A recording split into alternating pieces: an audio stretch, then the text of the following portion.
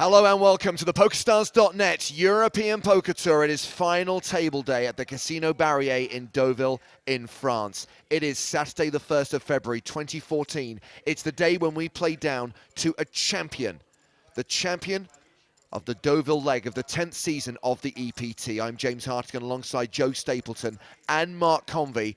Cards in the air very shortly, guys, and this has every potential to be a really exciting, really entertaining final. Yeah, absolutely. Someone is about to make a lot of dough. 614,000 euros up top. Of course, EPT Live available in a range of languages. You can see the names of all the commentators calling the action around the world. You can watch us on the go via the PokerStars TV app. And you can get in touch, of course. Please use Twitter. That's the best way of getting in touch. The hashtag is EPT Live. You can email us, nuts@pokerstars.tv. We welcome your predictions. We welcome your questions. We're glad you're with us for Cards Up coverage of EPT Live. Just remember, what you're watching right now actually happened the better part of an hour ago, but we're watching the video stream with you in the future, calling the action in your time, which allows you to interact. A reminder that live updates of the 10K High Roller are available on the PokerStarsblog.com, but for us, it's all about the main event. Let's go down to the floor. Let's go over to the hole pope, Neil Johnson, and meet the players. Welcome, everyone, to the 10th season of the European Poker Tour, coming to you from picturesque Deauville in France.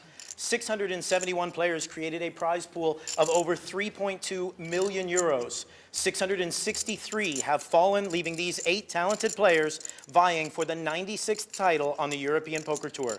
Let's meet our final table. Seat number 1 is from the UK. He had a fantastic 2013 that included 49th in the World Series main event and chopping a PokerStars Sunday Million. His 2014 is looking even better right now, with 1,735,000 in chips, Oliver Price.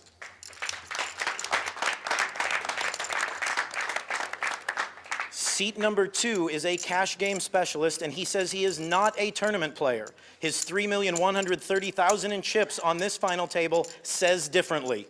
From the UK, Harry Law.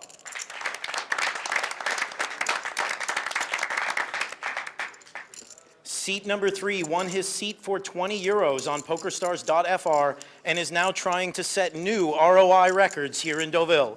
He has 685,000 in chips, Italy's Carlo De Benedictis.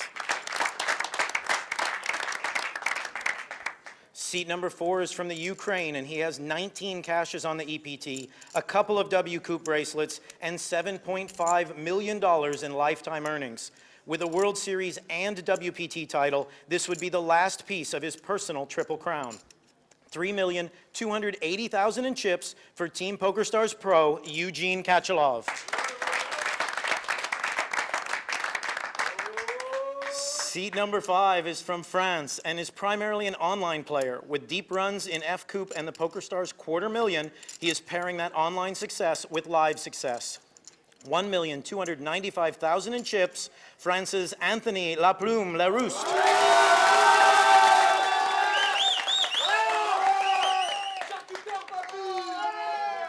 Seat number 6 already has a victory here in Deauville this week, having won the 1K random bounty in his spare time on day 1B. This is his 3rd final table of EPT Season 10 from the UK with 2,475,000 in chips, Eli Heath. Seat number 7 is from Russia, and this is his first ever EPT and only his 4th tournament ever. He already has won the Skrill Last Longer here in Deauville, so why stop there? With 1,070,000 in chips, Rustem Muratov. Seat number 8 will try again for Greece to get its first EPT title. Greece has 3 second places in the last 10 EPTs, including this guy's second in Prague during EPT 9. He was just 25th in EPT 10 Prague and is aiming to end the second place streak for his country today. He is our chip leader with 6,400,000 in chips, Sotiris Katoupas.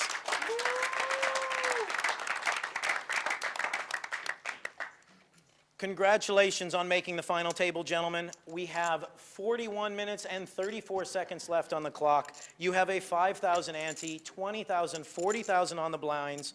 Let's have a big round of applause, everyone, for our final tablists. Congratulations, gentlemen. Good luck. Anna, please shuffle up and deal. The final table is underway. Johnny Carr tweets to say, good luck, Reggie, which apparently is one of Eli Heath's nicknames. Sammy says, looking forward to cheering on Eli Heath on the final table today. Andrew Sweeney, who came close to making this final table, says, finally done with poker in Deauville. Time to watch Stapes go to town on the final table players. Tommy Backer says, go, go, go, Law. Mike McCauley says, and hello, my babies. The EPT Live is, in fact, live. Johan says, it's on. Go Eugene Kachalov for the Triple Crown. Nicholas randomly checked to see if we were on, and bam, hit it perfectly. Mike McCauley can't believe he's up at 7 a.m. to watch poker, but here he is. Tag your tweets, EPT Live. Email nuts@pokerstars.tv. Every hand with whole cards up from the final table of the main event here in Deauville. Isn't it weird how the round of applause that Neil asked for all the players was quieter than the one round of applause for Anthony Larouste? We are in France. It's almost as if the French guys in the crowd just refused to applaud for anyone that included someone besides the French guy. They're like, no, we're not doing this. First hand of the final table, action folder to Eugene Kachalov, and he raises. King 6 offsuit, late position raise from the cutoff. And I think Eugene is raising here because, you know, King 6, not a terrible hand, kind of marginal, but he's got the most experience being here. He's going to be the most fearless player at this table. Looks like he's trying to take control early, one for one. And you want to build an image. You know, you hope early on that you don't get called, and then when they start figuring out that maybe you're playing loosey-goosey, then that's when you start picking up some premium hands, and that's maybe when you'll get action. So a reminder for those of you interested in the high roller, that final table being played at the same time, literally a few feet away from where the main event final table is playing out. Live updates available on the PokerStarsblog.com. Our focus is the tournament we've been following from day 2, the characters we've been following for the last 5 days. The 8 guys who've made the final table of the main event. Radu writes in to say, hello, my babies. What are the odds, Radu? 1 in 6.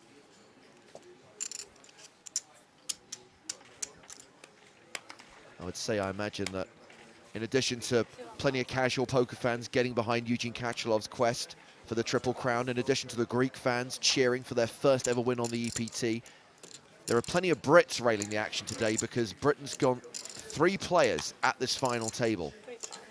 And Neil mentioned there that Eli Heath has already won a side event here in Deauville. Joe, you made the gag at the start of the day about it being Deauville. Eli Heath has actually started spelling it like that because to him this is just a money-making place. So he's the one. Almost everyone else on Twitter is, I mean, you mostly see complaints on Twitter, let's be honest, because that's what it's there for. And look, They're for trolling. For someone to win at poker, other folks have to lose, but most people are like, I never win anything in France, France, this, and at least for this guy, it is D-O-U-G-H-ville. So hand number 2, raise and take it for Eli Heath, and already the lookalikes have started as we see the prize money they are playing for in this tournament. And that is a long way from 8th to 1st. Look at that, almost 10 times 8th place money for 1st place money. Nobody wants to be first man out here. Mike McCauley says, let me start off by saying, after seeing a close-up of Eli Heath, that he looks like Val Kilmer in The Saint. Well, I think he says he's looking like one of Val's The Saint characters. So when he's in disguise in that movie. Which I can be a little bit more on board with, yeah. I mean, if you're going to say it looks like someone in disguise, sure, why not? Why couldn't he look like Eli Heath? Alex says, I have no idea what is going on, but I want Eli to win, and I like his scarf. It's just started, Alex. This is only the 3rd hand of the final table. Katupas and Price in the blinds. Action on one of 2 online qualifiers to make this final table. Carlo De Benedictis. He actually won his package on PokerStars.fr. When he won that package, he saw that it said hotel for 8 nights. His reaction, what on earth am I going to do for 8 nights? I don't know, maybe win 600,000 euros or more.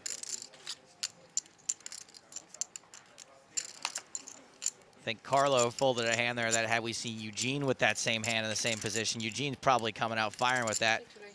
Carlo a little bit more interested in laddering up here, especially since he is the shortest stack. Yeah, he's got to pick his spots carefully. Is this going to be 2 in a row for Eli Heath? 2 raise and take it's. Oliver Price, the 5-6 suited, does not defend. Disciplined. See, the plaques aren't even yet in play. Told you, they don't even bring it out at the beginning of the final table. Yeah, You gotta that's wait. special. Christopher Brady gets in touch. He says, hoping the best for Eli Heath at the 2014 EPT Deauville final table. The whole street is going to be thrilled when you win this. If you're not on Twitter, you can email nuts@pokerstars.tv. As we call the action live a bit later on, John Spinks, who we saw in action on the bubble of the high roller last night, will join us. I had a tweet into myself here that wasn't directed at the stream from Joe Selwyn, James, our old friend Joe. Where's the feed at, Stapes? Don't cheat me like this, and also don't cheat with my wife, who is a dirty, dirty tramp, or I'll snap. Well, Joe, the stream's where it's always been, as to where your wife is. That's on you, my friend. Yeah, you know he messaged you directly. Maybe you should have kept that one to yourself.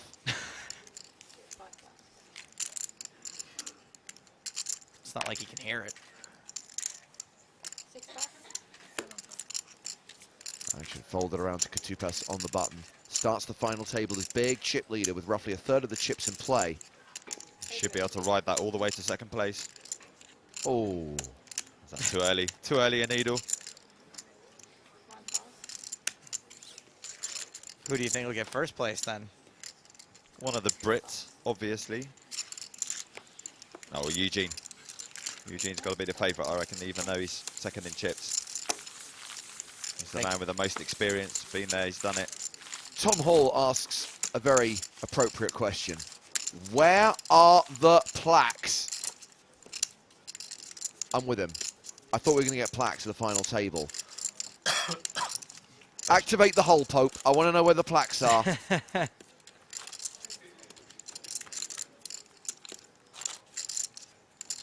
Apparently the plaques will come into play later on. One thing we should point out is that even though there's been a slight change in the raising rules this year, we now have the international raising years where you can double the raise rather than the bet, which it has been previously in France. We are still governed by French gaming law when it comes to deal making. The players have to play for the advertised payouts. They cannot discuss chopping the prize pool in any way. I'm really glad they changed the raising rules, because the last few years, you never ever, hardly ever saw a 4-bet because it had to be so big. And then that, you know, that's the only thing I've got is my 4-bet alert. So I wouldn't have been able to bring anything to the commentary. Under the gun raise from Kachalov with King Queen.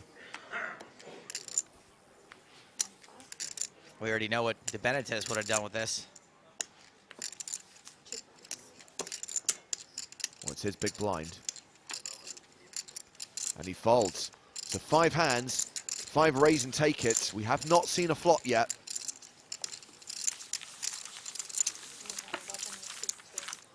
And we may not see too many until De Benitez goes away. I mean, he may double up also, but These like special cards for the.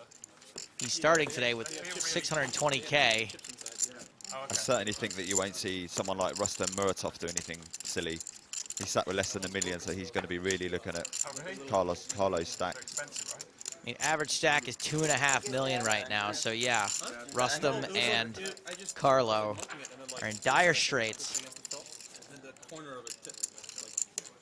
Vasilis says, greetings from Greece. Have a nice weekend. Sotirios Katupas is he says, good luck, man. He wants to see a Greek victory, not another second place finish. You know, I have another great fact about the island of Sotirios Katupas, a place where I like to spend a little time whenever I get some downtime.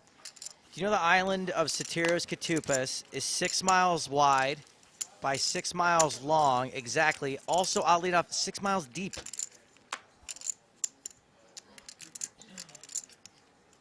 It's a complete cube. Perfectly square. Yep. Katupas in action. Greek architecture. King Queen suited from the hijack. Raises to 80,000. We are still at the 2040 level. 30 minutes left on this level, then we'll roll straight into level 27. The blind's going up to 2550 with a 5k ante. Maybe Pythagoras came from Katupas. That's what, you know, if it's perfectly square and he's into his angles. He summered there.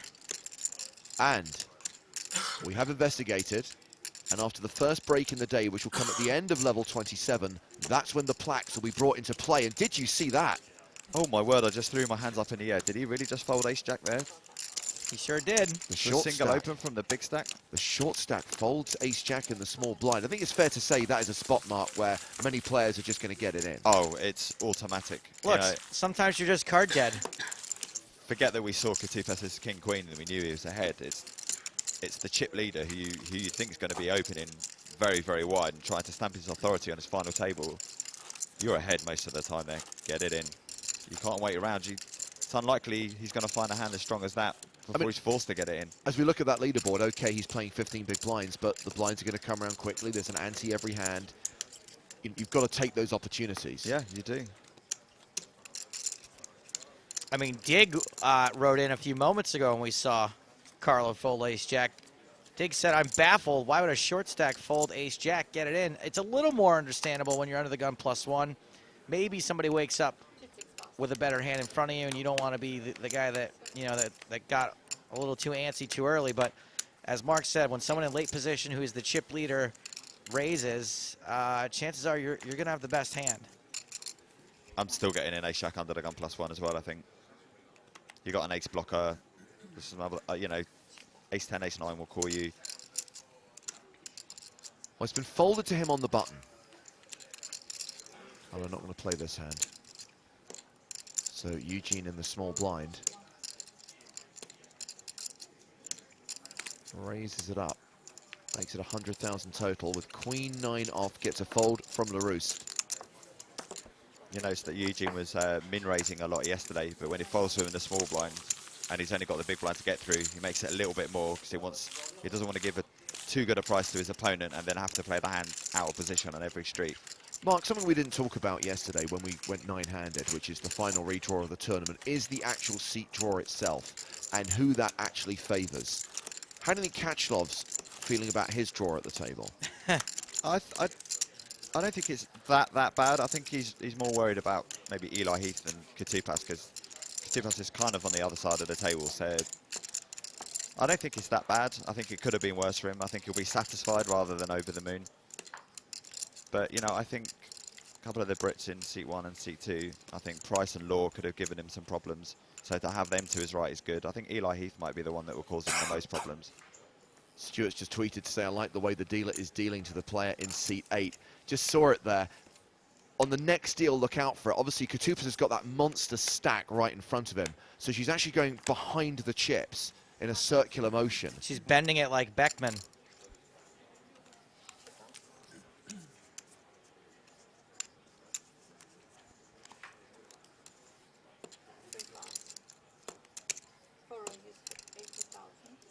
Carlo De Benitez folds 2 jacks. Onto Eugene. No, I'm kidding. Isn't it awful that that was actually a plausible situation? Kachelov raises the button and wins the blinds and antes. 8 hands at the final table. All raise and take it. We have yet to see a flop.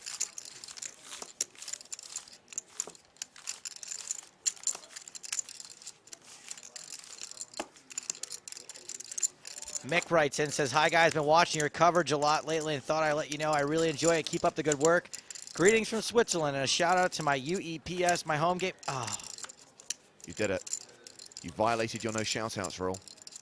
son of a... Gavin tweets to say, is the cash jump significant enough to try and outlast the second short stack? Is that why Carlo is folding hands like ace-jack?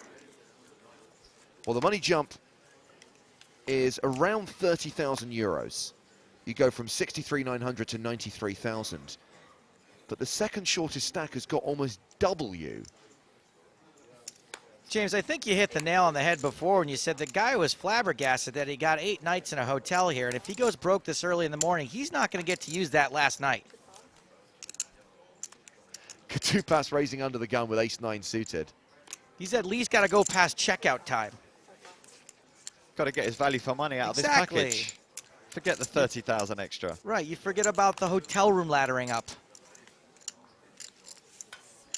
That's including breakfast.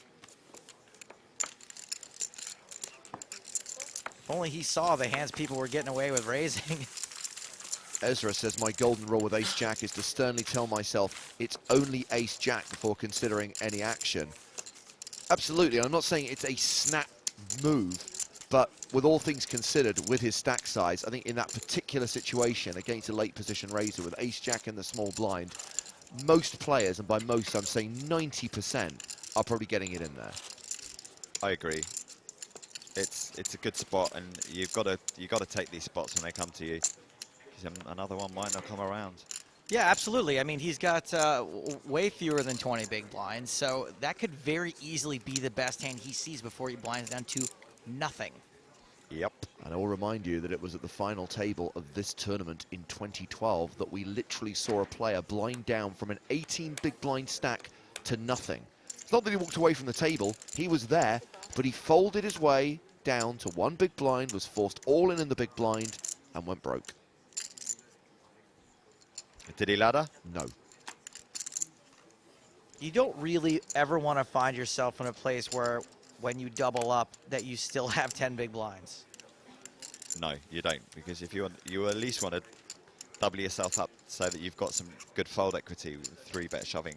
You know, sort of you want 15 to 20 big blinds would be nice. Ace queen on the button. Beautiful. He's Ace- raising the big blind to the chip leader. Ace queen suited. This is hand number 10 of the final table. I kind of feel like I need sunglasses to look at Eli Heath today. He's extremely bright. He's a white fella. And did you see him when he smiled as well?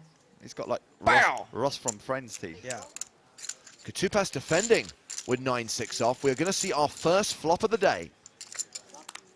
Well, this is either how you really become the first Greek champion or how you really don't become the first Greek champion. He knew the 6 was coming. Give him some credit.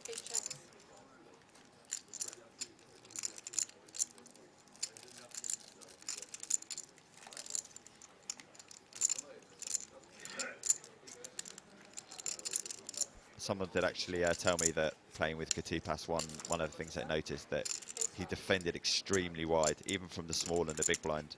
It's annoying when people do that. I mean, you know, against 2 random cards, ace queen is not a huge favorite. So Heath checked back the flop and is rewarded with an ace on the turn. Katupas checks a second time.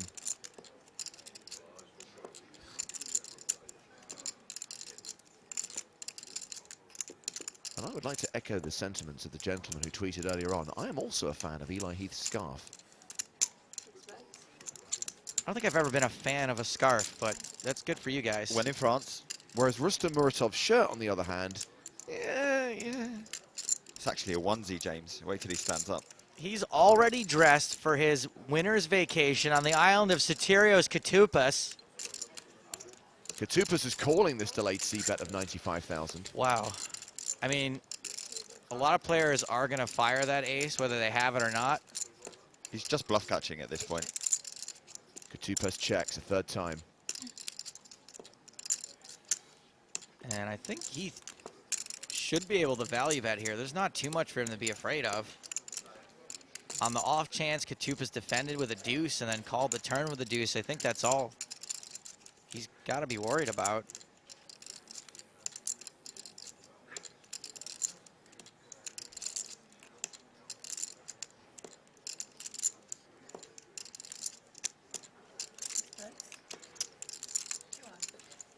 That's 200,000.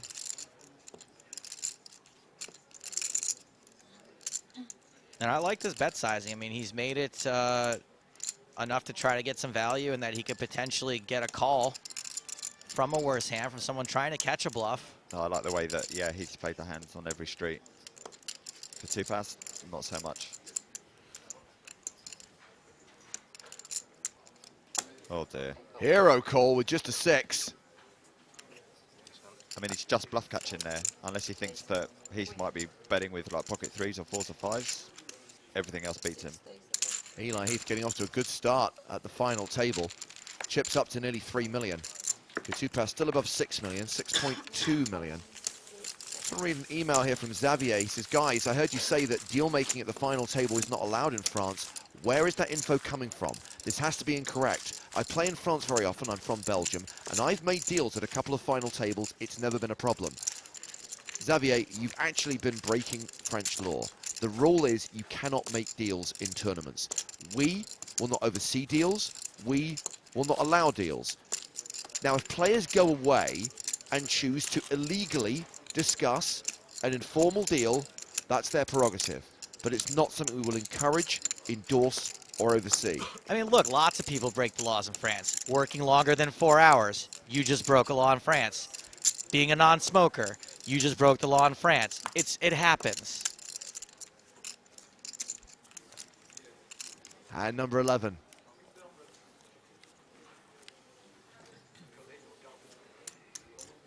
Speaking perfect English without pretending like you can't at first. Breaking the law in France. Just very quickly before we get into the nitty-gritty of this hand, Arthur Brooks says, I think it's worth mentioning Dominic Panka's amazing run in the high roller, potential back-to-back wins for him on the circuit. Panka, having taken down the PCA main event just a couple of weeks ago, is at the final table of that high roller. A reminder, live updates of that tournament are available on the blog. We're following the main event today. But yeah, I mean, what a way to burst onto the live poker scene. Yeah, absolutely. And we do like to follow. This is our main story here, guys. This is what we're interested in. We've been following the main event all week. If Dominic Panka goes deep in the, he is already deep, but if he goes, gets to shorthanded play in the high roller, I'm sure that we will see some of that, but we need to make sure that we cover every single minute of this that we can.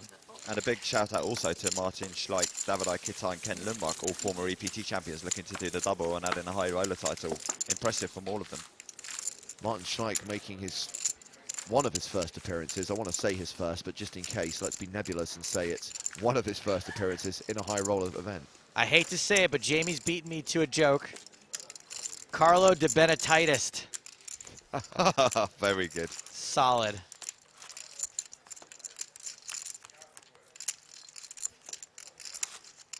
How's your Greek pronunciation, Joe? Pretty good, actually. Do you want to give this email a go from Marinos?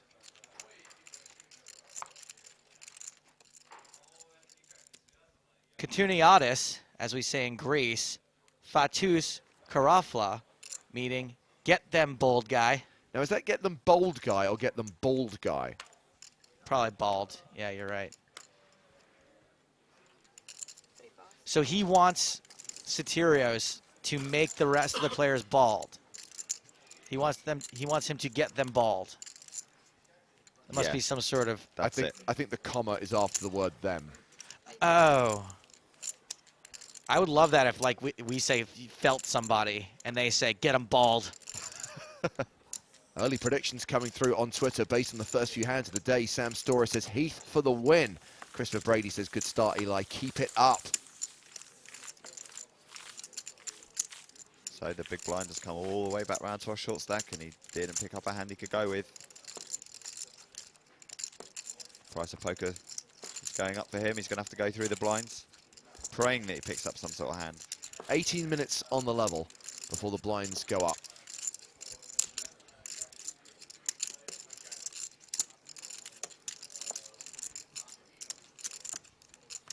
Talking to the high roller, I ran into Albert Dehaer in the hallway ahead of time. Wished him good luck at the final table there. He is the chip leader heading into play today. I don't know where they're at right now. He said he's not feeling well. He was like really bummed out. I was like, you're chip leader? He's like, yeah, but I'm really not feeling well. I don't know if it'll affect his player or not. I tried to regale him with the stories of Michael Jordan from the late 90s. He was playing with the flu, had one of the best games of his life. So, oh, really? Yeah. Wow. Alternatively, remember when Eugene Kachelov was at the final table of the EPT Barcelona event in Season 8 and unfortunately finished third because he literally could not concentrate on the cards anymore. I think that maybe physical sports a little easier to play when you're sick because adrenaline and stuff like that can maybe get you through. And here in poker, there's probably not much else to focus on a lot of the time other than how crappy you feel. the name escapes me, of our German EPT champion from Prague. Played the entire final table ill. This year's Prague? This year's Prague, yeah. All of us, we were just there a month ago. I didn't do the final table, I can't remember. But the German player was, yeah, ill the whole day. Price raises the button, wins the blinds.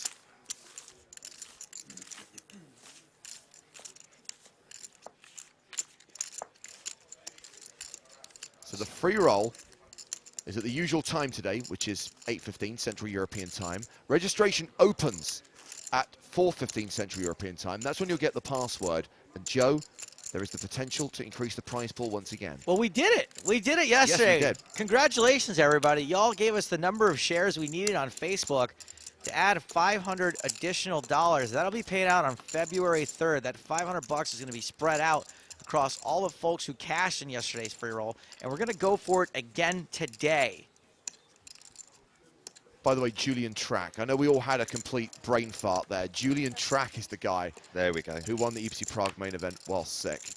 So yeah, Joe, tell people what they need to do, how they can share the EPT live stream and ensure that we get the prize pool in today's free roll up from $1,500 to $2,000. Well, the first step is to go onto Facebook, which, let's be honest, your Facebook's already open. You're on Facebook all day long. In that little search bar, find the page for European Poker Tour, and just below the photos there are 3 little boxes, and one of them says EPT Live. Click on that EPT Live box, the little link below it, and then scroll down a little ways, and there's a gray bar that says Share Page. Click on that. It'll post the page to your wall if you want to add something like, hey, I'm watching the live stream, or whatever you may. If not, you can just click Share Page. If 500 of you do that, again, boom, 500 extra bucks in tonight's free roll. Tom Bingham says, can we have some info on the British players at the table, please? Any had major success before? Yes, Oliver Price, the player in the 1 seat, finished 49th in last summer's World Series of Poker main event. Harry Law is mainly a cash game player. He's the guy in the 2 seat. Plays 2-5 and 5-10 in casinos around London. Doesn't really consider himself a tournament player. Eli Heath has been on the EPT circuit for a couple of years and did win a side event here in Deauville, the €1,000 No Limit Turbo Random Bounty. Won 28k in that event. There's in-the-money finishes across the globe from Australia to Las Vegas, but this will be his biggest live cash wherever he finishes today. Mark, you tend to follow the side events a little more closely than we do. What does random bounty mean? Does it mean are you randomly assigned it and people know you're a bounty, or do they not know until they knock you out? Like, Yeah, they don't know until they knock you out. So once they sit down, then they just, they randomly, I think, pull 1 from each table. And then if you knock that person out, and then you find out if he's a bounty or not. And then so what do you it's have, a like a little surprise. envelope you open up when you get knocked out, and if you have a... Well, Katupas I'm not sure. has raised. Actions on the short stack, who's picked up King Queen on the button. And he folds it. He's making some big laydowns. I mean, if he folds Ace Jack, I could have told you he was going to fold King Queen. What is he waiting for? The table short stack folds. Aces. And Katupas's raise gets through. To be honest, I feel more relaxed than all the other days. I mean, these days, I mean, after 50 years of poker, I feel very happy that this is the last day. I'm very proud of what I did. I'm very surprised and completely astonished. And I'm very, very happy of what has happened here. So whatever happened, I'm very relaxed now. He seems relaxed. He seems relaxed. That's the one that we know why now. He's so relaxed. He just hasn't got the energy in his arms to just push his chips forward. He just doesn't care. Carlo speaking at the start of the day. By the way, every day since he got to Deauville, he's made it his mission to get nearer and nearer the sea. Yesterday, he dipped his toe in the water. So this morning, even though that sea is freezing, he was thinking he might go for a swim to keep up his good fortune. Well, he shouldn't have ducked his head under the water because he's obviously frozen his brain. Second hand in a row, we've seen Katupas raise. Now, Price folds the King Queen. King Queen suited? I don't know, Mark. I've never been in this situation. I don't know how I'd really react, but I would think that I would just try to be a little aggressive and maybe even 3-bet king-queen suited and just see what happens. And if somebody jams over the top, then I can fold. But I don't know. It just seems like folding these big hands. No one's putting up a big fight. We're not seeing many flops. Have we seen a 3-bet at all? Yeah, but I don't really mind the fold there because we've got a very early position raise. It's a bad spot there. But maybe Yeah. one of these other guys. I'm just saying everyone's playing very passively. Really passively. Yeah. Is the dynamic, though, that, look, we can see that Carlo is bleeding chips. Is everyone just waiting for him to bust? That's a good point. Probably. Sven says, been great to follow the webcast this week. When is the next one? March 25. You should write that down because we will kick off our live streaming from the Vienna leg of the EPT on the 25th of March. Really looking forward to being at the Hofburg Palace and following the main event through to its conclusion with whole cards up coverage of the final table. Yeah, it's supposed to be one of the most stunning buildings in the whole of Austria, so looking forward to it. We'll probably be in a cupboard staring at a grey wall again, though.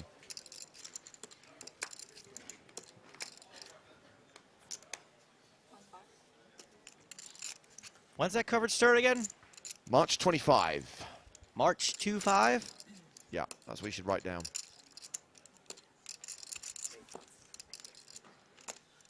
How many people out there do you think really wrote down March 25th? None. A lot of people a bit flabbergasted by Carlo's play. Michele says, is he really just waiting for aces? Stuart says, I'm guessing he's waiting for a pair 10s or higher before he's willing to shove. Peter says, extremely, super, hyper tight game. Jeez.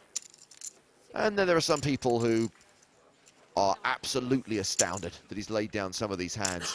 So Kachalov raises the cutoff with 9-3.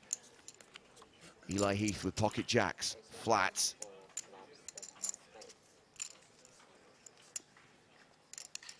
Ace high flop might give Kachalov a chance to snatch this pot away from Heath. You imagine he's going to have a high C-bet percentage with just 9 high, but no.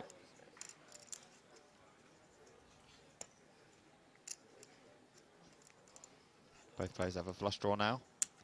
Just going back to that last hand, Andrew Sweeney, who, as we mentioned, came close to making the final table of this tournament, says, I'm surprised Oliver Price folded king-queen suited. No need to 3-bet. In my position, an easy flat. Keep in worse, king X, queen X. The chip leader is opening wide enough there. Yeah, spot on. Blaine Tom says, knit up at the final table. King-queen suited plays stupidly well post-flop, and Price was in position. Blur. As we always like to say, it's an easy game analysed from the rail. Especially when you can see the whole cards, and I think that's where my, like, hey, let's 3-bet this came from, you know, just kind of letting that get the best of me for a second, also knowing just how passively everyone else is playing. So check on the flop. Heath leads the turn for 105,000. Eugene calls, and you got to think that if Heath checks here, there's a great opportunity for Eugene to steal with 2 overs on the board.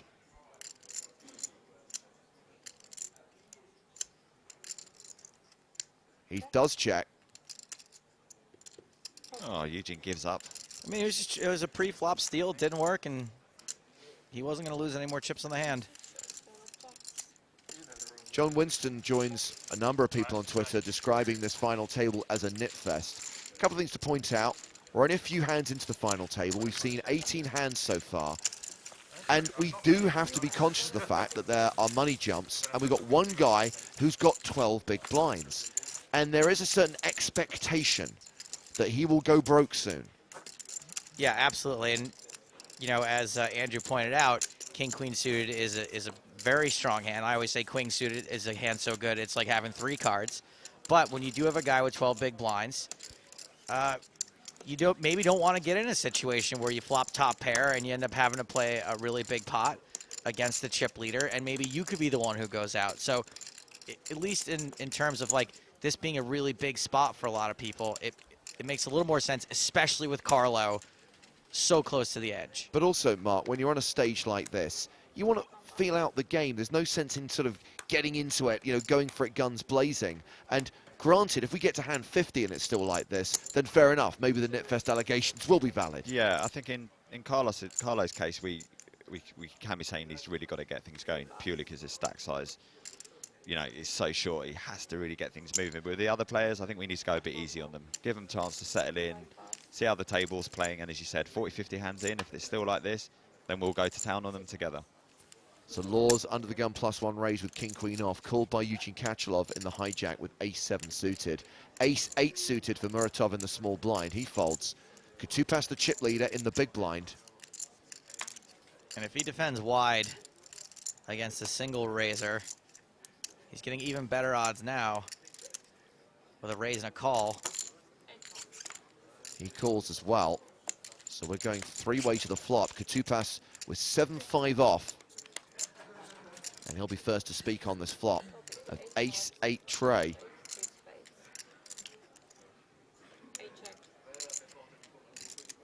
See if Law shuts down or decides to take a stab, even though he's missed completely. Just king high and a backdoor spade draw. He is willing to c-bet into two opponents. Eugene Kachalov has got top pair. Seems like a spot for a just call like 90% of the time. Yep, he's also got a backdoor draw. Maybe higher than 90% of the time. And if Law doesn't improve, like hit a spade or anything else here, yeah, I think we may see Law shut down now, because that's a dry board. There's not a ton that Eugene can be calling him with. Yeah, you kind of just have to put him on a bare flush draw or nothing else really to think that you can maneuver him off the hand. And Law does shut down. Action checked to Eugene, who's improved to trips. Because there's not going to be too many 8s in Eugene's range. Flatting in a very early position open. Check, bet, fold. Eugene takes over the betting lead. That's 90,000. I mean, Eugene's betting really small here. I was actually surprised to see Eugene bet, because I was thinking, what worse hands does he think can call? But he made a really small bet, hoping to get a call out of anything. Yeah. Kachalov up to 3.62 million. Still some way behind the chip leader, Sotirios Kutupas, playing 6.4 million. Carlo De Benedictis is still the short stack on 475k. Inga Christopherson predicts that Eugene Kachalov will win for sure. Gavin says in Huddersfield, king-queen suited is the absolute nuts.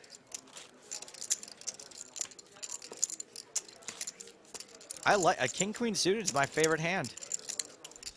I mean, excluding aces and kings, but my favorite, like, non-absolute monster hand. I like king-queen suited a lot. There's a lot of fun things you can do with it. Makes a great top pair, and I don't find it that hard to get away from. Like Harry Law here, got away from it pretty much unscathed. Something we may have missed. Mikhail says, did you see Muratov's reaction on the flop? He would, of course, have flopped two pair and then improved to a full house on the turn. Oh. Clearly frustrated, and occasionally you see players with that shoulda, woulda, coulda reaction to the flop coming down. There's a question for you two from Stephen, guys. Have you ever played an EPT? You know what? Steven actually stumped me on this, because I wanted to go, no. Actually, the question's to you, Mark. It says, have you, Hartigan, and Stapleton ever played an EPT? No. I have. I played this very tournament in season 1. Sick brag. Yeah, I work them all, so... Oh, wow. Muratov shoves with Jack-10 from the button, coming over the open from Heath. That's more like it. And this is going to get through. Muratov chips up. And Muratov, I like the shove, because you're going to get a lot of folds. You've been playing super tight, and when you get called, you've got suited connectors, and Jack-10's a hand that doesn't make a terrible top pair either. And I think that's a pretty decent hand to do it with. And he's now just stolen a bunch of chips, widening the gap between him and De Benedictis. So after 19 hands, there's been a degree of movement so far. Kutupas has given up only 50,000. Kachalov's added more than 300k to his stack. Heath, the biggest winner of the day so far. Law, the biggest loser.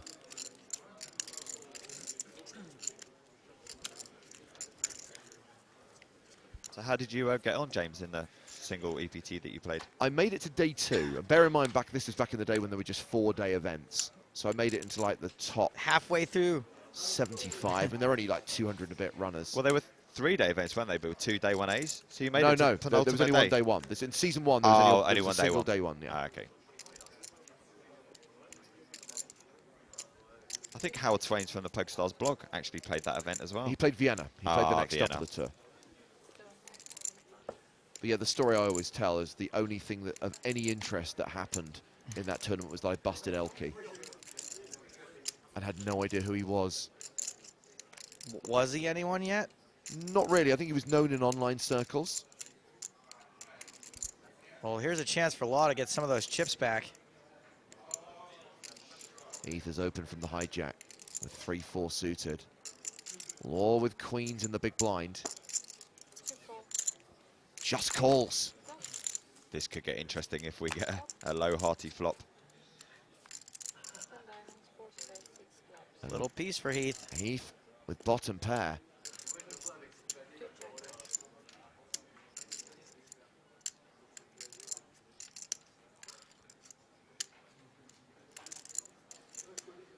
Do we think Law was just calling for deception or for caution? Deception, I would say. And there's no need to, again, maybe early on, he's just no need to inflate the pots unnecessarily.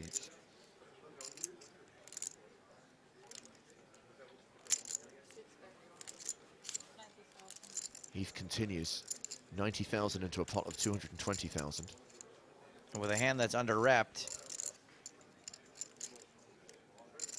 certainly he's not folding. You can feel pretty comfortable about just calling here. There's not too many cards that are going to come on a turn that are going to scare him. By the way, this is likely to be the last hand of the level. The tournament clock ticking down.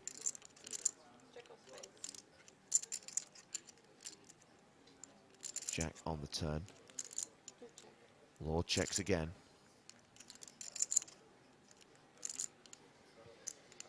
I think we'll just see him check call all the way down. But does Heath fire again? Does he maybe just take the free card here and maybe try to get to cheap foe? Yep, Yeah. he does. The pair of fours. A sheep foe down is where I was going with that. I don't know why.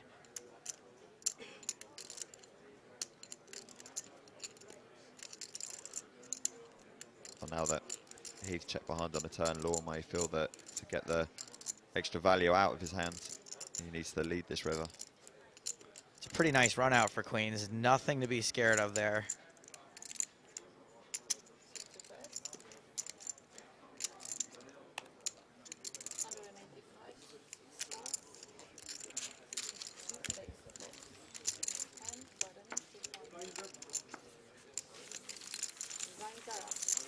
Law bets the river, gets a fold. Law now playing over 3 million once again. It's got to be such a great feeling to have lost a few and then get it right back. So I mentioned the high roller final table was playing out just a few feet away. There's Martin Schleich in the 1 seat. Nikolai Losev was in the 2 seat. He's busted already.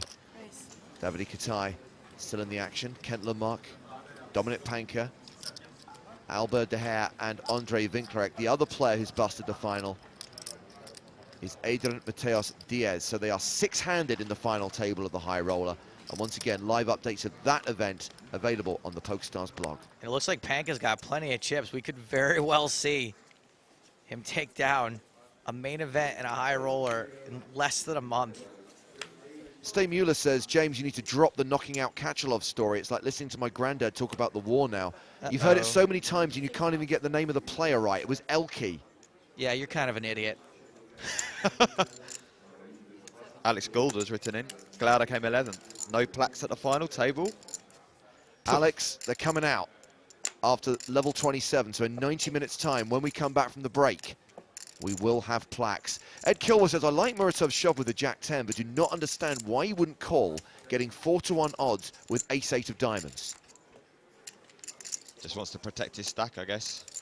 Ali says, go on Eugene Kachalov. Go for the Triple Crown glory. I feel like an ace-8, like if you don't see diamonds, it's a hand that also has some really bad reverse implied odds. I mean, if you hit your ace and someone out there's got a bigger ace, you lose everything. So, yeah. like, yeah, maybe immediate pot odds are looking pretty good, but I don't know. The ace-8 just, It's not a cash game. They're not all 200 big blinds deep. yeah, You it know, doesn't there's- flop very well. No, there's other implications to think about here, especially with an opponent with half the size of your stack. So this is level 27 of the tournament. Blinds now 25,000, 50,000 with a 5K ante. Jakub sends greetings from Poland. He says, rooting for Eugene Kachelov for the Triple Crown. How do you know the hole cards? I can't see the hole cams. We commonly get asked this question. We use technology called RFID, which is a scanning technology. There are unique computer chips in every single playing card in the deck, and there are scanners under the table which read those hole cards, and that's how we're then able to bring you the hole card graphics. Isn't technology a wonderful thing? By scanner, he means there are 8 little people under the table who peek through a tiny hole. We call them scanners. James, you see this email from Hani? Hi guys, seen loads of final tables. This one sucks. Sorry. Early Yeah, days. No, this is a terrible final table. Eugene Kachelov going for the Triple Crown. Yeah, boring. Snooze. Sotirios Katupas trying to bring one home for Greece for the first time ever. A former runner-up in an EPT main event, of course. And chip leader at the start of the day, still chip leader now, raising from the hijack with ace-4. Price folds the king-queen.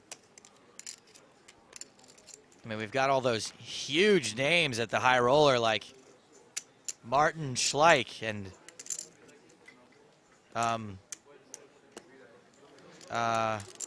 Andre Winklerek. Law calls on the button with 9-7 of diamonds. So we see Law's willing to call in position, but Price folding the old king-queen.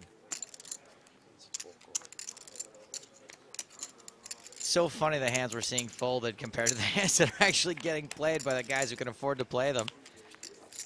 Our guys with chips aren't picking up hands like that. 9-8 tray, 2 clubs. So top pair for Law, second pair for Eugene, backdoor clubs for Eugene and Katupas.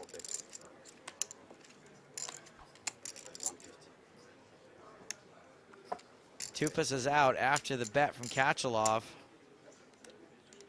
who decided to dunk lead this flop. We've seen him do that a few times this week. And I do feel like that leading here, a lot of times folks will do that with middle pair. I don't think there's anything that particularly tricky about this. And you're just leading with an okay hand, hoping to get some folds. And when you don't hate it because you got middle pair. Law calls with top pair, turns a 5, so he picks up a gut shot.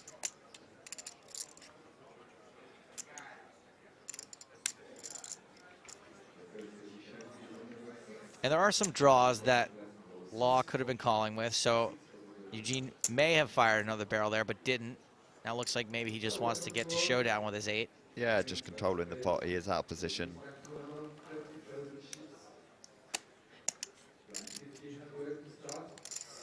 And Law checks behind.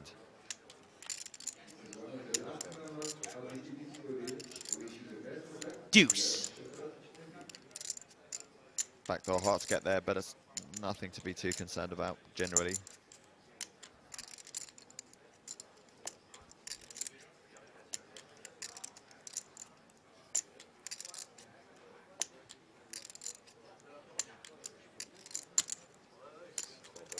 Eugene with another tiny bet.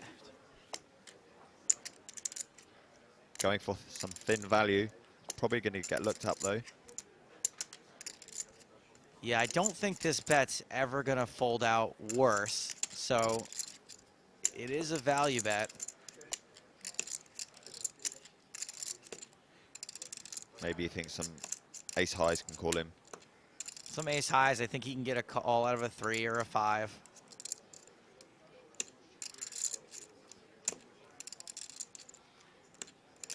I think this is a pretty trivial call for Law, though. I think he should just put it in. And he does.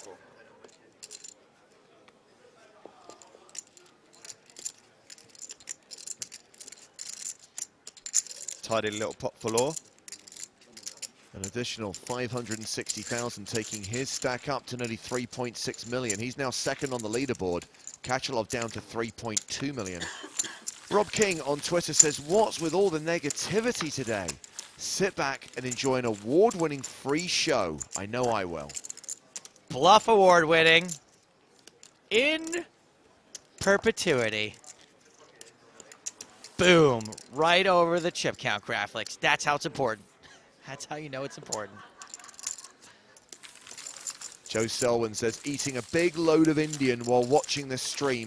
I'll be going for the triple brown later tonight. Come on, Eugene. Sigh. Have you managed a triple brown yet this week, Joe? I know you've been struggling. I had a double yesterday.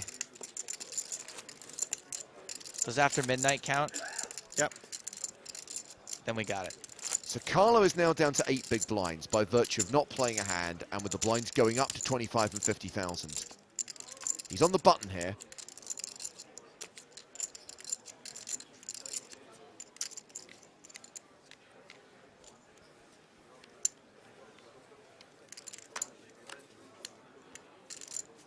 Eli Heath folds under the gun.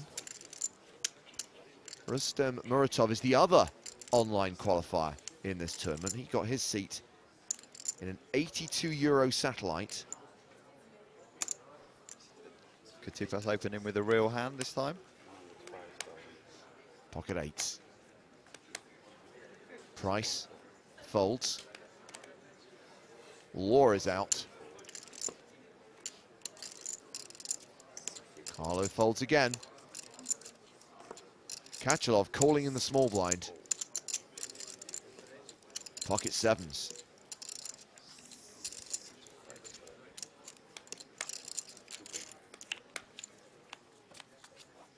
Big blind folds, heads up to the flop. King 6-5. Only one overcard for each player.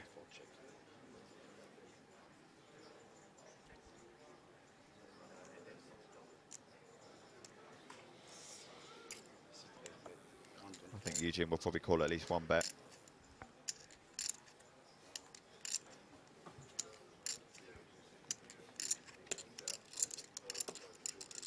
Does have backdoor straight possibilities. Eugene calls the 125,000. The board pairs on the turn, puts a second flush draw out there. Eugene checks again. If Katupas can find a second barrel, he's going to get a lot of folds here. I don't know about every time, but he doesn't. Checks. 10 of diamonds on the river. Even though we know in this case, Katupas doesn't want to fold. Yep. Eugene checks. Katupas checks behind. And eights are going to win this one. What about the 7-8? Katupas asking, what about the 7-8 flop? Nicholas predicts that soon Benedictus will shove his 2 antes. Harsh, but potentially accurate. Well, you can't. I guess you could shove 1 ante, because there'll be 1 ante in the pot already. Yeah.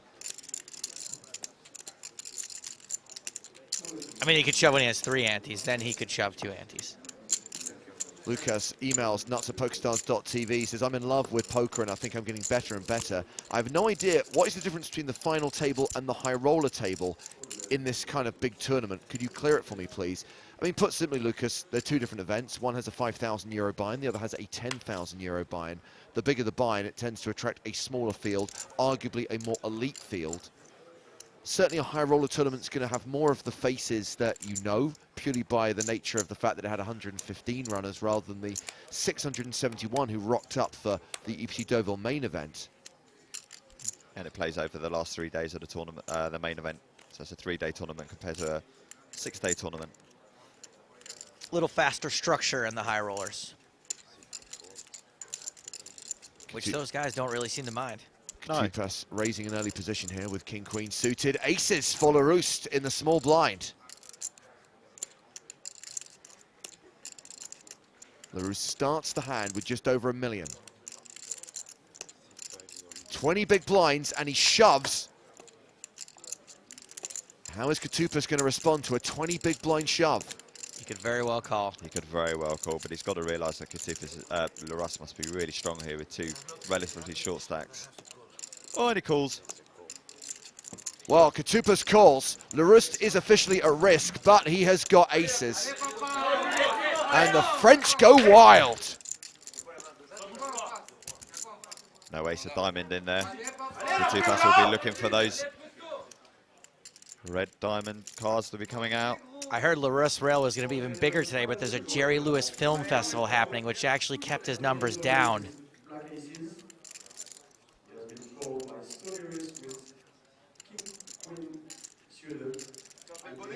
A high percentage chance that LaRousse doubles up here to 2.1 million, but funky stuff can happen.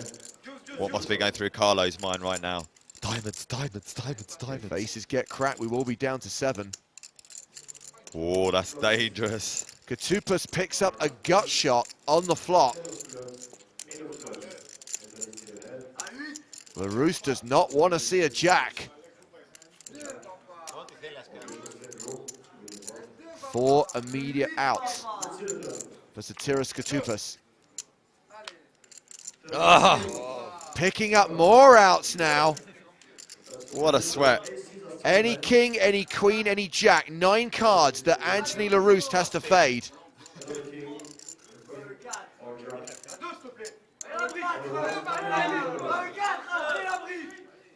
The river is a queen! 2 pair for Katupas, and Anthony LaRousse eliminated in 8th place. We lose the last remaining local. The last remaining French player exits with 63,900 euros, and Sotirios Katupas increases his stranglehold on this final table. He extends his chip lead to 7.64 million. Now, this is playing results just the teensiest bit, but you asked the question of why would you fold ace-jack? Why would you fold this? Why would you fold that? Right here, we see a guy get it in, the absolute best you can get it in with 2 aces, and he is out in 8th place. Meanwhile, there's a guy who just laddered up. He has 7 big blinds. He just made himself 30K. an extra 30,000 euros from folding ace-jack. Everyone now guaranteed 93,000 euros. After that, we then move up to 6-figure sums. I mean, the next money ladder is huge. 93,000 to 128,000.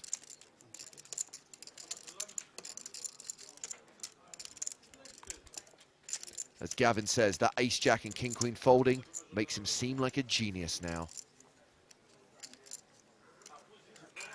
He's got to get it. He's got to get it in there now, though. I mean, his chances of laddering up again are not good.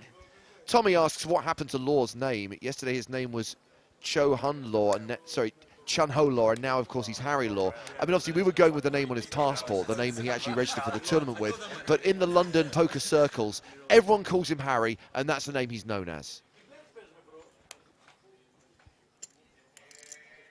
Price has been playing fairly tight, but we expect him to see him open with ace-queen, and he does.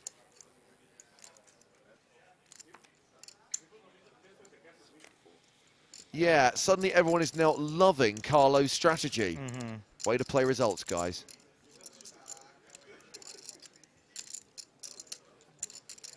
Now he's all in. Here we go.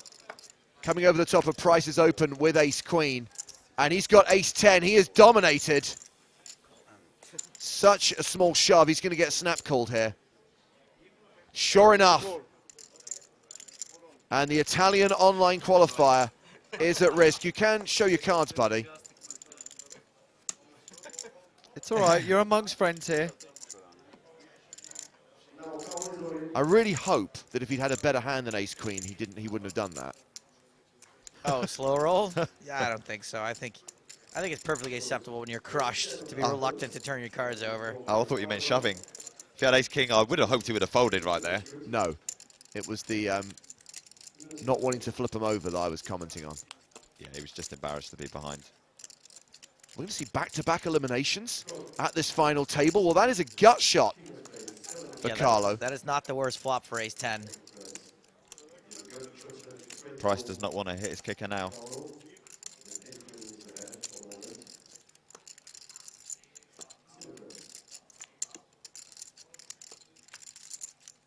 I mean, neither one of them wants to hit their kicker.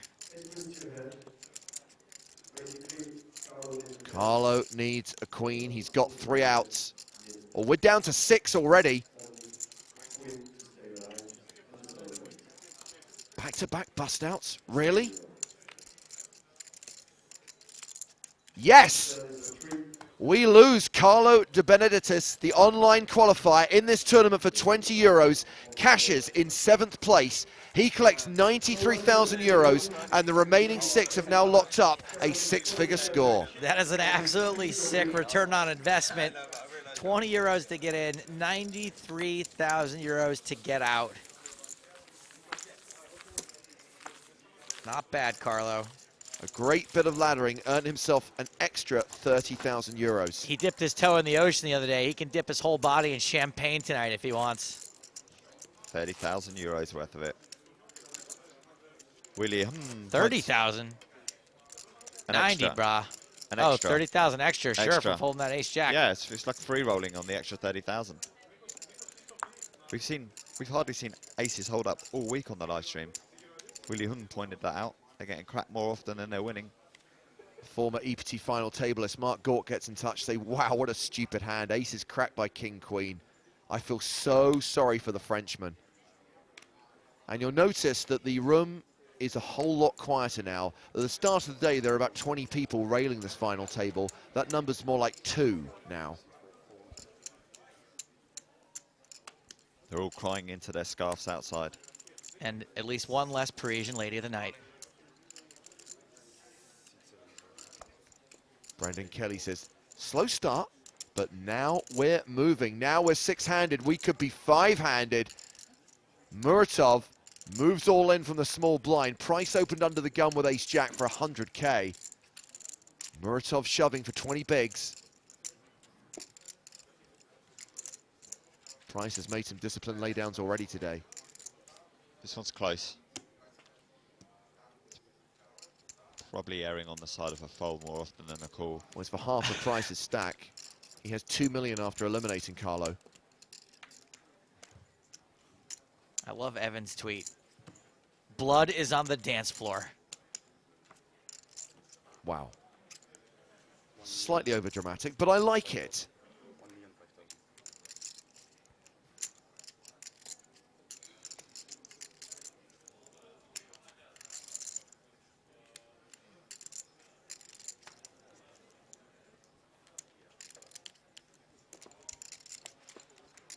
Andrew Sweeney not a fan of the way Carlo played that last hand. Fold ace-jack off with fold equity to chip leader, but get it in with ace-10 suited versus a tight aggressive opponent with no fold equity. Why? Makes no sense. I do think that once the first player had gone out, I do think Carlo felt the pressure was off. Yeah. And therefore just thought, now I'm going for it. He also had 7 big blinds at that point. So, I mean, yes. And by the way, Arthur has a similar sentiment. Can you guys stop complimenting his ace-jack fold? Still doesn't make it right. We're not complimenting his ace-jack fold. We didn't think it was the right move at the time. All we're saying is his idea was probably to ladder up, and he succeeded in doing that. Yeah, and he's got an extra 30,000 euros out of it. I mean, Stapes, what could you spend 30,000 euros on Sotirios Katupas? I don't know. I'd pay off one of my credit cards. Oh, at Sotirios Katupas? Yeah, I mean, you could probably buy like a quarter of the island. No, my friend. Unfortunately, in order to be able to buy land on Sotirios Katupas, you have to your lineage has to be able to trace back 11 generations. You see, what about if you marry a local girl? Not allowed. Not allowed. Well, there's one way, but it involves a lengthy ritual, which requires having your foreskin reattached and then removed again. It's just... Really? Really? Take it up with Sotirios Katupas. Thank God we've got action here so we can move swiftly on. Heath raising from the cutoff with King Deuce suited. Oliver Price, who starts the hand with 1.9 million. flats with queens. The second time we've seen a player in the blinds just call with the queens, but it's a king-high flop, and Heath has top pair.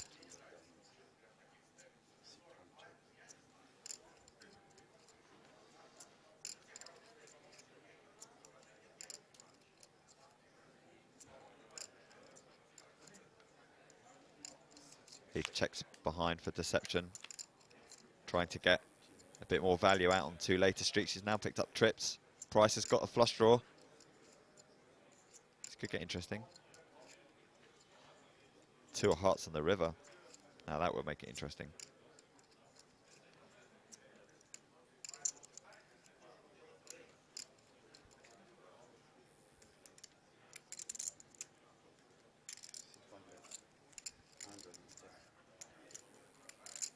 Well, with no continuation bet from Heath on the flop, Price leads the turn for 110,000.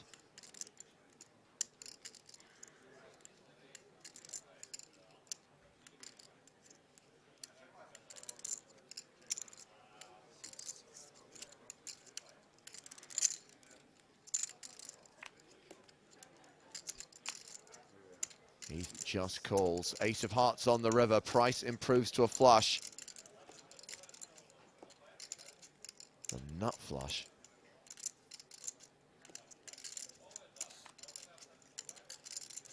Boy, what do you do here with the king when you get bet into, huh? It's just a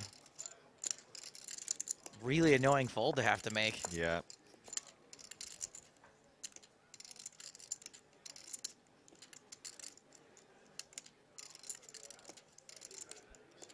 Horrible river card for Heath.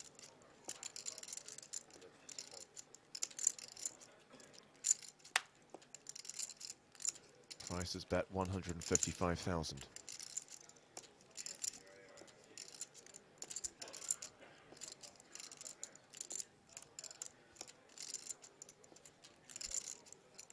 He's either got it or he doesn't.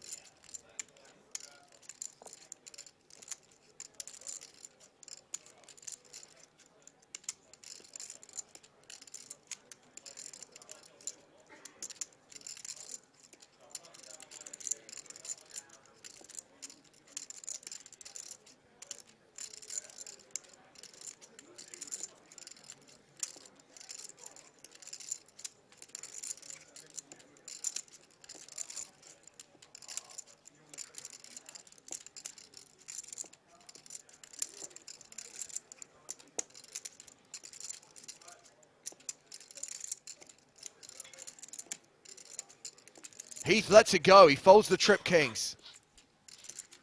Guess we get to see it in an hour. And he'll see that he made a good lay down. Well, let's hear from our 7th place finisher, Carlo. Slightly painful. That's great. That's great. It's incredible. I mean, of course you want to stay as much long as you can, but it's great. I cannot even realize. I asked the money cash because I want to see if it is really what happened here. So I'm going immediately upstairs to see 93,000 euro cash in one shot. Wow. Oh, I less than 3 him. He was amazing. Look how happy that guy is. Yeah, I mean, he said he wanted to hang around till he had 2 big blinds, but what a nice guy. Gavin points out on Twitter Stapes that if you married a local girl from Soterios Koutupas, your beards might get tangled. Oh, that is so true, unfortunately. John the Book says that Price rechecking his cards was a bit of a giveaway. But imagine if he didn't have a heart there and he checked his cards. Then he could be, you know, setting up the image of, oh, but I do have a heart, I'm betting.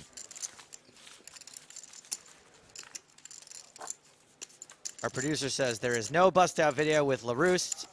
He wasn't too happy about that whole aces thing. Story checks out. But at least he can make it to the Jerry Lewis Film Festival. Every cloud. So that hand was a walk for Harry Law in the small blind. Harry Law currently 2nd on the leaderboard with 3.6 million. Soterios Koutupas, big chip leader with 7.5 million. Now this guy, Mark, you can confirm this was Muratov. Used to be a guy I worked with on Mad TV, Frank Caetti. Yeah, I see it. I know almost no one in our audience has probably ever seen that show, but he looks a lot like Muratov to me. Well, to be fair, the lookalikes we have on EPT Live generally fall into one of two categories. They are either really bad lookalikes or really obscure lookalikes. This firmly falls into the latter category. But it's a good one.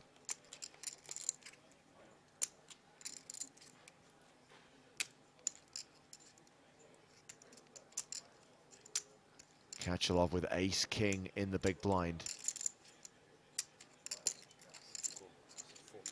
Law raises with the 8-7. Kachalov just calls for deception.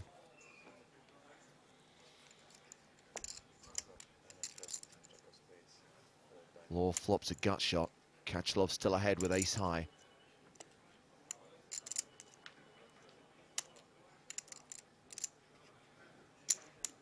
I think we'll see Law more than anyone feeling comfortable, especially when they're deep enough, playing sort of suited connector hands in 7-8, coming from a cash background. And that's the sort of hands that you want to play to try and win really big pots. When he Law could, continuing with a semi-bluff here. 115,000 quickly called by Kachalov. The turn card is the 10. That is the straight for Law. It gives Kachalov a gut shot of his own. Crucially, a better gut shot.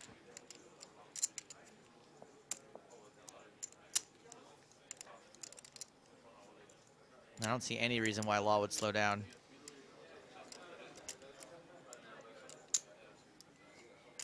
You get lots of value from pairs and draws. And obviously there are some things to protect against with the low end of the straight.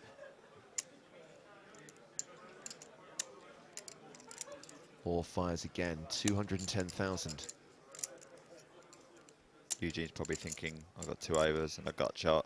If I do hit, will I get paid? Do I have the right sort of implied odds? No. The answer is no. And Law now sitting on nearly 4 million, 3.86 million. Kachalov down on the day, 2.7 million. He's third in chips at the final table. The shortest stack right now is Rustam Muratov. He's playing 1.1 million, playing around 22 big blinds. Still got 60 minutes on this level, 60 minutes before the blinds go up to 30-60.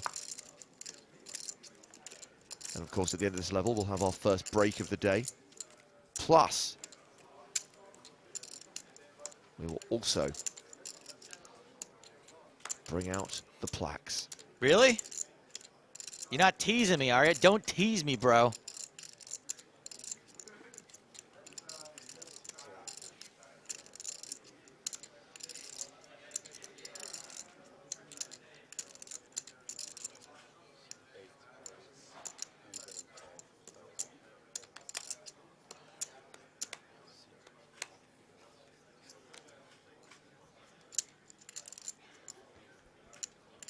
Don Patmat said Caliendo did a pretty good John Madden. Different Frank.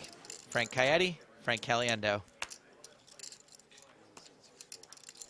Welcome to Obscure Soundalikes. You probably know Frank Caliendo because he did the Fox coverage for years, but he was also on Mad TV. Yes, I know Caliendo, and again from his John Madden impersonations. Raise and take it for Katupas. That was hand 30 of the final table. Amazing. It was a slow start, then bish bash bosh, double bust out, 2 eliminations in back-to-back hands, and now the pace is picking up a bit. We're seeing more flops, seeing a bit more aggression. Yeah, seeing people calling in position with more speculative hands that they were folding earlier. Now's when the real poker starts. All right. The chip leader folds under the gun.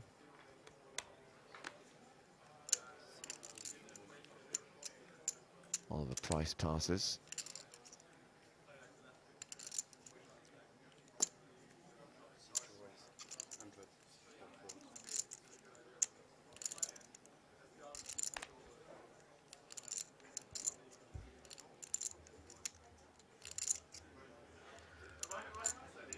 Queen 10 of diamonds.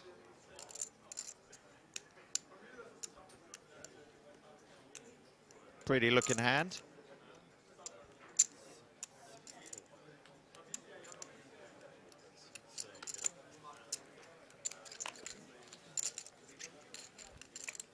So heads up to this flop. Law in position with the betting lead. With the best hand pre-flop, but not the best hand anymore. Heath with second pair.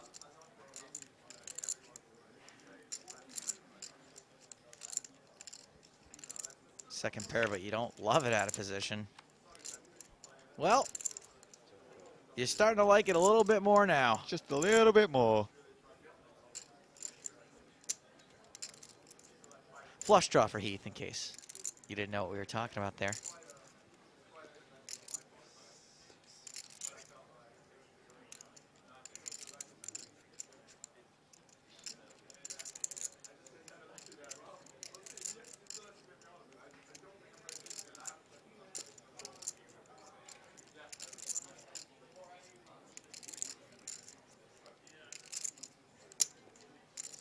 There's the delayed C-bet from Harry Law.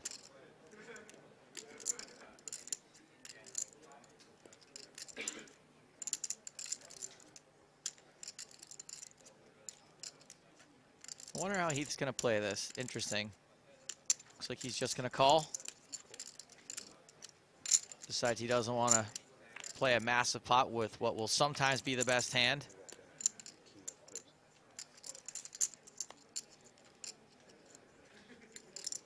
I think we'll see this guy check most of the time, unless Law feels the need to turn his hand into a bluff.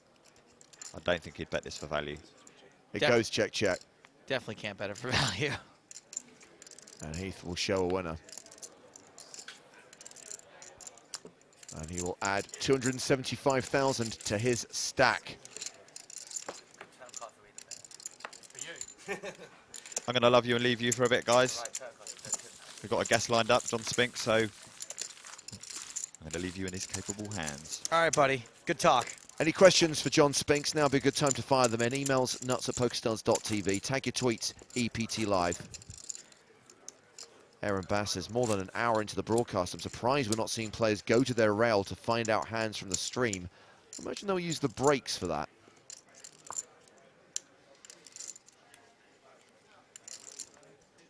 Blog is a good place to go, by the way, if you want to follow the High Roller event. We saw John playing in the High Roller last night. Obviously, he didn't make the final table of that event, even though he made the money. So he's going to join us and analyze the action at our six-handed final table in the main event. 2 players out so far. Everyone now guaranteed 128,200 euros. Today, they play down to a winner. Our latest champion on the European Poker Tour. They'll walk away with a trophy and 614,000 euros. That's a lot of dimp. 671 have become 6.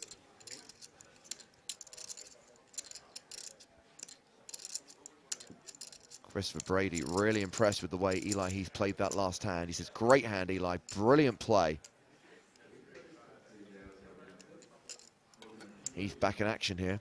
Raises his button with pocket tens. Sotirios Katupas in the big blind. He's going to 3-bet.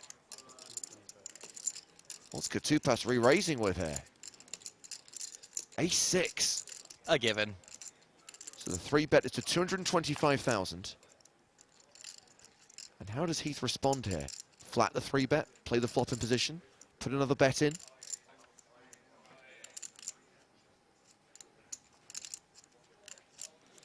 The thing is, we don't know if the rest of the table knows how loose Katupas has been. And as we mentioned, it doesn't seem like a lot of folks are getting any information right now, so that would... I hit a big O coming from the high roller. That would sort of be evidence as to why Heath would just call in position.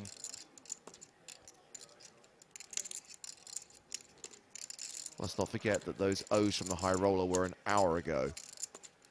And we're following the high roller in real time, even though we're following the main event in past time. If that makes any sense whatsoever. I'm sure it does to a smart person.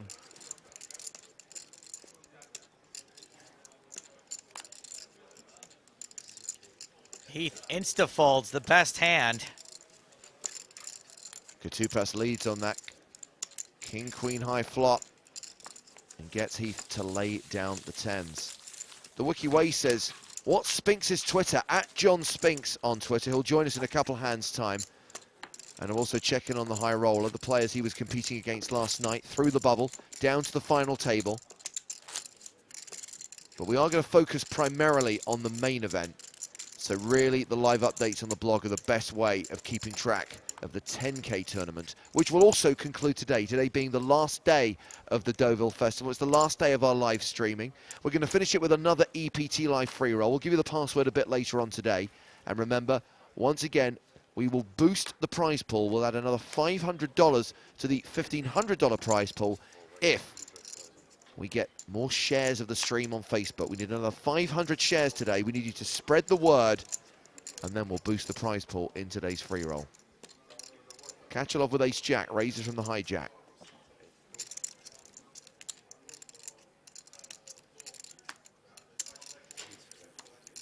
And both blinds fold. So John Spinks joins us now. And John, that was an epic bubble in the high roller last night. It took almost 2 full levels for that bubble to burst. Yeah, it was really good for me in that I was the chip leader on my table, and I was able to have some fun, but then things started to not go my way. Made a few mistakes, I think, especially against Dominic. Yeah, it was a lot of fun, and it was a great tournament and a great turnout. It was a really, really good turnout. I was really surprised by what it ended with, something like 115 runners, I think. Yeah. Should say, John, there's been so much support for Dominic Panka over the last few days, and obviously going all the way back to the PCA. This kid's kind of come from nowhere, wins the PCA, and is now at the final table of the high roller event at the very next leg of the tour. Honestly, he's one of the nicest guys I think I've ever spoken to for like a first time meeting at the poker table. He was so nice and just so, he's kind of quite reserved, but he's also quite happy. He's like kind of hides his emotion kind of thing, but he's a really genuinely nice guy, very just respectful of everyone, and I can honestly say he was a lot of fun yesterday. I'm a big fan. I'm a huge fan. In fact, my most hated thing, raise and take it for Eugene, my most hated thing about my job is doing winter interviews. It's hard to do a good one. The people are usually shell-shocked or not great at giving interviews. It's very awkward up there a lot of the time. And I did one with Dominic, and he gave great answers. And not only that, but I'm such a big fan of his that I said to these guys, even though I hate doing winter interviews, if he wins the high roller, I want to go interview him because I think it's really important. It just would be an amazing accomplishment to do main event high roller in the span of like 3 weeks. Yeah, absolutely. He played like, trust me, that PCA win's not a fluke. That guy can play really, really well. So here we are, 6-handed at the final table of the main event. Katupas, the chip leader. Eugene Kachalov going for the Triple Crown. 50% of the final table now, John, is from the UK. Do you know any of the British players who've made the final? It's more that I know of them. I briefly spoke to Ollie because he's friends with a couple of my friends as well. Not yesterday, but the day before. I chatted him for a bit, and I spoke to Harry 2 days ago as well on one of the breaks. So I know of them. I kind of know a bit about their games, the way they're approaching this and stuff. But it's obviously a great turnout for the UK to have this many people at the final. It could have been even more, of course, but you know, hopefully one of them will take it down for my country bias and everything. I mean, to be honest with you, I don't really see how we can go wrong now. Any of the Brits win. Anyone from the UK is going to be happy. Obviously, we'll be thrilled to see Eugene win the Triple Crown. Would love to see Katupas, having had a second on the tour, get a win and become the first Greek champion. And Muratov is the last remaining online qualifier. He could potentially turn an €82 investment into 614,000. It's not a bad return on investment, I don't think. You know who really wins? The audience. The audience. Hope you're enjoying the action. Don't forget to get in touch. Tag your tweets, EPT Live, email nuts@pokerstars.tv. The action we're watching right now happened almost an hour ago, but we're seeing it as the same time as you. We're watching a delayed video feed and calling the action in real time so you can interact. We know Muratov loves Jack-10 suited. He opens under the gun. Gets a fold from Katupas. Last time he had it, he shoved over an opening race, got through.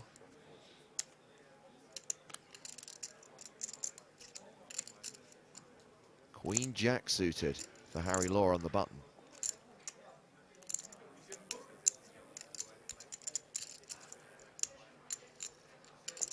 this is the kind of hand that a cash game player like Harry doesn't want to fold even to someone opening off 20 big blinds. He's like, I've got Queen Jack suited on the button. I can't remember the last time he folded it, probably.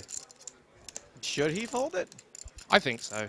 Even though he's got Jack 10 suited here, I wouldn't expect him to be opening Jack 10 suited under the gun off his stack. So I think it's fine to pass there. Well, he does pass. Eli Heath with ace deuce in the big blind defends. If Queen Jack suited is a fold on the button, is ace deuce suited a call in the big blind? I don't mind defending ace 2 suited here just because he's the last to act, and also when it comes ace high, you'd expect quite a bit more passive play post flop. You don't really expect Muratov to just barrel away with Jack 10 on ace high kind of thing off 20 big blinds. So yeah, I think the ace 2 suited is fine to defend. Well, Heath has flopped bottom pair. Checks to Muratov, who continues for 110,000. I like Muratov, who just plays tight until he decides he's not gonna. Raises kind of wide, continues obviously with an absolute air ball. I think his bet size is actually pretty decent. A lot of the time, we're going to see a check fold quite a lot. So I think even with ace 2, he may well just end up check folding. But if he doesn't check fold the flop, he'll just fold the turn. He's so animated too.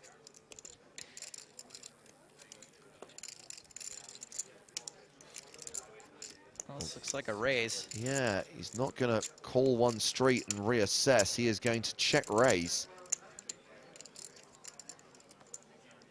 255,000. Muratov, look at this guy. Wow, he really does love Jack 10.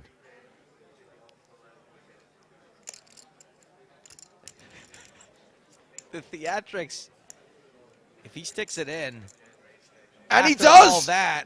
Muratov makes a big tower and slides it into the middle. And the bluff gets brilliant. through. Yeah, buddy. I mean, we can see the whole cards, okay? Let's assume that we can't. How much are you going to believe that raise from Eli Heath, John?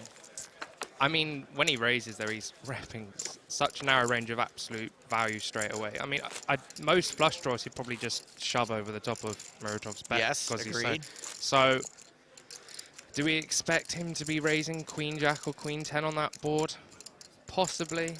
I don't think. I mean, Ace Queen, and he's probably putting in another bet before the flop. And even King Queen, he may well just get all in as well before. So, I think.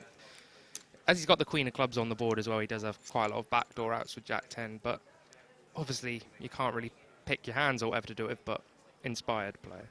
Inspired? Is that a sarcastic word, inspired? No. No, honestly, that was nice.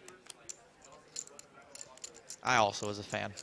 Had an email from Billy Johnston, which we'll get to in a moment. Let's see if Harry Law gets any action after raising with pocket threes from the cutoff.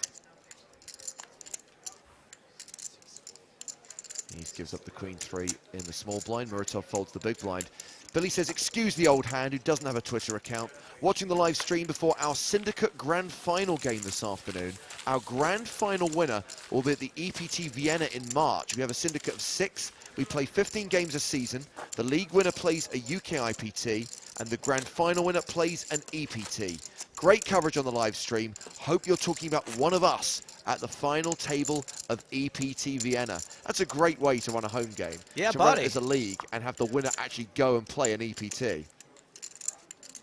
Not a bad place to go either. Vienna is beautiful, so enjoy. That is the next leg of the tour. We're going there at the end of March. And we've got a request from Mark for John. Give a shout out for Jono chopping the Sunday warm-up 2 weeks ago. This will make him happier than the 94K. Jono and me go back a long, long way. I've known him for a very long time. He didn't win it for as much as me, I'm afraid. So, you know, I can't give him too much of a shout out. So, you know, but obviously super happy for him. Mark Gort gets back in touch. He says, boom, go Muratov, go. I am a fan. Sick dude. Law raising 5-2 suited. And I think probably the most aggressive player at the table so far is Katupas. And he's 3-betting. with a legitimate hand. Pocket kings. This is the kind of spot where I really don't think Harry should ever be opening into an 8 million stack big blind who has been fairly active already. I mean, I watched some of the coverage before I came on, and I really don't think this is a good open at all. And he should definitely just fold at this point and not play any kind of games. It's just money suicide to be doing anything at this point. Law folds, and Katupas will move over the 8 million chip mark. He has 8.1 million. Harry Law still the second biggest stack. He has 3.5 million. Katupas with 40% of the chips in play, with 6 players remaining. He should just be pretty relentlessly just hammering on anyone that opens at this point, I think. Just everyone's kind of in an interesting spot where it's kind of close, apart from Muratov is slightly behind everyone else, but everyone else is reasonably close. And I think we've especially seen from people like Ollie, they're willing to give up decent hands to, you know, wait for the better spot, which I believe he's been playing actually very well and very controlled. And yeah, so basically he should just be going after everyone, I think.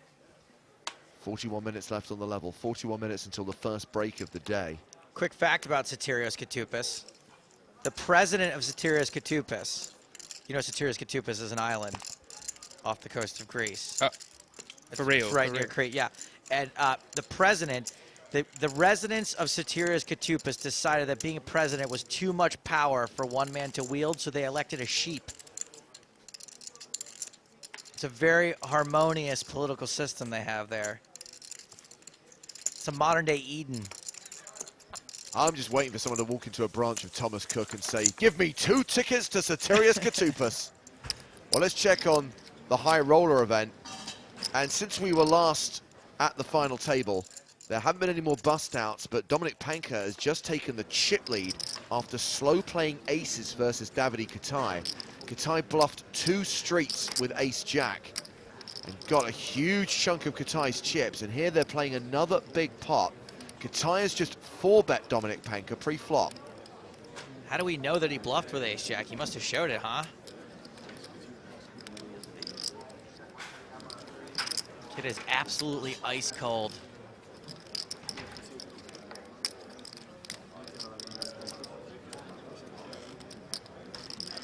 Davide Katai won Player of the Year.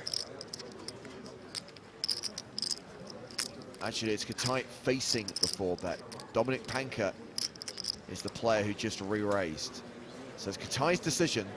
Player of the Year for Belgium, I should say, at the GPI European Poker Awards.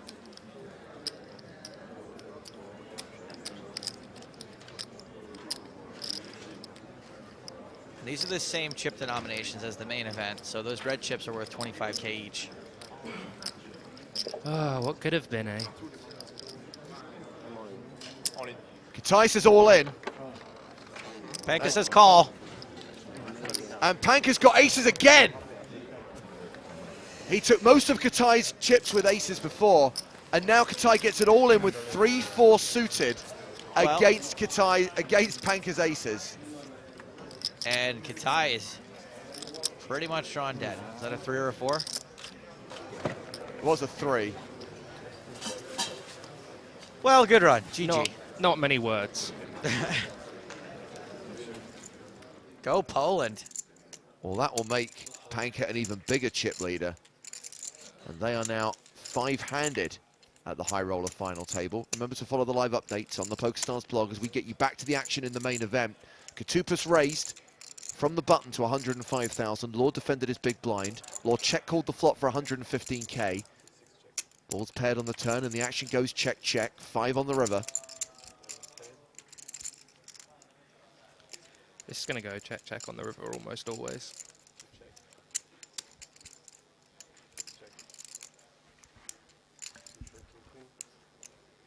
It does go check, check, and King Queen is good. Nick Wright, one of the live updates team, has a good question for you, Joe. What percentage of Sotirios Katupas' GDP will Sotirios Katupas win if he wins? A very small percentage because you are seriously discounting the date exports. #1 export of Sotirios Katupas, dates. #2 export, Merkin hair. Is that why all the residents are bald? Correct. Very lucrative. It's also one of the bonuses of having bearded women. Gavin says, surely Katupas should swap some 25k chips for plaques now. Hashtag Mount Katupas. Gavin, patience, calm down. Level 28, the next level of the tournament. After the first break of the day, we're going to bring out some plaques. Oh, about time. I thought, where have the plaques been in France? Like, it's the best thing about France. I know. Disappointing and unexpected.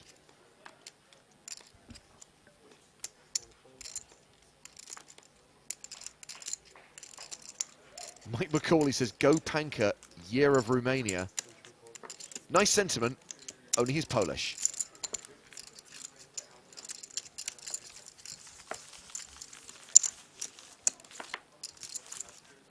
I think they're near each other.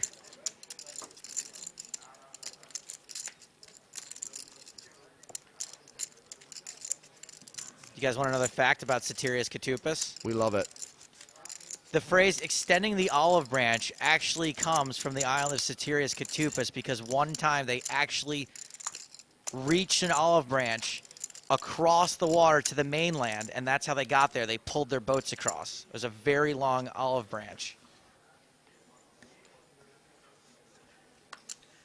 A question for our guest commentator, John Spinks. Olivier says, John, would you agree that French tournament fields are generally softer?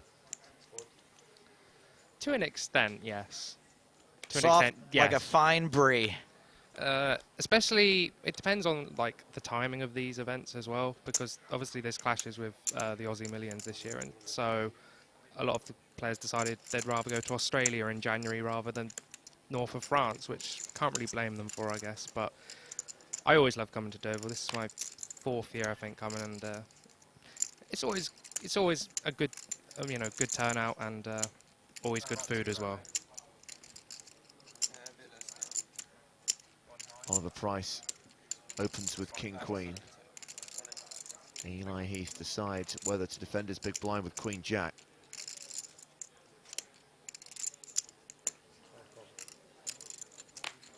Eli Heath does defend. And despite being dominated pre-flop, hits his jack on the flop. Reverse domination.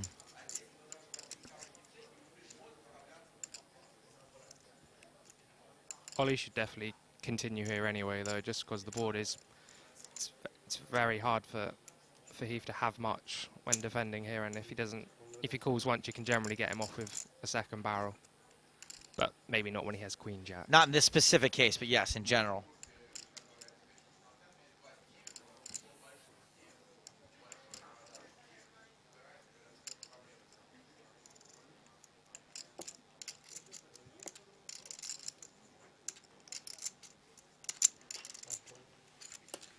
Heath just calls with top pair.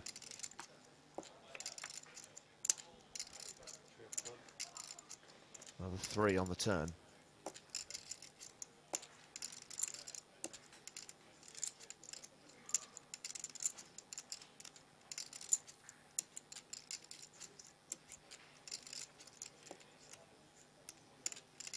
So you think in general the right play with the King Queen is to double barrel this? Yeah, I mean, you're going to have 6 outs to immediately improve. You're going to turn to 10, with 4 outs, and also there's an ace can obviously come off as well. So there's generally, a large percentage of the time you're going to turn something or even a 9 as well. So, most of the time you're going to have a card which you can then fire again against a big blind defending. And then, of course, if you fire twice, you can improve again on the river, and it's hard to fold to the 3rd barrel. I'm not really a big fan of leading on this card, just because it's just a weird hand to be doing this with. I think Ollie's going to fold quite like the way Ollie's been playing. He's just going to fold a lot of hands, but it appears he's floating. That's a weird float too, right?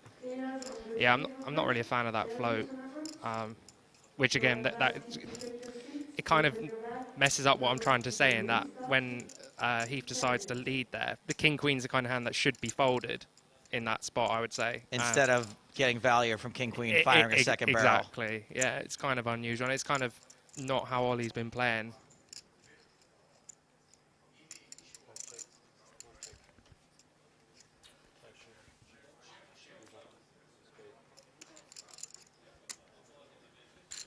Check on the river. Heath shows the winning hand. Another quick update from the high roller. Martin Schleich is out, just busted by Albert De Haer. Blaine Toms is slightly confused, possibly understandably. I'm sorry, actually, it was Bart who asked the question. When we see footage from the high roller, is it live or also from an hour ago? No, the high roller coverage is live, real time, no delay. The main event is on a delay because obviously we're showing you hole cards. Blaine Toms actually had a question about Sotirios Katupas. He says, is the third highest export the wool from the president?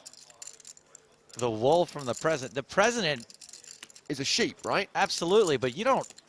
The president has armed security 24 hours a day. You do not go near the president with a pair of shears. Are you kidding me? Are you joking me, Blaine? He's the head of state.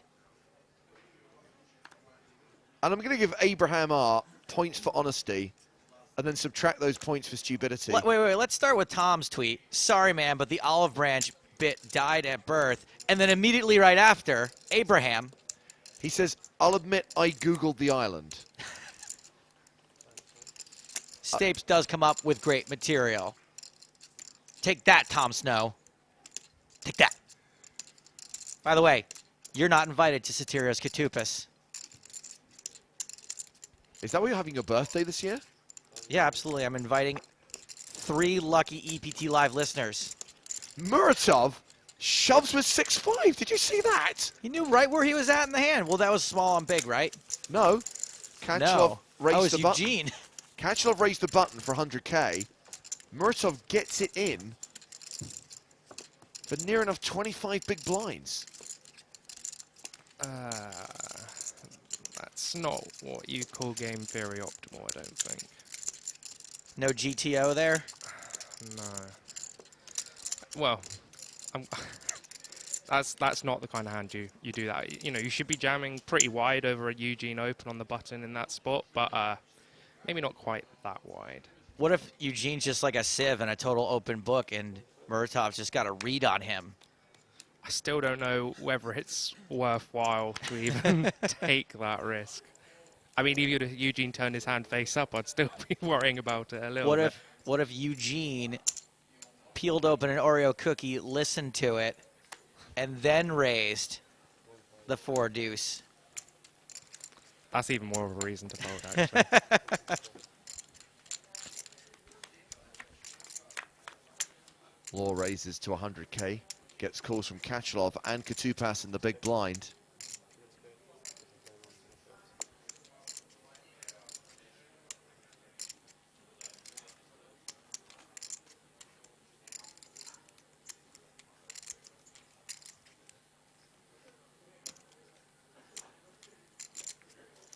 Ace, Queen, 10 flop. So top pair and a gut shot for Law. C-bets into 2 opponents, 145,000. Kachelov, also a top pair. Rubbish kicker, calls the continuation bet. Katupas gets out of the way, heads up to the turn. And Law improves to a straight.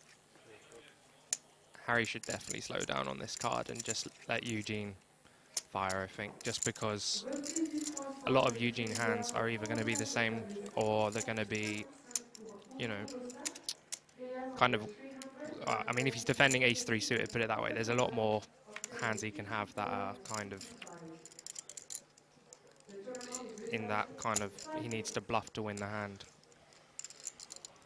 And also he could value bet slightly thin as well. If he's got ace-queen or ace-10, he may even fire again himself.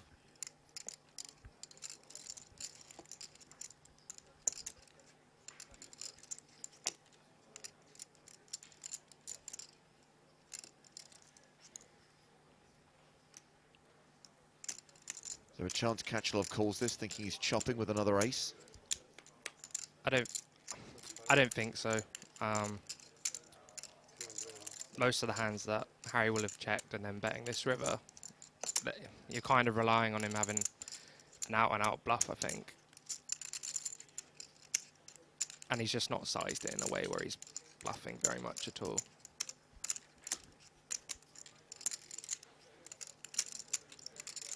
If he wanted to do anything, raising would be the better play.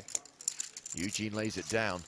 Alexander Katupas, who may or may not be related to final tableist Sotirios Katupas, says, Joe, the things you say about this island are so random, they could easily be Greek mythology.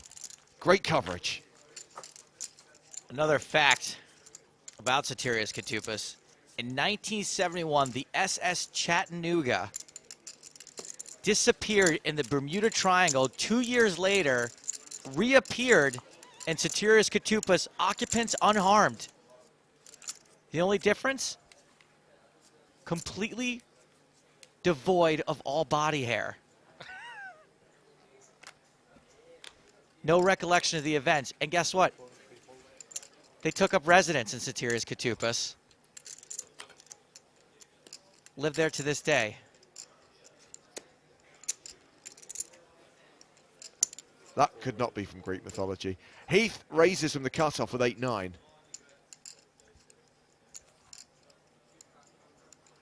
Christopher Bingham says, I'm rooting for Harry Law as I knocked him out of the UK IPT side event at London. He owes me a Guinness. Why does he owe you a Guinness for knocking him out? Surely it should be the other way around. Muratov shoving with pocket fives. That's more like it. Gets a fold from Katupas in the small blind. Oliver Price in the big blind has queens. Uh-oh.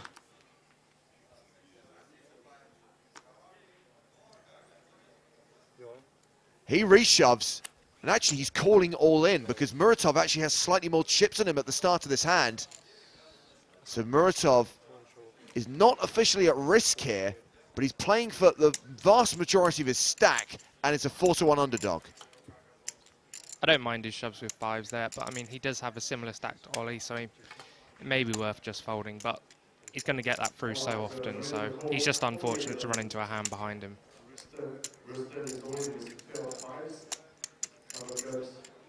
Well, they're going to verify the stacks. We think that Muratov does have Oliver Price slightly covered, but they will check that once the cards have been dealt.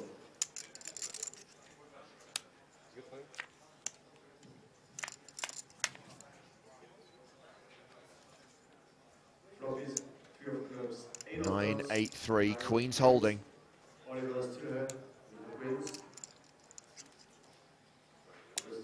Muratov looking for a 5. Hang in there, buddy. The last remaining online qualifier in the EPT Deauville main event has 2 outs with 1 card to come.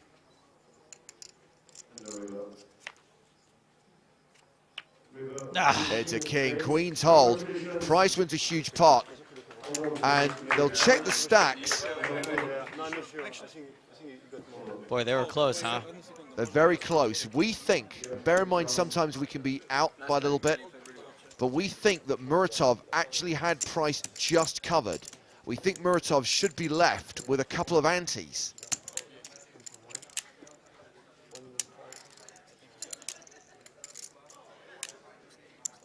I had 9-8 seated. They were playing a massive one if you just call free.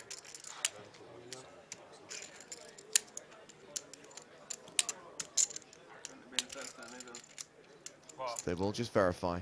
I'm not ready to say goodbye to Rustam Muratov yet. I hope he's got some antes left. I don't think he's out. I think he had the biggest stack. We have him having 10K left, maybe. Sure enough, 2 antes for Rustam Muratov. Yes. And Joe, you invented that famous poker expression that all you need to win a poker tournament is? A chip and a chair. Yep. One of my first poker catchphrases I came up with. All it takes is a chip and a chair. And John, I don't know if you know what that means, but it just means that you're never completely out of the tournament until you're actually out of the tournament. He can still come back from this. I understood it. You got it? Okay. Yeah, I'm good. I'm good. John Spinks receiving advanced game theory from Joe Stapleton. So no big blinds, but 2 antes, and still a little bit of hope. Well, at least, you know, if he gets in 6-5 this time, I'm not going to be quite so, you know, worried about the play. Ezra Stang says Sotirios Koutoupis is overrated. I shall be spending my downtime on the charming Baltic island Anaras Alekbarovas. Oh, not bad. Not bad. There's some absolutely amazing soccer matches that happen between Sotirios Koutoupis and Anaras Alekbarovas. Stuart says I've been... They play with a square ball, though, which is unique to that region of the world. Stuart says I've been to Sotirios Koutoupis, and to be honest, the sheep is doing a shoddy job. No casinos to play poker. Muratov picks up kings and is all in for an ante. Chip in a chair, baby. Chip in a chair. Not laughing at his fate, just laughing at the surreal nature of this situation. It is, I think, ironic. One raise, 125. Sorry. A raise from Oliver Price, who's in the small blind with King Queen.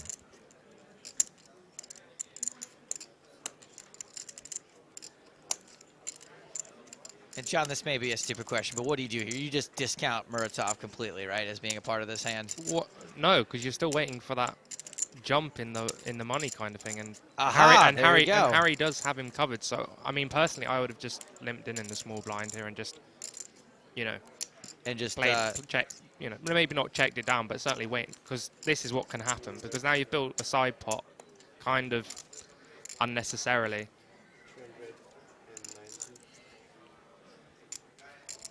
290, 290, sorry. 315.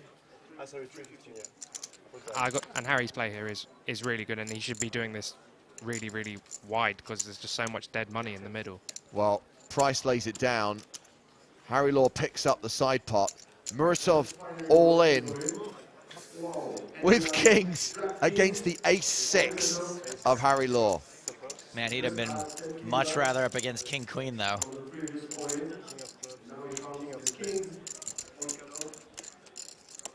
Muratov doesn't know that a king was just folded.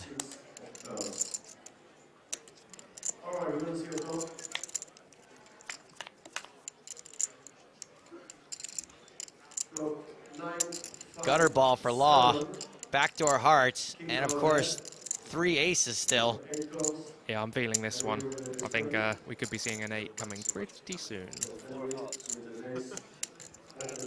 7 immediate outs for Law. 7 cards that Muratov has to fade to get this important 6-2 plot. It's gross. You more than double your outs on that flop. No backdoor heart draw.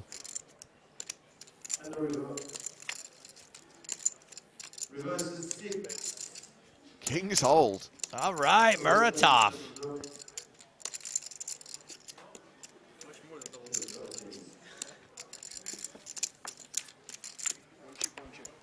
Hang on a second, how can Muratov be up to 165,000?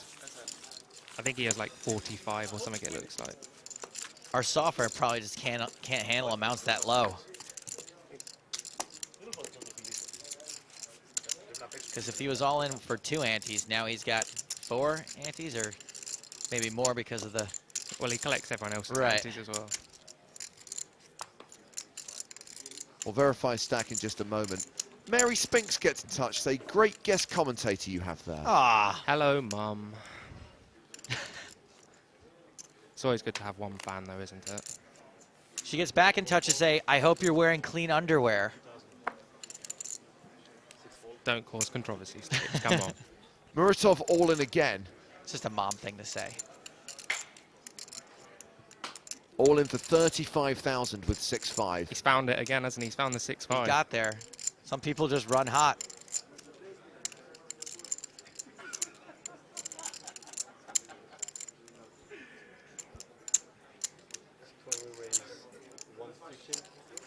Oliver Price raising the button.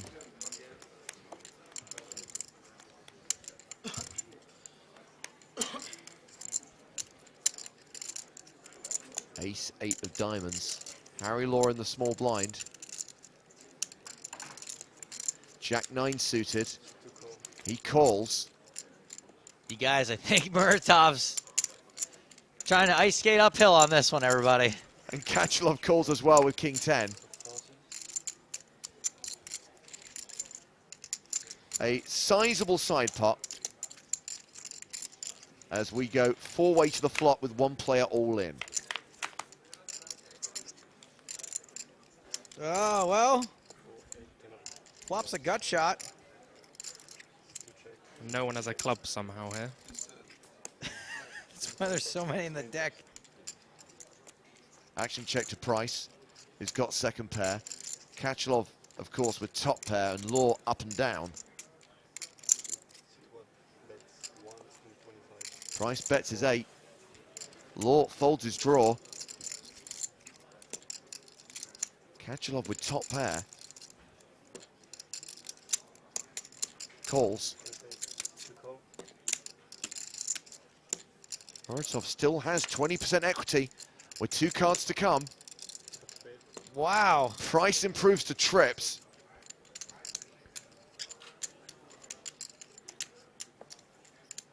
Kachalov checks.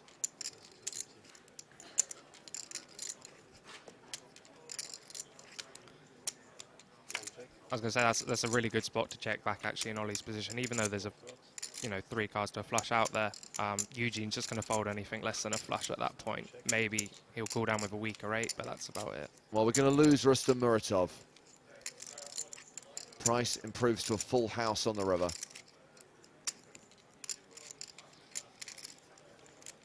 You should be keeping this pretty small just to make sure Eugene does pay off with a 10 here, because there isn't much else he can pay off with.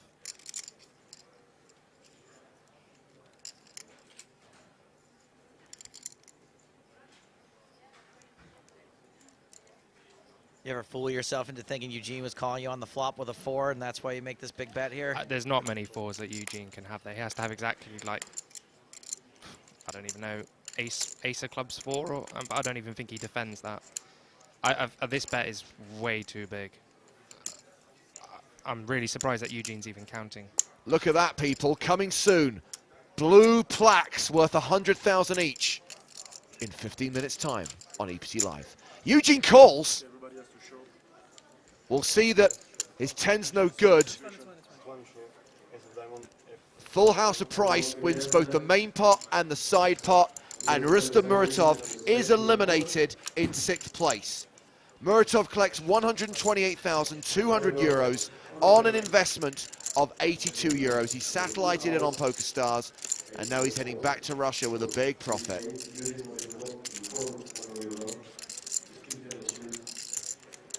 And we are losing Rustam, 156 pursuit. Congratulations to Rustam. I'm really going to miss him. Really going to miss him. And we should point out that the net result of that hand, because of that sizable side pot and the way it played out between Price and Kachalov, is that Eugene is now the low man at the table. Eugene's playing a stack of 1.7 million.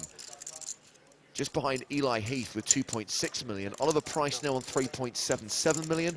Harry Law on 4 million. Katupas way ahead of the pack with 7.8 million. Now, John, you said that that value bet on the end was a little too big by Price, and we know it did get paid off. So let's talk about Eugene paying it off. What do we think about that? Yeah, I really don't think Ollie is ever going to be bluffing there, and I can't even see him value betting weaker 10. So it's easy for me to sit here and just say, sure, of course, no, but that's what we want to get your opinion. I would honestly say it's a reasonably easy fold on the river. To be honest, I don't really think he'll expect Ollie to bet that ace-8 hand on the flop. That's kind of the problem for him, because that... Does he think that maybe Ollie's betting missed clubs on the river? I mean, I don't think so. I think Ollie's bet into 2 people like that was a bit bad with his exact hand, actually, and but it worked out well for everyone except Eugene and Muratov, I guess, in the end. But yeah, I don't think Eugene should be calling the river there. So 5-handed at the final table. Katupas raising under the gum. Pocket 7s for Eli Heath in the big blind. He calls, heads up to the flop.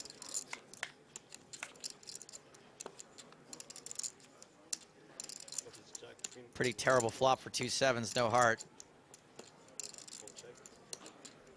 Not the best for ace-queen when it's all black cards in your hand as well, so I'm surprised that he's betting this flop.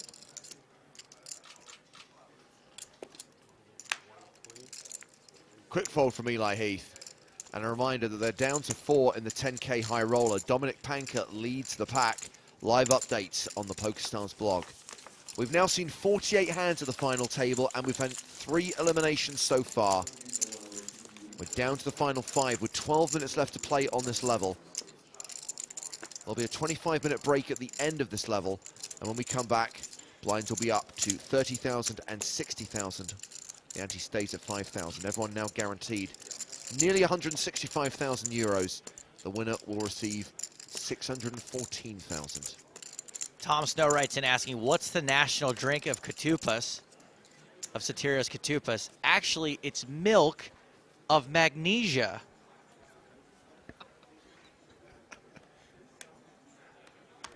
Yeah, milk of magnesia.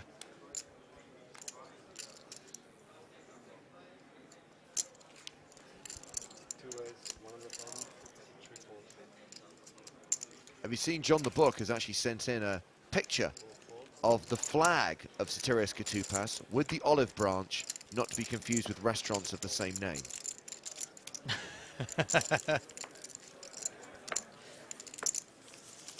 Has a 14-mile-long olive branch, not to scale.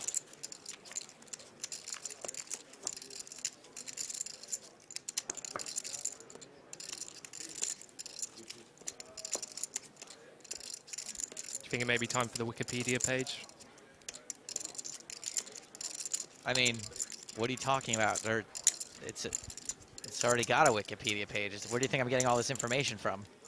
I think it hasn't been talked about enough, though. I don't think it's mainstream enough, obviously, if, you know, we're still questioning things about it and learning so much about it from you. I'll educate everyone some more about Sotirios Katupas, the island of Sotirios Katupas. Actually, in the whole recorded history of the island of Sotirios Katupas, there's only been one documented case of cancer, and that is a guy who is actually, turns out he was just born in late June. It was his astrological sign. Very healthy people. Great quality of life there.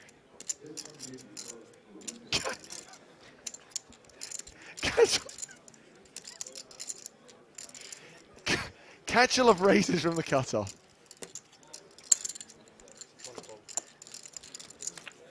Gets a call from Price in the big blind. Who actually has Eugene dominated. Nothing for either player really on the flop. Ace-9 still the best hand. Wow, Stuart set us a challenge. Can Stapes and Hartigan sing the national anthem of Sotirios Katupas? As a dual national, it would bring me great pride.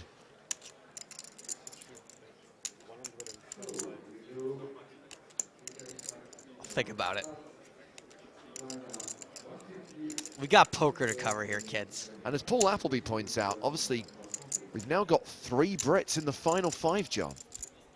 Yeah, I mean, it's a great turnout, isn't it, really? I mean, they're all in reasonably good shape at the start of the day, so it's not too unexpected that it's going this way, but obviously Ollie has chipped up very nicely over the last couple hands, and, you know, they're all going to be chasing down, you know, Mount.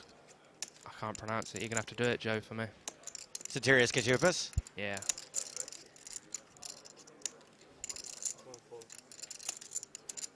Eugene wins this with a continuation bet.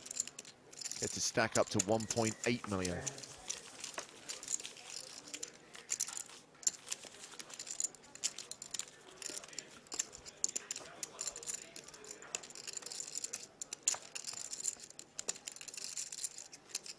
Russell wants to know, John, on that trip 8's hand, if Eugene bets the flop instead of check calling, do you think he finds a fold on the river when Price value bets his trips?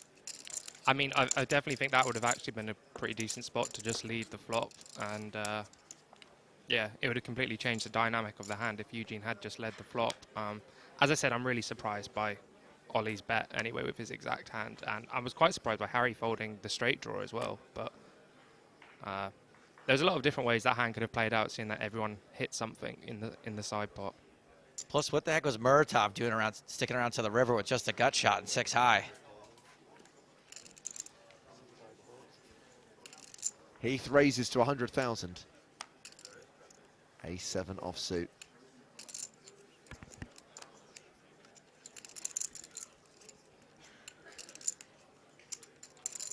Is Law thinking of doing something funky with 5-10 suited? I think he may well just defend this. Heath's been opening fairly wide, and as I said, Harry likes to see a flop, so I'm not surprised to see him call here.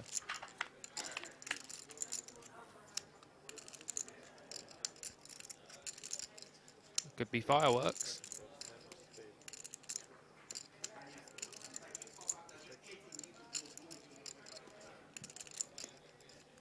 Ace, King, 5 with 2 hearts. A top pair for Heath. The flush draw for Law. And a pair.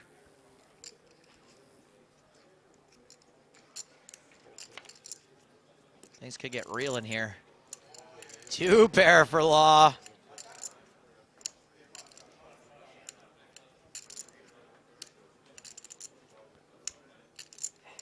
Did we mention that, is this a loose defend, 10-5 suited? I don't mind it.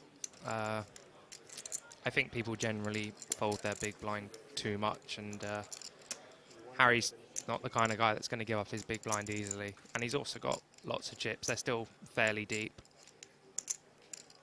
And it's not like this is crazy action or anything. It's not like Heath is going to start just 3-barreling here and stuff. It's not going to be hard to get to showdown with a pair.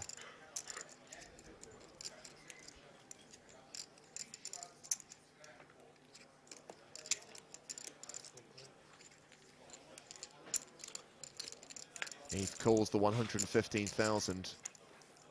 The river doesn't change anything. This is probably just going to go check, check. That's It makes, a really yeah, it bad makes card. 2 pair a lot less valuable. I think he bets slightly small on the turn as well. I think it's a good spot when it gets check, check like that. It's quite often that Heath has showdown, so he should be more happy to just bomb it a bit more. I think so too, with a hand that's going to be best a lot and a great chance of improving. Why not get some more money in there? Yeah, and especially when, you know, when he's defended the big blind, he's not going to be put on a strong range. You know, you have to maximize the bets that you can get, because there hasn't been a lot of, you know, big cooling down or anything like that. So I definitely think he should be going closer to pot on the turn. We got an email in, James, from Asda, who says, online show Deauville commentators, please be more serious about the Greek player in your comments. And what I would say to that is actually the residents of Sotirios Koutoupis are famous for their comedic sensibilities. In fact, the double take and the pratfall were both invented by a native of Sotirios Koutoupis, Georgios Astrocomedius Physicalius. Invented the double take. You know what I'm talking about? The what? That invented on the island of Sotirios Koutoupis.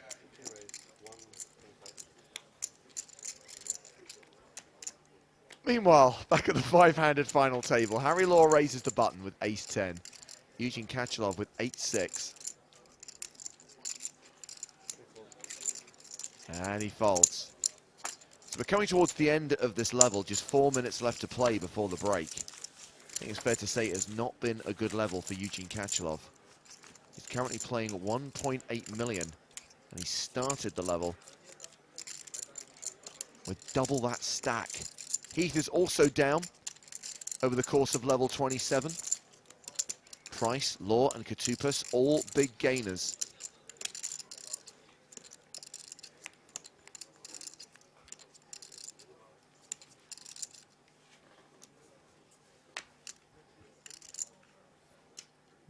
Moses has just tuned in. Where are the plaques? They're coming up after the break.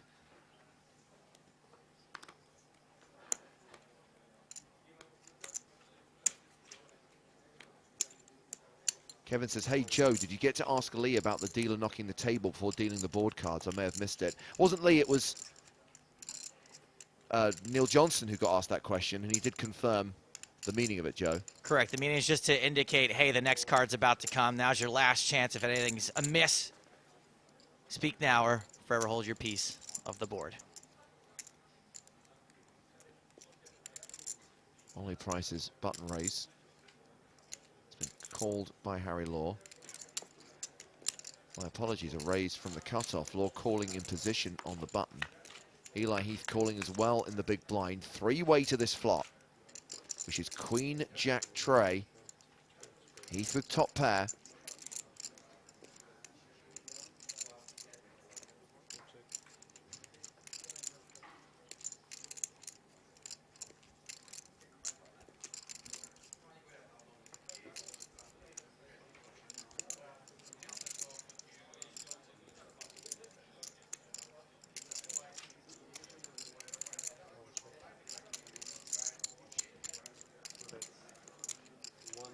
And with the action check to Harry Law, he bets those fours, 145,000.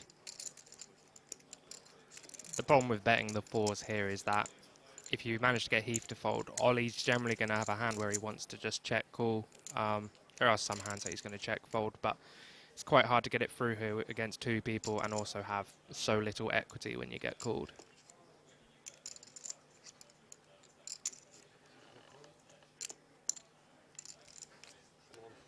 Heath calls with top pair. Ollie Price, the original raiser, lays down the ace-9. Heath improves to two pair. That 10 does bring a potential straight. Also puts a flush draw out there. Yeah, I think with 2 4s, it's about time to lay down the law. Yeah, I think he's gonna be a bit tempted here to fire, just because he can have a lot of medium jacks, and just think if he fires twice, he may be able to fire the third one, because Heath is gonna have a lot of hands where he can take two streets, but won't be able to take a third street. But with his particular hand, I don't think he'll be going anywhere anytime soon. Dennis says, are plaques mandatory in France or just a French gimmick? Bit from column A, bit from column B.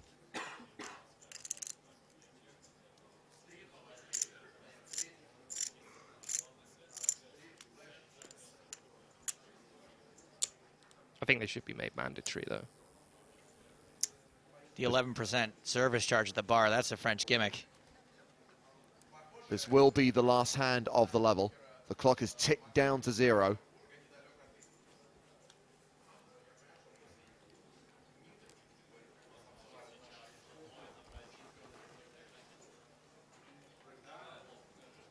Is Law going to take a stab at this?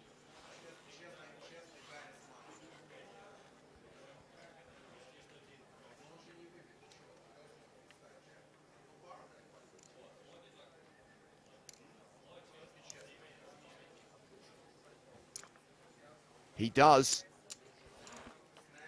2 bets, 190. He's bet 190,000 into a pot of 640,000. The bet's too small, and I don't really know what he... I mean, if he's representing, like, you know, King, Queen, King, Jack, and everything like that, then I guess that's what he's going for, and hoping he can force him off Jack 9 and stuff like that. But he's never getting a single Queen to fold here, and he's certainly not getting this exact hand to fold.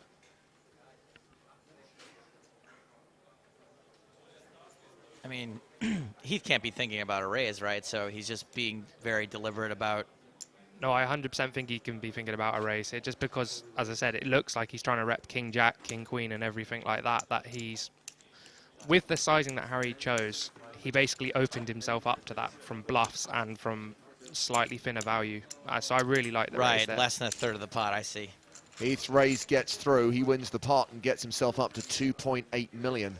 Behind Oliver Price with 3.5 million, Harry Law with 4 million, and Sotirios Koutupas, the current chip leader, with 7.8 million. Eugene Katchelov, the short stack, and he'll have 29 big blinds when we come back with the blinds at 30-60 with a 5K ante. Our thanks to John Spinks. Awesome work, sir. Thank you, very John. much. Thanks very much, guys. And well done again for cashing in that high roller event. More coverage of the 5-handed final table of the EPT Deauville main event in just over 20 minutes' time.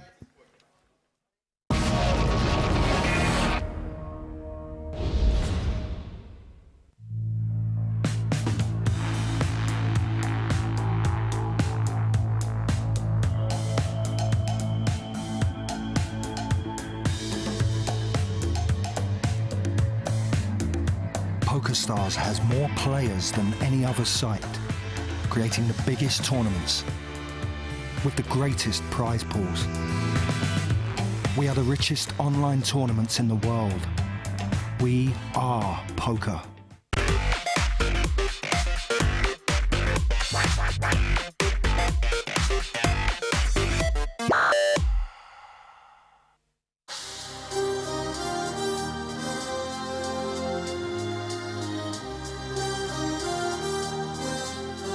I think that one day in the future, the human body is going to evolve so that the arm will be like triple jointed so that people can pat themselves on the back, and then we won't need award ceremonies anymore. I'm really looking forward to the GPI Awards. I think it's a good event, everyone comes together. It's a good chance for everyone to socialise as well, maybe have a couple of drinks, but it's going to be my first one, so I'm going to really enjoy it. Joe Stapleton previously hosted the EPT Awards in 2012 at the conclusion of Season 8. And even though he crashed and burned, somehow someone has asked him back to host another awards show. It was really terrible. And it wasn't the best setting. It was at the final party after Monte Carlo. And half the room isn't paying attention to what you're saying, and the other half doesn't speak very good English. And let's be honest, the jokes weren't very good. So it was the perfect storm of bombing. However, they put the restraining bolt on him that is Gael Garcia Diaz. It'll be an interesting dynamic. It's my first time presenting, well, an international award show. I've done it for Belgium once, for the As d'Or, but this is like the big real thing, you know? So yeah, I'm really excited, kind of nervous, but I'm doing it with one of my best friends in poker, so I'm actually really happy to do this tonight. All right, so we're at the GPI European Poker Awards, which they mistakenly asked me to host. I don't know what to tell you, except for, I'm sorry. Just the fact that I'm going to present with Joe Stapleton means that something really bad is going to happen for sure. Oh my God, I'm out. Thank you very much, thank you. Special shout out to my wife, James Hardigan, for that, thank you. The GPI European Poker Awards celebrates the best European pros and newcomers in 2013, as well as people from the poker industry across 10 categories. I noticed that Martin Finger is nominated for Rookie of the Year, which is incredible. Nice job nominating committee. He's been playing poker since like the 1990s.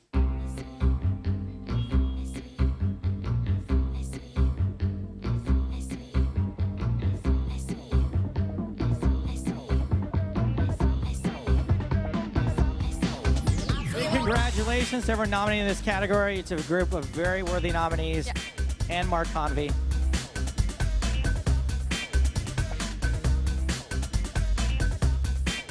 It's very nice to be even nominated for this, and it's fantastic to win. It's always better to win, I suppose. I'd say thank you to my family, who has absolutely no idea what I do, just that I live in London. So maybe they'll see this and think I won the tournament. And also two special thank yous to gentleman Peter Fisher, who was one of the first players I ever dealt to, who introduced me to his daughter Jan Fisher and Linda Johnson, which started this entire roller coaster, and to Martin Norton, who introduced me to Isai Scheinberg and let me have a chance to sit with him and learn his vision for what poker should be. And then they hired me and let me be a part of hoping to bring that to all the players. So thank you to them, and thank you to you. It's time to present the award for Best European Event of the Year. Full Tilt Galway Festival. Full Tilt Galway Festival. Come on up here, Kirsty Thompson. I just want to dedicate this to three people. I'll be very quick, one of which is my mentor and best friend, John Duthie. I look around this room and 3/4 of us wouldn't be sat here without him. He's a genius and I love him. And the winner for Europe's Leading Lady is Anna Marquez. Anna couldn't be here tonight. Live European Player of the Year also could not be here today. It was Ola Shemian. The jury prize goes to the dealers of Europe, wherever they come from.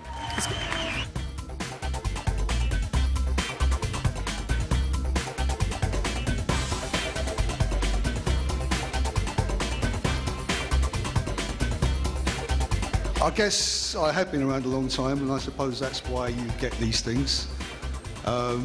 When I first started out in poker, I spent a lot of time in dimly lit rooms being stared at by dodgy-looking reprobates who I wouldn't trust further than I could throw them. So no change there then, although maybe I can't throw as far as I could in the old days. But this means a lot to me, it really does. Thanks a lot. It means a lot that I've got so many friends and that they want to give this to me.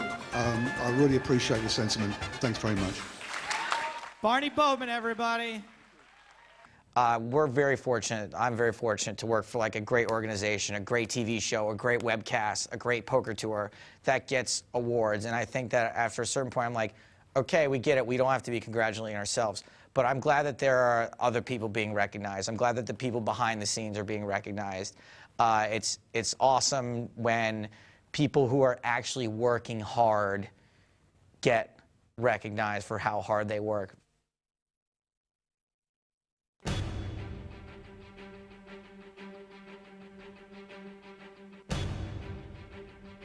Not since Torquemada and the Inquisition has this kind of cruelty been inflicted upon a small Jewish man. I've done well in poker. I don't like to brag, but you could look it up. But now all that kind of goes out the window. It's pretty crazy, actually, especially with the first prize like this. It's all or nothing. $1 million. Who couldn't use $1 million? Millie ball, ching. Finally, we get to do something new and exciting. I'm looking forward to putting Scotty Nguyen and Jennifer Tilly in the cage, and I'll be mocking them while they're there. The Prince of Poker, baby. Scotty Nguyen. Armageddon's coming.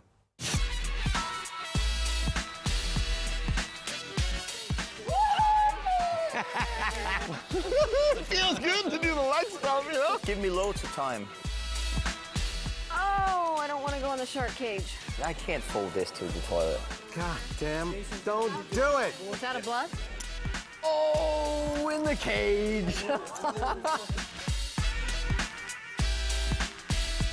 It's your big blind. You want to take it or not? Let's call the needle! We have that cage. We should have like a dominatrix with a whip come out. Like all the in there. I will fly across this table and beat you with my chip. It's not just a dislike. I hate you. Such an idiot! I'm more concerned about how I get Mr. Grissom over in that cage. I don't like to do that, Theodore. All poker should be like this. They don't even give you a chair in there.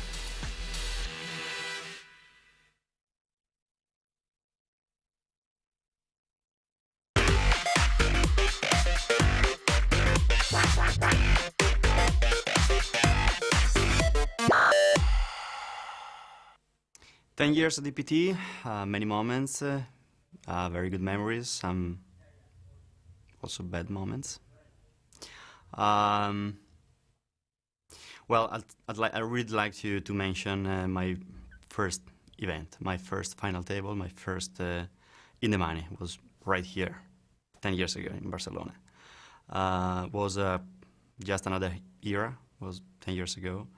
The buy-in was just 1,000. I finished third.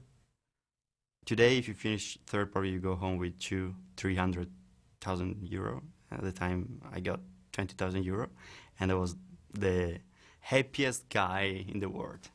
Well, 5 minutes after the beats, because I get buzzed with a 3-outer, and it took me a while to recover from that beat, because you know when you are so close to complete your career at the right beginning, and we are still trying. I mean, 10 years of hard work now.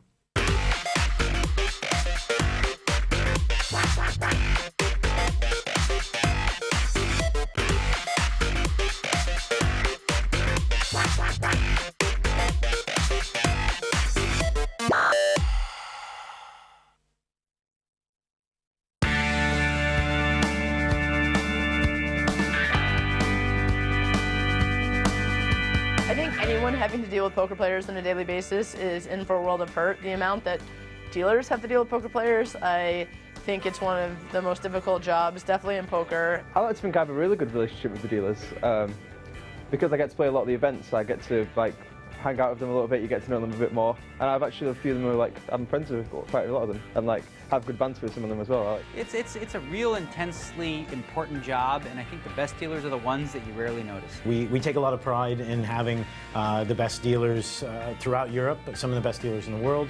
To make the commitment to your job, your profession, to come out and spend 2 weeks in a location and doing 12 straight days of 10 to 12-hour days and pushing through all of that is a tremendous achievement from all of our staff.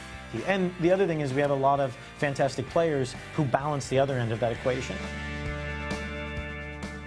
The start of the day is always quite moody, as everyone's quite serious. And then, like, usually it takes, like, one person on the table to start talking at the table, and then people start to generally loosen up, and then... The EPT is such a big festival and a big tour that you don't really get many walk-in players. There's a lot of repeat players that come here, so after like 2 or 3 events you feel you know them better, it eases up a bit. So. To really test their skills and their ability to run the games, and then you top that off with tournaments that are getting 1,800 players in Barcelona, 1,300 players here in Prague. And so just to be able to go through, you know, we're talking 13, 14-hour shifts at times. I mean, you know, there's the old joke that trained monkeys could pitch cards. And I know because I've worked with a few. You know, to me, there's a difference between being good and being great. To me, it's the attention to the small details. I think you need to be friendly, hard work ethic. Patience is a big one, because some players you're not going to get on with all the time, and you're going to have to, you know, experience what every situation's like. You know, we've probably been in all situations as dealers, and we've seen it or messed it up somehow before. So I think mainly is just experience. I think it's a bit of both. You do need to have a certain amount of authority, because if you don't, then you know they'll kind of run riot. Yeah, you can't be too nice. I think being dressed professionally helps us more, to be honest, because if I came to work like some of the players, just like jogging bottoms and a hoodie, I think my deal skills were completely affected. I don't think I deal anywhere near how I deal now. So coming in there with a waistcoat and tie and shirt on, you feel like, you know, you've got importance at the table, so you're there to do your job, and you do it better when you dress smart, I guess. I think it's the voice, it's, you know, things like making sure you're sitting upright, taking control of the game. Making sure you follow the rules, so then they know you're in enforcing the rules. The dealer coordinator has probably one of the most important functions throughout the whole thing, because they tell all the dealers where they need to go. The floor guy who's running the 2K will come and say, all right, I have 150 registered so far. We're looking at about 20 tables. You know, can you get me 20 dealers, set up the breaks, et cetera, et cetera. And then it's the dealer coordinator's responsibility to make sure all that's covered. We do have the best dealers coordinator in the world. Definitely. Yes. The qualities I'd like from a dealer coordinator mainly are good communication, lots of breaks. You know, they really do put across the voice of the staff. At the end of the day, everyone's happier and makes us do our job better. My name's Emma Vivaldi. I'm the dealer coordinator. I look after around 150 staff, sorting out their schedules for the day, making sure that they get regular breaks. Everybody has to get an hour dinner break. If they're sick or they need a doctor or anything, if they've got any problems, then I like to think that I'm the person that they feel like they can talk to. I look after around 150 staff, not just when I'm here, when I'm at home as well. I'm still thinking about them, so I definitely feel like I'm the big mum of all of them. I don't think many players are aware that we don't get paid a set wage as such. Like, we're completely working on the event depending on how busy it is. We're allowed to take 3% out of the prize pools to pay the staff. And that's, you know, certainly it's all the staff that comes, the floor, the DCs, the chip controllers, the dealers themselves, their only wage comes from the 3% that comes from the tournaments, and any tips that are left by any players after they've won the tournaments, or like here in Prague where we're working with the cash games, any cash tips that are put on it.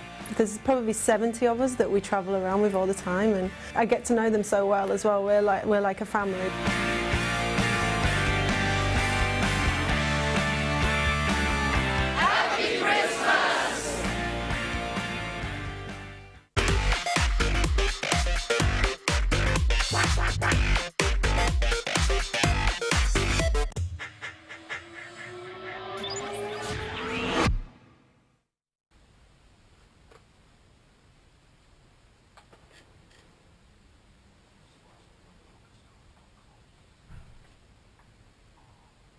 Shuffle up and deal.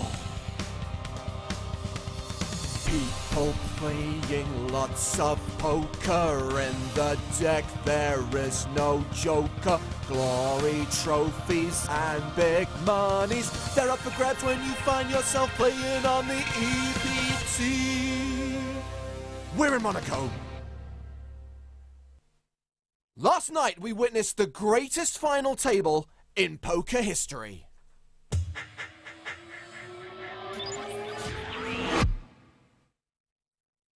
Does this record sound as well? Yeah.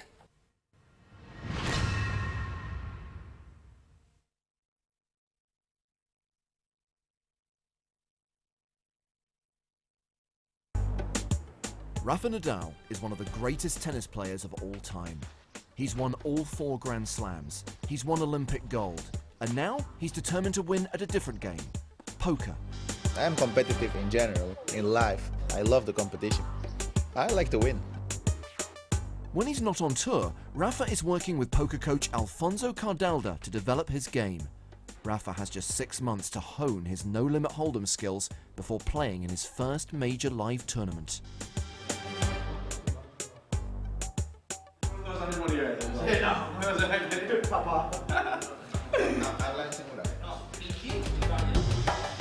Cuando Rafa comenzó a jugar al póker, realmente tenía unas nociones básicas que ya había aprendido, pero su naturaleza competitiva hacía que quisiera aprender muy rápido.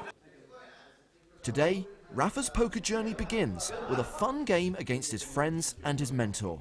But don't let the camaraderie fool you. Rafa wants to win. Bueno, Rafa tiene una mentalidad muy marcada. Es un chico muy talentoso en todo lo que hace y que bueno, en póker no es una excepción.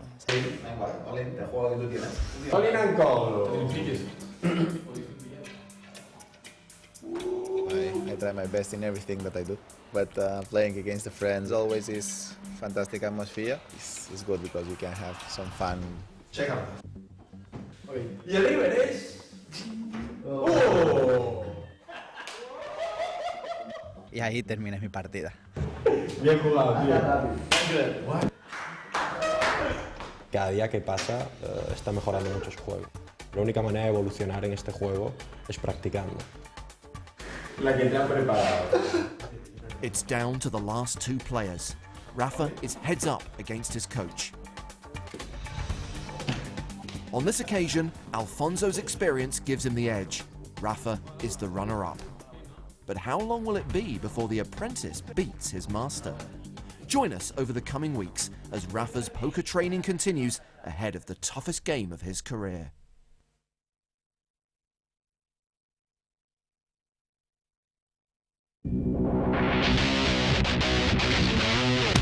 Hi, I'm Lee Jones. I'm the head of PokerStars Home Games. The VIP Club Live is a series of events all around the world for our VIPs from bronze all the way up to Supernova Elite. I'm Kelly Saxby.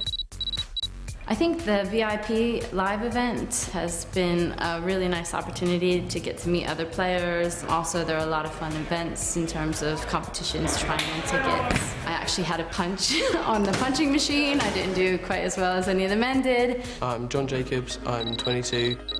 The best thing about the event today was the free bar and enjoying the match with a lot of awesome people and being able the chance to win a great prize. The winner of the first UK IPT package is John Jacobs. When I won the package, I was almost in tears, it's the biggest tournament I'm ever going to play, and I can't even describe how big this is for me. It's insane. So whether I earn money or not, it's irrelevant. I just can't wait to be there. Who knows, the next event may be in your town, so keep your eyes on the PokerStars website. We want you to be at the next one.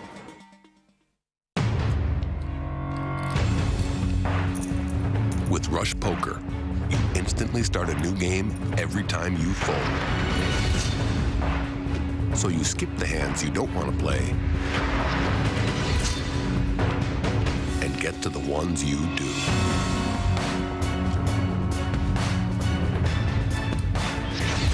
Rush Poker. All the action, none of the wait. Only on FullTiltPoker.net.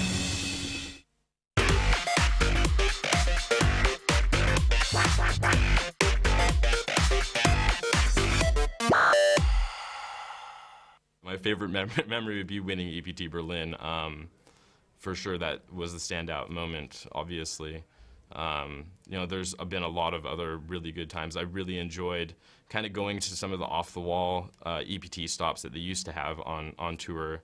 You know, my first season, there was places like Warsaw and Budapest, and in later seasons, EPT Campione, which was one of my favorite stops, and EPT Snowfest was like always a really big favorite of mine. But I think a lot of my best non-poker related stories are probably left for private.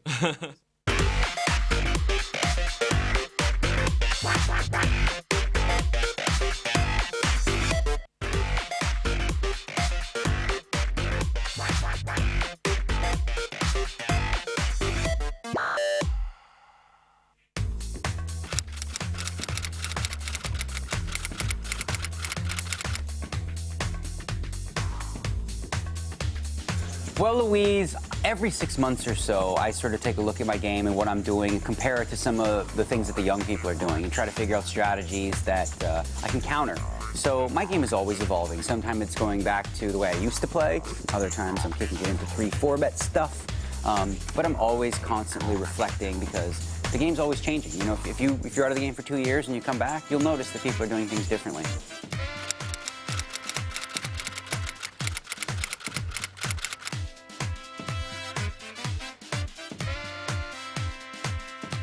Well, Louise, I can honestly say that I've had moments, I think, when I went to Vegas for one of the first few times and I was walking back from Mirage with $7 in my pocket after a 20-40 limit hold'em session that didn't go well and wondering if I could make it. And that was my nighttime discussion. Woke up in the morning, charged and ready to go. So I've never really had any prolonged period in my career where I didn't feel deep inside me that I could make it.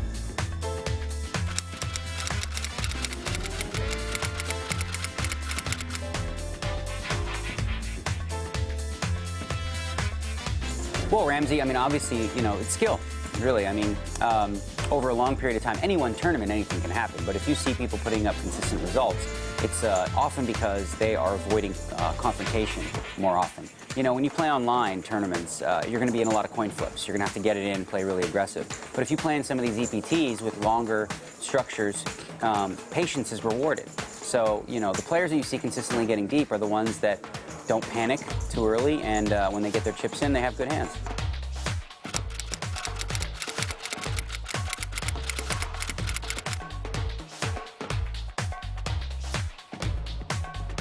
Okay, Jay Hendricks, you're putting me on the spot here. 6 people, right? Okay, well, I play poker with poker players all the time, so let's forget them. Let's go with Barack Obama, Britney Spears, Carmen Electra, Anna Faris. Oh my God, Anna Faris. And I don't know, who else do we want to throw in there? Sandra Bullock is a good one. And I think you get the point. But that was an original question, so I'm going to go ahead and award that one a prize, because I like those kind of questions more than the boring poker ones.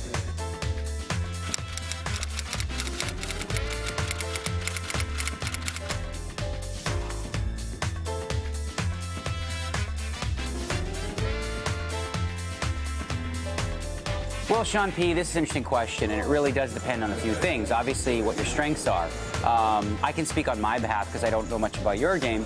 If I was broke tomorrow, maybe I had 2,000 to my name, I would say that playing in cash games is a safer way to build a bankroll. See, what you see with tournaments is you're only going to cash 15 to 20% of the time, whereas, you know, in cash games, you're going to have a much higher winning percentage, so you're not going to lose as often. So it really depends on how aggressive you want to be. Tournaments are just much more variance versus cash games, which are much more steady.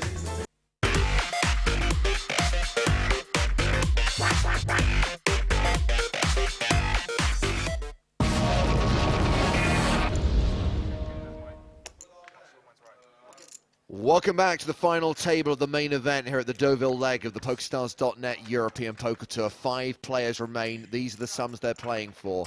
Everyone guaranteed now €164,600. The winner will be an EPT main event title holder, an EPT main event champion, and will receive €614,000. right now, Sotirios Koutupas is the man to beat. He's the chip leader with a stack of 7.8 million. One of the 3 Brits remaining, Harry Law, is second on the leaderboard with 4.1 million. Eugene Kachalov brings up the rear. He's playing just shy of 30 big blinds as we're now playing level 28 of the tournament. 30,000, 60,000 with a 5,000 ante. The plaques are in play, poker fans. I'm James Hartigan with Joe Stapleton. We are joined by Elke from Team PokerStars Pro. Elke, obviously railing your good friend Eugene Kachalov, who's got a bit of work to do right now. Yeah, he's not in the best spot. He had a really good spot at the beginning of the final table, but yeah, he hasn't been.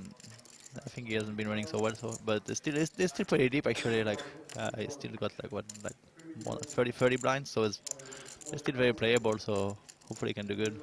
You were watching the stream earlier on. Were there any key hands you saw that had you kind of scratching your head? I mean, there was some hands like the short stack folding his jack at the beginning when he was like clearly the shorter stack at the table, especially against the chip leader, was opening like very wide range, and then the Russian guy like free betting the flop with the jack 10 suited. That was pretty awesome.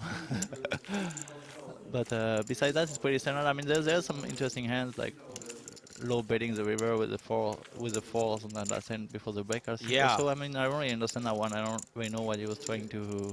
Maybe trying to fold the jack, but it's like it's pretty optimistic, I think, because. Well, even though John Spinks was in here and could justify also the check raise that happened after Law bet the fours. I was a little confused by that too. Yeah, I mean, that's kind of a weird spot. I mean, it's a spot where like.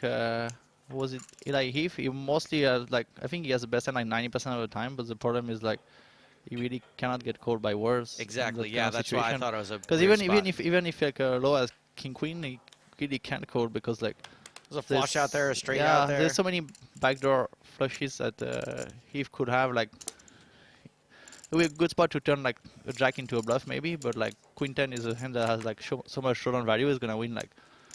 Against like everything that your opponent is betting, so it's like that was also kind of weird, I think. And sometimes like Low could have backdoor spades. In that case, he's definitely not folding, and so it's like it's a little bit weird, I think.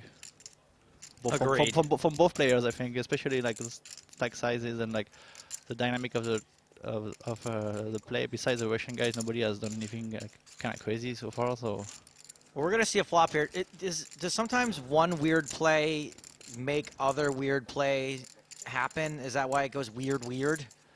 I mean, but they're not really aware of the plays that were kind of weird, and like definitely like it can happen, but like I think they don't really know what I don't know if they know what's been going on, especially besides the Russian guys that've been doing like kind of crazy stuff. Yeah. Other players, they have not been getting much out of line, I think. But even playing like. I was watching at the beginning, they was playing well even on the tighter side, like nobody was 3-betting ever, and like because nobody was 3-betting, they were like always like flat calling with like queens and jacks to trap, because like in those situations you can't really 3-bet because nobody ever 3-bet, so there's actually more value to be gotten by just flatting them from the blind, especially from the blind, because the situation when you're gonna flat a lot of hands, so like you're always gonna get like at least one c-bet, whereas like if you 3-bet like queens and jacks when people open like they're gonna fold like 90% of the things they open because nobody ever 3-bet in that table, I think. So I think that's kind of why also they should have 3-bet. Besides the Greek guy, I think nobody has been 3-betting. Not really, no. Right. Besides like the Russian guy 3-betting all in, and besides the super short stacks. So. Well, Harry Law won that last time with a continuation bet on the flop. Plenty of people on Twitter, Rob King, Christian, thrilled to see the blue plaques worth 100,000 each are in play. Remember, you can get in touch on Twitter, tag your tweets EPT Live, nuts@pokerstars.tv for your emails. Please fire in those questions for Elke from Team PokerStars Pro. I was kind of surprised actually that nobody's 3-betting at the table almost. Like, as those final table usually there's like much more like aggression pre-flop. Heath opening his button, 5 deuce suited, Koutupas in the small blind, jack 10 off. Koutupas gonna 3-bet.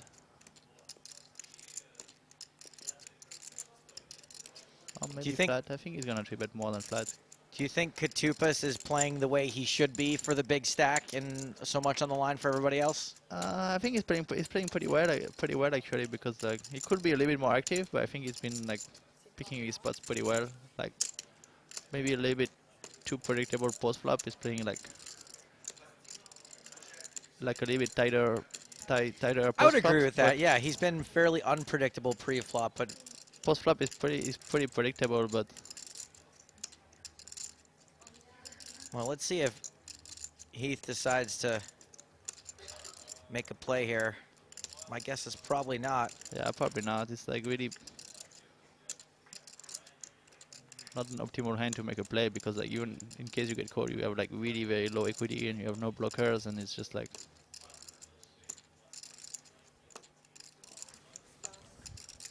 Something interesting that our Russian colleagues have observed is that normally level 28 of an EPT main event will be 30,000, 60,000 with a 10,000 ante. But we had this earlier on in the tournament as well. They're deviating slightly from the normal EPT main event structure, as they have the right to do here. It's a French tournament. They can run it their way. Only a 5,000 ante at this level. That's pretty small, actually. Huh. Well, our Russian commentator went on to say, please ask them not to play 40-80 with an ante of 5K. It will be lol. Yeah, that'll be kind of small. I have one thing to say. Activate the hole, Pope.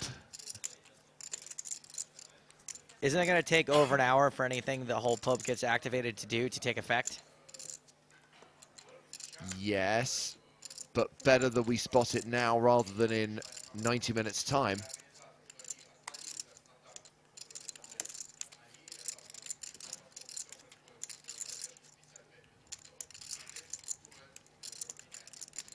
So hand 56 of the final table. Action folded to chip leader Sotirios Katupas on the button. He starts the hand with almost 8 million. And he raises with queen deuce suited.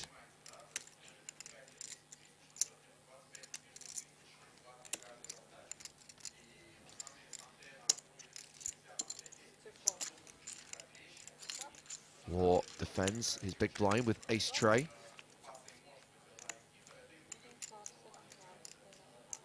King 10-7 with 2 clubs.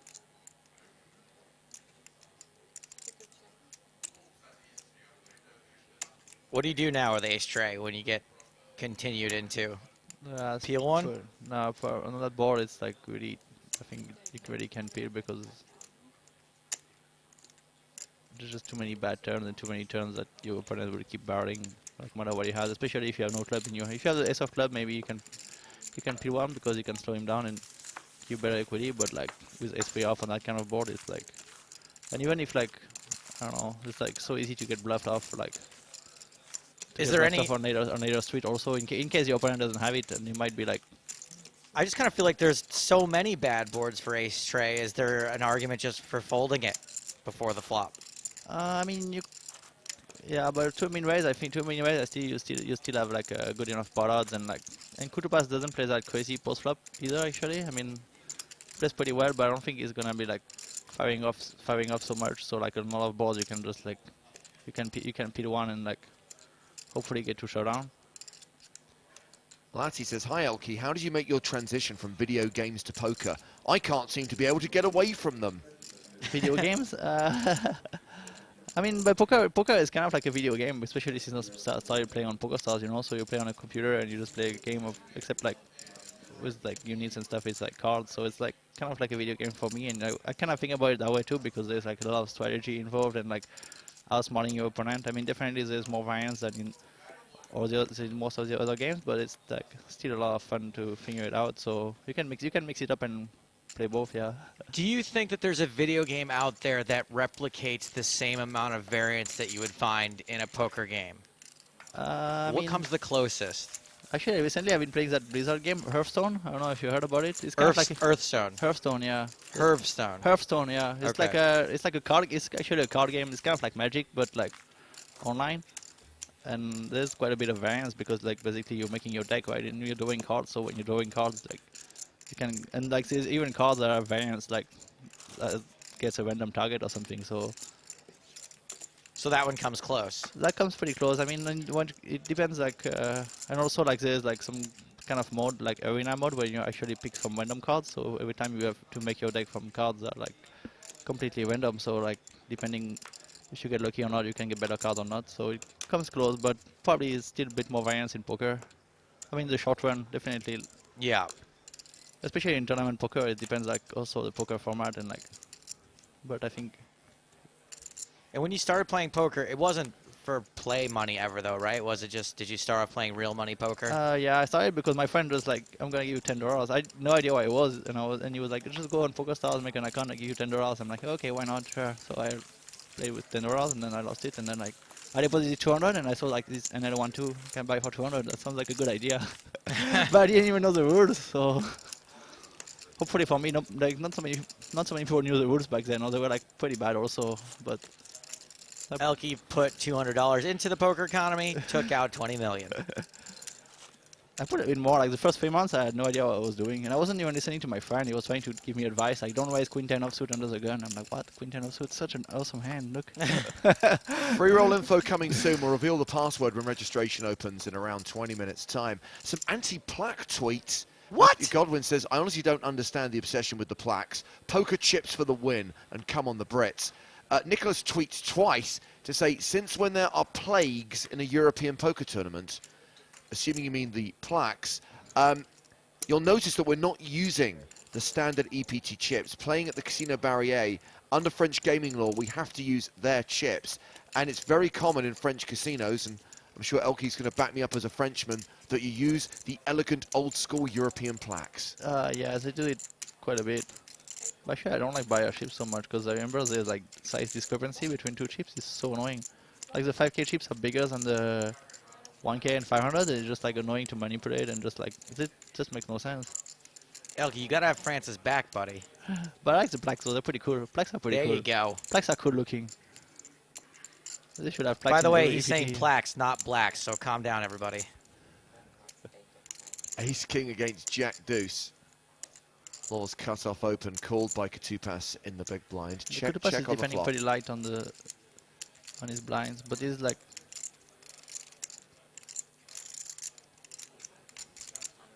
He's a chronic blind defender. Chronic. Rob King chimes in on the subject of Hearthstone. He says, it's great fun. Might see you on my next ladder attempt, Elke. Variance does have a big impact on that game as well. And guess low to fold ace king. I think I like. I mean, I don't know. I would have liked low to bet the flop probably better because the fact that Katupas is not like crazy post flop, you will get like a lot of information and like it's also like much unlikelier that he would like float with nothing or like bluff you on the turn because like it's probably really bad for your hand when you check. When you check back the flop, definitely like the turn is probably awful because he never has a flush draw or he never has anything really connected. He could have like 7-10 or something, but like most likely he doesn't have. He has like ace high or overcards or like under pair or something. So it's easy for like Katupas to put pressure on him. So I think that would have been good to. I mean, it's kind of easy to say once you see the hands and how it turns out also for sure. But I think Katupas hasn't been like that crazy out of line post flops that you would like just randomly check raise that kind of board. Well, that's the great thing about having the cards up coverage is that we can make those sorts of statements now, and we're not going to just play results in that immediate hand, but we are getting a sense of how this guy plays finally.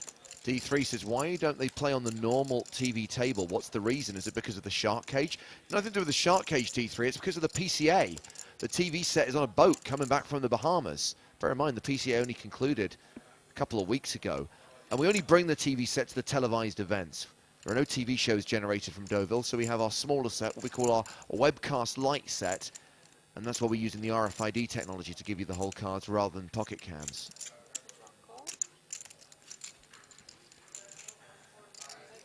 Two-pass raises, small to big, gets a call from Oliver Price. And even though he was dominated pre-flop, Price flops best. Katupas is probably gonna fire again because it's.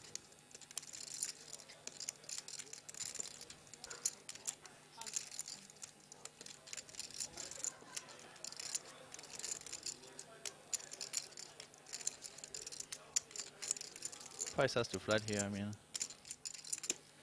Which he does.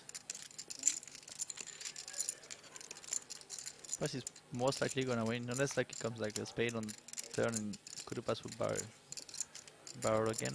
I'm not sure. This is a great card for Price because he picks up the backdoor first row also. But I don't think there's too much value in betting because he's not folding anything better than him, and he doesn't need that much protection, especially since he has like clubs.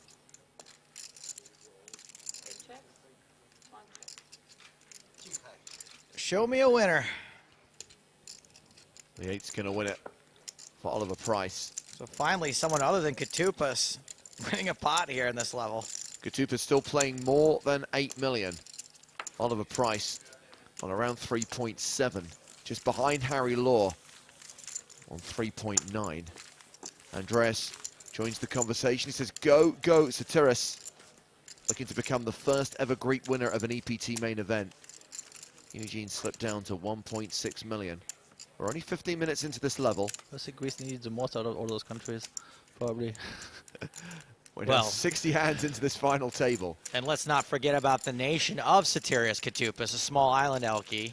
I've been hearing about it, yeah. Yeah. Did you want to hear another fact about Sotiris Katupas? Sure. How many people are there? It's just under 200,000, actually. Small population. And despite only being 6 miles long by 6 miles wide, and of course 6 miles deep, there is a subway. Wow. And you can, but unfortunately at the subway, the $5 foot long is $6.50. It is an island. Kanchelov raising under the gun with ace king. Fold around to the blinds. Eugene hasn't been very active lately. They should be able to show the cards when people fold also. I mean, because usually we don't. I mean, sometimes you see it, but it's whether the cards have actually been on the scanner for long enough for us to pick them up. Obviously, if they're playing the hand, they are. Yeah. They're keeping them there, and obviously we can pick up the information. Quick update from the high roller. They are currently three-handed at that final table. Dominic Panka leads with 2.7 million, just ahead of Albert De Gea on 2.6 million. And bringing up the rear, the short stack with 377,000. Headline mark! Joe's favourite player on the EPT. Present Sorry, company. Elke. Accepted, of No course. worries. Dan McLeod is nursing a massive hangover. EPT Live and Elke are making things a lot more bearable. Oh, you're welcome. Have you spoken to Hangovers are the Eugene? worst. Have you spoken to Eugene at all today, Elke? Did you hear how he was feeling after the first break? I mean, actually, they were trying to make a deal, but it's forbidden by the French law, so they didn't. Correct. Also, Elke, you know, it seems like kind of a missed opportunity to not have someone watching the live stream and telling you about hands later. If you're not doing that for Eugene, who is? Oh, I am actually. You are? Okay. Yeah, I am. I've been doing it, and now they haven't been like any interesting enough. I would like. If you thought there was anything he needed to know, you'd text but like, him. yeah, since we came back, there was like nothing really like kind of like crazy happened. I told him like about the thing from the Russian guys and that guy folding ace-jack also at the very beginning.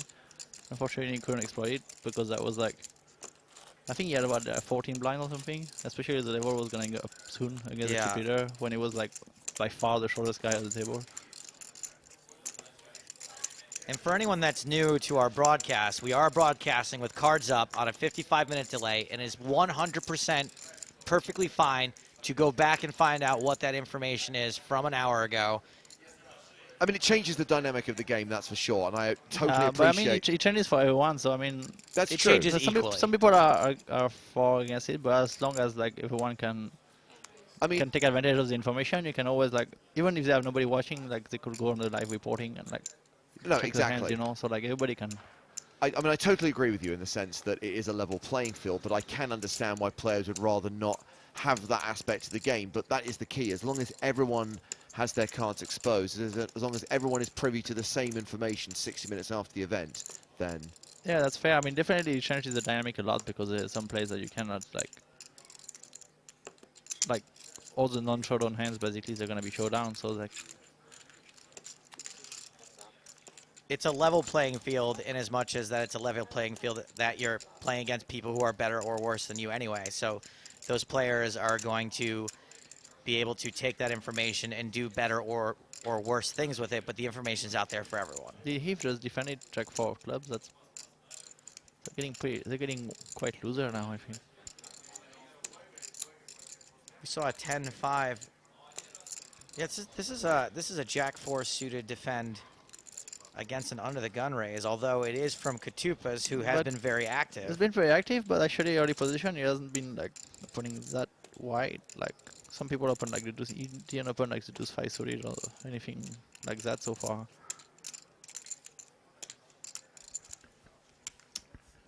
There's a plaque in the middle. I think the Russians liked it too. They got all excited. King of Hearts on the turn. So Katupas turns a gut shot. Heath still with that flush draw. These two are cruising to a chop at the moment, though. A really big shot of a chop here. Over 60% chance of a chop pot.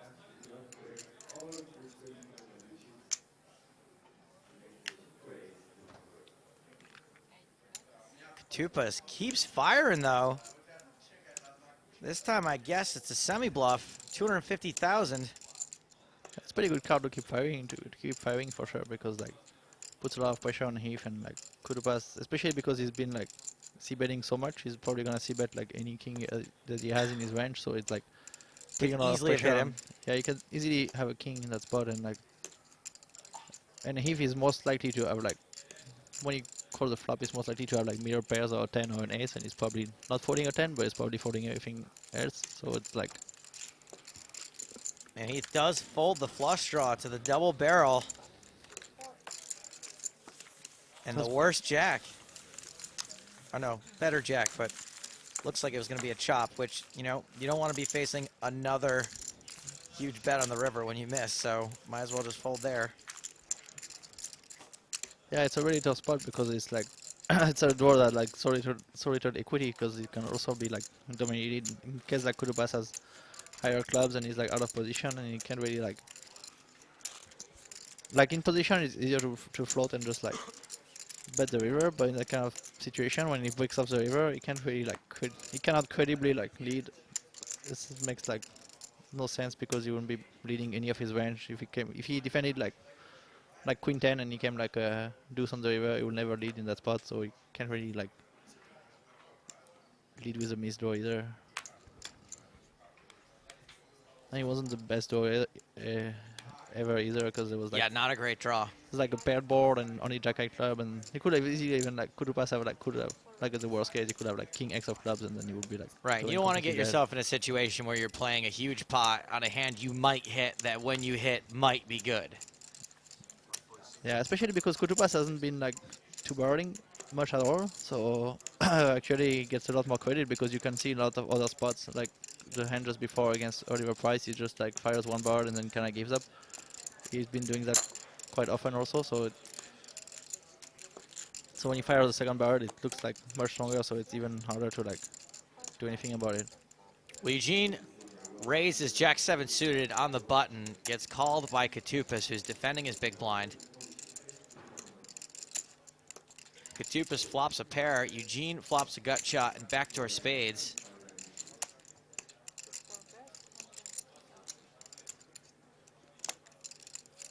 I think that's a good board for Eugene to bet, because Katupas hasn't been like too crazy. He hasn't been check raising much actually, so I mean he's gonna call a lot of things of course, but there's gonna be a lot of great turn for Eugene where he can barrel off, like obviously like he can barrel spades, and like 4 jack or 7 would most likely give him the win. Boom. 7 does put Eugene way out in front.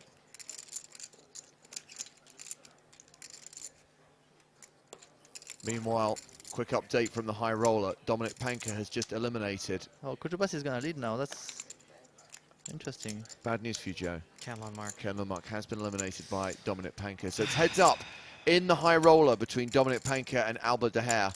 And as Elke observes, here at the final table of the main event, Katupas leads with his 5 for 225,000.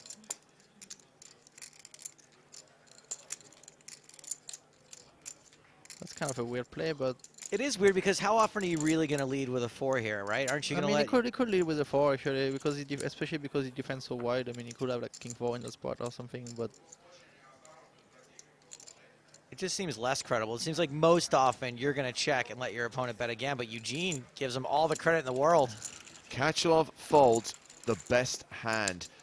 Well, we caught up with Eugene a bit earlier today. I feel great. I mean, you know, obviously making a final table of an event is amazing.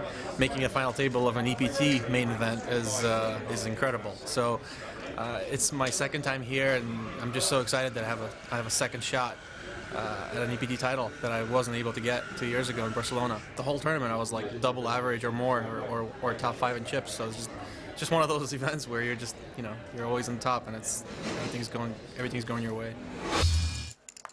Alas, things not really going Eugene's way today. And he's down to 1.3 million. He's getting close to a 20 big blind stack. Elke, questions coming in for you on Twitter. Andreas says, Elke, were you tempted to go to the Aussie Millions this year? I was kind of tempted, but actually it's like too far and too close to Deauville also. Like the problem is like the festival has already been starting, and like I would have to like travel like 30 hours to like take one day off and then play the next day, and like, I mean, I think I heard it's a great tournament, but traveling 30 hours and like back and forth to just play one tournament is not really like worth it, especially because there's so many great tournaments around all over the world now. It's like, and like I don't think I will be playing my best, and because so far if I want to go to Australia, I'd rather like take some vacation after or something. Sure. It's like probably I try to like be smarter with the traveling because it can be too crazy otherwise. Elke, I got a question for you actually.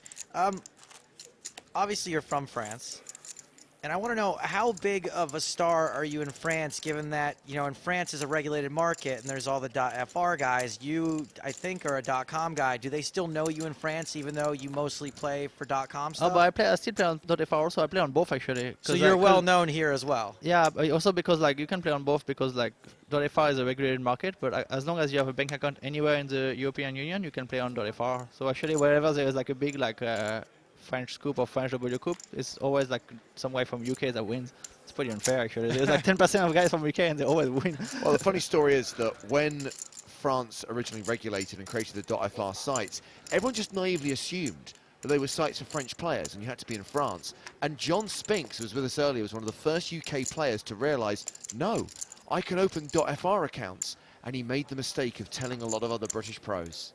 Yeah. He would have won much. Well, he made the mistake of telling you, apparently, Hardigan. I was one of the last to find out. Yeah, because I have relatives here in France, and they're always like, oh, what poker players do you know? And I rattle off, and then I try to go to the PokerStars Team Pro page, and I can't even go there in France. I'm like, I know him. Oh, I don't know any of these guys. Yeah, it's like whenever you go on .com site in French, it's like it directs you to the .fr. Sometimes it's really annoying because like I'm in France and I want to check like the incoming schedule for Scoop or W Cup schedule, and like I go and it's like redirects me to like PokerStars.fr. Doesn't exist here. I want to say hello to Mark. He's just flipped on his PC in Montreal, and here is the three of us. It says, nice to hear Elke.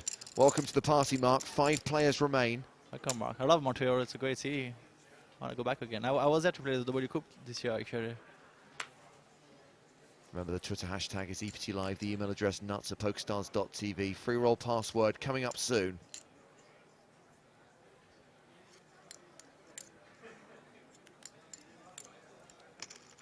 What do you think of this analysis from Walter Elke? He says, not a popular thing to say, but Eugene is not showing a killer instinct at this table. I mean, I think he's been making that hand and one earlier was kind of mistakes. I mean, it's always hard, obviously, but like I think there's a kind of when you see the hand, there were clear mistakes. Like the King 10 was like when he called like price big. I don't know how big it was, but it was a pretty big value bet on the river. Bigger than he should have bet, probably. Yeah, I think as weight, I think that's more likely a fold because like there was like no. I mean, he created a side pot by betting the flop, but I don't think he would be betting that kind of river on that kind of board. Like, even though Eugene can really have an 8 or 4, it's like I don't think he would try to bluff him, especially because the Russian guy was all in and could have something also, and he could potentially bet like the ace of club maybe, that's like because then you still have like really good equity to bust the Russian guy that's all in with the E2, but that's about like the only one. So, and I guess the great guy is pretty hard to play against actually, because sometimes you like, it seems like he does things that he plays pretty well, but he does things. It looks kind of random, but actually he has pretty good frequency and pretty good. He's been having pretty good timing on most of his moves. Sometimes so we far say unconventional to sort of soften the blow if someone's not playing very well. I'd say he plays unconventional, but he isn't a button clicker. Yeah, he plays unconventional, but for sure it's like he picks up like good. He just like doesn't do random things at random times. He picks up actually good times or good cards to do like. Right now, Katupas is playing 8.7 million. Harry Law is around average. Everyone else below average. Well, this hand's the first time somebody else than Katupas 3-bet at the final table, I think. After what, like 3 hours? So Heath opens under the gun, gets 3-bet by Oliver Price on the button with the jacks, and lays down the ace-8.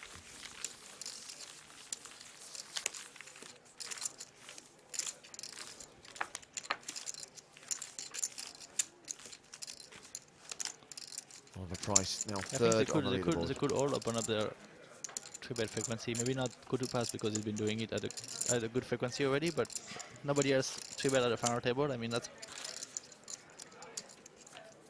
a way of play to reduce the variance also, but I think there's still like, the problem is like, then you cannot even like 3-bet your strong hands because you shouldn't, when you have like queens or kings, you kind of want to get value and you should just never 3-bet anything. Unless the other guy has a monster also, you're not gonna get value from it. So I mean, could you start 3-betting a little wider than that and maybe start opening up the 3-bet game? yeah, I think that's especially now is like a perfect time to do it because everybody is like also opening wider. Like it's kind of hard to 3-bet too wide when people play super tight and like there's a lot of like full pre-flop, but because like people are starting to open up much wider, like earlier we still know like raising 5-deuce suited and Heath also, and like. So ace-queen for the chip leader, under the gun raise. Michael B said, I'm increasingly impressed with Sotirios Katupas, the player, not the island. But he's never been to the island. I know, I mean, you can't make that kind of statement unless you've been there. Raise and take it, and he chips up to 8.8 million. I've got 6,400,000 and I feel very good for today. I have a good feeling that I'm gonna take it down, and I not be afraid of anything or anybody. I have experience, and I'll do my best to make it. I'm excited, and it's everybody's poker player dream to make a final table and chip one tourney like this. Katupas speaking at the start of the day. He came into the final table as chip leader, and now with 5 remaining, he's increased that chip lead, closing in on the 9 million mark. Seeing that interview with Sotirios Katupas, though, did remind me of another fact about the nation of Sotirios Katupas.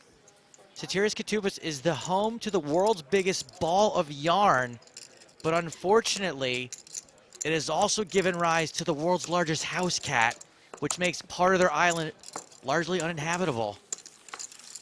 Everyone's terrified of this giant house cat. How big is it? How big? How big? 7 feet in length, not counting the tail. A question for Elke from Vlad.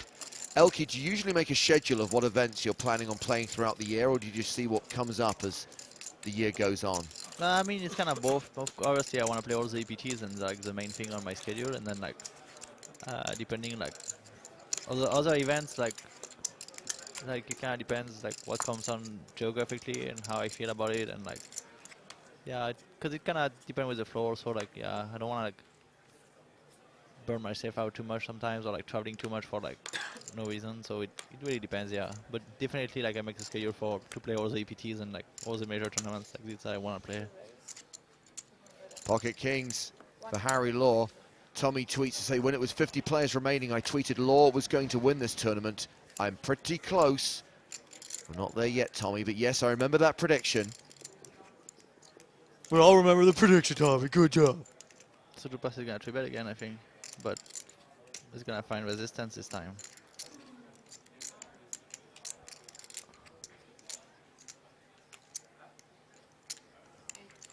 That is a 3-bet. Katupas re-raising from the small blind, makes it 275,000, gets a fold from Oliver Price in the big blind. Action back on Law. Can't really blame him for 3-betting because it's been working it's been working so well lately. And the only time the other guy had the best hand, like the board came like King Queen and E40 10s, I think. But this time Law is obviously not gonna fold. Now he's like had a decision if he wants to 4-bet or like call it. I don't know if like Katupas is the kind of guy who can go to like a pre-flop raising war, because like also the situations are kind of hard to assess because they are basically like he hasn't been 4-betted the whole time at the final table and probably not that much in the whole tournament. So there might be more value in just calling and letting fire off one at least. Well, obviously, because like 4-bets look so strong, yeah. Yeah, well, knowing the hands, we know that, but let's assume we don't. Let's try to see what we would think here if we did know Katupa's hand, but we did have the information that he's the only guy that's been 3-betting, and sometimes it's been a little light. Do you just flat here, or do you try to put in another bet? Well, Law has decided to flat, and he used some of those sexy 100k plaques to call that bet, and he flops top set, and it's second pair for Katupas. I think I flat much more in position because like it's heads up in position with king, so it's gonna be like pretty easy to play, and also like it's likely, especially Katupas guy, is probably gonna fire off one on like any board, like no matter what he 3-bet with, he's gonna bet the flop like he does here. But like if he will bet the same if he was like, I don't know, like deuce 3 3, or like, I mean deuce 3 3 is a good board to bet. Like if he was like 10-7 deuce or like jack 7 deuce, which is pretty, he would bet the same on any board that not especially good for his hand, just because I've been seeing him like just like c-betting like a lot, like almost 100% post flop. So I think there's more value in like in just flatting with kings, especially because like if he has a big hand and your hand is these guys, I mean, but if he has like another big hand, you're likely to win a big pot anyway. You guys, Elke just got a text from Eugene. It's awesome. Law just calls. Yeah, Law definitely can do anything else than call with top set on that board because it's just such a dry board. And that's a bad card for Katupas, the 4 of diamonds. I mean, good in the sense that it gives him a flush draw. It's pretty good because he gives it out. Well, I was thinking he might barrel again, but he doesn't. He slows down and checks. But, yeah, I mean, I don't think he would barrel because he would not represent. I mean, if he barrels, he basically wants to like fold like 9s to queens because that's, or like any kind of pair that Law could have, but he must know like Law is probably have a strong hand because I don't know, just the dynamic of the table. It's just like I don't think he will be like people will flat his 3-bet light. Like the first time his 3-bet got flatted, the guy had 10s, and like I don't think Law will flat with like a hand like queen 10 or something, and he would definitely not fold the flop on that kind of board if he had that. If he had queen 10 suited or queen jack suited. So 380,000 is the bet from Law. Katupas definitely has to call because pair on the nut flush draw.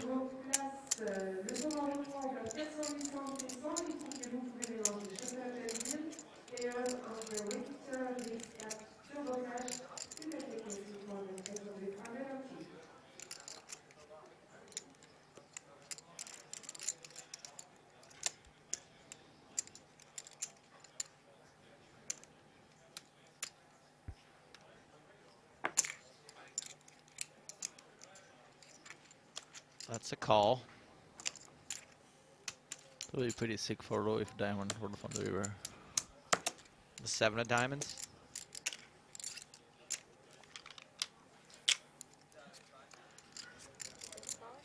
It's the 5 of hearts. Katupas misses his flush draw. He checks. He does put a 4-card straight out there.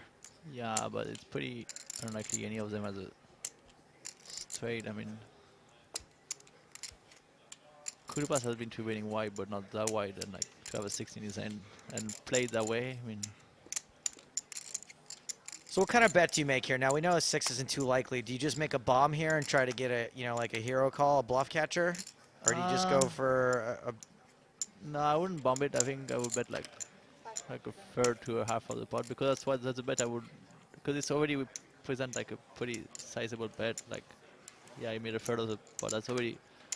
I mean, you can't really get. The problem is like, you kind of only get caught by like, yeah, an 8 or like intermediate pair, but it looks like super strong. It looks like your line is already like really, really strong to play that way, because in that point low will check back like anything that's like any intermediate pair. Wow, Katupas heroes with an 8. Gets shown the set of kings.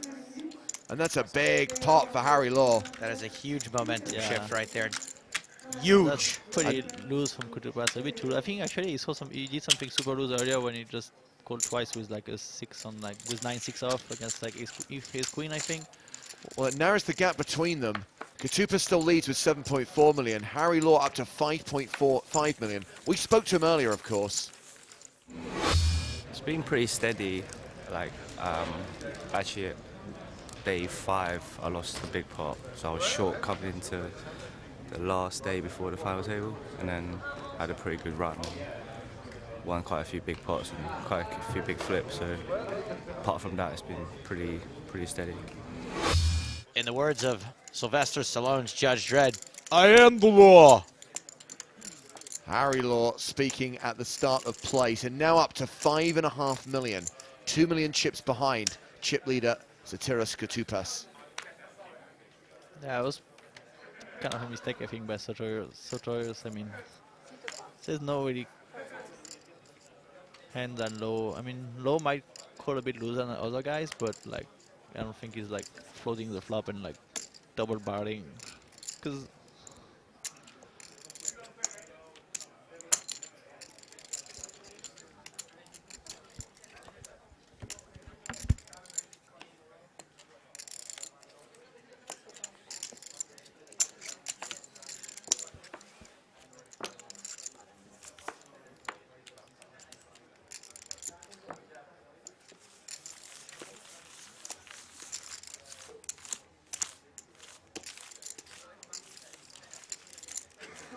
Raise and take it for Katupas.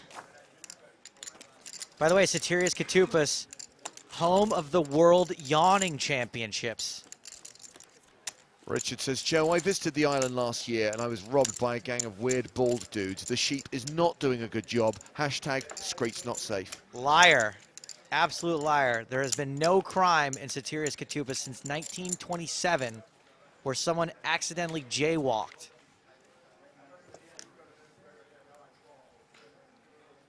Lies. Is jaywalking actually a thing anywhere other than the US?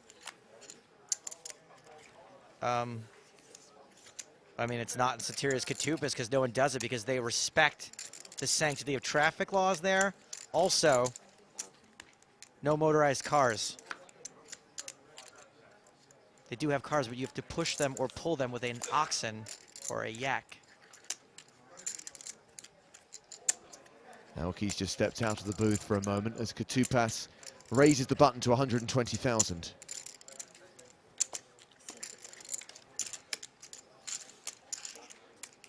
Kachalov now down 20 bigs.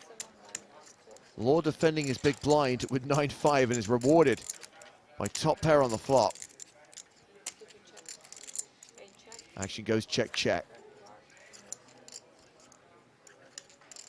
See if Katupas chooses to rep that king with a delayed c-bet. I think maybe it'd be a little snake bit, but nah. Nah.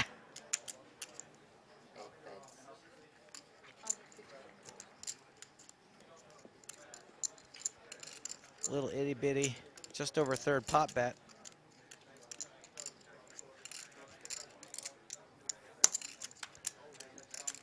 Law rightfully calls. A lot of people asking for the free roll password. We'll give that information out soon. But if you were listening earlier, when I told you to write something down, you should already have it. 2 pair now for Law. Action goes check, check. 9s and 5s will win this one. He takes another chunk of Katupas' stack, narrowing the gap on the leaderboard between first and second. 7.3 million for Katupas, 5.8 million for Law.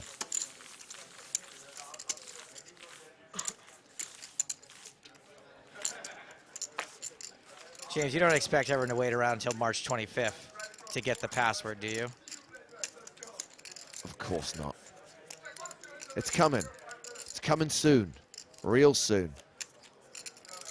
There's a graph of Eugene's chip movement from the start of play today. Ooh. A slow, steady decline. Start of the day significantly above average, but this has not gone as he had hoped, not gone as he had planned. Speaking of average, we've only got 2 players who are above average, Katupas and Law. And for a long time, Law was literally sitting on the average. It's only in those last 2 hands against Katupas that he's able to get above average.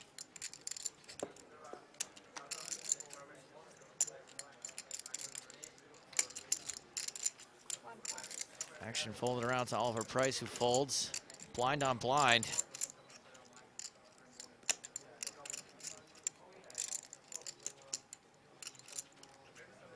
Law v. Love. I am informed that jaywalking is a bad thing in Germany. Not sure if it's illegal, though. And apparently Australia has the no jaywalking law as well. So the civilized nations. Thanks to Ryan and Damien.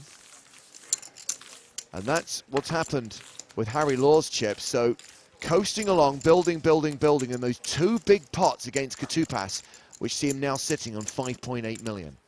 We have played 73 hands at the final table. And we are currently 5-handed. So, free roll password. The game kicks off 8:15 Central European time. $1,500 in the prize pool. Could be 2,000 if we get enough shares on Facebook. March 25. So when we kick off our next live stream from EPT Vienna. March 25. MARCH 25 will get you in to today's free roll. And after this hand, I'll give you guys a clue as to how you can add an extra $500 into the prize pool for tonight's free roll.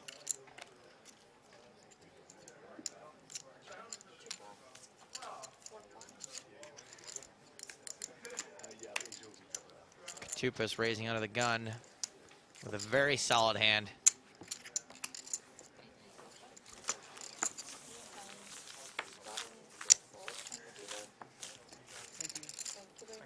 Congratulations to Ivo, who cracked the password for today's free roll. Well, he says just found out the EPT Live free roll password, probably because he just tuned in. Oh. Wonder if anyone actually cracked it. Kachalov now down to 19 big blinds. Katupas the only player with more than 100 big blinds. So if you guys want to play for $2,000 in the free roll tonight instead of the usual $1,500, we pulled this off yesterday. I think we can do it again today because we're bound to have plenty of people watching the stream. What you need to do is go to Facebook, stop stalking your ex-girlfriend, type European Poker Tour into the search bar, go to the European Poker Tour page. Just below our cover photo, there's a little link that says EPT Live. Click on that bad boy.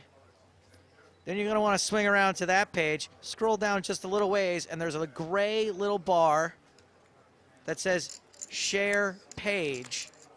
Click that, and you will put the EPT live stream link on your wall. If we get 500 of you to do that, the PokerStars Fat Cat Watch is going to add an extra 500 bazingas to the total for tonight's free roll. It won't get paid out tonight, but on February 3rd, if we reach those 500 likes, everyone who cashed in the free roll will be paid more money accordingly to the way that those 500 bucks is spread out. Raise and take it, Harry Law.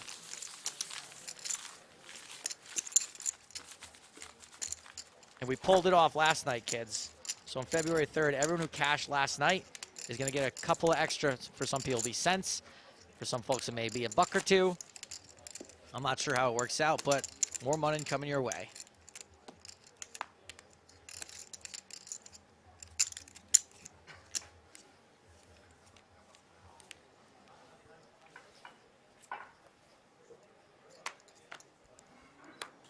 And 76 at the final table. Oh dear, JP's disappointed. He says, you mean I have to wait 7 weeks for more EPT Live? Is that how long it is? It's a decent break now between Deauville and Vienna.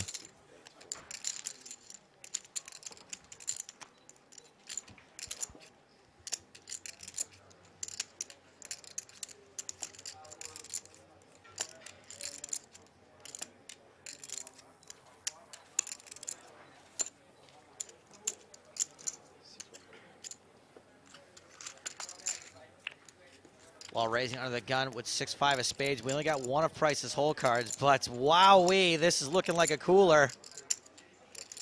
Law flops a flush. Top pair for Price, at least top pair.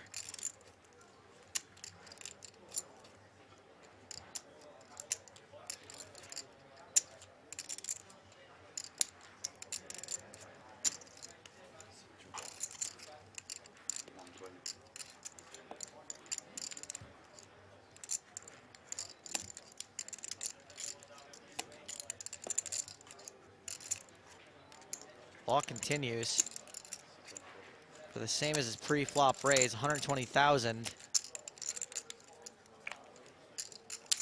Price calls. Deuce on the turn.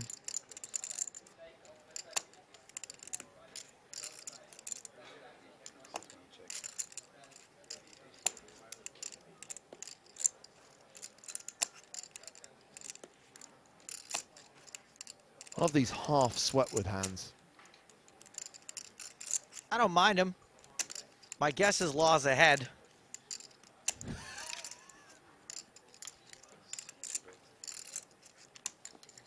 We do have a sweat, though, if Price has got Queen 10 under there. I was going to say, if the board pairs on the river, we definitely have a sweat. And Law's doing a pretty good job of not being too greedy with his bets. Both the flop and turn bet just a little under half the pot.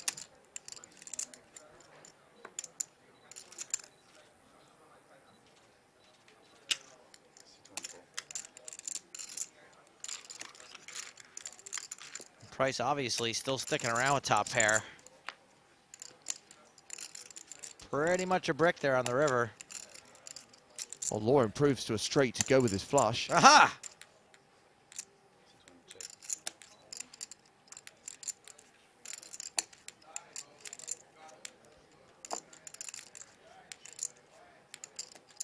I think 6-5 of spades is the only 6-5 that Law could possibly have here.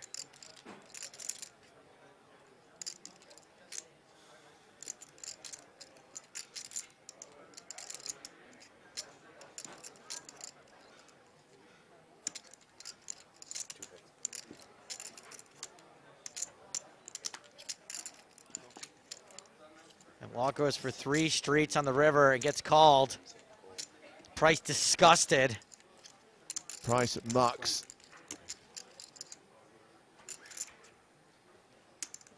And Law wins another huge pot.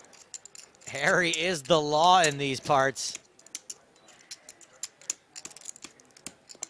620,000 apiece on the river.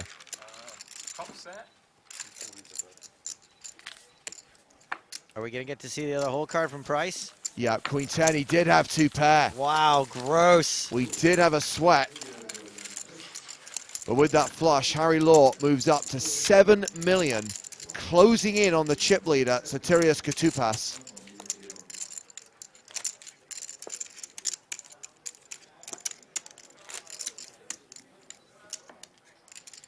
What a sick feeling for Oliver Price. It's so hard to put your opponent on a flop flush. Such a cooler. And let's give some credit to Harry Law also for just making really good bets. 3 streets of value on the flop flush.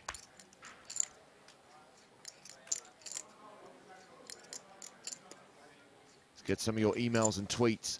Dean Saunders sends this to nuts@pokerstars.tv. Hi guys, love these Saturdays. Watching Wales beat Italy in the Rugby Six Nations. Listening to you guys, 3 Brits at the final table. I'm about to start my Saturday night tournament grind on PokerStars. Saturdays don't get much better. Well, I mean, you know, going out or knowing the loving embrace of a woman could possibly be better, but this is a very close second. David Olsen tweets, say, I'm on the bike trainer railing EPC Live. 90 minutes in, another hour to go. He's talking about the bike training, obviously, not the tournament. The Warsaw predicts Eugene Kachalov will make a remarkable comeback and win this title. I'm sure De Warsaw is delighted to see Dominic Panka heads up for the high roller title.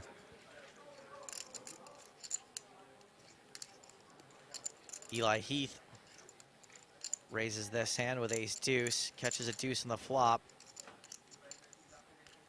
Law defending his big blind. Catches some backdoor draws, and that ain't none of them. Heath picks up a draw now. Go with his pair.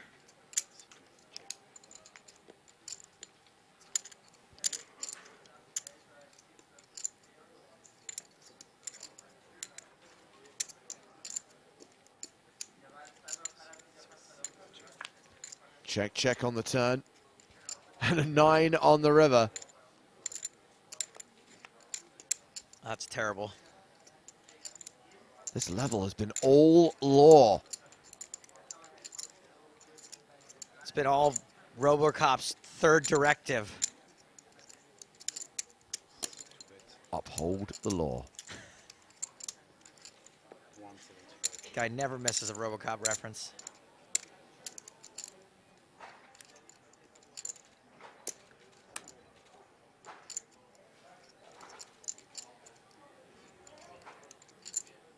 Is Eli Heath going to hero with just a deuce?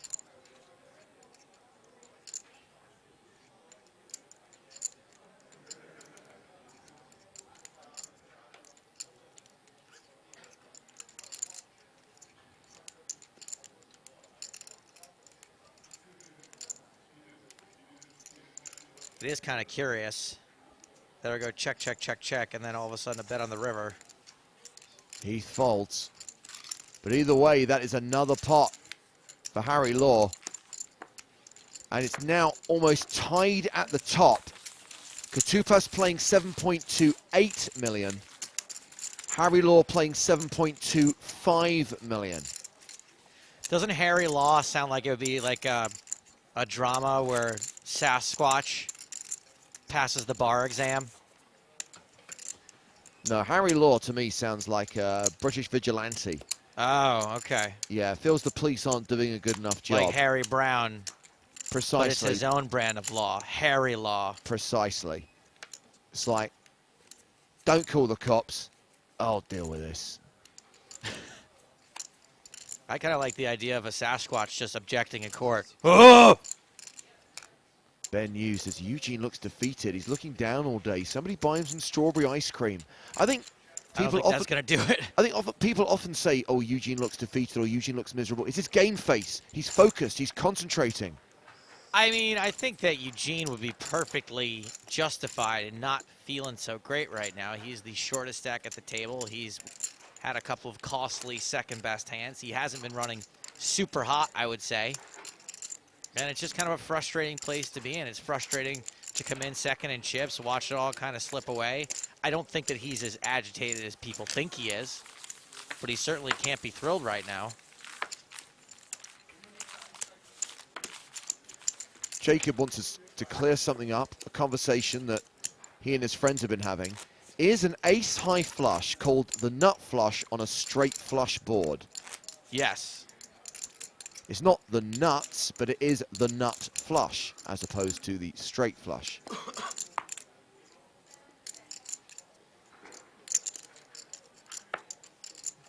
Radu thinks this Law guy is fantastically lucky, seems to me. And I will say that he's running all right, but he's playing pretty well, too.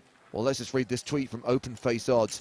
That hand with the kings, impressively played by Law. Perfect overcall, pot sizing, read and river value extraction, well done. It's not just about getting the hands, it's how you play them and how you do extract value against worse hands. And I'd say that's a pretty well-played tweet. Got a lot of info there in 140 characters. Well said. Chris Day said, in my time playing with Eugene Kachelov, he has always had that same look. I doubt he isn't confident he can come back and win. Ezra says, buy Eugene a yogurt so that he can do a Tim Adams with it. That is something none of us ever want to see again. I would pay money to see that again, but only from Tim Zero Thee.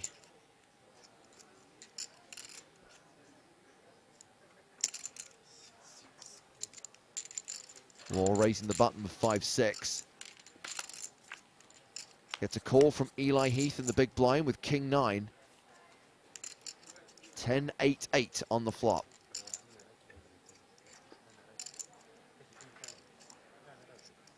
Stuart Lee has borrowed your expression, States. He says Eugene has a chip and a chair so he can still win. Go Team Pro. You guys are all welcome to use that, by the way.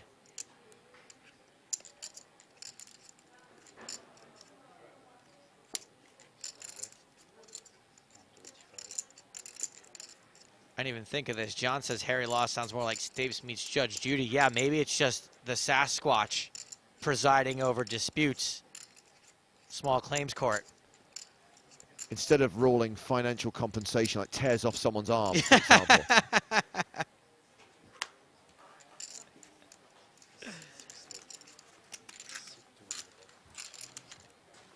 Law wins another one.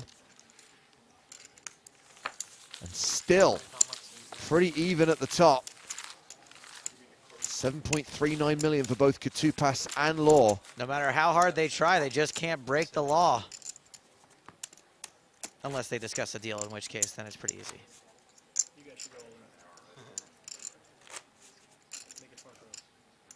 Half an hour left on this level. And the blinds go up to 40,000, 80,000, and confirmation that at that point will put the ante up to 10,000. Elke is back in the booth, and I don't know whether you heard some of those comments that people are saying about Eugene. He very much has a game face, Elke, and I've said this to Eugene before.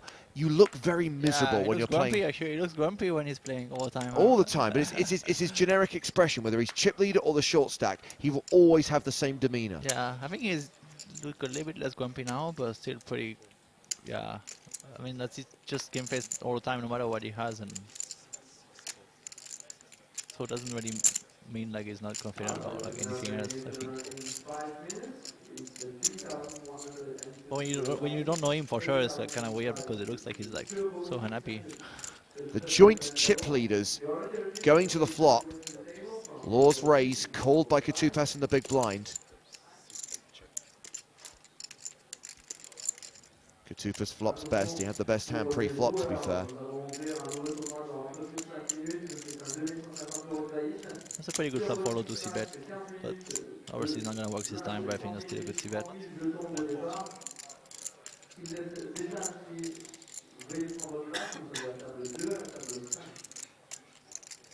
Although Katupas is not really the guy you want to bluff because he's like been making some pretty light calls, like the ace-8 of diamonds on the 3-bet pot and like the 9-6 off earlier.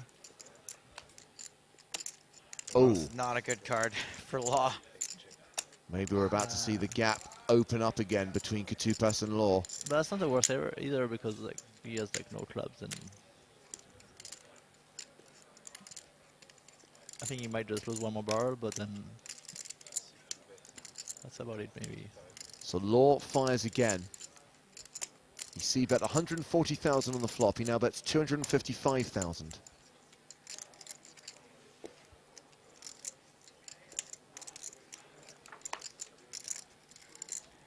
Marcus is annoyed. Says, why are people saying Law is getting lucky? He's playing very well, especially his bet sizing. Agreed. Yeah, but you can be playing well and getting lucky also. I mean, that always helps. Like, he's not getting super lucky, but he's running all sure, right. Yeah, but like, it's just like when. Uh-oh. Wow, that's this just keeps pretty getting... unlucky. That's pretty unlucky for him, though. You guys jinxed it out of Harry Law. Katupas checks a third time. It's probably one of the worst river for him, like by far, because he knows Katupas never has his king, and like I honestly Katupas could have a flush, but it's not that likely either, because so he definitely has to be like super confident in his hand now, because especially because Katupas has been calling down so light in so many spots. He's gonna insta call probably. Katupas calls. It was a bet of 385,000. Law says 2-pair. Katupas shows a better 2-pair. That was 1 second away from being a slow roll.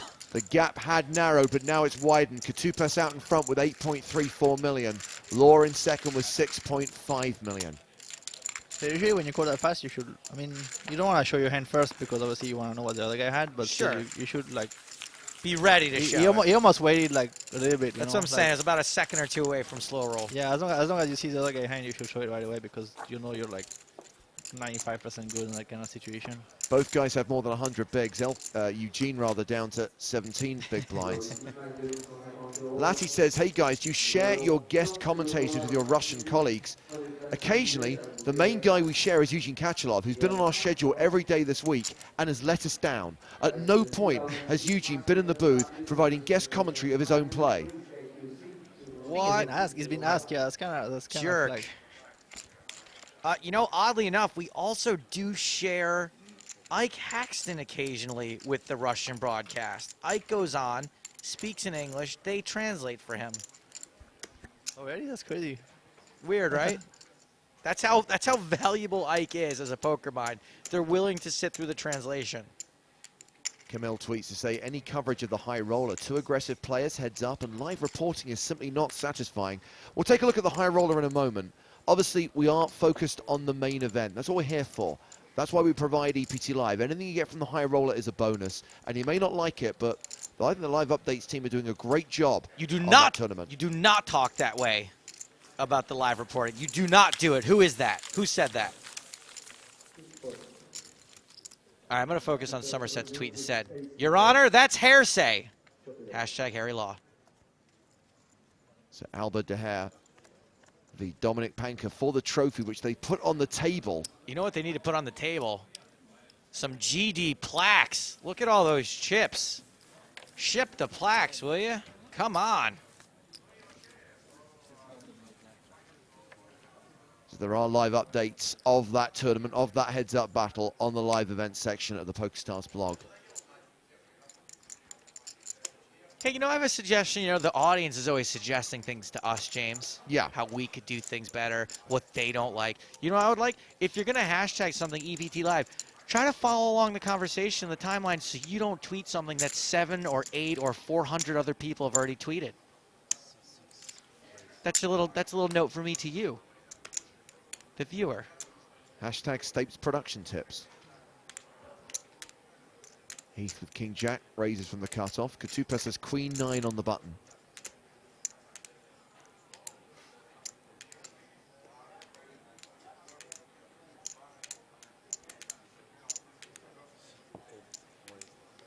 And Katupas is 3-betting, as he is fond of doing. He re-raises to 275,000.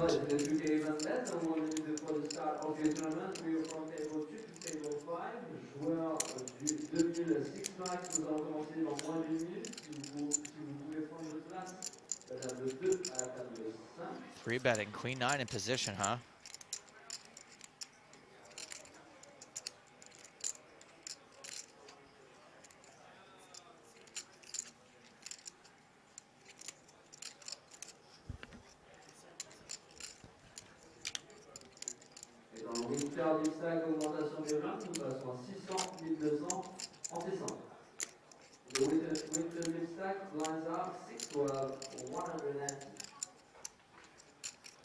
Now, how is Eli Heath feeling about going to a flop with King Jack out of position? By the way, those of you asking for the free roll password, it's on your screen now, top right-hand corner. Note it down and use it to get registered for that game. As Heath folds the King Jack, the free roll kicks off at 8:15 Central European Time. 10,000 players have registered already. There's another 20,000 spots available.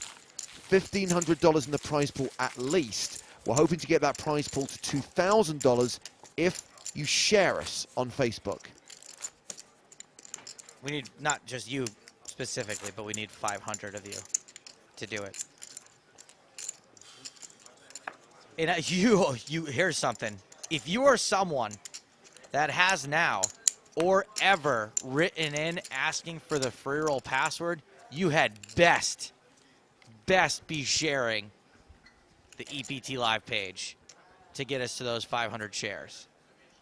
I will come to your house and slap you about the head and shoulders if you ask for the free roll password and don't share the page. Katupas picks up Queen Jack suited in the cutoff. Welcome for this 6-match turbo. You start with 30,000 chips professional level. There is small blind is 50, big blind is 100, but Raises to 120k. King Queen for Oliver Price on the button. 3 players shuffle and deal. And remember when Price was laying this hand down to a single raise earlier in the tournament? Different dynamic now, 5-handed, the short stacks out of the way. I mean, there's still two short stacks than him, but for sure. Yeah, Oh! I mean, I He think still lays it down. He should play that hand for sure. I because, was like, sure he was going to call at least. Yeah, he should. I think court is definitely the best play. It's like way too tight to fold that. Like,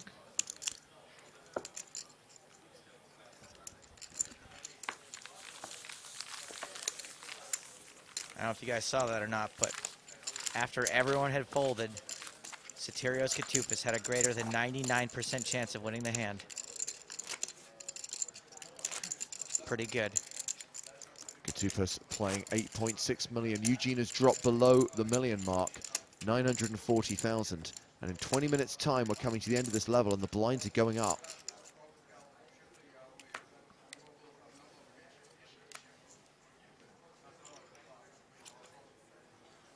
Robert says, is anyone able to stop the law? Someone needs to turn up the Heath, increase the price of seeing a flop, or just catch a lot of cards. Robert. Booby. Gold star. Fave. price 40 to King 8 suited here too is pretty weak, I think. I mean, nobody opens, and like, especially because nobody's been three-betting like a really playable hand, and he has like 40 blinds. And like Eugene and Eve really can't do anything about it. They can't three-bet, like, they're not gonna three-bet light because they're short stack, so I think it's like bad fold.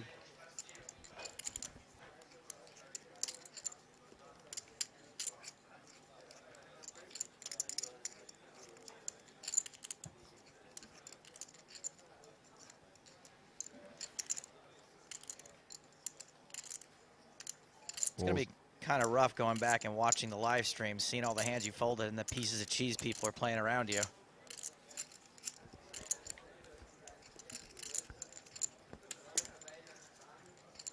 Ace Deuce is the hand that Law's raised the button with. Heath considering doing something with Queen Deuce suited in the big blind.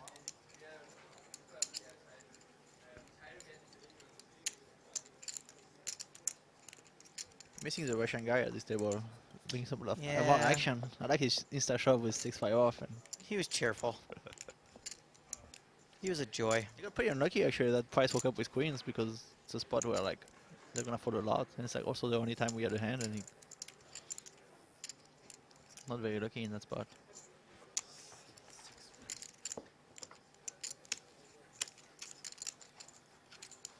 Heath coming to life.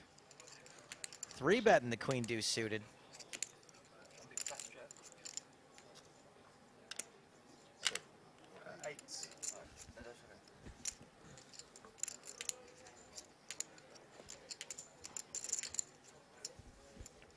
That's a pretty good spot because he knows low is gonna open a lot of button.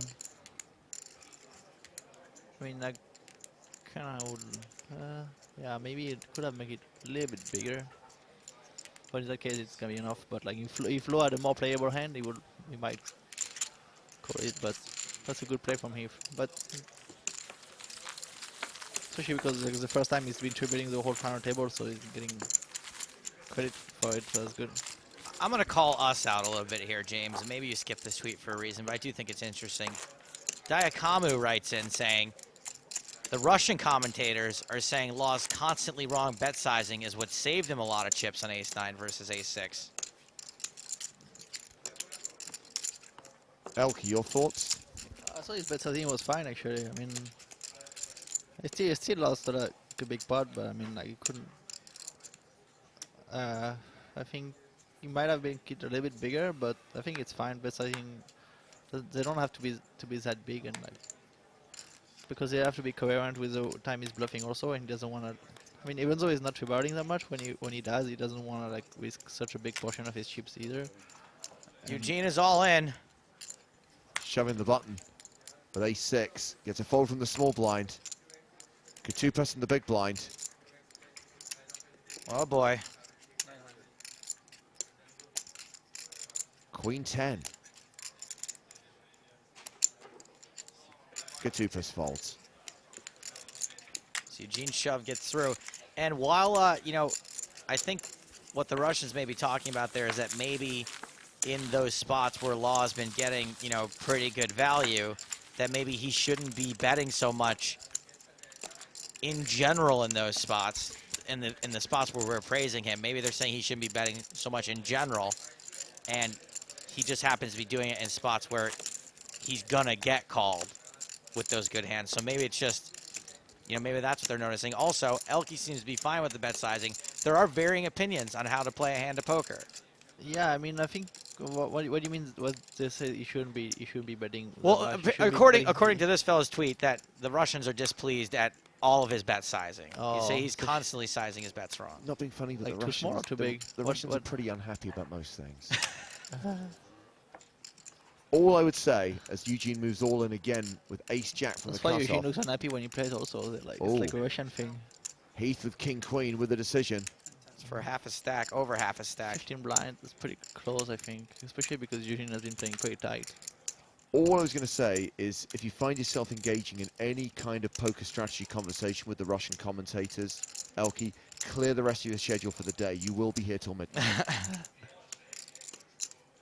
So they're saying he's betting too small. Or They just say wrong. I haven't heard. They're saying that his bet with the ace-6 hand was too small, which is what saved him money. But I can only imagine if they had a problem with his other bet sizing, they must be saying he's betting too big, because I think he extracted tons of value on those other hands. yeah, I think it was fine. It was when we just had of kings, it's like a third of the pot. But when the pot is that big, also you have to consider like the pot was like 1.6 million or something. So it's not like. So a couple hands in a row, we've seen Eugene open shove and pick up the blinds and antes, and that gets his stack up to 1.1 million. Eugene acutely aware that the blinds go up in 14 minutes' time. And, of course, the ante will double from 5,000 to 10,000.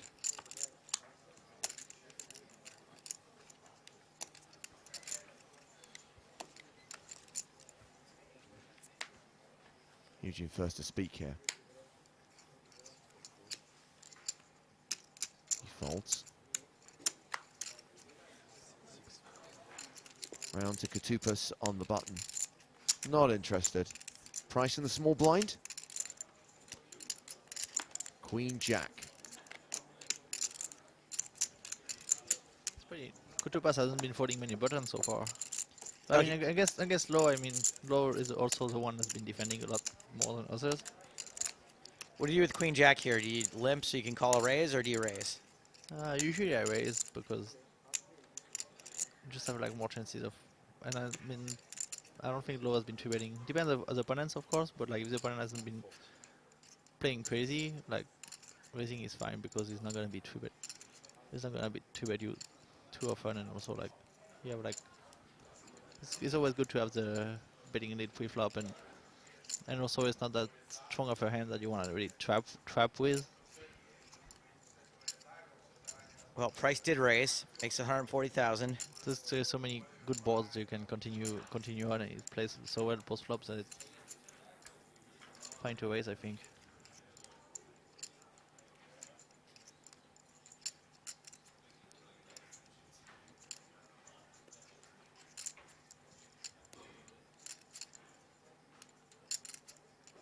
But I think Low is gonna 3-bet now, just because I said he hasn't been 3-betting that often. He's probably gonna 3-bet now because I don't.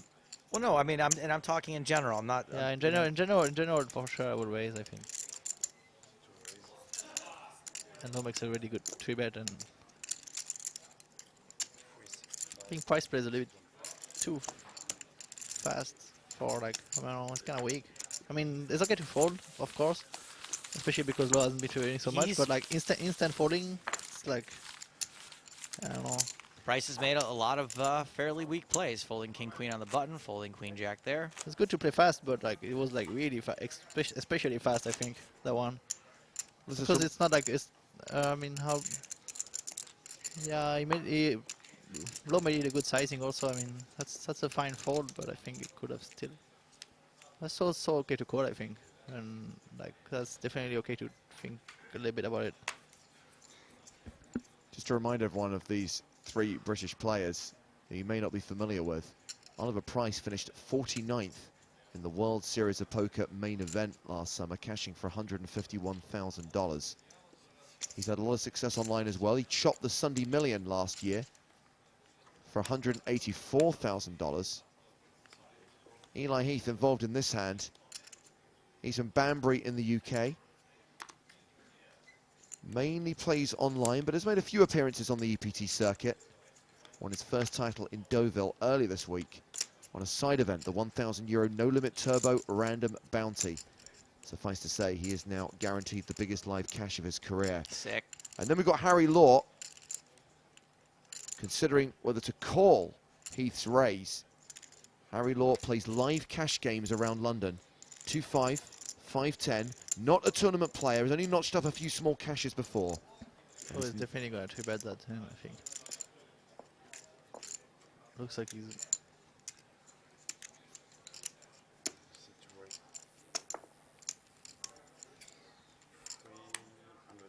Having coding is also fine, but with Heath's stack, it's good to bet it, I think. Law has re-raised. It's a 3-bet to 305,000.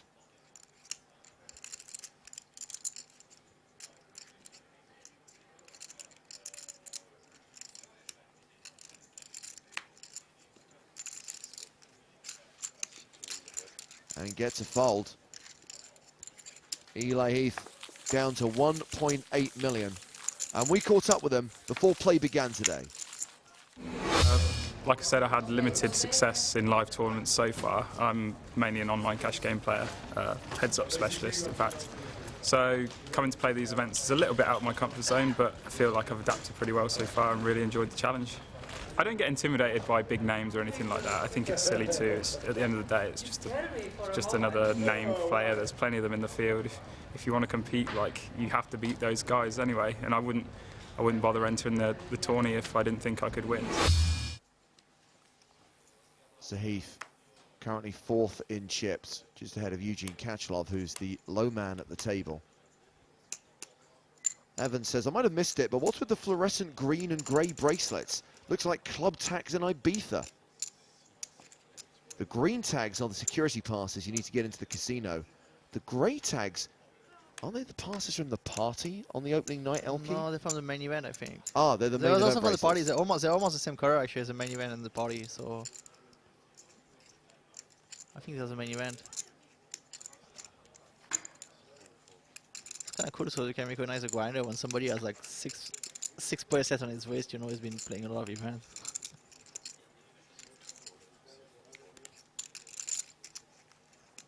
Two passes raised under the gun with 8-5 suited. It's Eli Heath's big blind.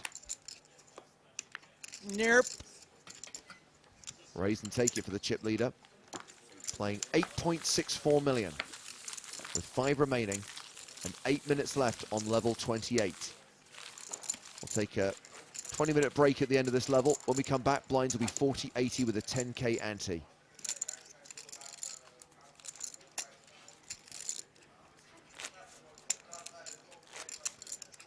Jürgen has a question. Stapes, what is the most shocking thing that's happened in Deauville on this stop of the tour? The most shocking thing that's happened in Deauville. I have not taken one item from my minibar. That is borderline unbelievable. I can hardly believe it myself. It's going to be the first time ever on an EPT trip. I didn't take anything from the minibar in Bahamas. That's because your hotel room didn't have a minibar. Correct. I gotta put all of John Minibar's kids through college at this point. All 11 of them.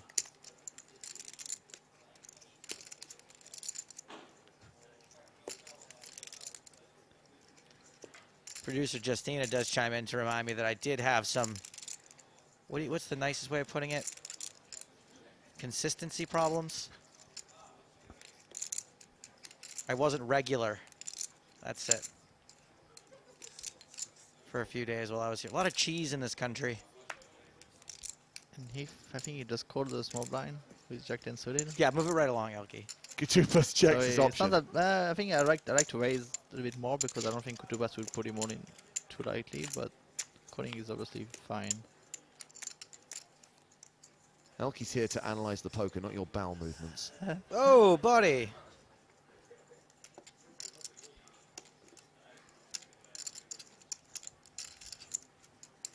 Eight high flop, playing Poker Stars. I think it's gonna be hard for him to win the hand now because Kutubas is probably gonna call at least if he's probably gonna check a lot of his like rear hand, so if he bets there it's probably not gonna have that much on that board, I think.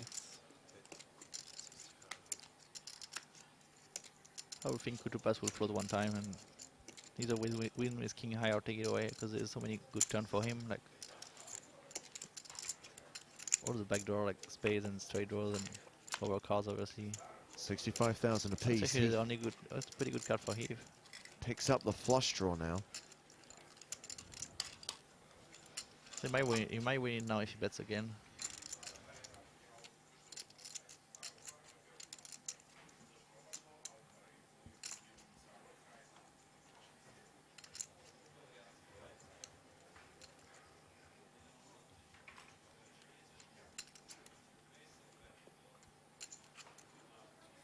If he's taking a lot of time for his decision, a bit longer than other people at the table, I think.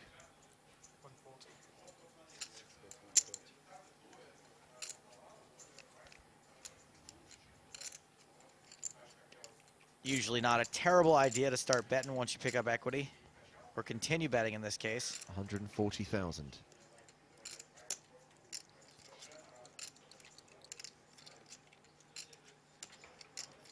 Yeah, I mean, you must know also Kutubas likes to call pretty light on the flop. He would definitely call with like, I think Kutubas would probably even call with like 4-5 off on that flop. So he would call with like any, obviously ace high, king high, any kind of like gut shot, pair or anything. So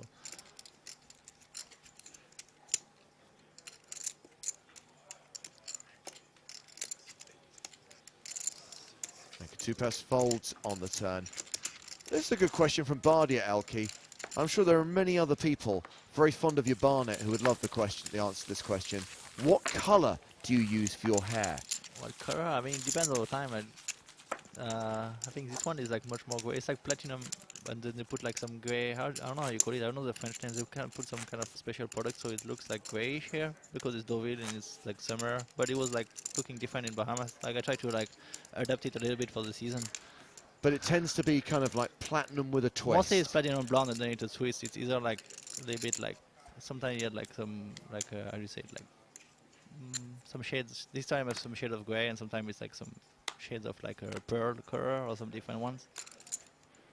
I try to change colors, but now they always want it to be platinum blonde. I'm kind of stuck because like every time there is like a photo shoot or anything, they're like, can you get your hair blonde? I'm like, I did it blue last time actually, not so long ago, last year. It's got like a little blue tint to it right now, I think. Does Even. it? It's grey. I like it. I like the blue actually. Maybe I'll do it again.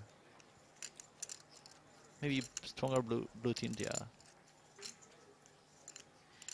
You know what we forgot to ask Elke about, which we'll do after this hand. Because we got one brewing here. Don't answer it yet. Didn't you show up dressed like Assassin's Creed, like Enzo? Yes, Ezio. Ezio. Yes. Yeah, Heath is definitely gonna 3-bet now. I mean, I can't see him play the hand otherwise because there's really no like value in like flatting for deception because it's not such a strong hand ace king that you wanna just like.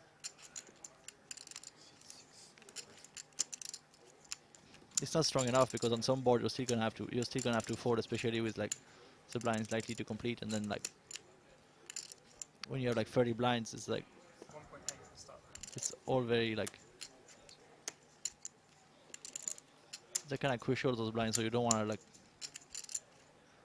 lose 2 blinds instead of like, or like instead of winning like at least 5 if you just 3-bet and they fold, especially because low is gonna fold a lot. Wow, Katupas folds pocket 8s.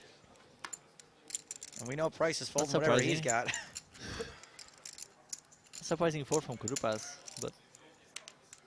but he hasn't been 2-betting that much though, so it's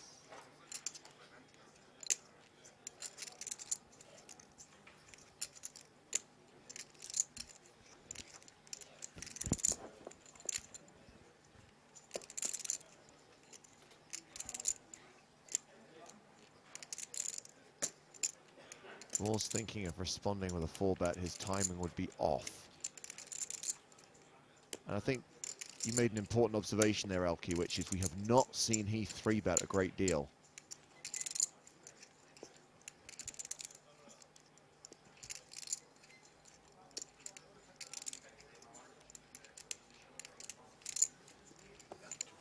Law lets it go. And with 45 seconds left on the clock, we should have time for one more hand at this level before the players go on break. And then we put the blinds up to 40-80. And thank you to Labuza for sending in a picture of the world's cutest baby watching EPT live. Oh, that baby is pretty cute. From the Czech capital, Prague. She says, don't worry, guys, I won't play the free roll. Hey, Elke, so yeah, talk to me about Assassin's Creed. What's the deal? Have you played that game? It's a really good You know, game, actually. the first Assassin's Creed, I thought it was kind of boring. It was climb a tower, jump in a pile of hay. Climb a tower, jump in a pile of hay. But you're taking a leap of faith, man. You're like... It was cool the first 17 times I did it, and I got real tired of it. But you're supposed to kill people also. I didn't even get to the killing people. I think I had to pick a guy's pocket. I heard the subsequent games were a lot better. But yeah, they're getting better, yeah. So like we had this like Silingo where we all dressed as like a game character with a oh, cool. French team few days ago. There was like Mario, Luigi. I'm kind of happy I didn't get Angry Bird because like oh my god, I almost went super bad because they ordered my costume from the US, I think, because like it's not so popular in France, and like it was kind of late, and like oh my god, we have a basically like the backup costume was like a big Angry Bird, and I really didn't want to play in that, so I kind of went pretty good. And Feist with limp. Yeah, he limps with the 10s. Limps with the 10. That's so weird. I mean, especially when you raise, because you raised 40 the last time. I mean, I don't know. That's just. See, I posed the potential for limp calling the last hand. 2 10s. I think it's definitely a raise call, isn't it? Or yeah, a raise getting in for sure. Get it in, exactly. That's like really. Especially if kids raise 40 once. I mean, like, I don't know. Either is like. Well, this is what it's going to take for Price to win pots. Giant pairs and hitting sets. Finally bets the river, gets an immediate fold. And that brings us to the end of the level. The players going on break. Katupa still leads with 8.5 million. Harry Law second on the leaderboard with 6.4 million. Eugene Kachelov, the short stack, he's got close to $1 million. Next blind level, 40,000, 80,000 with a 10K ante. Our thanks to Elke from Team PokerStars Pro. Thanks for coming by the booth, Elke. You're welcome, guys. When we come back, we'll be joined by the whole Pope. The head of live poker operations, PokerStars Europe, Neil Johnson, will be here as we continue playing five-handed at the final table of EPT Deauville.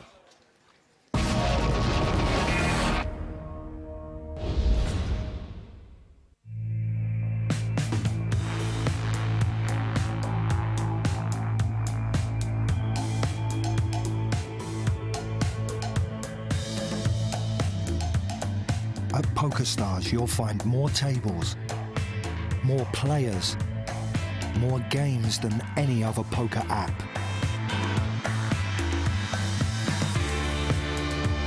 We are mobile. We are poker.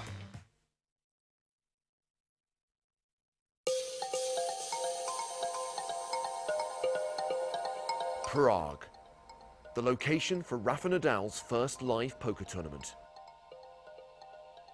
In just 24 hours, Rafa will be taking on a table of sports stars and the world's #1 professional player. Poker is very close to a sport. A lot of similarities, in my opinion, to tennis. I think it's very important to be very focused all the time, have a great self-control. I like the mental games, and I think poker is a very mental game.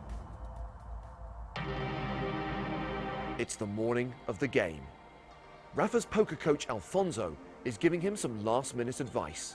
The strategy today is play tight. Tight is right. Oh, yes? Yeah, just play tight. Okay. Don't be aggressive. Not today. I am ready. I don't know if I will have a good tournament, but the only thing that I'm sure is I'm gonna have fun. Good luck, mate. Rafa's opponents are legendary footballers Ronaldo and Andrei Shevchenko, Olympic champion skier Alberto Tomba, Olympic gold-winning hockey player Fatima Maria de Melo, and the world's reigning #1 poker player Daniel Negreanu. For me, it's a big honor to play in the same table that all these big stars around me. So I'm gonna try my best. I'm gonna try to be competitive. It's my first poker tournament live, like you said, and that's making me feel a little bit nervous, normal. But I hope to be ready. If we were playing on clay, he might have a chance. You know, if we're playing on a pitch, maybe he has a chance if we're on slopes, but now they're playing on my turf, so I feel like I'm supposed to win. I really hope to be ready to compete against these guys and to compete well in everything in life, in tennis, in poker. I try to compete with the best that I can in every moment.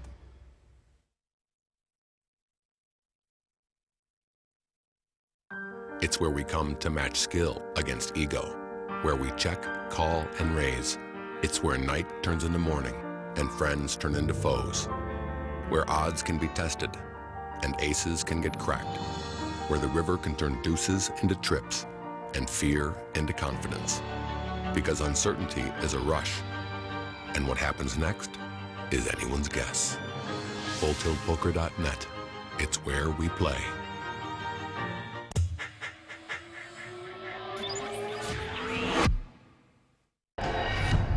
This is the stage. This is the ring where 8 elite contenders will compete for one of the most prestigious titles in poker. This is the arena for the best final table of all time.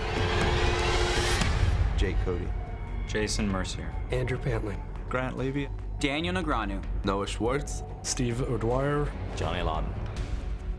Without doubt, this is the greatest EPT final table in history. Literally every seat is just a world-class player. These guys are very talented, and everyone has over $1 million in earnings. This is going to go down as clearly one of the most all-star studded final tables in a major event in history.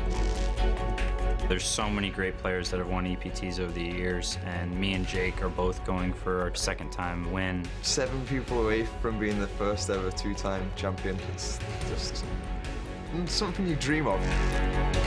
Last year I was the chip leader with maybe 30 or 35 left, and I got an unlucky pot against the second biggest stack. This year I have a lot more chips, and we'll see what happens. Most final tables I make back at home, I'd be the most experienced player, but this one, guys like Negreanu and Jason, it's just pretty ridiculous. The biggest competition on this final table now has to be Steve, because he's very experienced. It's his 4th final table. He's got a lot of chips. He's extremely aggressive. I thought I'd made some final tables previous to this that were tough, and they just don't come anywhere near this. This is unbelievable.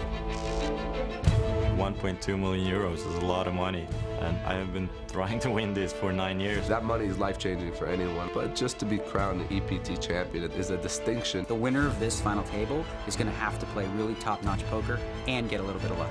The stage, the occasion is just incredible, and this would be, without doubt, the greatest achievement in my career.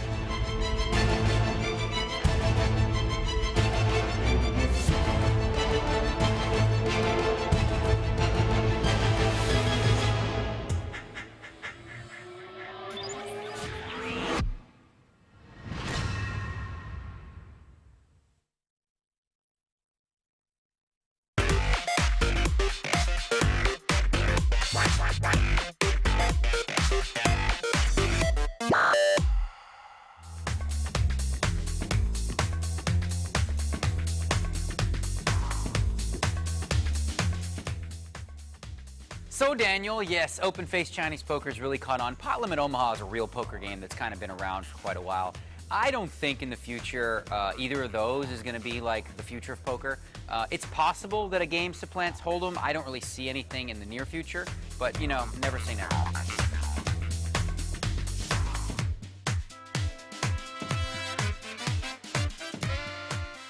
Well, Rival, I wouldn't really know, you know, because when I played poker as a kid, I was playing a different form of poker. I was playing Limit Hold'em. I've only really played poker when people know who I was, so I don't really have a reference point. I don't think it would be much different. You know, I think it's a little more difficult in some sense because people know a lot about me and I don't know a lot about them a lot of the time because they can watch YouTube.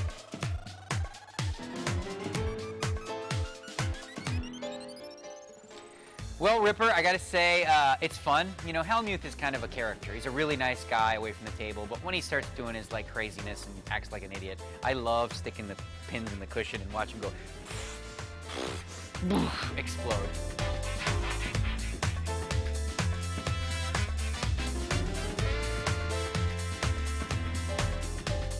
Tyler, yeah, I know a lot of the young guys, they play, 20 screens at once. It's not something I've ever really gotten into myself. I've tried 10 tabling sit and goes before just to give it a shot, and I find it very, very difficult.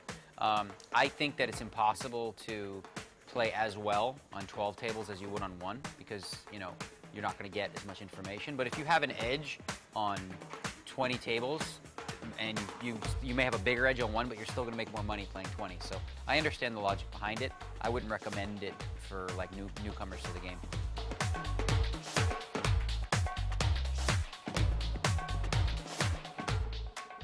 Well, McSatan won. I would say that it's pretty clear, for me anyway, that Phil Ivey's #1, and until proven otherwise, he stays #1.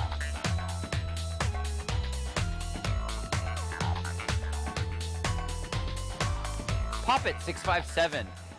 Well, the cameo came to me through my agent. I guess the people at Wolverine wanted a poker player, and they reached out to me. So I went to Sydney and I shot that for a few days. I've also done some other cameos. My friend Joseph Kahn, he's a music video director. He's one of the best. He's the best ever. He asked me to be in Katy Perry's "Wake Up in Vegas" video. I've done some other cameos, and I also appeared on a show in Canada called Mr. D. And that was really fun because it was like a sitcom, and it was a 30-minute episode, and it was essentially revolving around me being broke. And it was fun because I got to actually act in that one.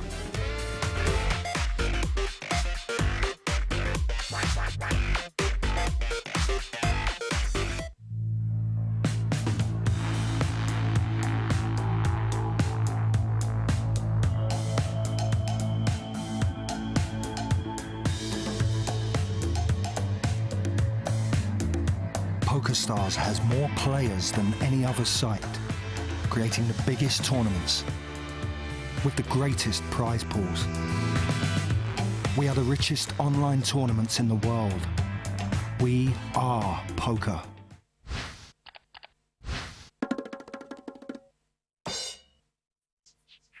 Grzegorz the Warsaw Mikhailovich first discovered poker in the back of a bowling alley. He soon became one of the first online poker professionals in Poland, posting 8 consecutive winning years at the online tables. For Grzegorz, poker represents a freedom that wasn't always available in his beloved city of Warsaw, and it affords him the kind of lifestyle he's always dreamed of.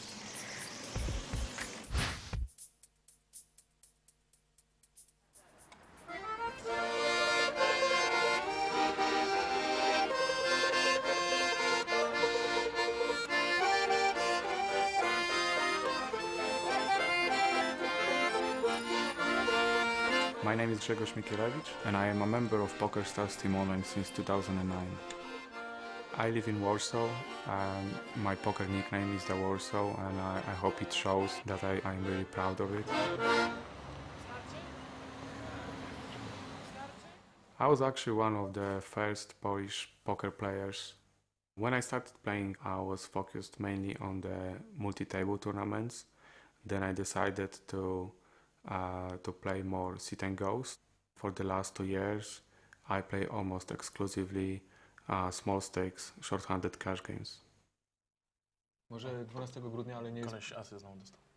Ale a damy na ten.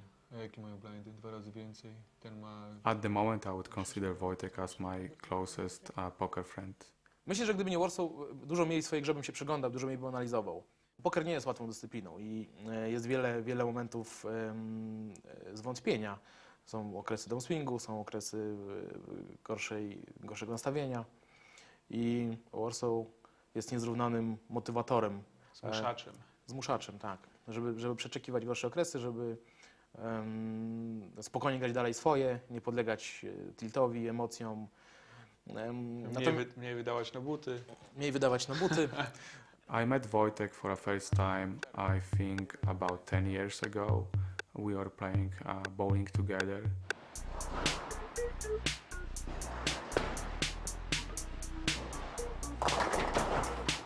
I think bowling was introduced to Poland on the late 90s. I was going to the bowling center almost every day and practice. Warsaw w bowlingu miał zupełnie inną ksywę. Miał nick Dude. Od Pi Klebowskiego. We are at the bowling center. We're playing here a small exhibition game with my bowling friends. There is 11 perfect games between these guys, so they are very good. When I was playing a lot and I was good at it, I would love to be a professional bowling player. But because bowling was so young in Poland, it couldn't provide for a full-time job. I ja pamiętam, że przez jakiś czas, może nie też żyłem z bowlingu, ale nieźle sobie dorabiałem. A jak to wygląda teraz? Wiesz co, kiedyś nawet były większe nagrody niż teraz. Tak? 8-9 lat temu było w turnieju, można wygrać, nie wiem, 2-3 tysiące były za pierwsze miejsca, a w tej chwili mnóstwo turniejów jest tylko, dajmy, 1000 zł za pierwsze miejsce. 1500. I think after about a year, when I was playing bowling less and less, I started playing more online poker. Warsaw na pewno jest jednym z pierwszych, może nawet pierwszym graczem pokerowym, profesjonalnym online w Polsce. For me, poker is a symbol of freedom, and I think this is something I definitely couldn't do like 20 years ago.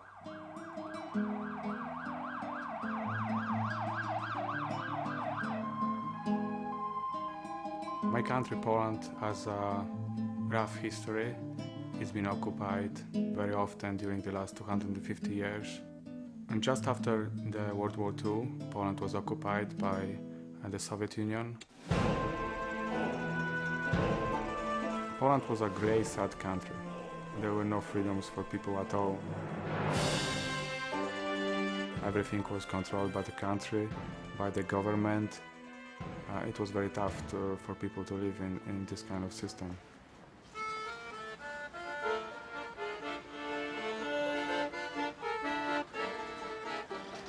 There was no such thing as a professional poker player. Maybe some people thought that they are professional gamblers because there were few casinos in Poland open, but this has nothing to do with what we can call now a professional poker player.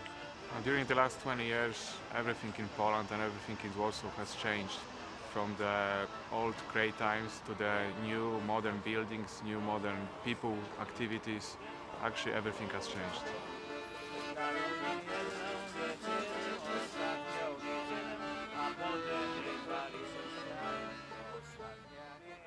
No a jutro wyścig z Jurim. Coś mi nie odpisywał na SMS-y ani na ten, ale mam nadzieję, że... No może ja przyjdę rezerwowo, w razie czego ja pojeżdżę z tobą.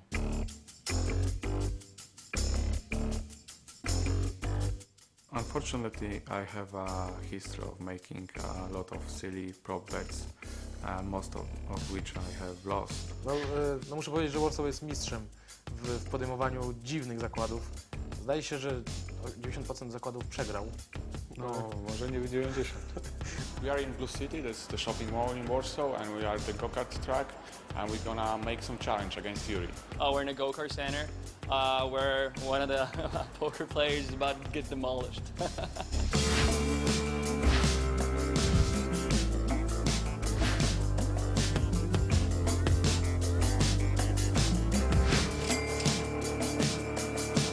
Yuri is semi-professional go-kart driver. He's very good at this, so he gave me handicap. Basically, we're gonna do 4 rounds, and whoever comes up with a better time wins.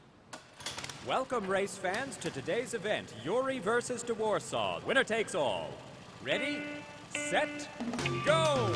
And they're on. De Warsaw takes the early lead. He's sharp, he's focused, he came to play. He certainly doesn't look like the underdog right now, but look out, here comes Yuri. He's moving at an unbelievable pace, and oh, Yuri wins the first race.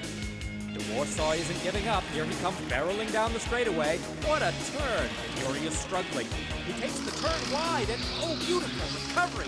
Yuri wins the second race. I'm losing by 1 second. I can only lose by 0.3. I'm struggling a little bit at the moment. In the third race, Yuri starts out strong. And Yuri wins the third race. No more Mr. Nice Yuri. This is the final race, folks. De Warsaw has only one last chance. It all comes down to this. Here comes Yuri again, and he's too fast, and Yuri wins! Oh. I lost by 0.3 of seconds. For not a professional, he's really quick. He's really quick. Yeah. Not quick enough. If I play cards like he race cards, I'd be a rich man. I think poker is a symptom of New Poland because it's this kind of a new activity which was not accessible back in the old times. So I feel really fortunate that this happened now and I can be a part of it. I can enjoy my freedom and I can do whatever I want, and one of those things is playing poker.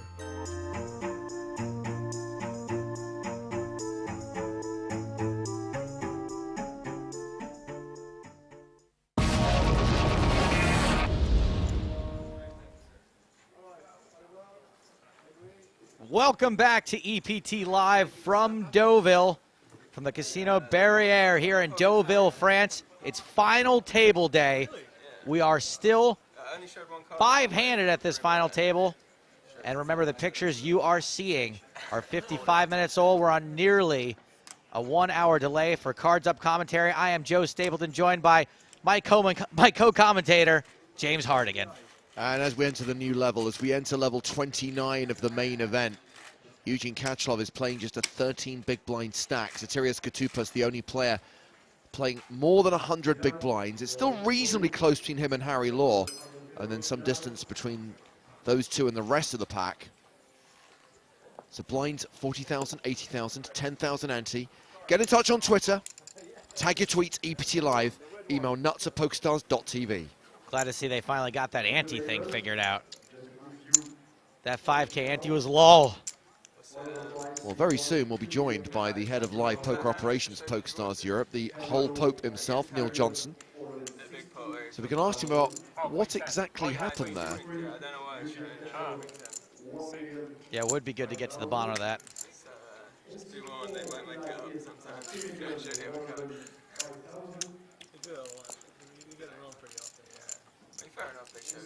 So I believe they are still heads up in the high roller. Still no conclusion to that tournament. Live updates continue of that heads up battle on the PokerStars blog. Meantime, the password for today's EPT Live free roll, which starts at 8:15 Central European time, is March 25. 20,000 players have already signed up. So you've got an hour and a half till the tournament starts. Actually, more than that. 2.5 hours till the tournament starts, but realistically, you want to get in sooner rather than later. And the reason we've chosen that password is because on the 25th of March, we start our live coverage of the next leg of the EPT. That's right, a bit of a hiatus for EPT Live, but returning at the end of March for live coverage of the EPT Vienna main event with, again, whole cards up coverage on the final day. And that's what we're doing today. We're showing you the whole cards of all the key hands and all the key players. The stream, or the video rather, you're watching right now is on delay. The action we're seeing actually happened the better part of an hour ago, but we're calling the action live, and that's how we're able to work our way through your questions and your comments on Twitter and email. And spoiler alert, there will eventually be 4 players, and then 3, and then 2, and then 0, because we go straight from 2 to the winner, and there are no players at that point. One of these 5 will be the next EPT champion. Sotirios Koutupas hoping to be the first ever Greek EPT champion. Eugene Kachalov aiming for the Triple Crown. Oliver Price, Eli Heath and Harry Law aiming to be the second British winner of an EPT main event this season.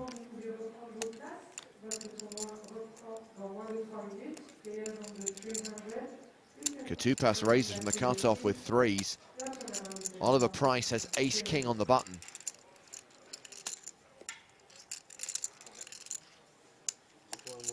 And he announces all in.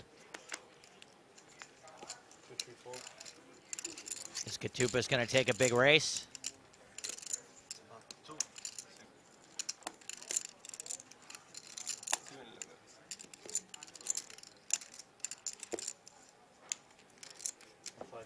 Koutupas gives up the 3s.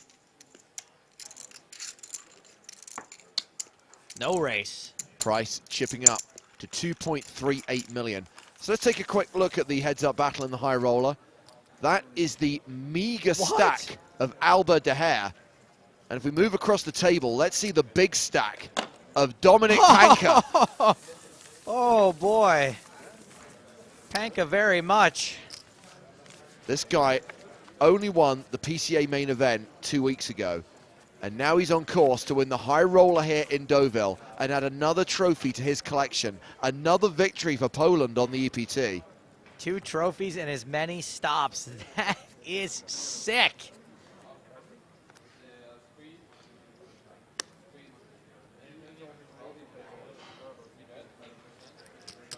Look at that, he's still folding. He gives up his button, gives De Gea a walk.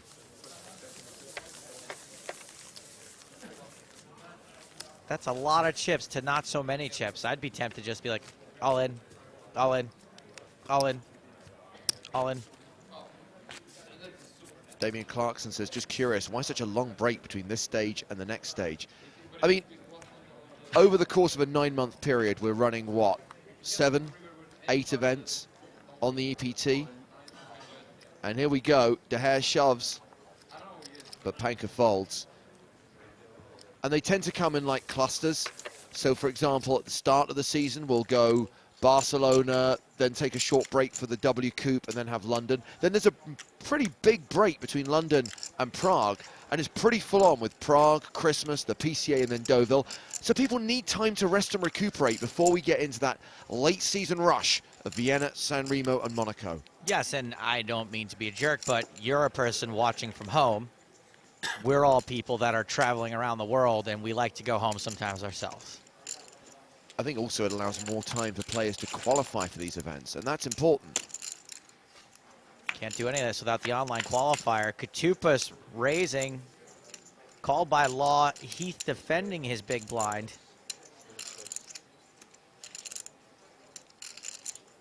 Law with the best hand to start things off. Still with the best hand. Katupas, the pre-flop aggressor, and he will continue into 2 opponents by the looks of things. Quick reminder of chip denominations. The greeny-grey chips are 5,000 each, the reds are worth 25,000, and the blue plaques are worth 100K. Vert de Gris, Moulin Rouge, and S'il Tete.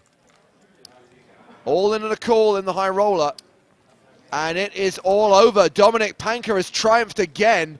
He defeats Albert De Gea heads up to take the high roller title. And wow, this kid is just absolutely so impressive. I've said it 100 times today. I'm going to mention it again. Comes on the scene, wins the EPT main event at the PCA.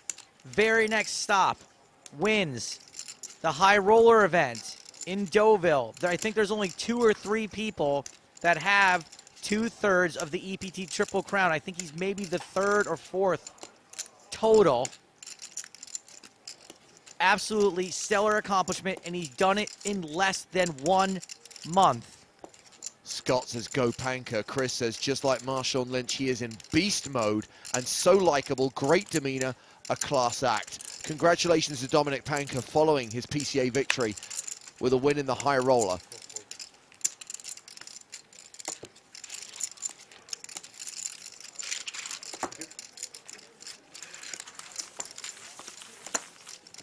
So Katupas' continuation bet on the flop gets through. He wins that pot.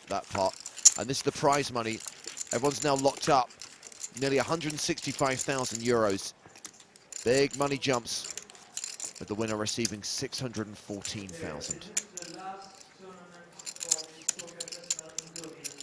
James, I got a real bone to pick with Damian Clarkson here. He says not to sound like a jerk, but some of us don't have jobs like you and work 5 to 6 days a week with only 4 weeks off a year. Don't start. James, how many days are we working this week? 7. Only 7? Yeah. What's the most number of days you can work in a week? 7. How many are you likely to work next week? 5. Huh. 4 weeks off a year? That is more weeks than I've ever had off. I've never had 4 weeks off in a year. I come from the United States of America. You get 5 working days off. Eugene Kachelov all in.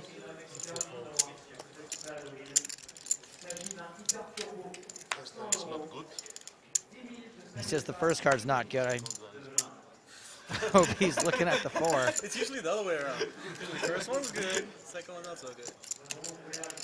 How much do you play Eugene at peace because both his cards are good.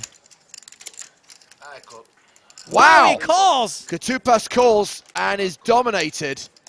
Eugene gets it in with ace-jack. Katupas calls with ace-4. And Kachalov set for a double up here. Kachalov the favorite, but still always that 30% chance. 25% in this case.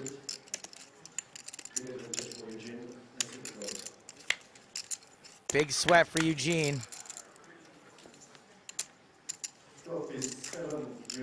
Pair of 7s.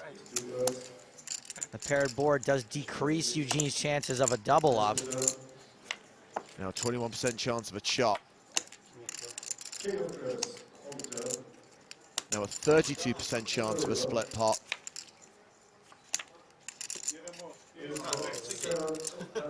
And as he said, that is sick. Trip 7s, ace-king kicker. This will be a chop pot. And with the exception of Eugene Kachalov, you know what they say, everyone loves a chop pot. Seriously, though, that kind of sucked. I guess it's not as bad as going broke, but Eugene really could have used a double up right there. Still just 11 big blinds.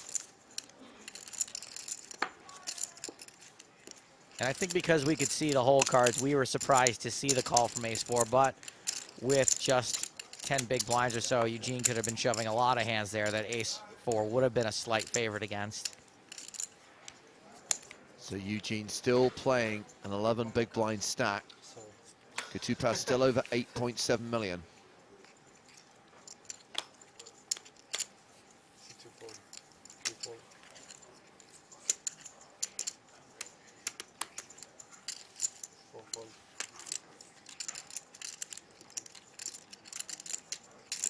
To go back to that last point, everyone, just because we're not doing live broadcasting doesn't mean that James and I aren't working. We're voicing the TV shows, we're doing social media stuff, we're writing.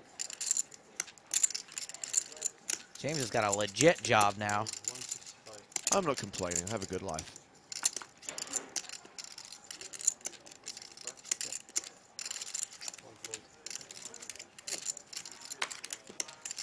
Raise and take it for Katupas. That was hand 96 of the final table. Spurbim writes in to say Dominic Panka is no fire. But I think what he means is say Dominic Panka is on fire. Agreed. Also, Damien, to address your next tweet, I don't think I ever said we had it hard. I just said we like to go home. Would you really begrudge us that? Do you really not want us to go home?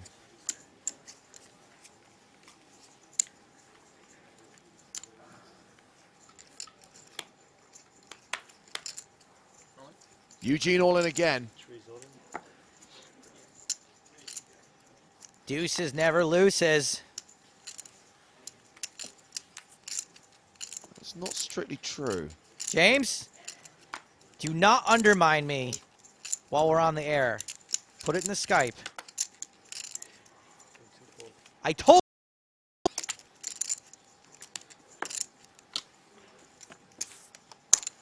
How dare you? How dare you and Damien go have your 4-week vacation together somewhere. Maybe I'll cook you a nice meal. Get 5. 5 weeks or 5 days? Weeks. Oh, sick brag. And bank holidays. Panka is a beast from Adam Reinhardt. 1.85.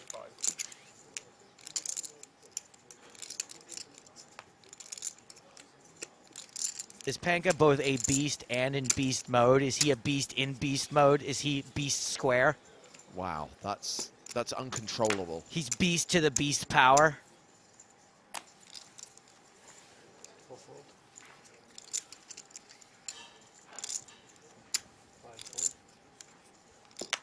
Dominic Panka is no fire.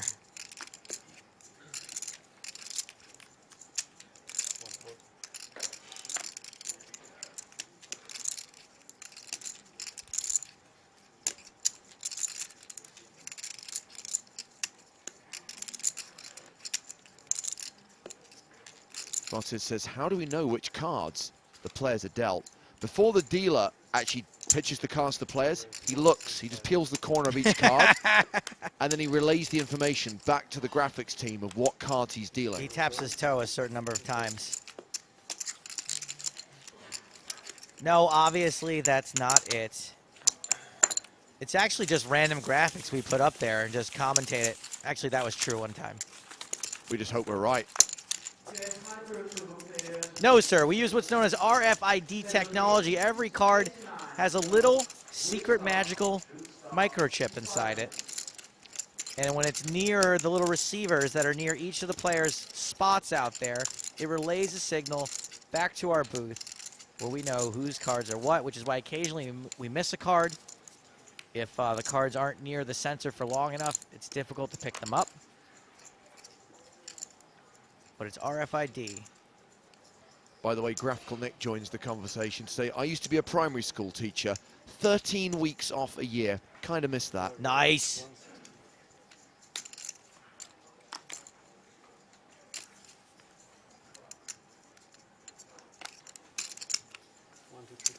Wally says Dominic Panka is the fourth beast E-boy.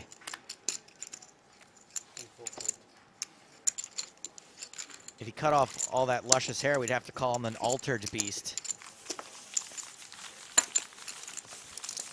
Rise from your grave. Russell is very happy that the island of Sotirios Koutupas is finally getting the recognition it deserves, thanks to its #1 poker player who carries the name of his country with pride. This could literally put them on the map.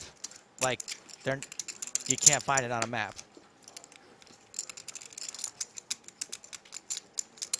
Thank you to Don, who says Panka is the 4th player to have 2/3 of the EPT Triple Crown, the others being Jason Mercier, Elke, and Martin, Rookie of the Year nominee, Martin Finger.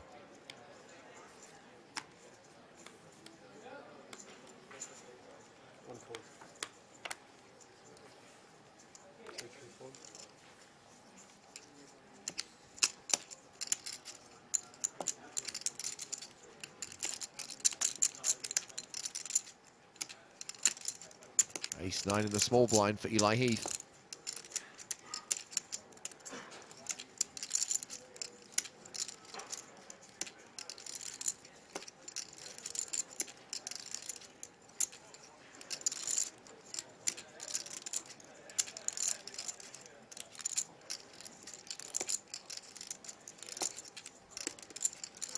You gotta imagine Ace-9 suited in the small blind.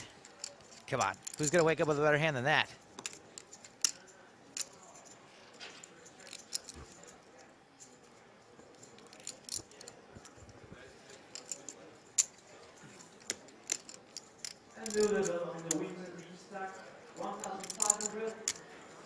Raise.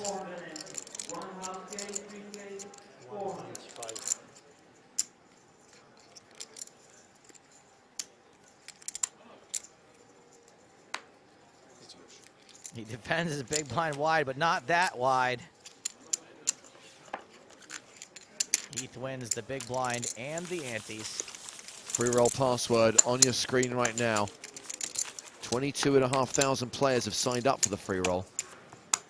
Sooner rather than later if you want to get in that game.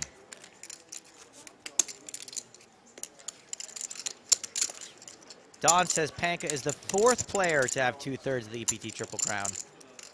Thank you, Don.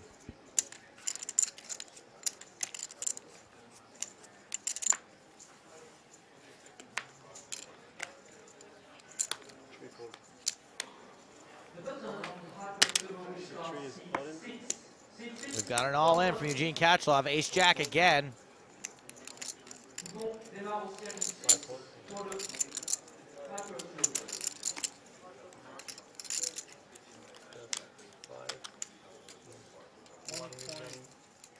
They've got the same hand.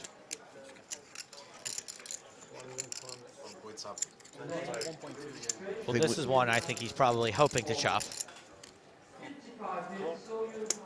And the irony is that when Eugene joins us on EPT Live as a commentator, he does join in the Chop Pot song. So I'm sure in his head, he's hearing the melody as these hands play out. one got ace of spades, jack of clubs. Let's just hope there's an even mix of red and black cards on this board because, I mean, I know there can't literally be even red and black.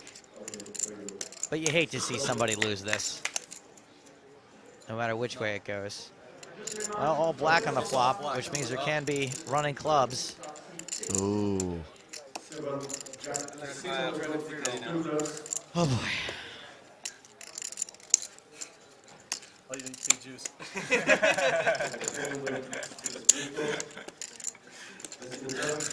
Eugene looking for a non-club turn card. More juice. Eugene needs to fade a club on the river.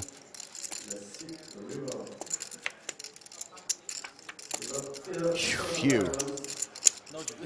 Well, I love it, James. You love it. And on this occasion, I think Eugene loves it. And you know what they say. Everyone loves a chop putt.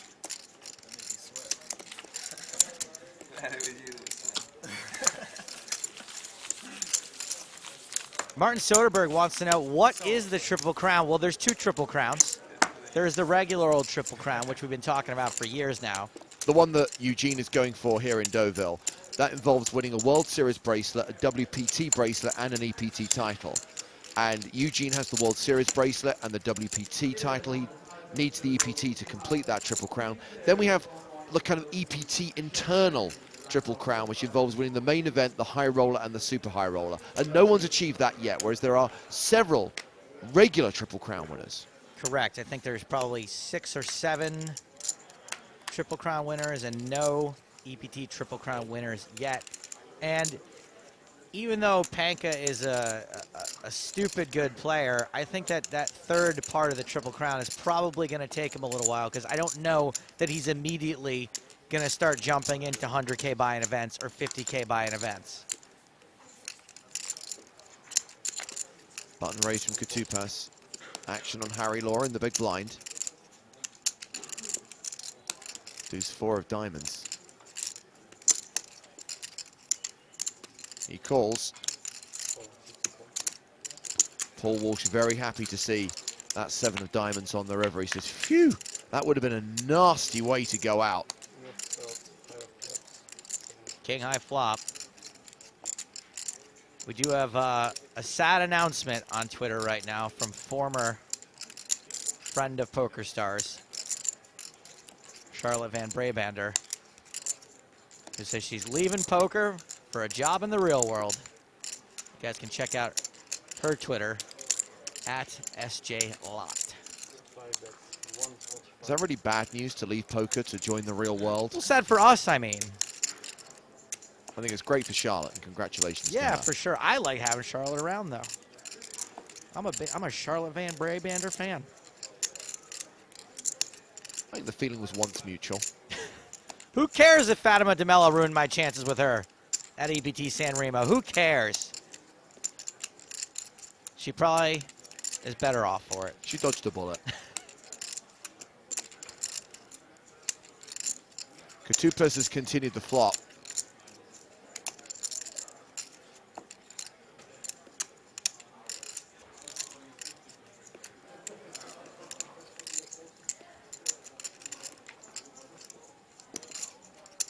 And an interesting float.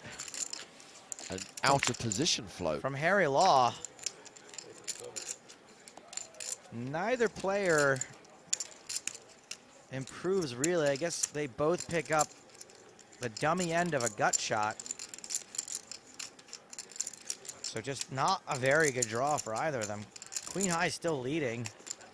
But as you would maybe have guessed, with floating OOP with 4 high, Law is going to come out firing now. And Katupas doesn't have much and is probably going to fold, but I don't know what actual hands Law would do this with, so I don't know if that's going to work all the time. But it does work in this case, maybe just a good read on his part. So a quick reminder that once we've wrapped here in Deauville, bit of a break till the next leg of the EPT. But in all seriousness, that does give you plenty of time to try and qualify, because while we love you watching EPT Live, it'd be even better to actually meet you in person. Yeah. At an EPT main event and see you play poker inside the stunning Hofburg Palace in Vienna. That's where the EPT is going next, then to San Remo. We round things off at the Grand Final, which of course is one of our televised stops on the tour. Should say, by the way, that the first televised stop on the tour, Barcelona, those shows are now airing in key markets around the world. If you live in the UK, you can see them on Channel 4 on Tuesday nights. We're midway through the main event at the moment. Never too late to join the party, and if you do miss an episode, they're always uploaded to PokerStars.tv the same week. I think they're on YouTube also. Mike McCauley is devastated to learn that poker isn't the real world. I mean, it is for us, because we have jobs in poker, but playing poker I wouldn't consider to be the real world. No. Proof as if it was needed that our lives are completely fake. Thank you, Don. There are 5 regular Triple Crown winners: Gavin Griffin, Roland DeWolf, Jake Cody, Elke, and Davide Katai. Katupas opens from the cutoff. Eugene Kachalov shoves from the big blind with King-Queen. Katupas called a shove with Ace-4. Is he going to call with Ace-5? I mean, this might look a little stronger because it is an over-the-top shove. But Eugene can't have many more chips than he had when he did it before.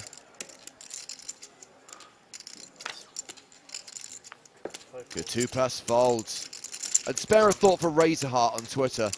Just realised that watching the EPT live stream made me miss the deadline for going to the store and buying more beers. Hashtag stupid Norwegian law.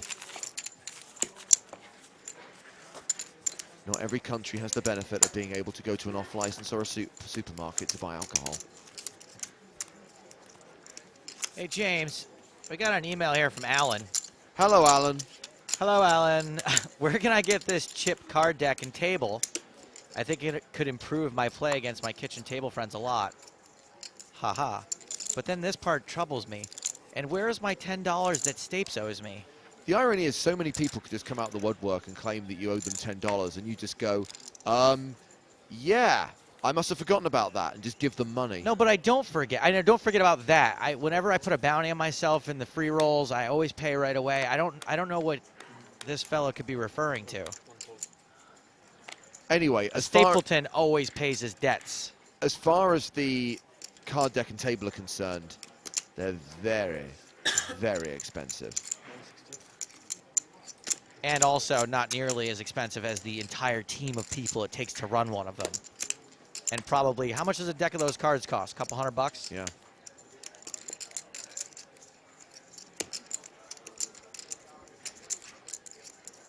Harry Law has raised it up with King-4. Eli Heath with Ace-Queen in the big blind.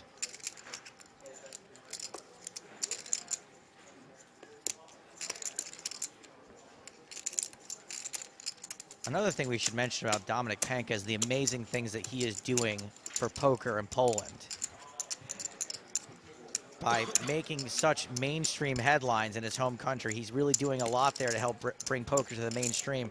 And that's something that needs to be done in just about every country. I'd say the UK is about the only country where that doesn't really need to be done, because people just accept it there as a way of life. Yeah. I heard he's hosting Polish Saturday Night Live, which is huge.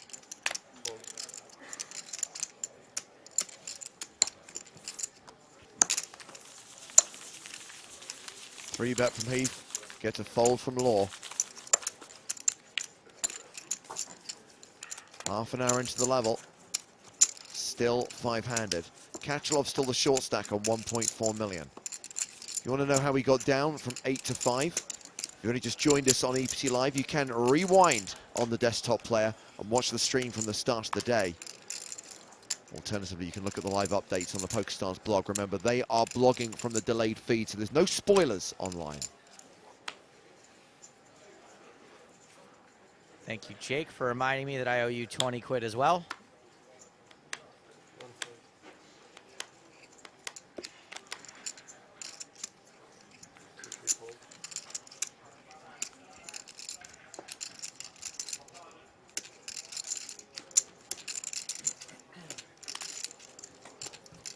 Action's been folded to Eli Heath in the small blind. Chip denominations, for those of you who've been asking for them, provided by Graphical Nick right now at the bottom of your screen.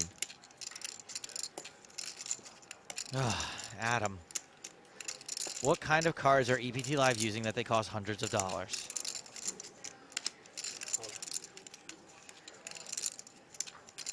I'm pausing because I want you to answer this. I'm actually coming up with an idea. Okay.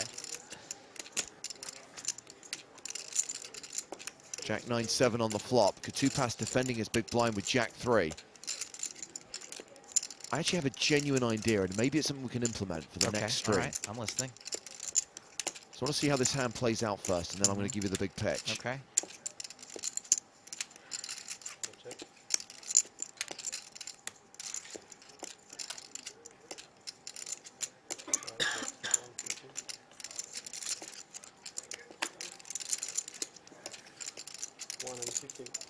Katupas bets. Heath folds. So how about when you go to the live action page on PokerStars.tv and you have the main video window, which is showing the live stream, but below that, you have some little FAQ videos or a little FAQ, just text question and answer session with commonly asked questions. For example, why no hole cards on non-final table days? How are you able to read the hole cards when there's no cameras in the table? What kind of cards do you use? What are the chip denominations? What's the password? Can I, unfortunately, I think it's a great idea, but I'm going to have to poke a hole in it with one simple question. The question we will instead get, what is FAQ? Frequently asked questions. We could even spell that out if the abbreviation confuses people. We could provide those FAQs in every language that we stream in. Where do I find the frequently asked questions? They would be directly below the video right, window. But that's what we'll have to answer instead. No. I'll just start ignoring everyone who asks a frequently asked question. Everyone loves an ignored question? On the grounds that they must be incredibly stupid to not see the information that's right in front of their eyes. To answer your question, Adam, as we explained, we are using RFID cards that have microchips in them so that only a key select few people can read that information, put them on the graphics, and bring them to you on a 1-hour delay.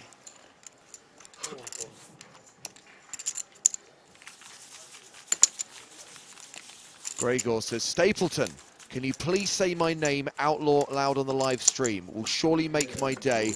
I love you, Joe. Gregor wants me to say his name? Yeah. Sorry, Gregor. Can't do it. You know the policy.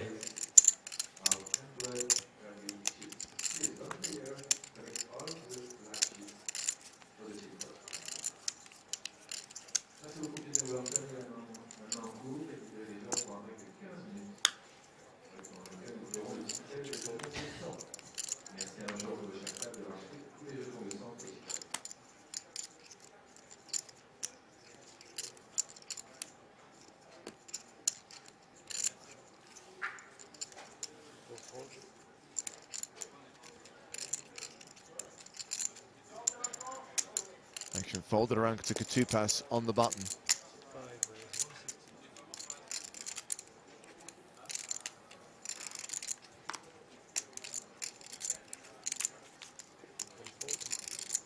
Raises with ace-deuce. Gets a fold from Price in the small blind. Harry Law's got 8-3 off in the big blind.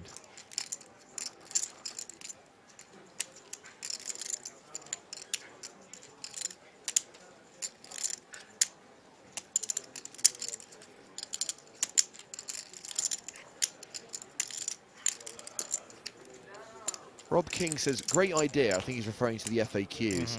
But it does go against tradition, and we all love tradition. If by tradition you mean having to answer the same questions again and again and again and again and again. And again. It's actually kind of a good point, James, though, because those are the only questions I know the answer to a lot of the time. It's like, what do you think of this 3-bet with 8-3? Well, the reason we don't show hole cards is because it wouldn't be fair to the rest of the tables. I'd still allow you that get-out clause. It's obviously just a wild re-steal, stab in the dark. And against a button raise from the chip leader and a guy who opens a lot of pots, I don't hate it.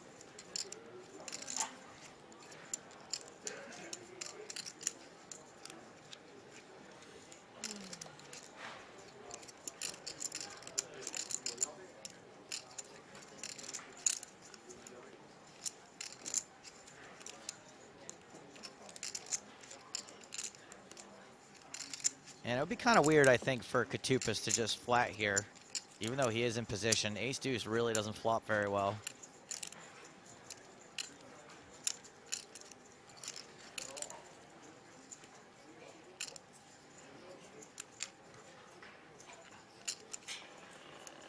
And there is the patented Mark Convey 4-bet alert. I can hear it.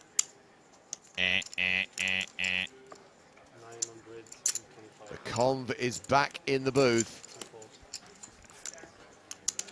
And the 4-bet gets it done. That's why folks a lot of the time would recommend. That was good timing for me to come back in. Maybe not attacking the chip leader. And Sotirios Katupas still the chip leader, closing in on 9 million in chips.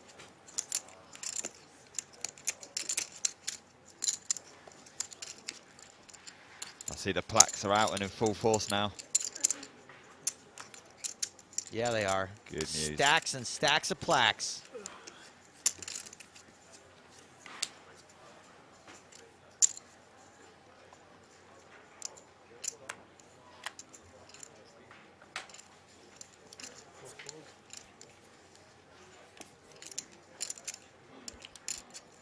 Action on the chip leader after a fold from Eli Heath.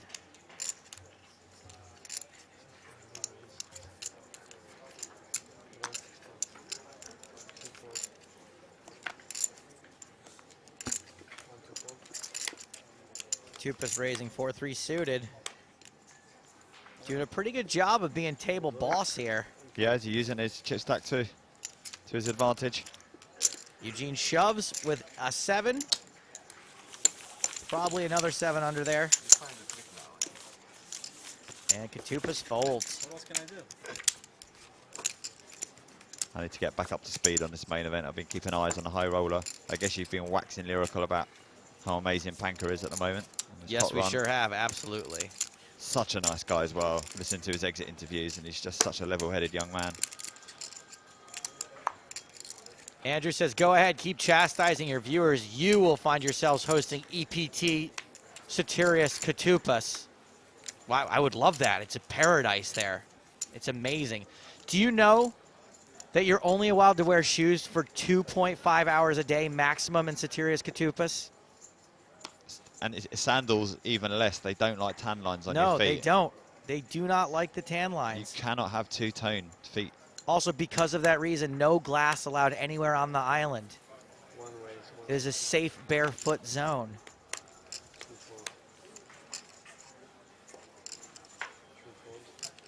Price makes it 160,000. Eugene folds King Jack from the small blind. Didn't want to get weird with the old King Jack against a guy like Price, who's been playing pretty snug. Eli Heath in a different spot, more chips in the big blind. And I gotta tell you, Oliver is giving them a good price here.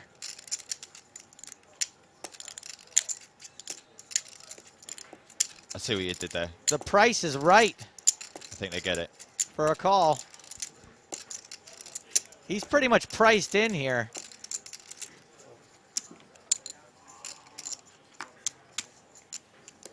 If it comes 985, things could get pretty pricey.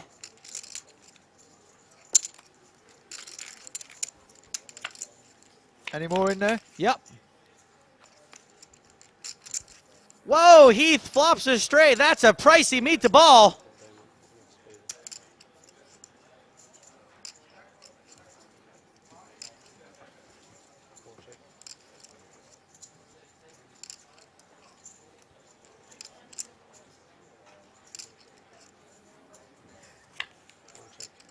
check, check.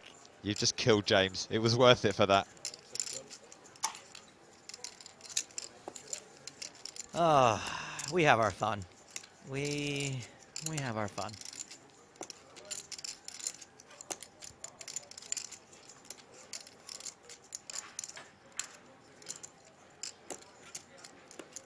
Heath maybe wants to try to get some value here now.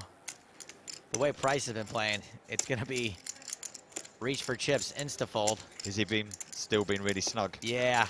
Yeah, we kind of saw that at the beginning. I thought it was just because he's waiting for a couple of short stacks to go out, but maybe that's just his style.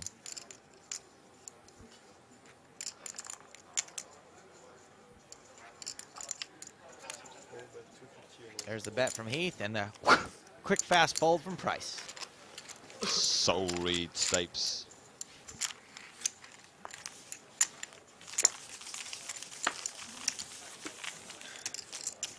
We did catch with Price earlier today before play started. Here's what he had to say.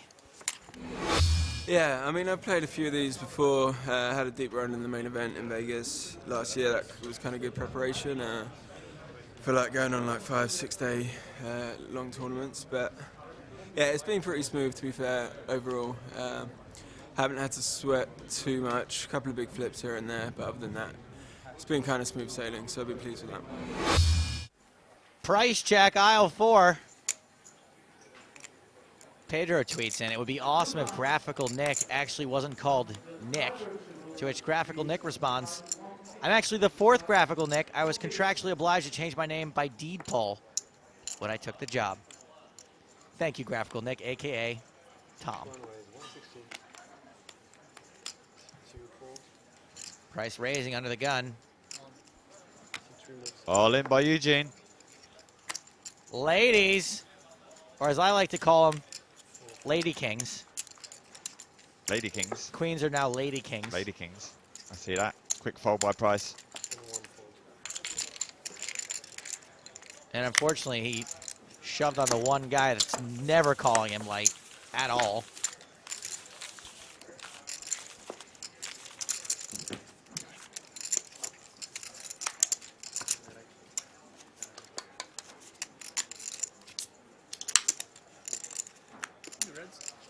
Matthew McLeod wants to know, I was wondering if the deck of cards I won yesterday are outfitted with RFID chips like the ones on the table right now.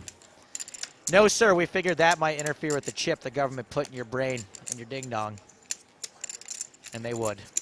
And it's ding-dong? Mm-hmm.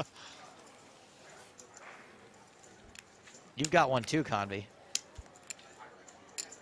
I wish you wouldn't have stopped looking and groping. Two raise, 116, 3 folds.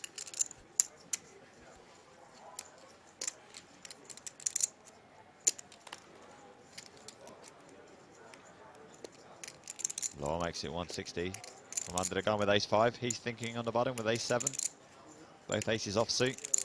Heath not as quite easily pushed around. Not quite as easily pushed around. That's the one. That's the one I was looking for. He was in there somewhere.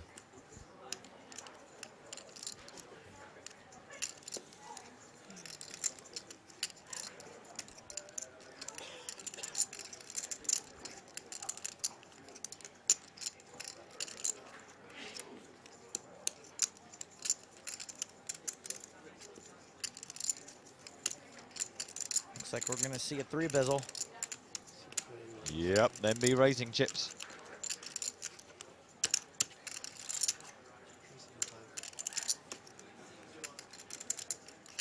Yep.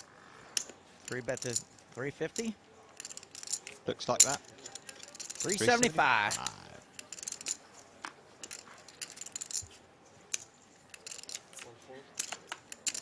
Price folds. Law folds. 3-bet's the best hand. Scoops the whole pot. Well, there he is, the short stack. Eugene no longer the shortest stack at the table. Only 8% of the chips in play for Oliver Price, 1.56 million. Eugene has got just over 2 million now, so all his shoves getting through, a couple of chop pots have allowed him to chip up to about double where he was when he started the level. And Oliver Price has dipped below the 20 big blind mark. Start moving his chips. Eugene Not is too distant future. a fighter. He wants this so much. Do you know that? Have you heard him say that, or is that just what the general feel is? General feel is, I had a short word with him yesterday. And yeah, he said obviously that Triple Crown is something that's on his mind. He will join the ranks of Elke, DeWolf, Griffin, Cody, Katai. Only 3,000 seats left in the free roll, people. Get involved. That's it? That's it. Wow, the thing starts in just under 2 hours, and we're down to only 3,000 seats left. And don't forget to share on Facebook. Share the EPT Live page on Facebook. If we get 500 shares, that's another $500 in tonight's prize pool. Katchalov back to a point where he can just raise a pot. Min raises, king, queen. Katupas calls from the button. Ace 9. Blah, blah, blah. Jack 6 suited. Defends, getting some decent immediate odds.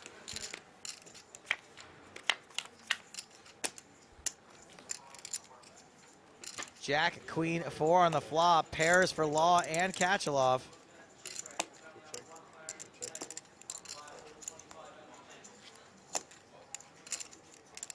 Katchalov decides not to continue a top pair. Now, I know a lot of players, when they don't continue a top pair, it's for pot control, but do we think there's a little deception involved here as well? Yeah, absolutely.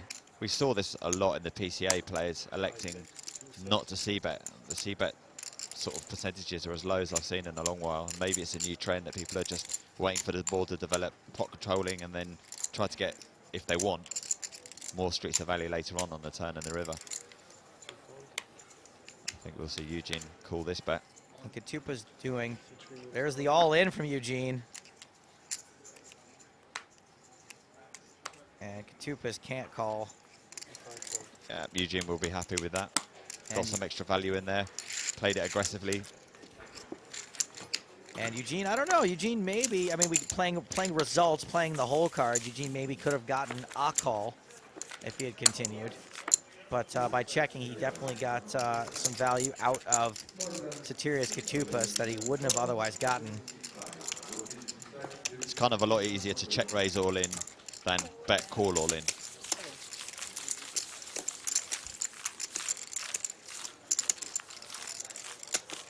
James Hardigan tweets in to say Eli Heath has been the victim of more bad lookalike suggestions than any other player in EPT history. Macklemore, Tim Roth, Michael Gove's son, one of Val Kilmer's fake identities in the Saint, and Penfold from Danger Mouse.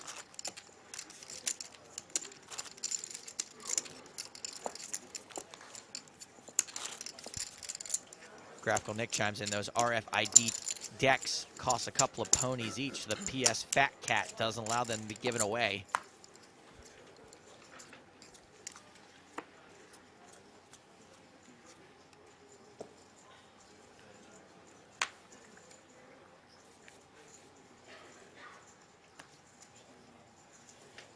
Alan's followed up on why I owe him $10. Okay, Stave's fine. 2 days ago, you made funny comment that resulted with misclick, and I lost my last 10 cents. Don't read this live. Oh. Probably should have read the whole tweet first. Read that, yeah. Yeah. My bad, Alan. Oh, James got his wallet out. Maybe he's going to ship you the tenner. How old is that condom, James? What is that? A bunch of dust just fell out of it. Why are you even carrying that? This is weird. Law raising ace jack from the small blind.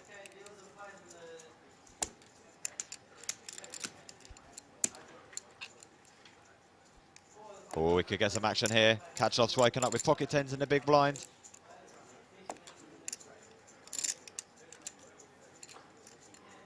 not more than 30 big blinds.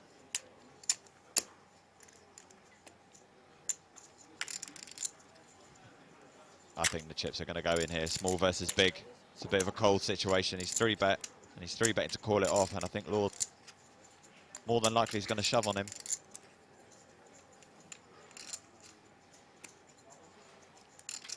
Licks his lips.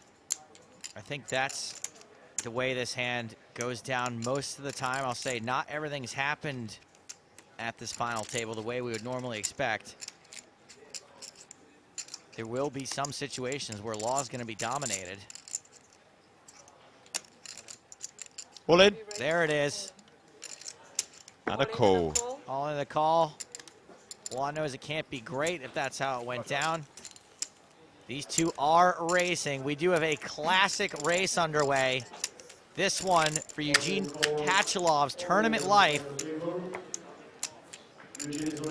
Huge sweat. His Triple Crown dreams in the immediate future rely on a classic race.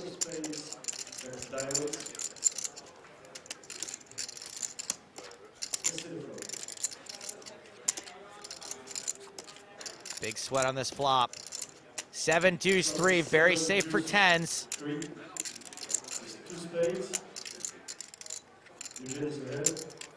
Law's got 6 immediate outs and some backdoors. Yeah, spade on a turn will make it a very sweaty river for Kachelov.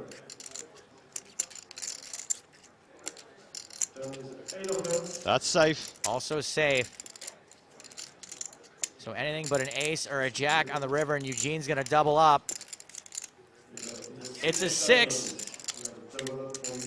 Eugene Kachelov doubles up. And he doubles up all the way to second in chips. Look at that. From $1 million up to 5.4 million, and only Satiras Katupas is ahead of him in the chip counts. You know what I like to say, if you want to win poker tournaments, learn to flip like a 15-year-old Romanian girl. Very important that you win your flips. When things get shallow in poker tournaments, when things get down to this stage. That was a perfect 10 for Kachelov. 2 of them. 2 of them. 2 judges, both gave 10s on all 5 counts. Oliver Price remains the shortest stack.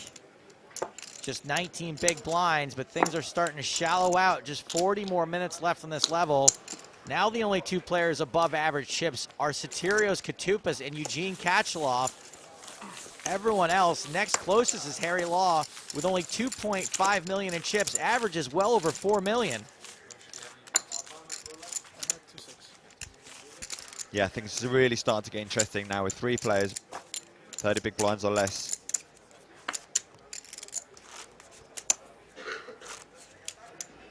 A lot of the 3-bet, 4-bet pots that we're going to see will be starting to be pre-flop and all in.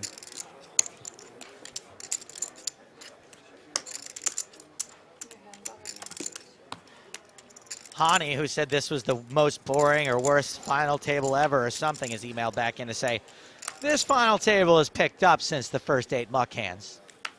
Go Eugene. Hansi. I'm so glad that we now are entertaining you, Hansi.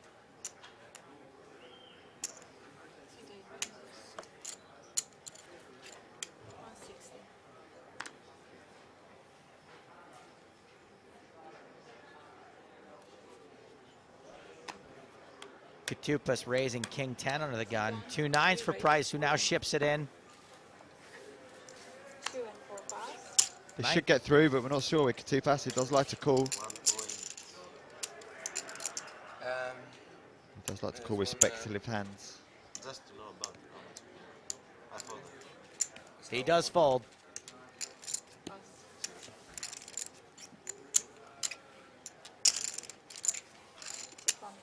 And Price picks up a few much-needed chips. Andre writes in to say he was jumping on his bed as the river hit the board, really hoping Eugene takes this down. A lot of support coming in for Eugene. Seems to be the people's favourite right now.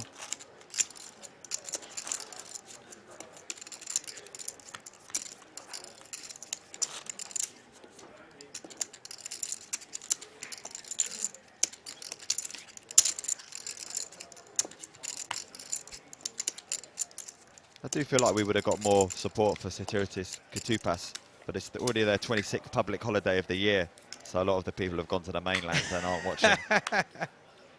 You guys, I'm absolutely starstruck right now because Dominic Panka just walked into the room. Look at this guy. What a boss. Baus! Oh. Single producer Justina, who also happens to be from Poland, also happens to be single. Have I mentioned that? I think she's got a little thing for Dominic Panka. Wow. I can make that happen. He's a fan. You know that, right? He's got a little bit red. You better get him now while he's still got some money. Even the Russians noticed it.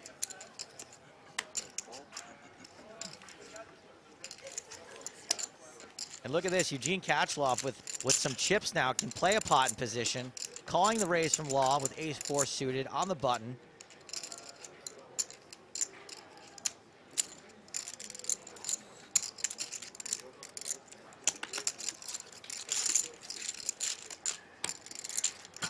Action's going to be three-way to this flop. 5, 6, 7, top pair for Katupas.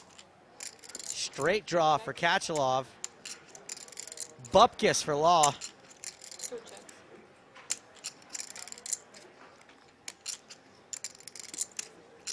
Eugene's going to semi-bluff continue. Not continue, excuse me. Semi-bluff take over.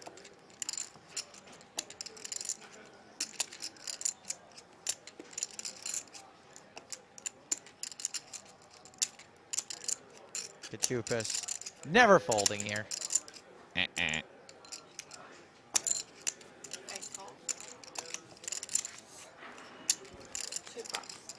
Not surprisingly, Law does move out of the way. 10 on the turn, no one improves. And is Katupas going to come out swinging here? He made a point of looking really decisive if he grabbed the chips, but then tapped his arm and checked. He does check.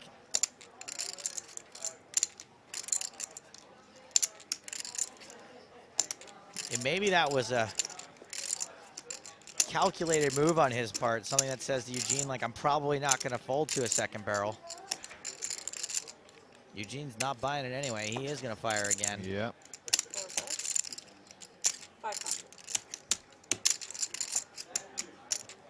Big bet from Eugene.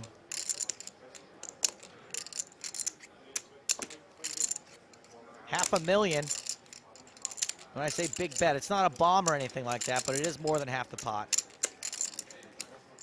And he gets Katupas to fold. Wow, really well played by Eugene. I think he knew exactly where Katupas was at there and just made a bet big enough to get him to lay it down. Very well played. And we're going to see Eugene a little bit more like Eugene, I think, now that he's got chips again. The poker gods have gotten in touch. They say no spoilers, but we got our eyes on Eugene. Farhan writes in with an interesting idea. For next week's Friday giveaway, how about we try and find Justina a fella? Interesting idea, Farhan. Interesting idea. I would say this. I think it's a brilliant idea. You know why? Because I came up with it 2 hours ago. Great minds, great minds. Great minds.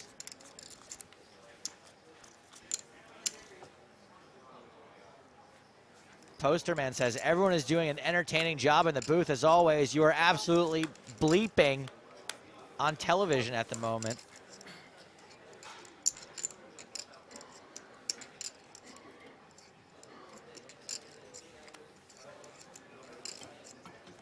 Twitter is still ablaze with people loving the Eugene Kachelov double up.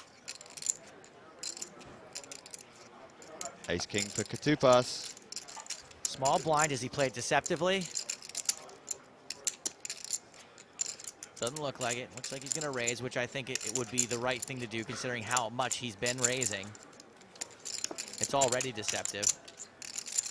Maybe he can frustrate Price. Yeah, he wants to keep balanced with how he's been playing during the day. And no dice for Price. He folds.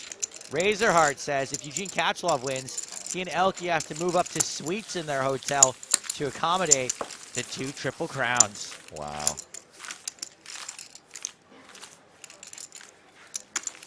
Lee Jones says, would you please give a shout out to my friend Alex Cooper watching her first EPT broadcast. Lee, you know my policy on shout outs.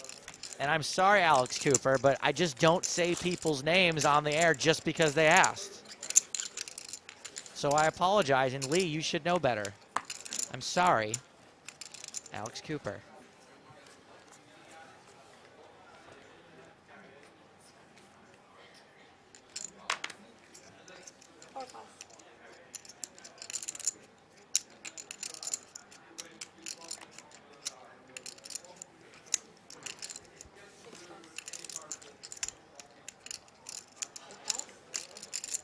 Justina, did you go ask Dominic Panka if he would come in the booth with us?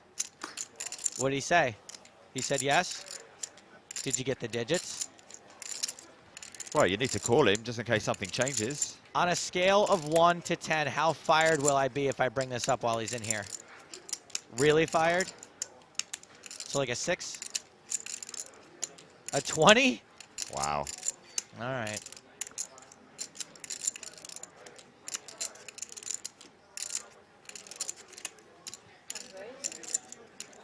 Price raising the small blind.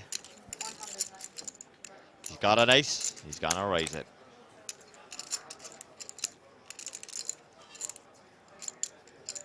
Pocket sixes, though, for Law in the big blind. This could get interesting.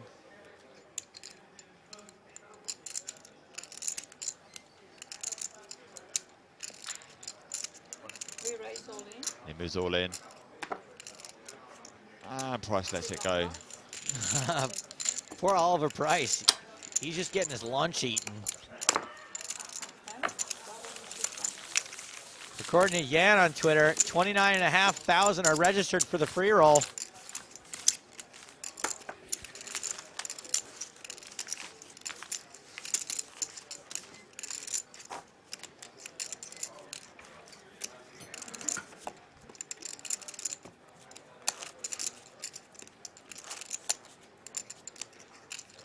Password in the upper right-hand corner of your screen. Get in there, March 25. Be quick, be quick. There could be an extra $500 added to the prize pool.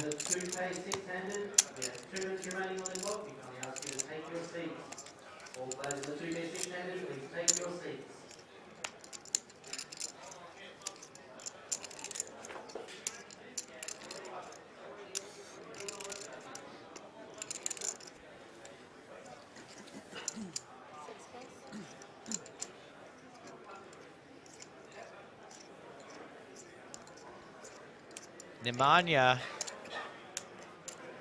wants to know how Eugene got all these chips. Nemanja was a big flip, but let me go ahead and remind you guys, you can always check out the PokerStars blog, PokerStarsBlog.com, to catch up on any action you may have missed for the broadcast. Katupas. Or just rewind the action. Or rewind the action. Both great suggestions. Katupas makes it 160,000 with ace-5, ace-king suited for Harry Law. I think he's going to be 3-bet.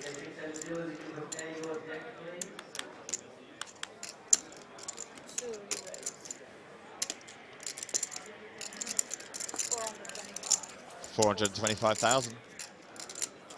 It's a good size 3-bet when you're out of position.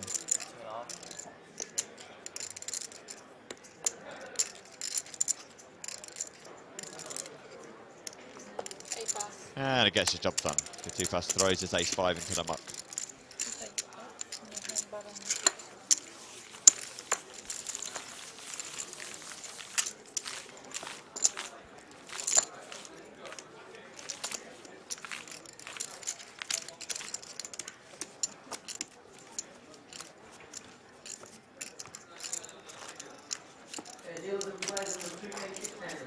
Uh-oh. Well, now I've done it. What now? This could be one of a number of things. Nicholas Foivos Katernis says, hello to you all. I've been listening to you for a while, and I don't like at all your degrading sense of humor for my country. I think you're obliged to set things right and apologize. I thought that there was internet blackouts on the island of Satiris Katupas on Saturdays. And so I don't think this person can really be from Sotirios Koutoupis. You sniffed him out. Have you ever thought about a second career as a private detective? Now, I will say this. If this person happens to be an actual Greek person who is genuinely offended, I'm not talking about the country of Greece. This is a made-up country, guys. It's a bit. So I'm sorry if I offended you, but I don't even think I've said anything particularly offensive to Greek people. However, it's a made-up thing. I don't know how I can offend someone from a made-up country. It's not real. It's not a real thing. You know what? How about a planet? Can I make up a fake planet next time? Will someone still be offended if I'm like residents of blah blah blah in the Chimchachi system? That's not. No, that turned out to be a moon. That's not a planet. It's a moon. Great. Well, the other producer just told me I can't talk about the Chimchachi system, so that's it. I'm all out of things. I gotta tell you, nothing is more offensive than me trying to do analysis. We can stick to that if you want.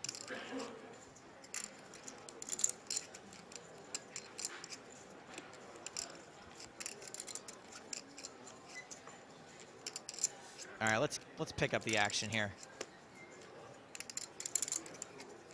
Harry Law made it 160K, the min raise, the standard raise that's been happening at this table with 10-8 suited from the button. And he's going to get 3-bet by Heath with a premium hand of Jack-6 offsuit, out of position. Sometimes they have it. Yup. You got to sprinkle some bluffs in your range.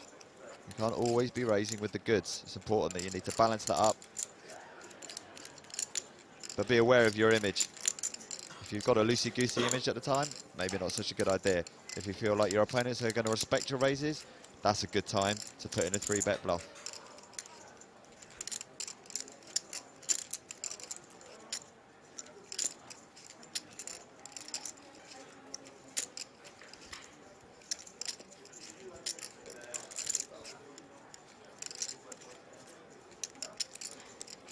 Does Harry Law sniff something out here?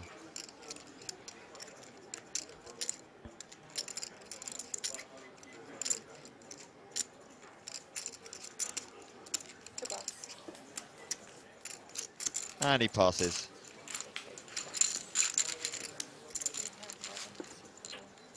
So well done, well played, Eli Heath. Oh, we've got people from Chinchachi writing in now. You've done it.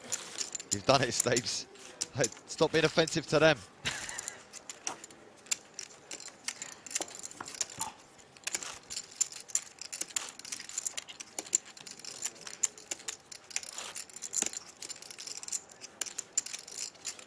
Peter Flush says, seriously, don't bash the moons.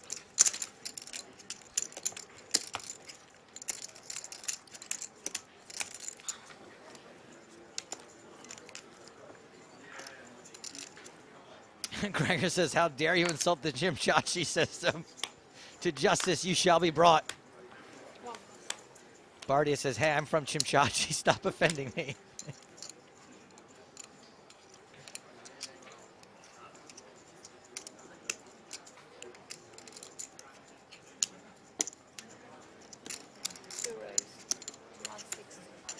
So Law back in raising again, second hand in a row. This time he's got a bit better hand, King Queen suited.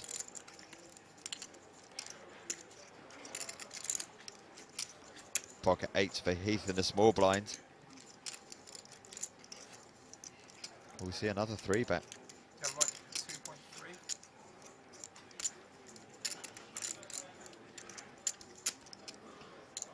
Both players are similar size stacks here. If they got it in, they would be effectively playing for 5th place. You don't expect them to get it with these two hands too often, although things are getting kind of dire. Yeah, I mean, Heath can't really, with the size of their stack, set mine. He hasn't really got the implied odds to do that with a 30 big blind stack. But does he, you know, does he want to raise fold? Or would he be happy to raise, call it off? It's a tricky hand to play with this stack. I agree. He maybe just would flat call it and not look to set mine, but play it as just a made pair post flop. Look at the ball texture. It looks like he is coming in with another 3-bet. I mean, when you know you're going to get so many folds, I think 3-betting's not the worst idea. No, but you've got to... You don't really to want to set mine with 8s Yeah. out of position and like 9 times out of 10 hit a flop. You're not going to like that I much. know, but then he'd reassess. He wouldn't necessarily be hitting a flop to set mine. He'd be hitting a flop, Yes. and then he's already got a made hand, knowing that if his opponent doesn't have a pair He 2 doesn't- thirds at a right. time, he's going to miss the flop. He doesn't have to hit a set to like the flop. No, exactly. Or to not hate it. I like his 3-bet sizing here. But he's kind of given himself maybe just enough room to get away from it. Online, you would never 3-bet fold off a 30 big blind stack, but I think live, you've got a little bit more flexibility because, I mean, it just means so much to stay in, especially at this stage and with the pay jumps.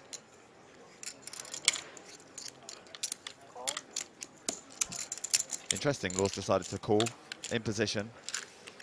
See a flop. Now they're just playing a super bloated pot with stacks that can't really afford to get away from this.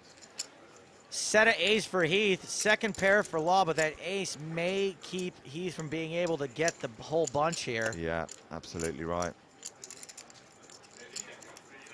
I don't think Law can fold to just 1 bet, though.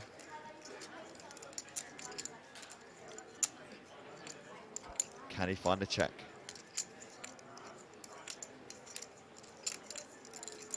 I mean, I don't think he needs to.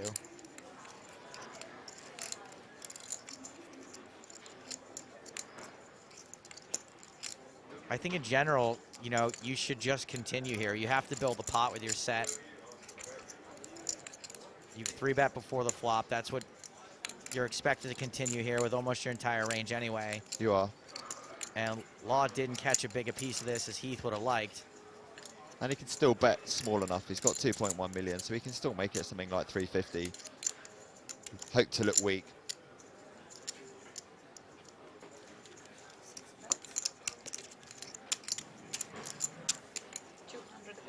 Wow, he's gone even smaller than that, 285,000. I mean, this might look really suspicious. I don't know if you're going to bet your bluffs this week. Yeah, it's slightly smaller than I would have made it.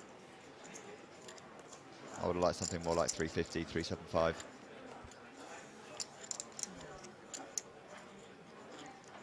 Well, he's giving Law a good price. And Law is a cash game player, so for him it's all about getting the right price to make your call, and in the long run, if you keep doing that, then you'll make money. So maybe he's playing the opponent really well, adjusting his bet size, knowing the history of Law as a cash game player. 4 spades on the turn. Brick. Changes absolutely nothing about this board. Bad news, ladies and germs. Free roll's full. Free roll's full. Hope y'all shared it on Facebook so you can get that extra 500 bucks in there.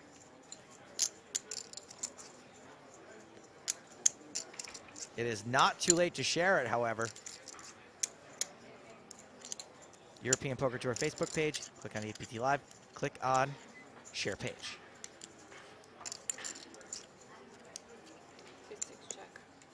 Heath checks. You gotta expect Law's checking behind here almost always. Do you think if he does and then he checks to again on the river, that Law might think he can have a stab at it, or do you think he might check behind? Not unless he improves. I think he just goes, I think it goes check, check again. I don't see any reason for Law to check unless he improves. It would be Sorry to thin. bet. It would be thin. Maybe he's trying to look to get value out of something like queens or jacks. I just don't think queens or jacks can call. Yeah, because so often Law would have a king in his hand.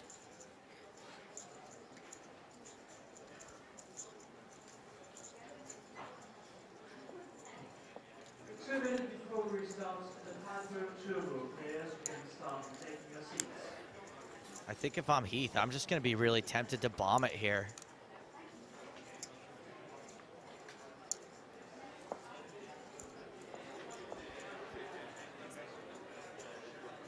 Go big. Yeah, I think it's the only way to like sort of confuse your opponent and make them consider a hero call. He'll be slightly more than a pot.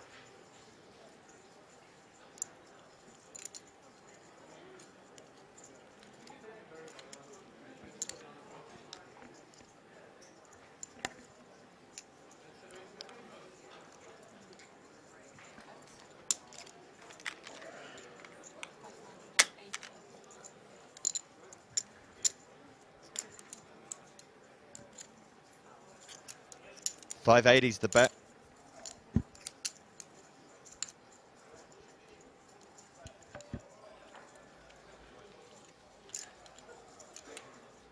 Very difficult decision for Law to make. If he had an ace, why did he check back the turn? Why did he check the turn to me? It's 2 hearts out there, wouldn't he? If he had a 3-bet hand with value, wouldn't he have an ace queen or higher maybe?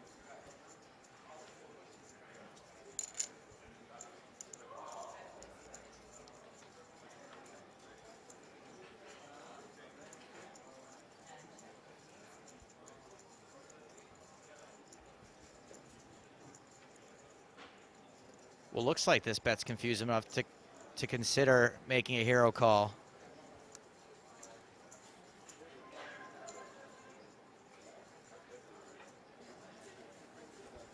And he doesn't. He does not hero.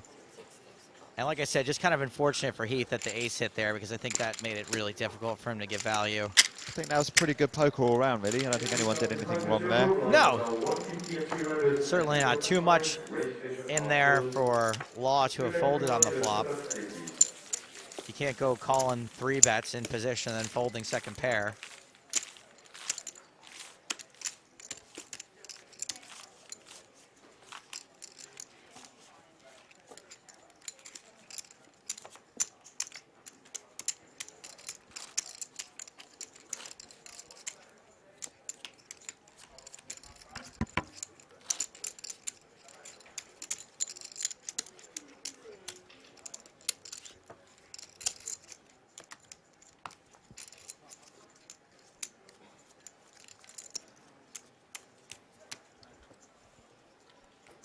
Still 5-handed here at EPT Deauville, Season 10.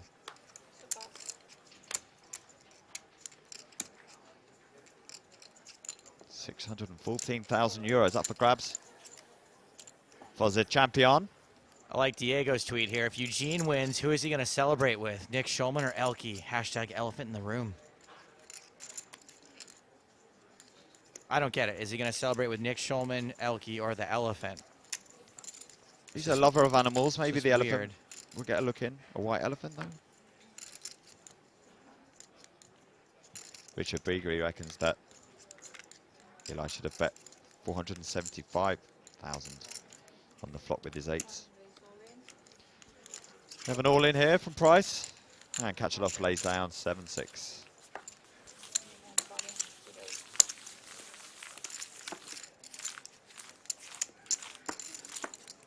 Kachelov with one of the more interesting graphs we've seen over at least my career doing EPT.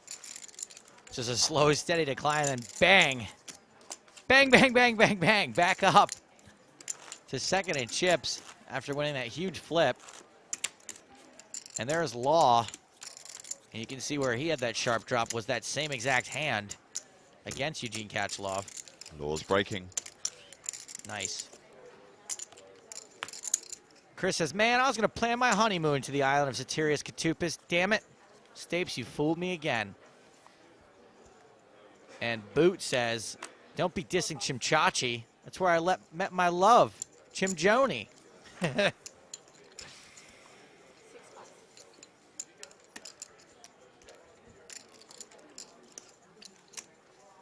Pocket 7s for Katupas.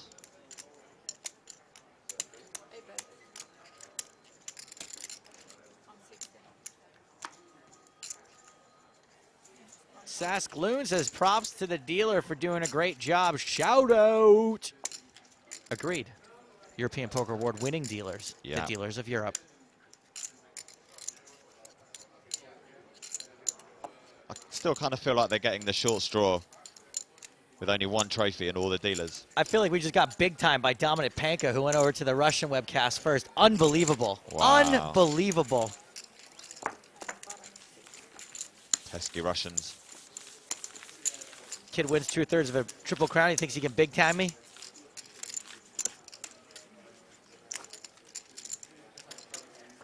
Lots of emails pouring in.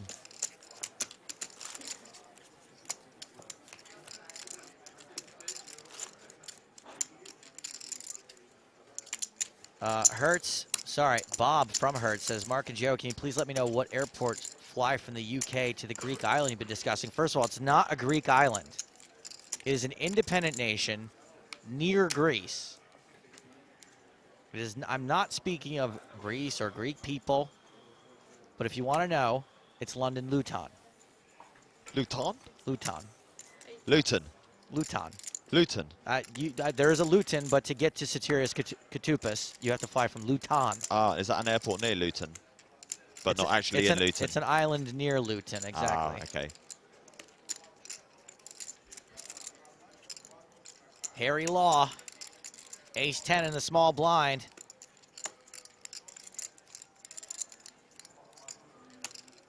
I reckon he'd be raising.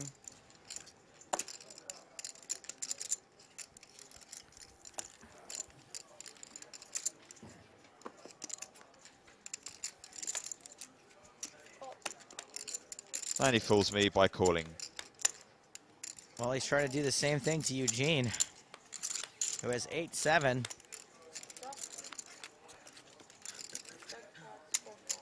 King, Jack, 4, 2 hearts. Law flops a gut shot. Ace high still good. Not much for Eugene.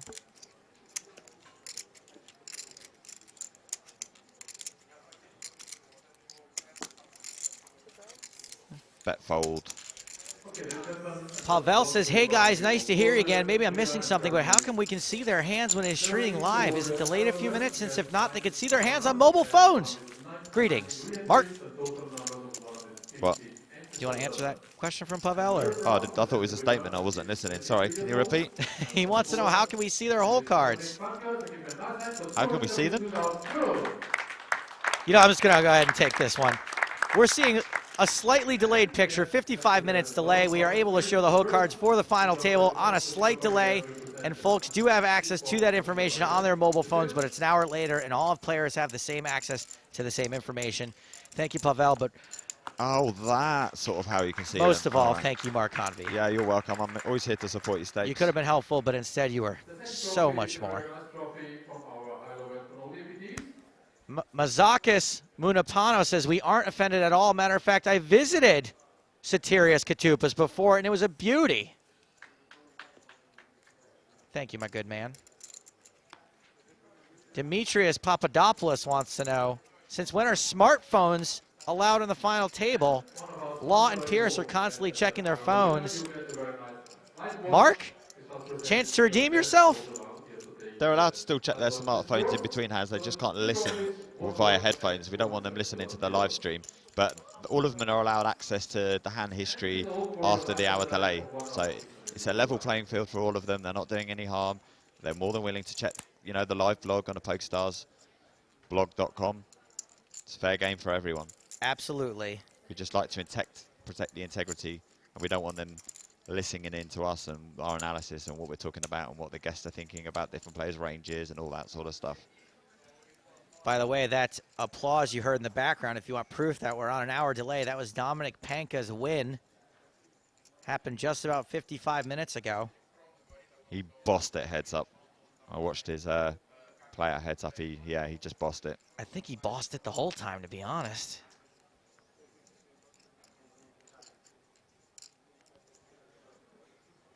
So Law's raised King Jack. Heath in the big blind with King Queen. Will he just call out of position with a strong hand? And we know he's got Law dominated. Law's kind of, I got the feeling he's a little bit frustrated. I wouldn't be surprised to see him 4-bet jam it in here.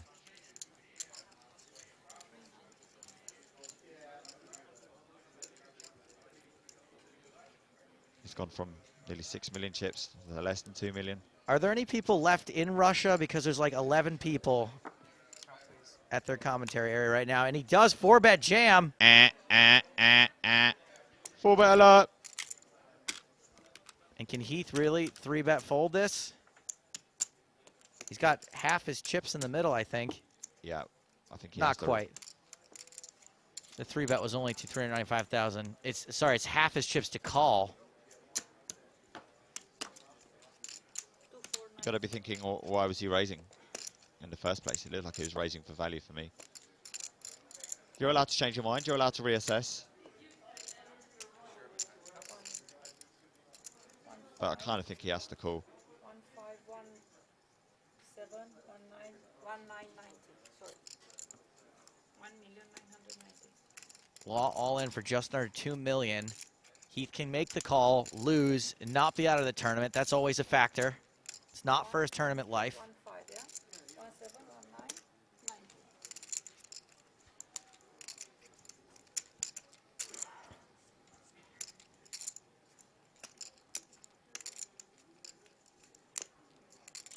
He's getting the right price to call if Law has, you know, ace 10, ace 9. Obviously all pairs, Jackson below. How do you come to that determination for the kids at home? Well, you look at how much is in the pot, how much it is to call, and then you work out where King Queen sits alongside that. And if it mathematically you've got the right equity against the range of hands that your opponent's got, then by making that call, it's mathematically correct in the long run. Does that make sense? So because it's 1.6 million a call. Yeah, so if he puts 1.6 million in there, then that's up to 4 million. So he's got to put 1.5 in to win 4 million. He's almost getting 2.5 to 1 on his money, which is that right? I think you base it based on what the pot is right there, right now. Oh, right. Okay, yeah, my bad. He does make the call.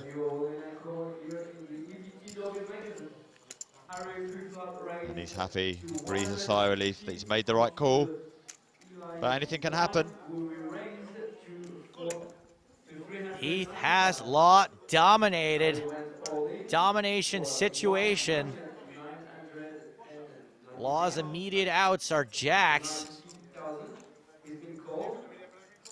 He's going to need some help from this flop. Otherwise, we're going to be down to 4.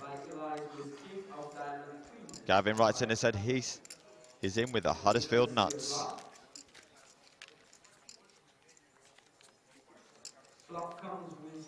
Queen Wow. 10-9, so that is a flop straight for Law. What a flop. Just the immediate flop suck out. Heath's equity for an outright win down to 2% now.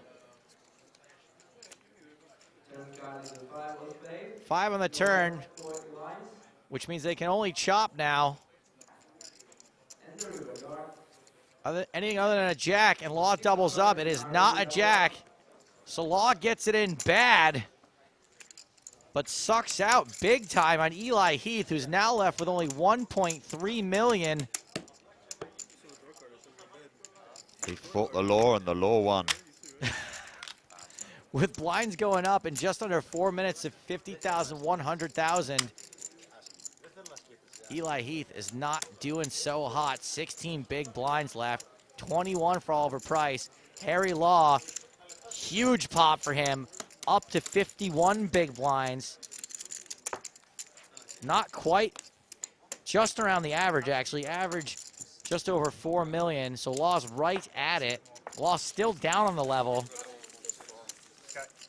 Still the biggest loser this level, even after that double up. He'll be happy right now, though. He's not going to be thinking about that. What have you done for me lately? Eli Heath, poor guy, gets it in, a distinct favorite.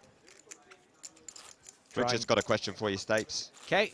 Said, is the dealers award for the dealers award for the EPT dealers or dealers of Europe as a collective? I really want to confuse my local card room. It is for the dealers of Europe as a collective, I guess, between his two choices. But it's not just the EPT, all of the dealers of Europe.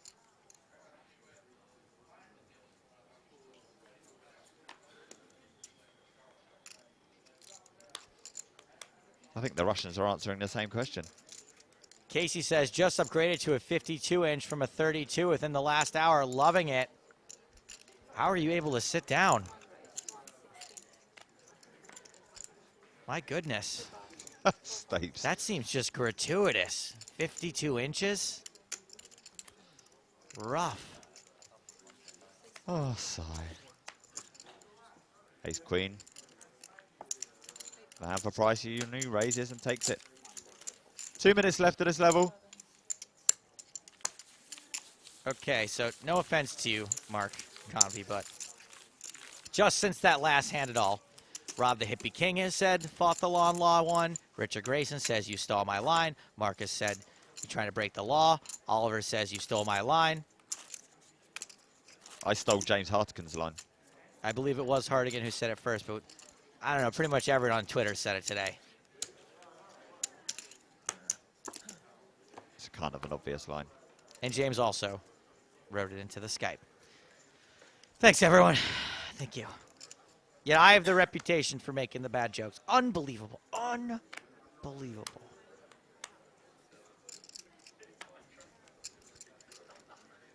Oh, Rob did at least include the band by saying that was a big clash. Aces for Law. And I think... Wow. No, he raised. 1 minute left on the level. Good shot. This is the last hand. Ace-king suited for Katupas. He's sod's law if this ace has got cracked.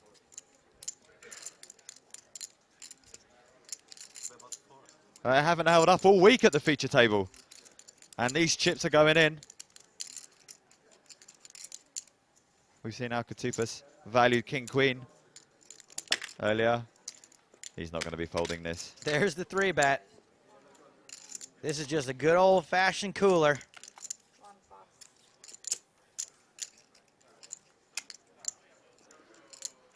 Wow, Law could find himself from almost being out to being chip leader within 2 hands.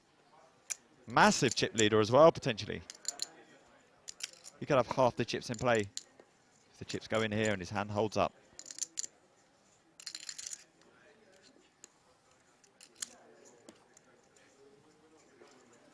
This Law is hard to break. This is the worst thing that happened to Sotirios Katupas since their president wandered into a field with a bunch of other sheep and they couldn't figure out which one it was.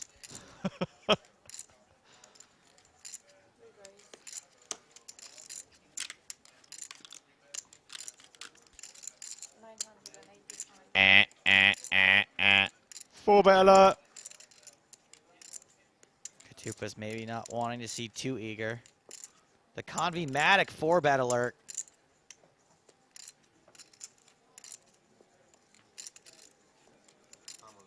There's the all-in. Snap! There's the snap call. Show him the bad news. 87% chance. Harry Law doubles up here.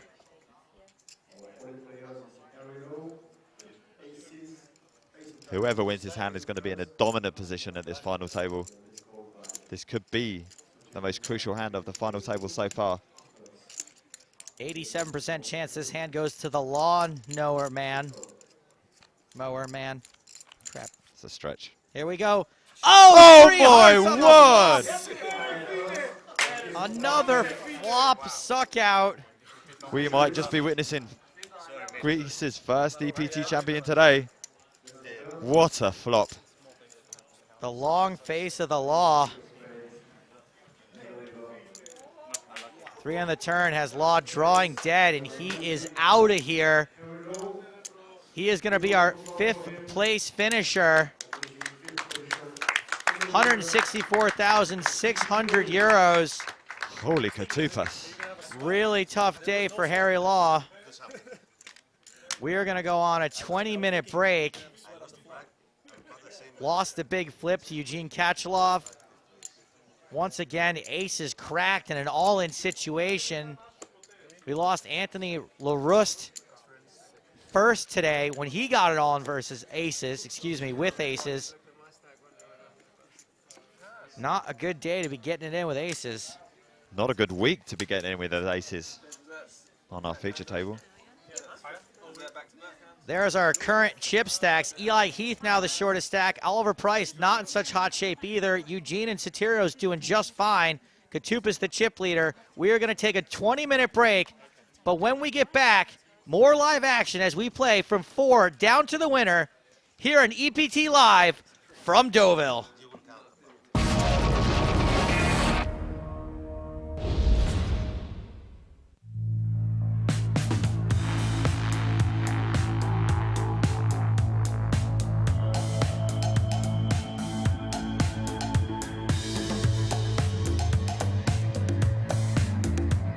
PokerStars has more players than any other site, creating the biggest tournaments with the greatest prize pools. We are the richest online tournaments in the world. We are poker.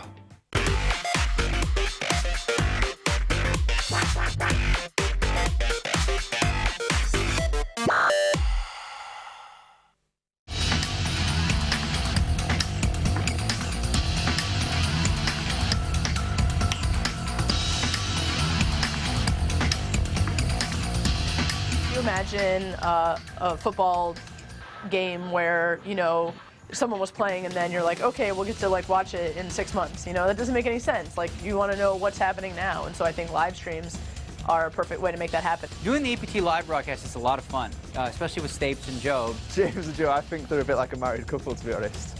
I'm not really sure who wears the trousers. They're like salt and pepper, those two. They complement each other, but sometimes leave a strange taste in your mouth. I don't know, they're an odd pair. I love them. You know what they say. Everyone loves a chop hut. Gary Johnson witnessed Daniel Negreanu purchasing an African baby. More than once, Daniel's thoughts on the TDA. More than once, Daniel's incorrect opinions on the movie Django Unchained. They actually feel comfortable making fun of me, so it creates like a nice dynamic where we can needle each other. I have the fun job, and that James steers the ship, and I get to fire the guns. I will occasionally fire the gun directly into the bow of the ship that he is piloting, and he's bailing water out and keeping the ship going at the same time. Like, he's just incredible. His job is to just sort of pull Joe in and keep him in control. I'm a protected animal in some countries. I think that if you were to write a job description for me, #1 on the list would be Stapes wrangling. And I do think that keeping him under control, and I kind of play up to it. I do kind of slightly play the disapproving kind of older brother or disapproving father, if you will. But I do think it needs that to balance his sometimes outrageous remarks. I love watching the stream. I actually have the PokerStars TV app, and I watch the stream when I'm playing sometimes, or if I'm like, for some reason I'm not at a tournament. I always get it up, and it's like a lot of fun. I come from a live background because I started my career in radio where everything is live. And there is an adrenaline rush, there is a buzz that you get from knowing that something is going out there and it can't be changed, it can't be fixed. And it was weird for me to come from radio into TV initially, where everything was very rehearsed, very prepared, you could do multiple takes. And so then to take the TV product and put it online with the creation of EPT Live was great, because it was combining the glamour of TV with the great fun of doing live. Well, I think James and Joe are really like the best team that we have in poker, and they do a really good job of combining humor and obviously analysis. They bring in pros into the booth, and I think like they've got so much experience. Obviously, EPT Live has been on air since 2007. Nick Welthall used to be my co-host.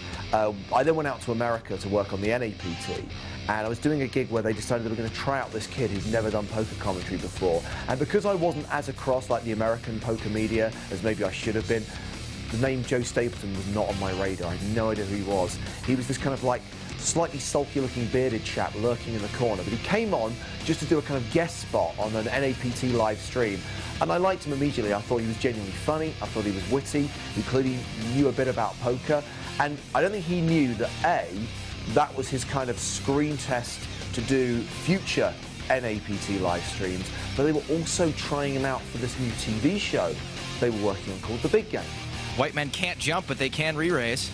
So that really was where the career of Joe Stapleton was born, and the good thing is I then got to do a couple more live streams with him in America, and then of course he came over to Europe post Black Friday, and we've really sort of built a relationship, and I really think, you know, we've reached that pinnacle now where we really know each other really well, we know each other's strengths, we know each other's weaknesses, and we've now got the double act going.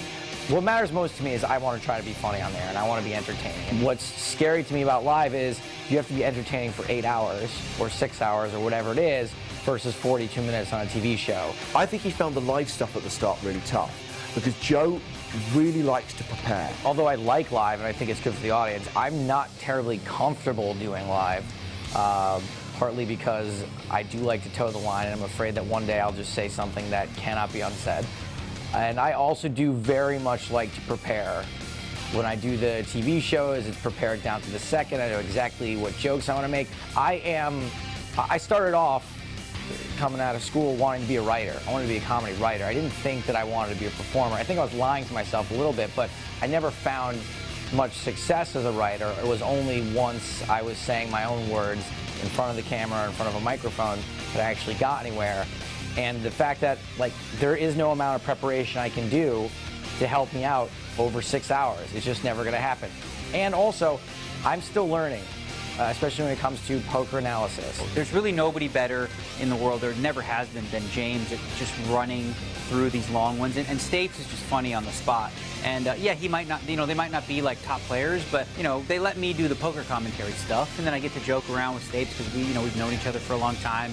When someone like Lex or Vanessa Selbst comes in, if we tee them up, they just provide amazing analysis the entire time.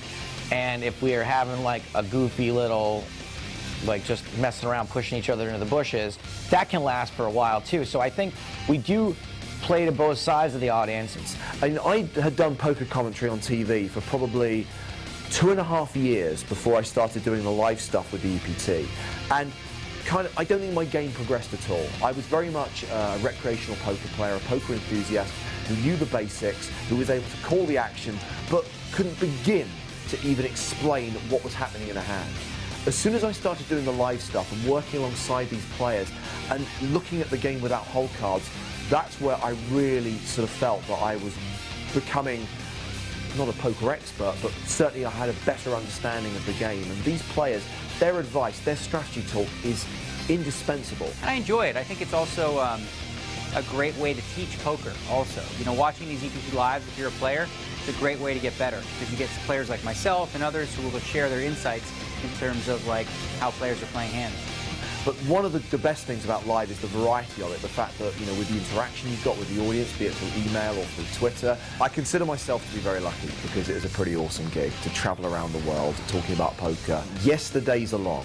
Yes, it's sometimes hard being away from home for a long period of time, but you're staying in nice hotels, you're surrounded by the EPT, which is the biggest, most prestigious poker tour in the world, and you get to commentate on it for 10 or 12 hours a day. What's not to like about that? It's great fun.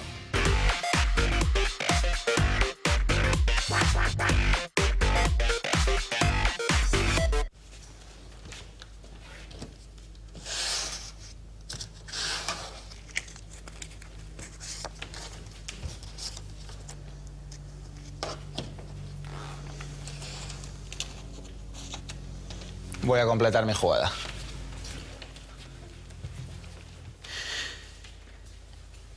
Vale.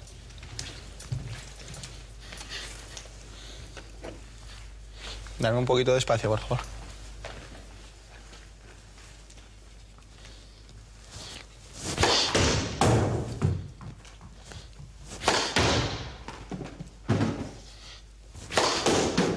Pero sí le he dado. Sí, sí, pero no basta solo No, con pero- darle. Que mira, que sigue aquí, que no la has tirado. Tú, cuidado. ahora ya sé. A ver tu jugada. A ver.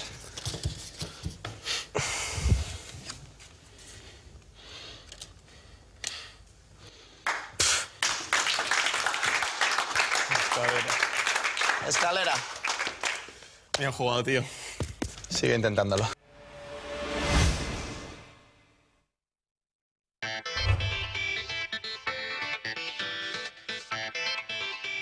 Hi, I'm Lee Jones, Head of Poker Communications for PokerStars. I'm going to take you on a short tour of the new PokerStars.net application on Facebook. As you can see, this is a typical Facebook page. There's no download. There's no cost.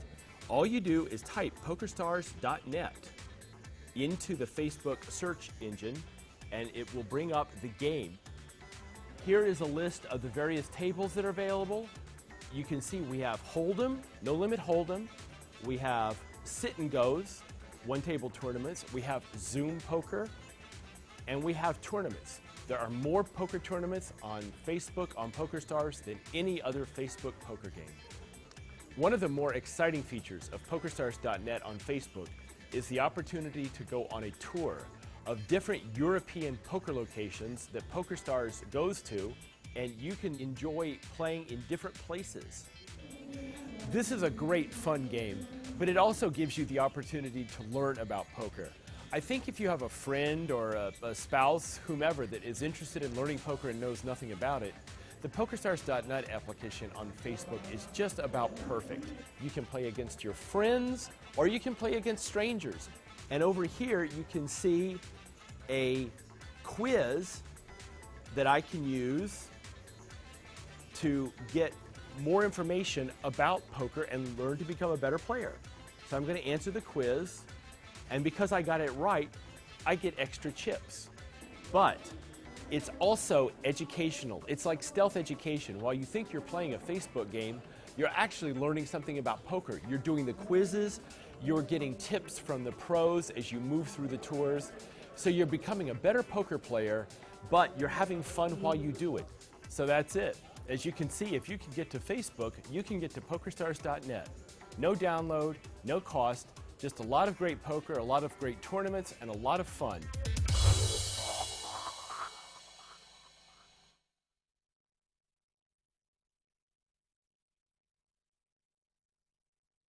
The second you join our table, you know things are different. This is poker as it was meant to be played. With the whoosh of the deal, the chips hitting felt, and the raking of the pot. Because we didn't just create another online poker site. We used the sights and sounds of poker to bring the game to life. FullTiltPoker.net. It's where we play.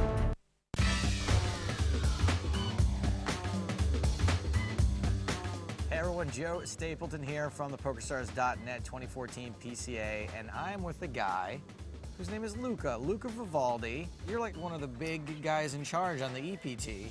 Now, I found out that apparently you're pretty good at chip tricks. I'm gonna be honest with you, Luca. I can't even shuffle chips. Seriously? I can't do it. I don't know how to do it. Come on. It's okay. You start with a stack, right? Obviously, do something like this, and then you just see. I assume that's not how it's supposed to go. Can we start with the 8 chips, let's say? Yeah. So this is. I'm already trying to. You're going on to way too advanced stuff. Flow too close to the sun. Okay. We're gonna start with this. Yes. Okay. Much better. So you put your end like this. Okay. And then you lift this one and you push. Lift my middle finger. This. Oh, that finger. That's why. Little mix. I was You using just lift the chips. Yeah. And you push with the thumb. Thumb should be here. Oh, the thumb goes there. Yes. So you're pushing and you lift in the middle. What else have you got for me? Is there anything that's easier than that? Possibly? Easier, I don't know, chip tour we can try. Okay. 3 chips. 1, 2, I can count to 3. So far, so good. Not too bad. It already looks bad, right? You go weird. I'm really good at massage, though. I'll teach you how to do this. That's good, right? Oh, it's fantastic. What else you got? We can go on to the easier stuff. There's something easier. Really, really easy. Okay, yeah. Do that. Something like this. You take the first 2 and then you open them like this, and then you can close them like this. I see. So we're gonna go to the easier stuff. Yeah, I'm just not even gonna attempt that. Well, Luca, I've been saving this for the end, so I know I can. Here we go. Ready?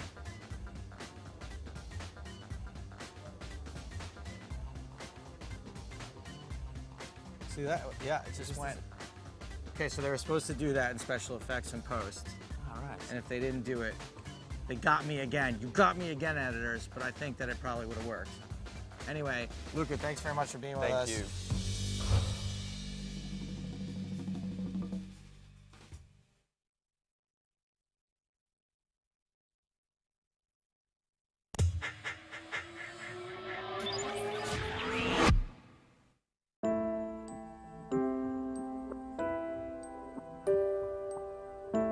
Ten years ago, I just finished NYU. I graduated during the summers when I was introduced to poker. And while at the time, I was certainly, taking on the poker world by storm, there was a lot of things about myself that hadn't yet developed. I was just 15 years old. Yeah, my life has changed a lot. 10 years ago, I was just playing a game for fun with my friends. From the time I was 16 years old. There's an old saying that says, youth is wasted on the young, and I really like it. At the time, I was still living with my mom. I didn't really have any money. Thinking I was gonna, be an academic, thinking I was gonna be this job, poker pro, back to law school, back to poker. I knew that I wanted to like figure out a way to make money and to not have to like work a 9 to 5, but I hadn't figured out what it was. So I was actually looking into trading as a career and kind of got sucked into poker a little bit. I remember the first time I ever felt old. I went into the lobby and I saw like 75 pimple-faced kids with laptops in front of them. Honestly, my impressions were just very basic, just kind of like, wow, people are playing cards and there's like big money involved. Like what's that? Young kids say, you know, I got this figured out. You don't have anything figured out. 5 years ago, I would say I thought I was amazing at the game. Even if you look like 5 years ago, I didn't want to like eat at the big restaurants and stuff like that. I was really careful about it. Now, I'm much, much, much better than I was 5 years ago, but I think much less of myself as well. 2 years ago, won the main event. Obviously, everything's changed at that point. Now you eat at all the big fancy restaurants, but at the same time, you stay the same guy. You have your same friends around you. If someone told me 10 years ago I'd be where I was today, I'd say, yeah, I'm not surprised. I had a lot of confidence in myself 10 years ago, and I have a lot of confidence in myself today. It's my career, it's my biggest passion, and it's taken me so many amazing places all over the world. It's been a pretty surreal experience and a fun ride these last 10 years.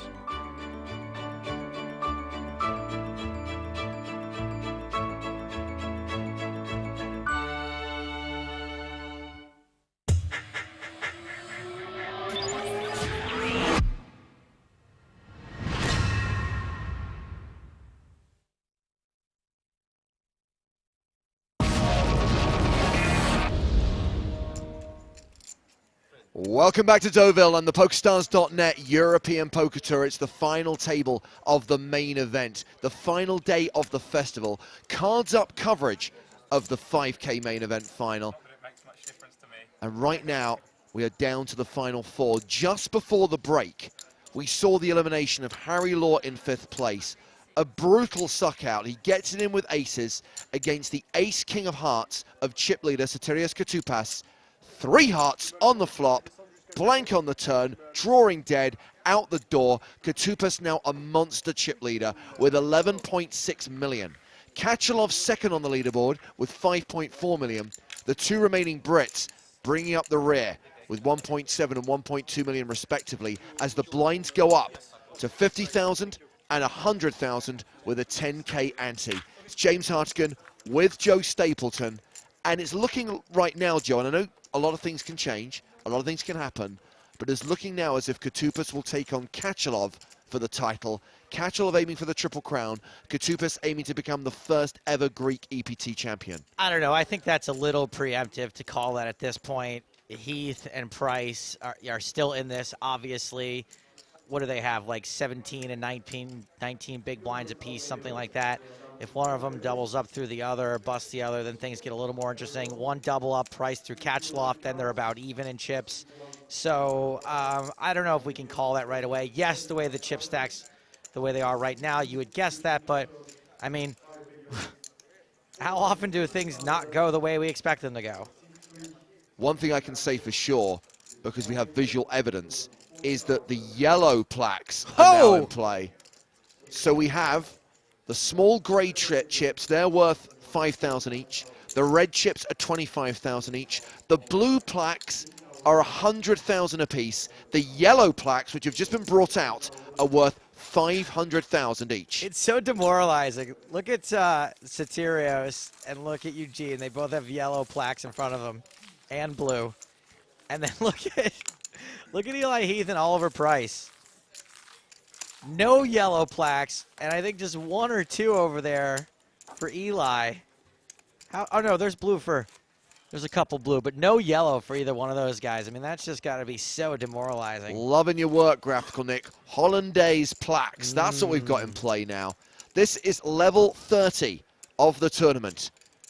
Please get in touch with us in the booth. Tag your tweets, EPT Live. Email nuts@pokerstars.tv. Very soon, we are hoping to be joined on EPT Live by the champion of the 2014 PCA main event and the EPT 10 Deauville High Roller. Dominik Panka from Poland will be joining us shortly. I am absolutely starstruck by that guy. I have such a man crush on him. And I've gone through the man crushes throughout the years. First hand back from the break. First hand of the new level. Eli Heath shoves from under the gun with ace-8. Katupas with king-jack on the button. This is a 12 big blind shove. Katupas has got the chips. Not exactly getting the price, but he does call. Katupas calls. Blind still to act. Oliver Price in the small blind. He folds. Kachalov folds the big. So Heath all in for his tournament life. He is ahead with ace-8. Katupas has live cards. And this is what I mean. I mean, ace-8's supposed to double up here. Then he's got 24 big blinds. I don't think we can count anyone out just yet.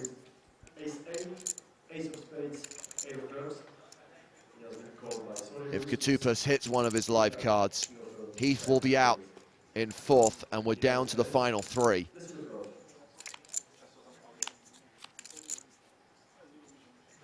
There's a jack on the flop. Almost another flop 'em dead situation.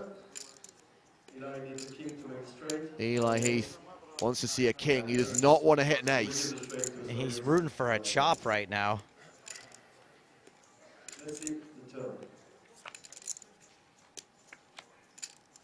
Seven of diamonds on the turn. Diamonds not a factor. Eli Heath has 3 outs. He needs a king on the river, or we are down to 3. 0% chance of chop now. Less than 1% chance of a chop on the flop. It's a brick. Back-to-back hands, albeit separated by a 20-minute break, sees the elimination of 2 British players. Law out in 5th, Heath out in 4th. Eli Heath will collect €207,800 for his performance here in EPT Deauville. So now we go 3-handed, and Katupas becomes an even more dominant force. 13 million in chips. And if you look at things right now, Kachalov's a story. Katupas is the story. He's the chip leader. He's going to be the first ever Greek winner if he wins. How about Oliver Price, who has made some very questionable folds today, some questionable raise folds. And again, this is absolutely playing results, because maybe he would have doubled up in those hands. Maybe he'd be chip leader right now. But he has laddered his way up to at least 3rd place. Guaranteed at least €271,200. Still in contention for either the runners-up spot or the first place prize, which carries with it an EPT title.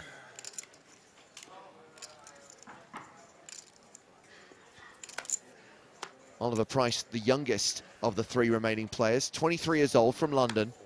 We've mentioned a lot his 49th place finish in last summer's World Series main event. That was worth more than $150,000. He also chopped the Sunday Million last year for more than that, nearly $185,000. This is only his 2nd ever appearance in an EPT. He played EPT London last October. Here he is in Deauville, guaranteed 3rd or better.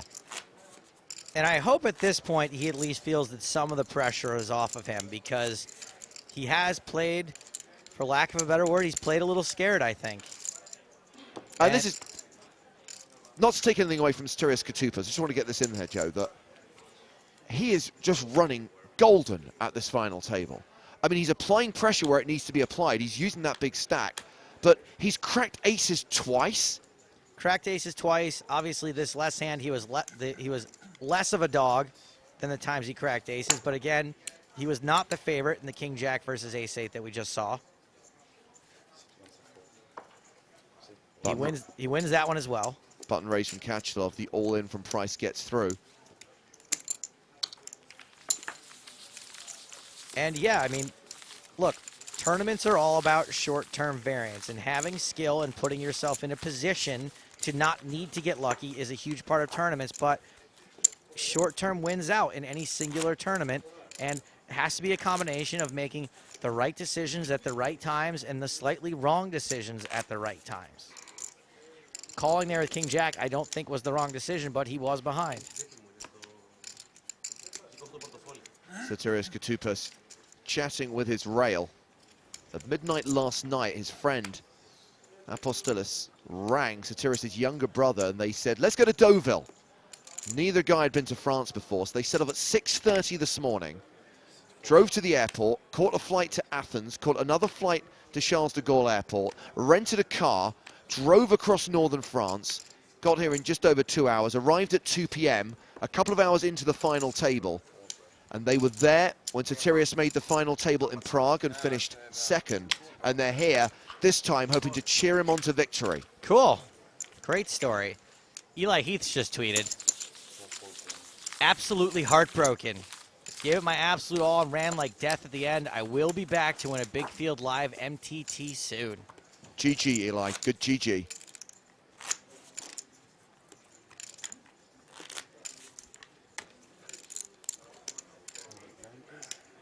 By the way, it's EPT trivia time. If, and I want to emphasize that word, if Sotirios Koutoupos goes on to win this tournament, and there's a very strong chance he does as the big chip leader, he will join a list of players who have a second place finish on the EPT and a win. I want people to tweet in, using the hashtag EPT Live, the names of the other players on that list. Please try and use your encyclopedic knowledge of the EPT without consulting sites like Hendon Mob or the EPT homepage. I've got this one. Salvatore Bonavena is one. Not on the list. What list are we talking about again? These are players with a first and a second in EPT main events. Okay. And I'm going to give you a clue. Liv Bury. No.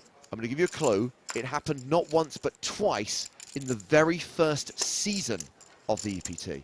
Alexander Stevich. No, he has a first and a third.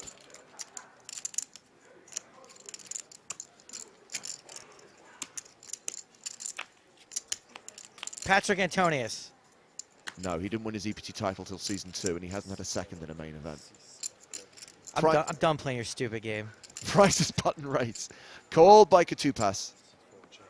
Wasn't for you anyway, it was for our loyal viewers. Why do you think I'm getting it wrong? We talked about this yesterday.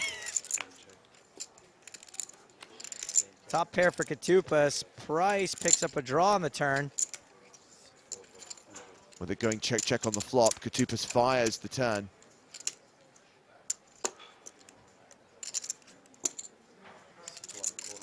Price sticking around. Really like to see this kid make a hand. No dice.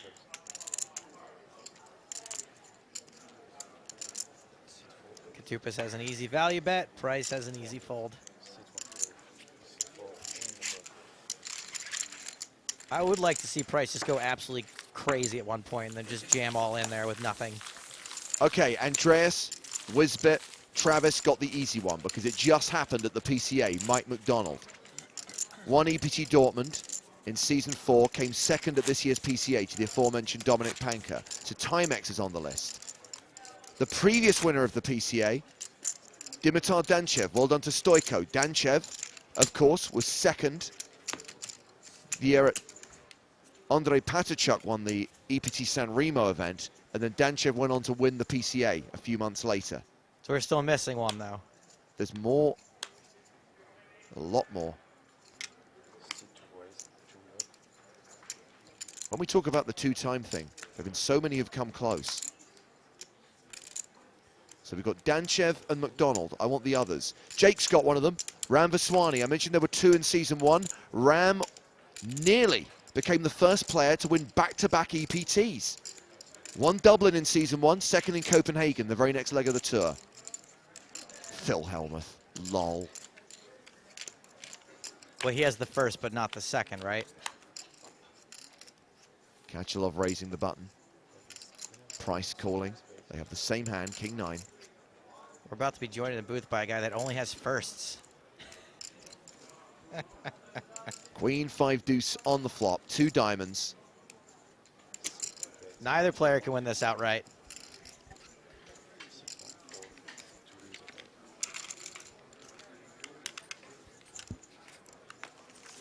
Kachilov wins that one. Steve O'Dwyer has had a win and a second place finish. Well done, Roland Boothby. Second to Benny Spindler in EPT London. Won last season's grand final. Brandon Schaefer, good knowledge, Otto. Brandon Schaefer, the first ever winner here in Deauville back in season 1. And Schaefer then came second to Rob Hollink at that year's grand final. Bojan, Elke, yes, Elke second in Copenhagen. A win at the PCA less than 12 months later. I think we've pretty much filled that list.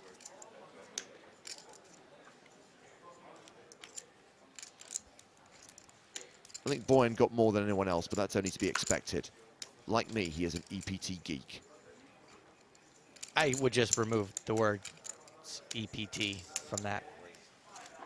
Well, they're actually letters, Joe, rather than words. That's exactly something a geek would say.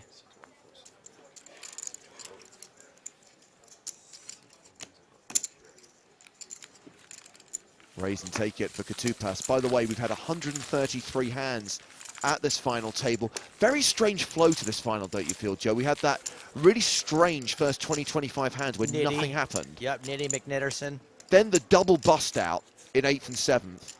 Then the Russian entertained us, Muratov, with some of his dramatic large shoves. Then he went broken. We played 5-handed for some time. And then Bish Bash Bosh, another back-to-back elimination situation.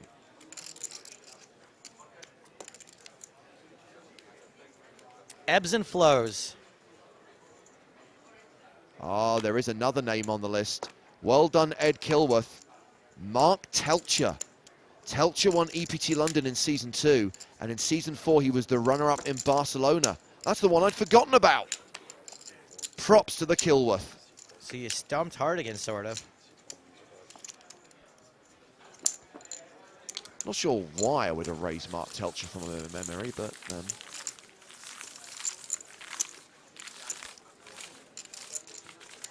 Thank you, Evo, for being with us. He says he likes our stream better than the Portuguese stream. We're happy to have you. We love those guys in the Portuguese stream, by the way. I think there's a Jow in there, maybe.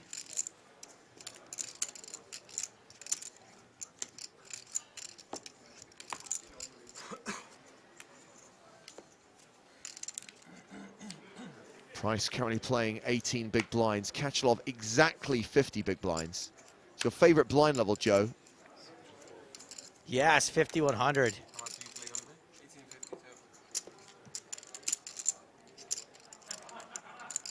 Otto von Bismarck says David Boycian won EPT Amsterdam. There's never been an EPT Amsterdam.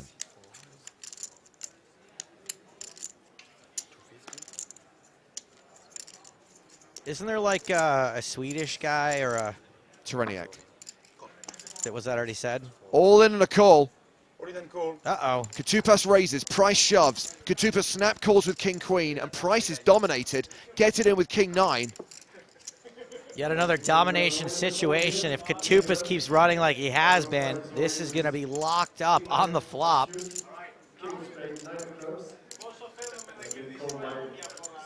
So I'm expecting 1 or 2 queens. Well, let's see how Katupas actually fares when he gets it in ahead. And Price, as I suspected, did open his game up a little bit now that they're 3-handed. Ha! Queen on the flop. Katupas doesn't want any early celebrations, but Price is going to need running cards. He's down to a 5% chance of survival. And he does pick up equity on the turn. Wow. He now has an open-ended straight draw, and he can survive if a 5 or a 10 hits the river.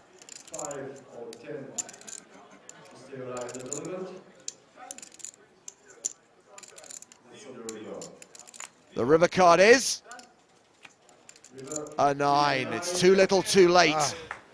So Oliver Price, the last remaining Brit, exits in 3rd. He collects 271,200 euros, and we are going heads up here in Deauville. Eugene Kachelov, aiming for his triple crown, goes into the heads-up battle with a stack of 5 million.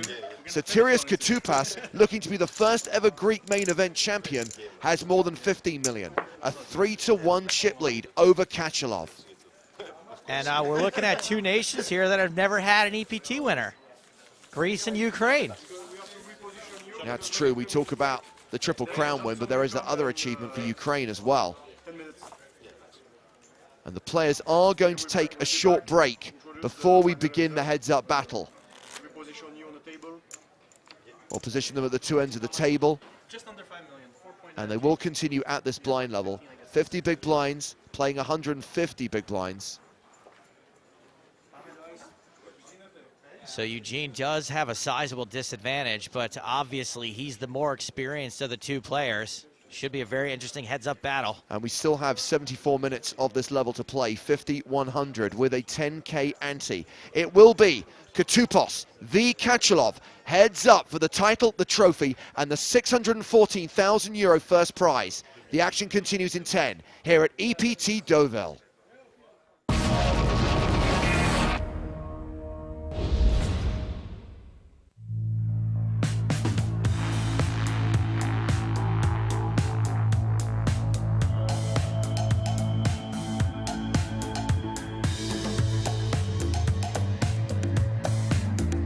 PokerStars has more players than any other site, creating the biggest tournaments with the greatest prize pools. We are the richest online tournaments in the world. We are poker.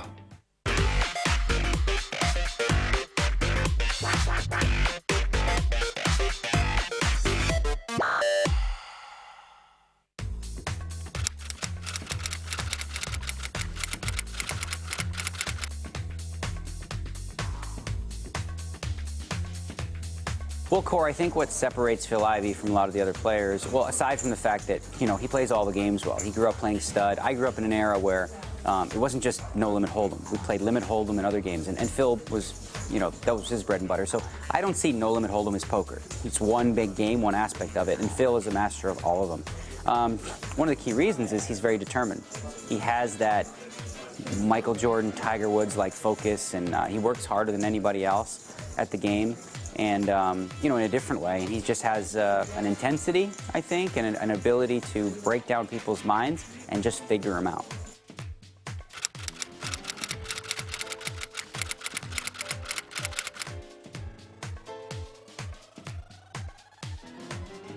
Well, Stomp 19, to be honest, yeah, I always kind of felt like I would be. I've always had a big mouth, right, which is essential. And, you know, if you're going to be spokesman for anything, and I loved the game, and I was passionate about it. I remember taking on that role very early on in, you know, in Toronto to some degree, helping other people sort of figure out how they're going to become a professional. And it just felt like a natural role for me. I had some success in 2003, 2004, got me some notoriety from winning some tournaments online, and then my mouth did the rest. You know, again, I'm not afraid to make mistakes. I'm not afraid to take on a challenge. I feel like the biggest danger in this world isn't those that are dangerous, it's those that are looking on and doing nothing about it. So I'm never going to be one of those people. So I've always got poker's best interest at the top of my priority list, and often that doesn't necessarily mean it's in my best interest, but again, if it's in poker's best interest, better for all, it's better for me in the end.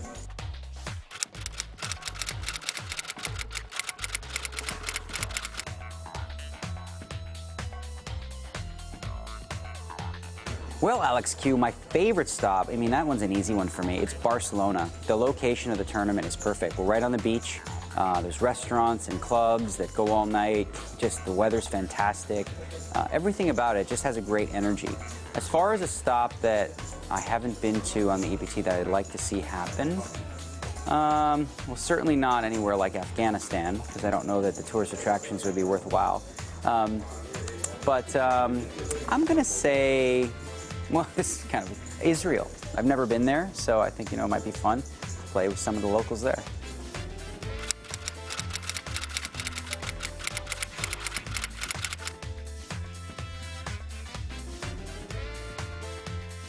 Well, Simone L., in the past, I've actually had proteges. I actually created a television show a long time ago called, you know, Danny McGroner's Protege. It was a lot of fun.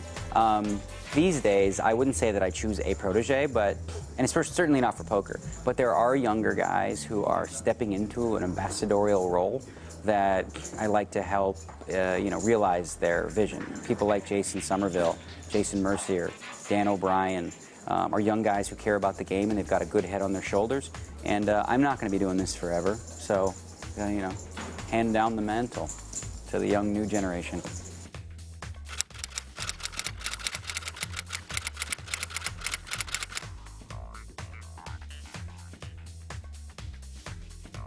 Blip P, good question, an important question. Tracking software at this point is something that is a part of the game when you play online poker.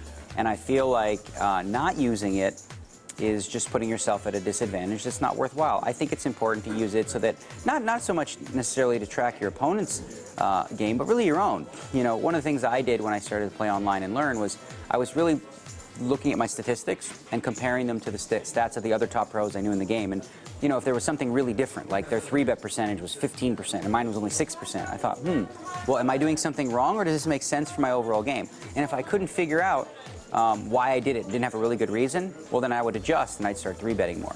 So I think ideally, I don't like playing poker that way. I wish nobody had it, but it's one of those things, you can't stop it. I mean, anyone can have a pad and paper and write down and track. I mean, that's totally legal. You can't stop it, so you just have to do the best you can to use it to, you know, to your best of your advantage.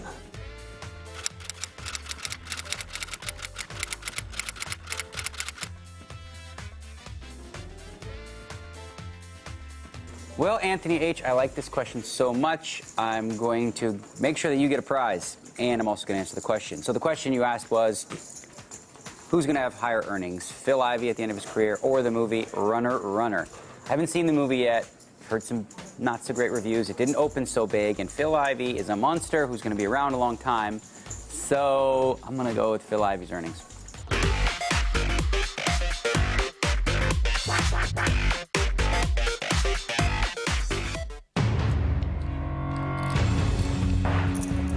With Rush Poker, you instantly start a new game every time you fold. So you skip the hands you don't want to play and get to the ones you do.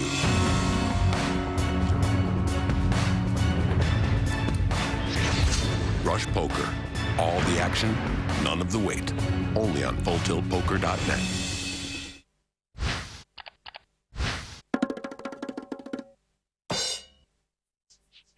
Adrian Talenchik Rousum learned to play poker in the card rooms and casinos of Edmonton, Alberta. Despite being a formidable force at the Omaha 8 or better tables on PokerStars, Adrian only plays poker as a hobby, holding a full-time job as an occupational therapist. Her impressive results on the felt, including several final tables in the PokerStars Women's Sunday Tournament and Supernova VIP status since 2006, have awarded her the extras in life, including jewelry, designer purses, and her dream car.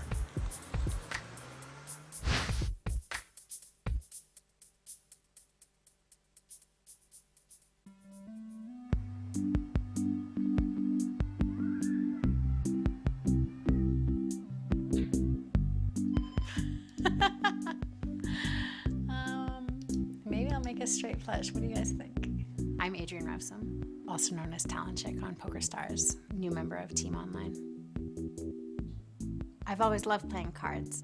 Going back to Ireland to visit family, we always go to play whist, which is a card game, kinda, I guess, like bridge. You would go and you would spend your £5 at the time, or €5 now, and all the scores would get tallied, and you could win money at the end of the night for being the best lady or the best gent.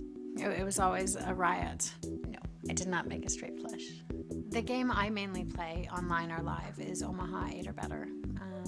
It's a variation of Omaha that I learned kind of a few years into my poker career.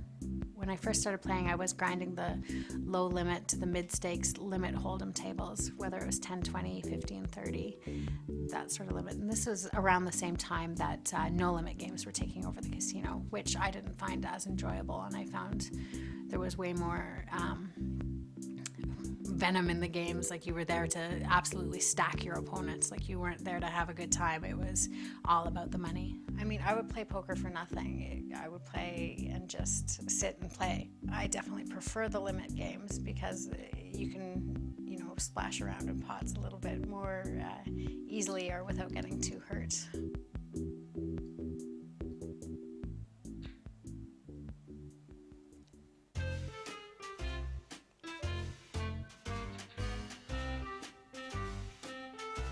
My grinding station is all about comforts. You know, I have my lazy boy and my Mac set up on a TV tray. It's very functional. It serves as my dinner table sometimes and my computer desk. I can move it to the left side or to the right side. I can recline my lazy boy, sometimes fall asleep at the computer. You know, it's not because I'm facing all these tough decisions. It's because I'm waiting for those PokerStars alerts to kind of waken me. It definitely is a grinding station that isn't about work. It's about comfort and fun with some positive results at the end. Oh, I have quads. Are you filming this? That's a really good hand. Outside poker, I try to stay pretty active. Independently, I like doing yoga. But in the wintertime, I participate on a basketball team, and we won our division this year, so that was really exciting. And in the summertime, then we play slow pitch, which is a bit of a alcohol-fueled slow pitch, but we just have an absolute riot on our team.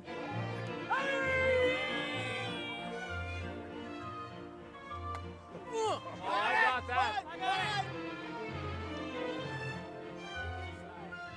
Oh! You missed that one, bud. It's game's out. Wait.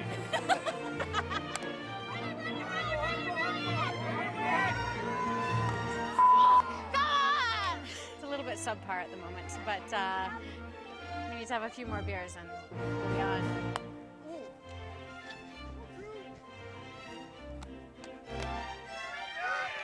Come on! 1, 2, 3! 911! My team is called 911. We're started as an emergency department team, so there's people who used to be security guards, there's nurses, there's doctors. It's kind of expanded. We have some teachers, cops, all sorts of people. I've known Adrian since about grade 7, so what's that, 12, 13 years old? Apparently she thought we were friends, but I didn't know that till about grade 9 or 10. I had a better read on the situation. Michelle used to be a dealer at the casino, and so she dealt blackjack, and she started dealing poker shortly thereafter, and she said, you need to get into these games, you need to start playing poker. I remember the first time I started playing, I was nervous as hell because you hear players complain all the time about how other people's play, and I was always self-conscious about, you know, playing the right way and not pissing people off. So when I told her that she should start playing because she'd be really good at it, she kind of had the same anxieties that I remembered having when I started. I was freaking out and shaking, and I wouldn't go at first, and I actually sat behind her and watched her play a few sessions, which blows her mind because she thinks that poker is the most boring thing to watch. She's really smart, so I knew that she would pick it up really quickly and do well as well. I watched her play and then finally took my hand at it and, you know, bought in for $60 at a 3-6 table and crossed my fingers and been playing ever since.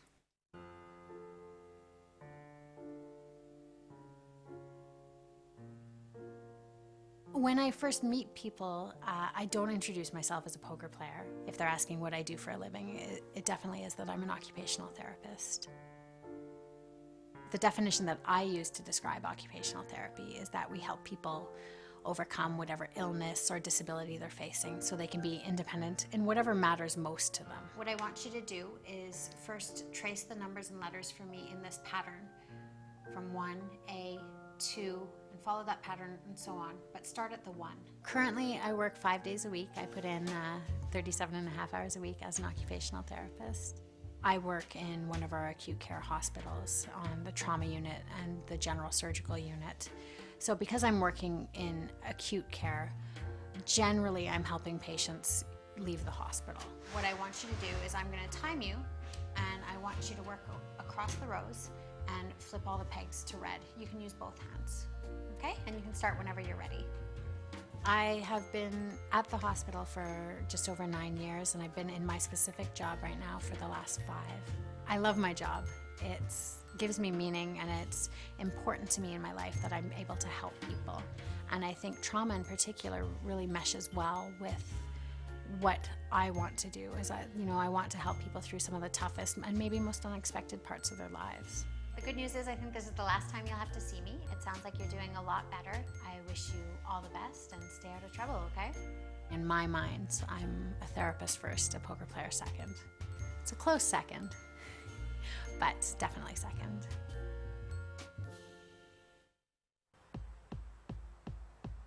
There you go!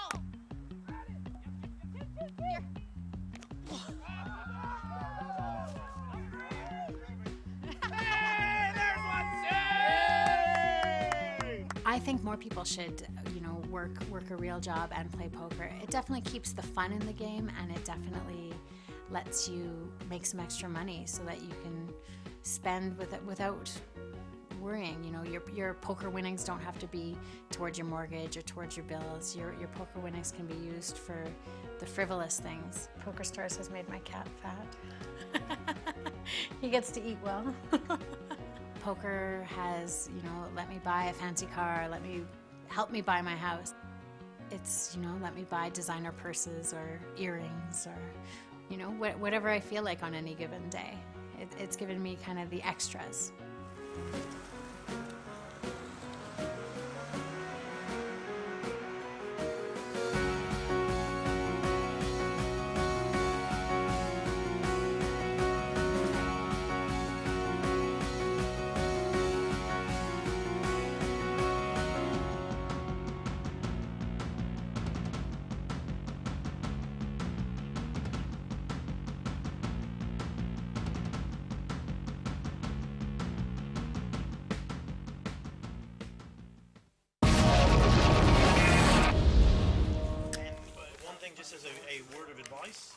So here we go. We are back to the action at the Casino Barrier in Deauville for the heads-up battle between Eugene Kachelov and Sotirios Koutupas.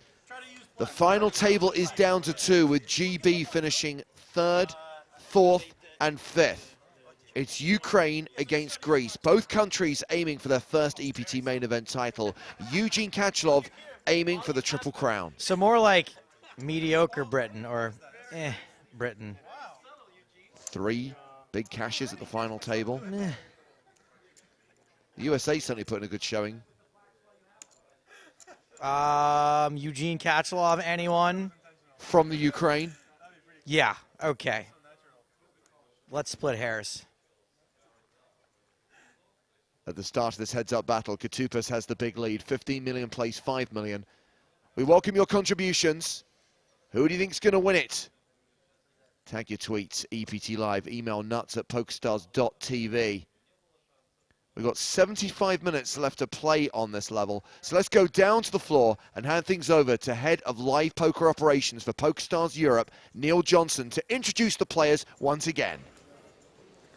We have lost 6 players from our final table here in Deauville. We're now heads up for the title, and it's a battle between Eugene Kachelov with 5 million in chips, trying for his personal crown, against 15 million in chips for Sotirios, trying to break the 2nd place string for his home country of Greece. Gentlemen, congratulations on making it to heads up. Good luck, please shake hands, and may the best man win. Dealers, shuffle up and deal.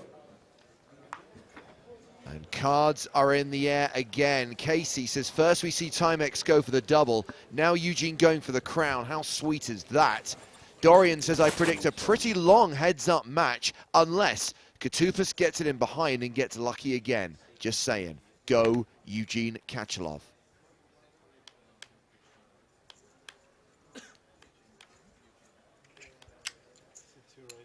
Remember, those blue plaques are worth 100,000 each. Blinds are currently 50 and 100,000. Button raised from Koutupas, called by Eugene Kachelov. And we haven't caught Koutupas' cards yet. We know that Eugene has flopped top pair. And some folks are automatically going to think, oh, I have an ace, I need to 3-bet this heads up. But obviously Eugene's thinking he doesn't need to bloat this pot, doesn't need to play it too crazy. He has a little bit of deception in just calling with an ace. And Koutupas barrels with just jack high. Some backdoor possibilities, but not a whole lot happening for him.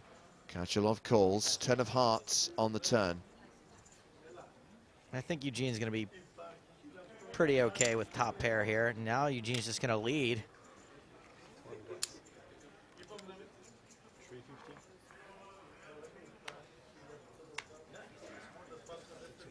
Maybe wanting to protect against another heart hitting. Well, we had that stat, or rather I asked our audience to come up with the names of players who are first and a second on the tour. Don points out that if Koutupas comes second again, he'll be the 5th player in the history of the European Poker Tour to have had 2 second-place finishes in EPT main events with no title, the others being Dennis Carlo, Martin Jakobsen, Max Heinzelmann, and Pierre Neuville.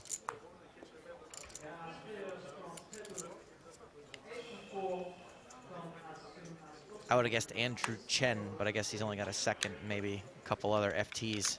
A second and a third. Third. Richard says, still think Eugene can claw this back. Either player is a worthy champion. The Wookiee Way says, I was going to predict this heads up hours ago, but Eugene Kachalov was dropping, but I'll still bet on him over Katupas. And Ryan LaPlante says, hopefully Eugene Kachalov can take this down. Would be a well-deserved Triple Crown and EPT main event title. And he's a hell of a nice guy. Although I heard the same about Sotirios, so.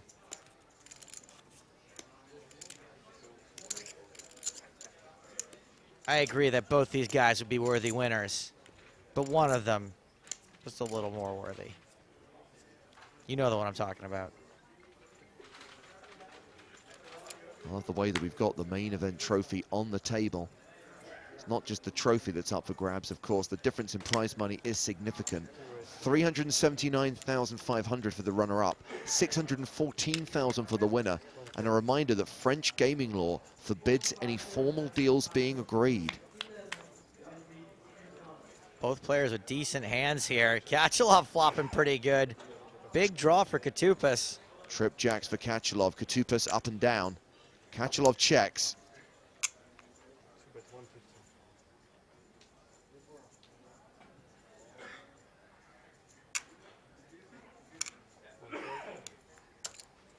Kachalov just calling.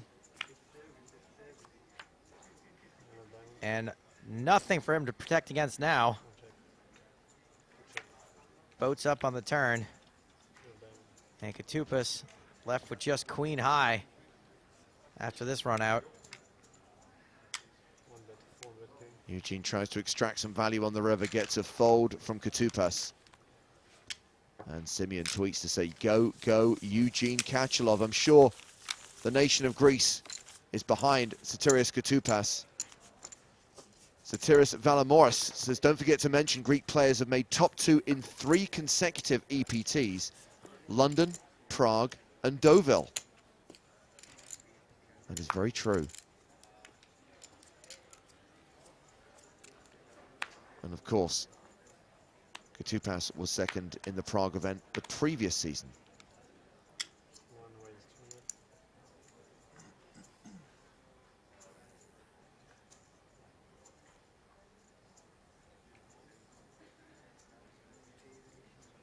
John's tweeted in a suggestion that I'd like to introduce to my home game. It would be nice if you had 2 dealer winning heads up.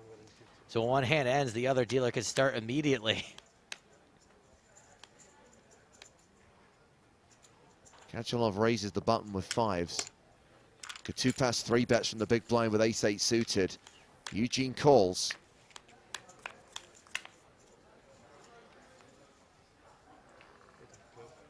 And Katupas flops best.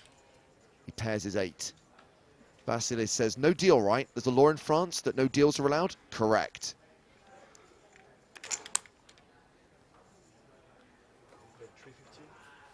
There's also a law in France that no well-done steaks are allowed. I wish that was a joke. I actually was turned down last year at a restaurant in this town. It's not possible. I said, yes, I'd like that well done, please. It's not possible. No, the actual answer, no, heaven forbid he would answer me in English. It was, non monsieur, c'est non possible. That's it. Tag your tweet, TPT Live. Email nuts@pokerstars.tv. They only had a little bit of gas left in the grill, James. It was legitimately not possible.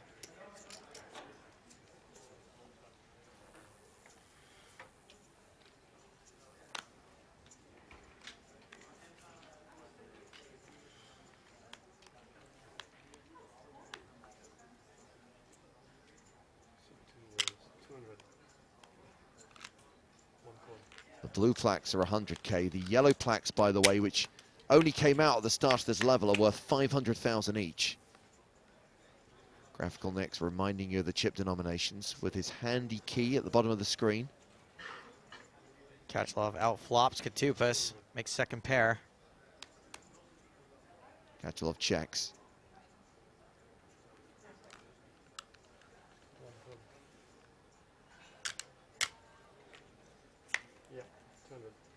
C-bet of 200,000 called by Kachalov. 5 on the turn.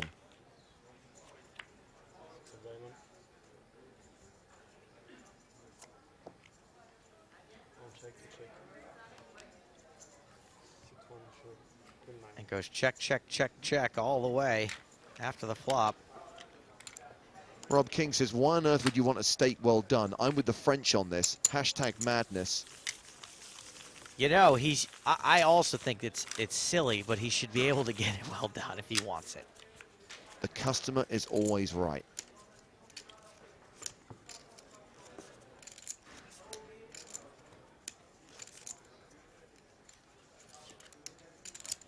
There's some kind of weird spamming in our timeline going on, but they're all about Dominic Panka. Panka spammers clogging up the feed. It's clearly 3 different Twitter accounts being run by the same person. I don't disagree with any of them. Don't know if he expected these kinds of results early on in his career, but Dominic Panka must be feeling really confident right now. What an exciting young poker player Dominic Panka is. Another big win, and it's only February. Dominic Panka is the face of live poker in this start of the year. Sure, there's a lot more seeing him in the future.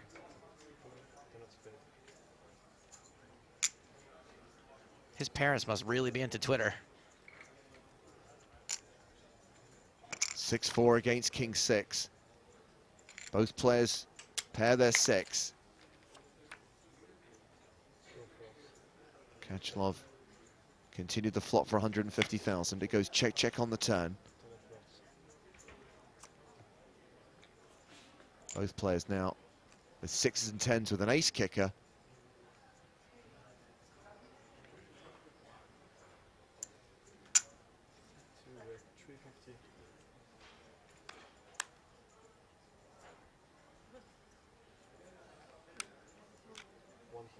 Tirius with a nice attempt there, but gets looked up.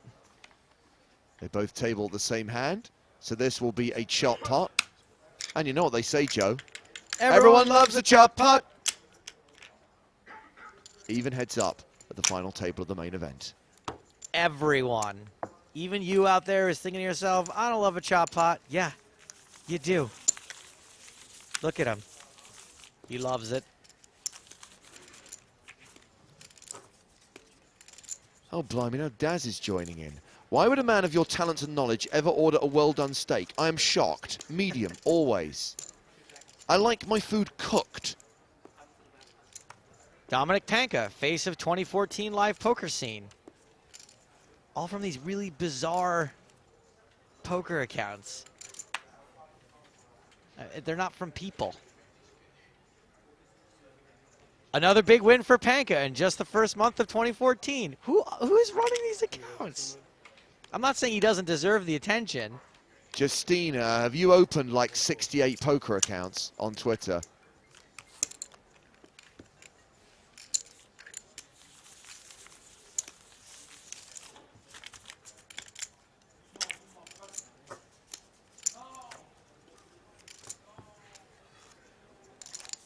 I like Brad's excitement here. This heads-up game. Crazy hand so far. Stapes and James killing it with the commentary. Not that much movement in the chips so far. Kachalov's moved up a little bit, 5.5 million. Katupas on 14.5. How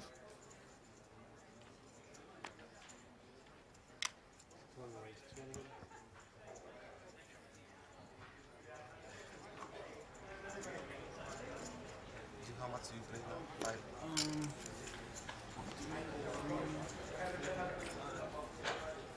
5-6 probably to start the hand. We raise 500. 1 fold.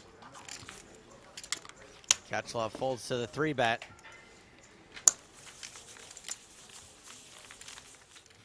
We could really be here for a while, by the way. Neither of these guys should be in too big of a hurry to get it in. 53 big blinds for Eugene.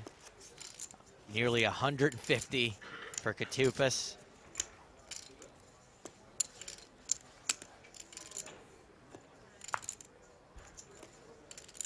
Phil Cooper says, just saying everyone loves a chop pot to my girlfriend, and she just frowned and went, what? You know what they say. Everyone loves a cold shoulder. And 144 of the final table. Raise and take it for Katupas.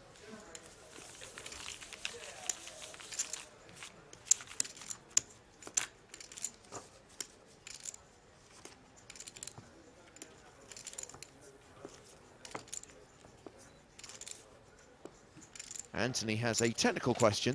Okay. What are the microphones you use called? We use the SoundLux 4000. It's a late 70s model. They're old, but they're sturdy. Commonly known as either lip mics or commentator mics.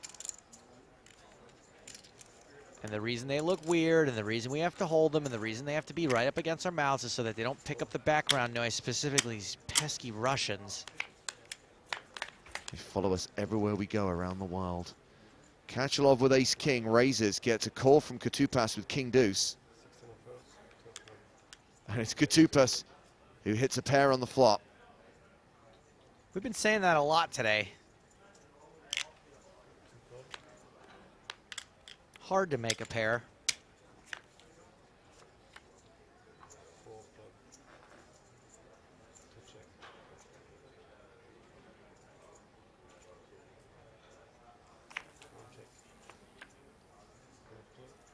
Just ace-king high for Eugene by the end. And it goes check, check. Deuce is good. Deuce is good.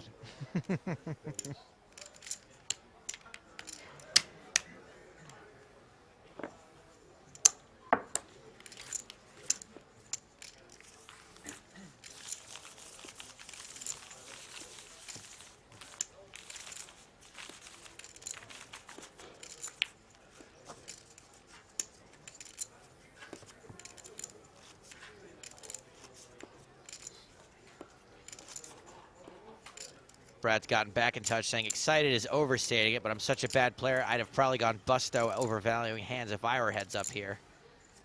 Truth. John says, unfortunate I have to choose a winner between a fellow Greek and one of my favorite pros. Confusing.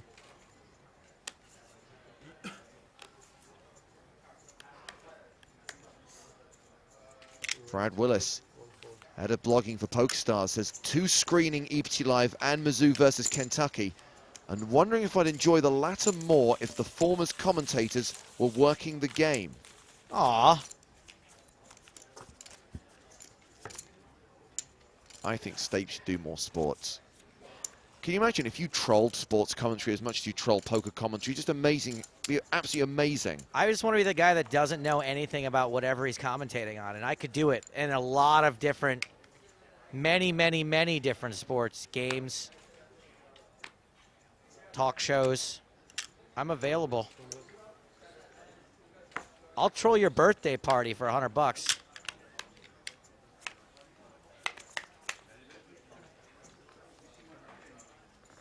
We've only seen one of Kachalov's cards. We know he has at least a pair of 5s on this flop. Katupas has a pair of queens. He check calls the flop for 200,000.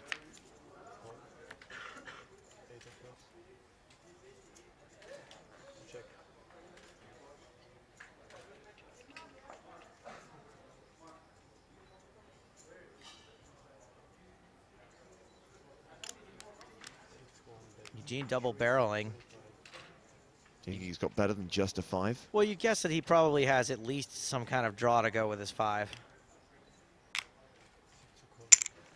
If not better than one pair. I don't see Eugene playing a ton of Jack 5s and maybe King 5.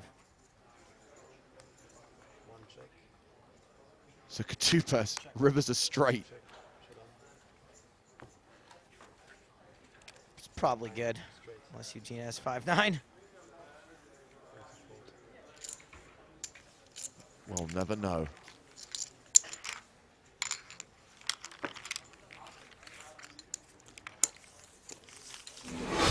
For me, like playing this high roller was a very good experience, great, because like I can learn so much from every player every day, and they're like stacked with top pros at every table that I had. Like I didn't have very many recreational players in the high roller, and I just like at PCA I had also very good opponents, and I was just when I playing against very good players, I think I'm much more focused. That was the winner of the EPT10 Deauville High Roller, the man we saw just 2 weeks ago win the PCA main event. You heard him speak there, and I'm very pleased to say he's speaking alongside us now on EPT Live, making his first appearance on the English language stream.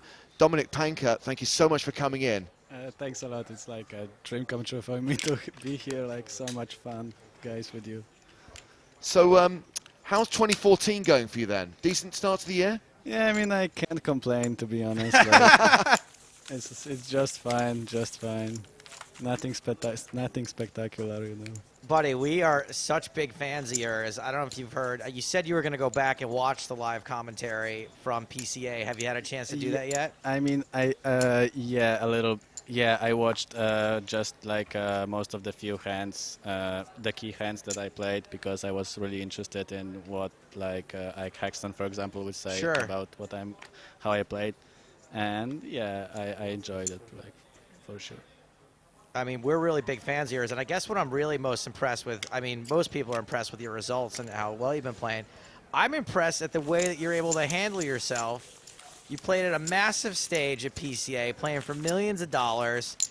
You are cold as ice, my friend. Well, how do you do that? Like, what? How? Yeah, I mean, I don't know. Maybe I'm just not really focused about money at all. I mean, of course I am. You know, money is great, but it's like for me, it was just a really fun time playing on this final table of the PCA with such a good opponents, and that like talking like equal to equal with like Timex and Isaac Baron and all the other guys, when I'm just like definitely much less experienced player and I was feeling pretty, and it's like my nature, I think. Cool as a cucumber, so relaxed. I mean, there you were discussing a deal. I think it was four-way at that point, and you're talking about chopping millions of dollars, and you're calmly standing there eating an apple while discussing life-changing sums of money. Yeah, I mean, I was there, and like there were Mike and Isaac were already there, checking on the numbers and also PokerStars stuff, and I thought that, well, what I'm gonna do there, like, why should I be there? Why should I be there? Like, they're not gonna like trick me or anything. Like, I was just cool, chilling around. It's like, I'm just gonna have a snack. Yeah, yeah. Apple definitely helped. Well, despite the length of the final table at the PCA, we have been blessed so far this year because we had the great heads-up battle between you and Mike McDonald. We've got this awesome contest here between Eugene Kachalov and Sotirios Katupas. And picking up the action here, Katupas raised pre, Kachalov called. Kachalov check calling the flop for 200,000, 425,000 apiece on the turn. Yeah, I mean, I didn't really follow the action too much, but it's like Katupas was bluffing like on the turn as well, with really not much equity or like hand at all, and I don't really like it, but I can be sure what's going on, and like this bluff is pretty poor, to be honest, but he has a really bad hand, and like I don't know, like Eugene can fold some queen jacks, or I don't really know what happened in the hand. So Kachalov wins it at showdown and narrows the gap slightly, meaning Katupas still a dominant chip leader here. It's 14 million plays, near enough 6 million, 142 big blinds versus 59 big blinds. Was it always on your agenda to come to Deauville, or is it something you decided to do after winning the PCA? Like I was planning to go there, come here before like I won the PCA, because I was like want to go at first PCA, then Deauville, and after winning the PCA, there was a lot of stuff going on in my life, and like I just I would prefer the Deauville was later, but I couldn't miss it, and I just come here to at the main event, missed the FPS, but yeah. play the rush, and it's worked out for you. How tough was the high roller in comparison to the main event? I guess they're just very different, because in the main event, you're fighting through a field of 1,000 players over 6 days. In the high roller, a smaller field, a faster structure, but some of the brightest and biggest talents in the world of Hold'em. Definitely, like I was just sat down at my first table.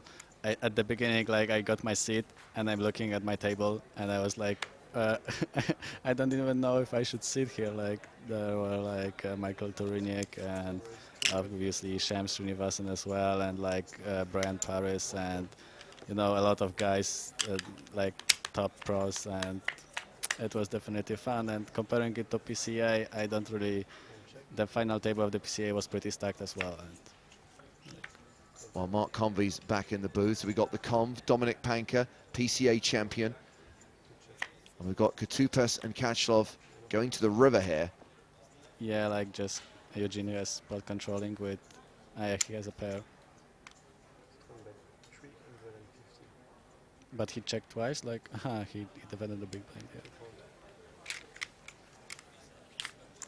And Kachlov wins another one. And Mark, as you'd expect, so much support for Dominic coming in on Twitter. These are from real people, not from strange accounts which have popped up in the last few hours. I'm really flattered, like,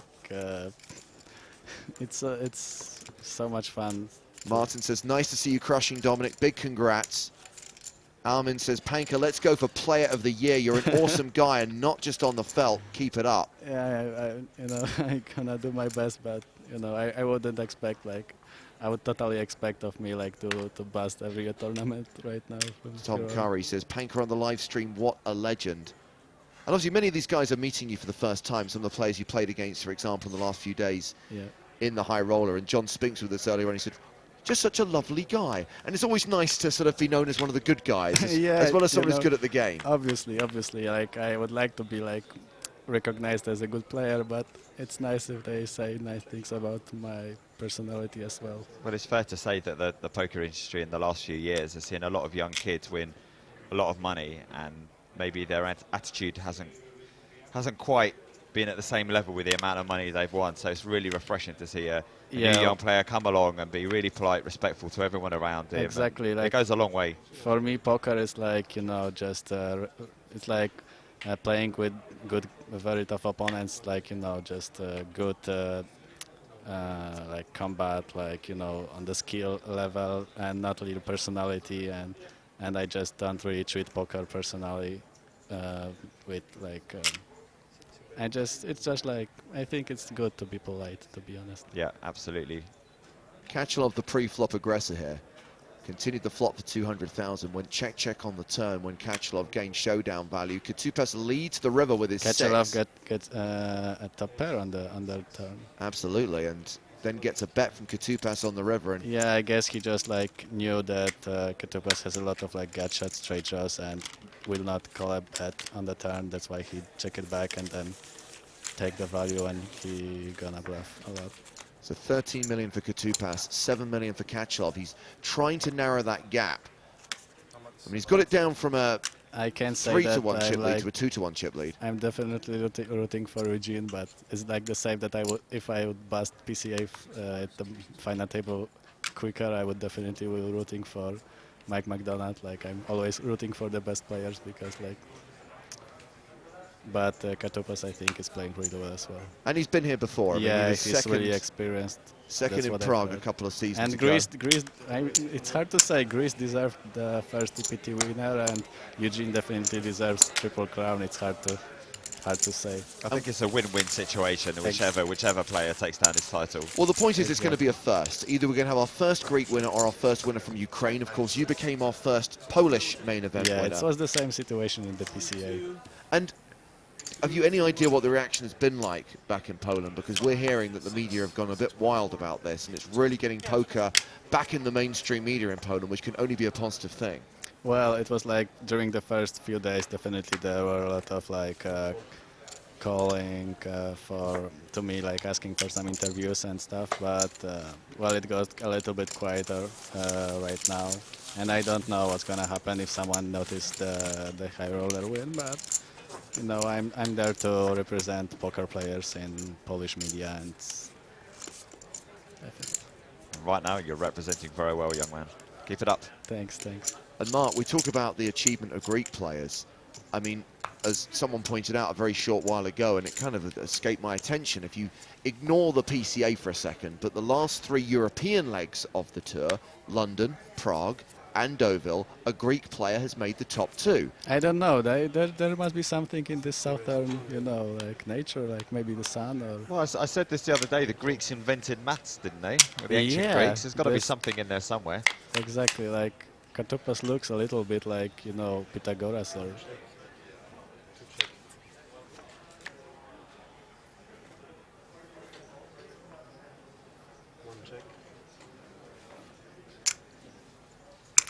Yeah, I think like Eugene's definitely check calling maybe. I don't know, I'm not a heads-up specialist, so it's hard for me to say. Like, You got enough experience, you played for long enough against Mike McDonald. Yeah. I mean, obviously we were suffering that day. Heaven only knows what you guys were going through. It got to the point where Mike McDonald was willing to eat an 8-hour-old sandwich because fatigue was getting the better of him. Yet you were still sitting there completely upright, completely focused. Yeah, you must have just collapsed at the end of that.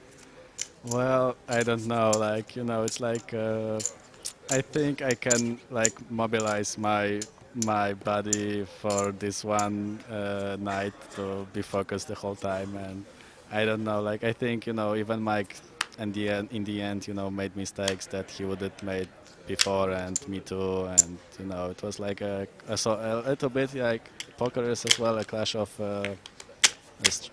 fatigue, like, Yeah. No, it's like it's difficult to play your best game at the end of the day, just as you played at the beginning. So. In that King Jack versus Pocket Nine hand, were you surprised to see him make such a big call with King Jack? Yeah, because I mean, like on the stream, I think it was they say that like I moved all in for like 60 bigs. We had the stack wrong. Yeah, Oh, in the okay. end I moved for 40 something, and I thought as well that I had even a little bit less. And you know, it's like maybe.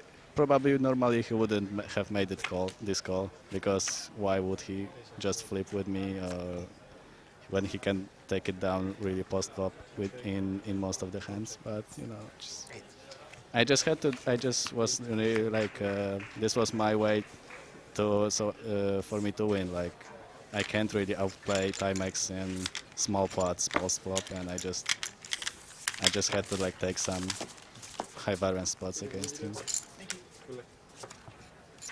I remember that same strategy being employed by Jason Mercier in the first ever high roller event we had on the EPT, where he got heads up against John Joando, and he realized, look, if I try and grind it out against this guy, he's just going to eat me alive. Exactly. I have to try and play big pots and just hope that luck goes my way from time to time. I think, you know, everybody has to know their strengths and weaknesses, and like I knew that definitely post-flop would be my weakness against Mike, and you know, that's why I decided to maybe play a little bit aggressively a few hands.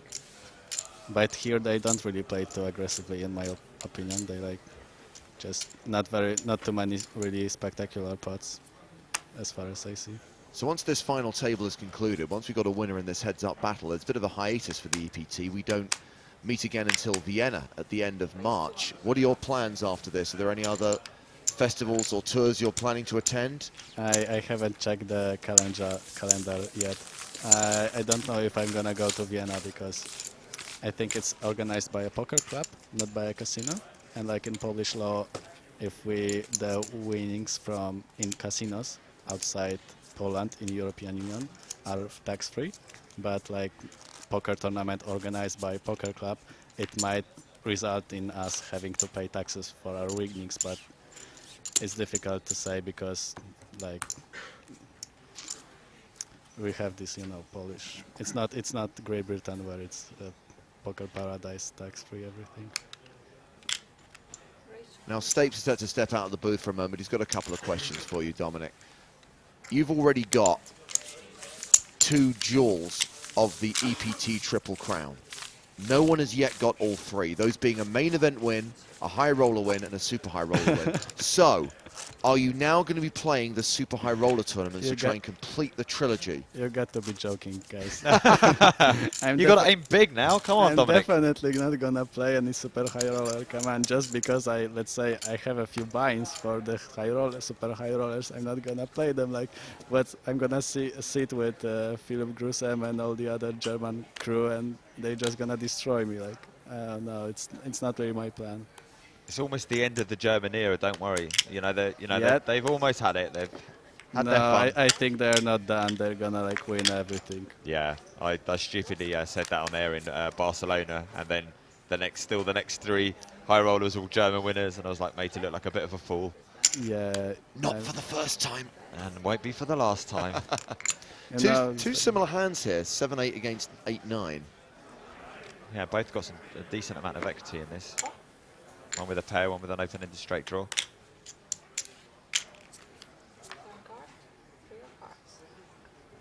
And for Eugene, it's difficult to just check call here one more time. That's why he decided to lead, which I like a lot, because he doesn't really have showdown value, but he has a lot of equity.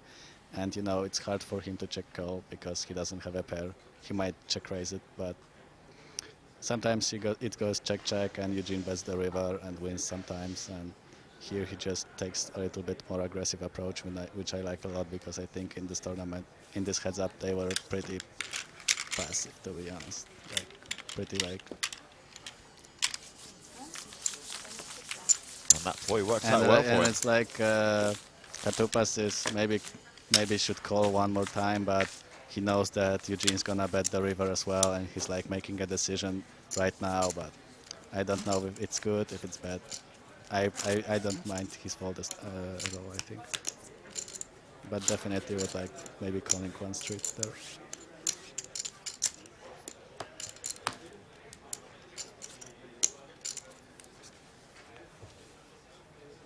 I have to let you go in a minute, Dominic, because I'm sure you want to go out and celebrate your win in the high roller here. Yeah. But I want to get one more question to you, which is a question that Stapes has submitted. Now that you've become a big star in Poland, now the mainstream media are knocking at your door, what is the coolest offer you've had so far? Is it true that you've been asked to appear on the Polish American Idol? No, not yet, but there is like this very nice show on one of the networks, and this cool guy runs it, and I would really like to be there because he's so funny, but I haven't had an invitation so far, but maybe gonna get the invitation right now. We know they're big fans of the show. No, we don't really. So, anyway. Dominic, a pleasure to watch you in that epic final table at the PCA. Great to see you score another victory here. I'm glad we were there to see the winning moment when you beat Albert de Hair heads up. Congratulations and best of luck for the future. I've no doubt that we will see you again very soon on the UPT. I hope I'm gonna be here like one more time, because it was so much fun to commentating with you guys. I will have you back on any time. In a heartbeat. Thank you so much, Dominic. Take Dominic care, Panker, guys. ladies and gentlemen, winner of the 2014 PCA main event. He won the high roller here in Deauville. A great start to 2014 for him.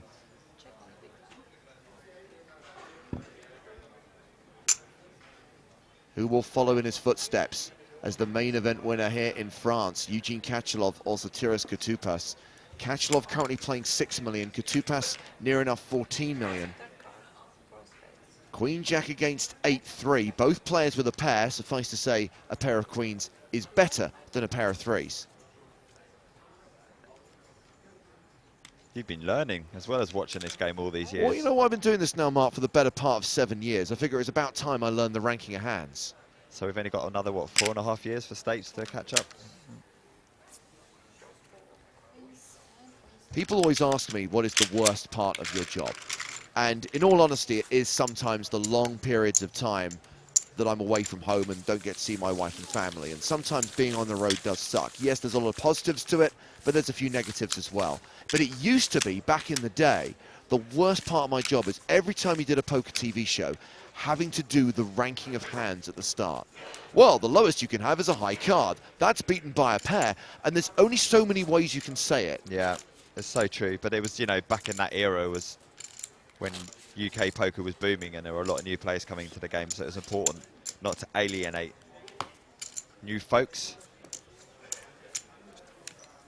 No, totally, and I think that as the audience's understanding of the game has developed. We've been able to eliminate that. I think anyone who's new to poker, all they need to do now is type in rules of poker into Google and all the information is there. You don't need to provide it in the first 5 minutes of a TV show. Yeah, and for us as EPT Live now being an interactive show, if anyone has any questions, they can immediately get in touch with us, and then we can clarify and clear any of it up, rather than making the assumption that they don't know.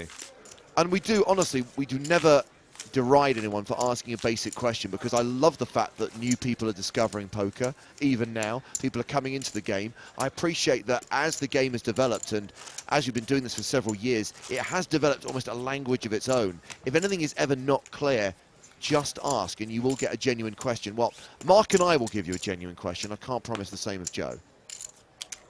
But that's why we love him. For love, we tolerate. Got to say though, well done to Dominic's mum and dad for bringing up such a nice and polite young man. I'm always really embarrassed when someone comes in and speaks perfect English, and it's like, I wish I could speak another language that well. See.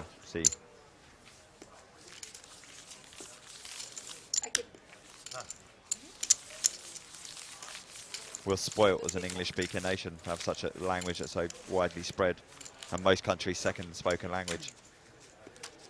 Well, so far, Mark, Eugene is making small strides. He started this heads-up battle with 5 million. He's now playing 7 million. I think that's the key for Eugene. He's just got to try and grind his opponent down. He's going to be the more experienced heads-up player, and he knows that keeping it small ball, winning lots of small pots, is going to demoralise his opponent, and then he might make a mistake in the bigger pot. Katupas, as Dominic was saying on air, like when you're a less experienced player, and I think you alluded to this as well, it's better to play bigger pots. You were talking about Van Plu playing heads up Joanda. So even though Katupas is still the chip leader, I would still think he should try and play some big pots. And not even be afraid to get it in on maybe like a 60-40, a 55-45. Because his edge in skill level probably isn't going to be that high, you know, that wide against Kachelov.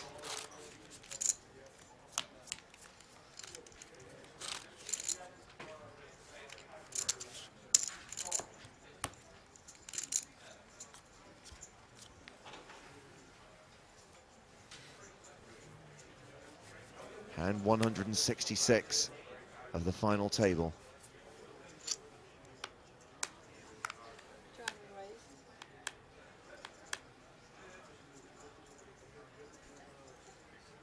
Katupas raising with Queen 3 offsuit.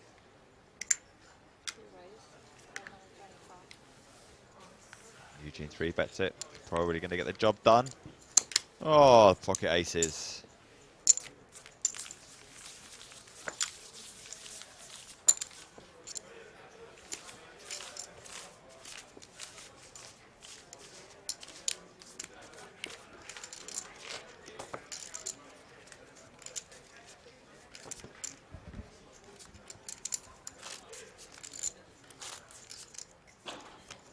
Art has a question on Twitter, directed at me.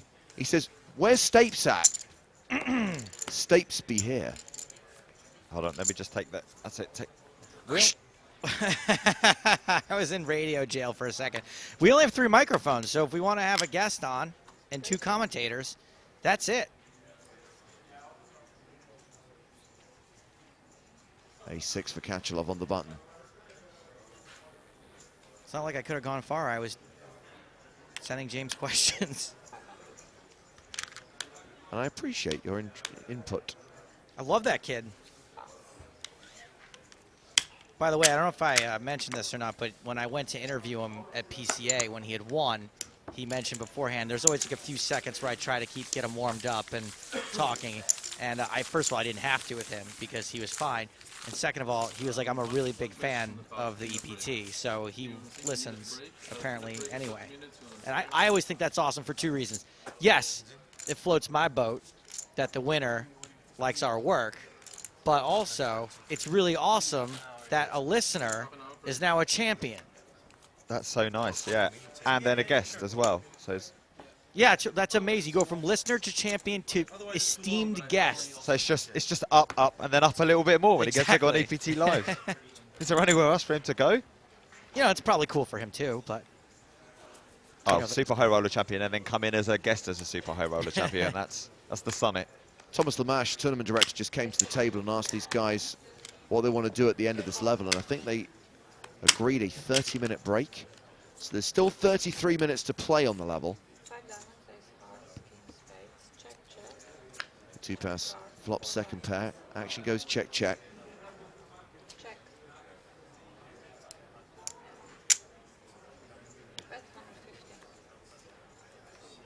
So much praise for Dominic Panker on Twitter. I think Johnny says it best. Dominic Panker, such a humble, nice guy with a great attitude. Nice to listen to him. Of course. Someone's phone. I remember when I first got that ringtone, I thought it was super cool. I was like, listen to my old-timey ringtone, and then everybody had it, and it wasn't cool anymore. Andre says Eugene started the match at a 3-1 disadvantage. He's now chipped up to a 2-1 disadvantage. That's why they call him a pro. Go Eugene.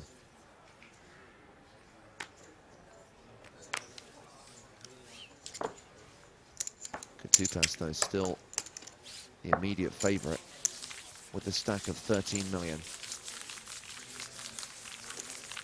People like to ask me, who's your money on in the heads up? My money's always on the guy with the chip lead, because he's the only guy that can win it in one hand.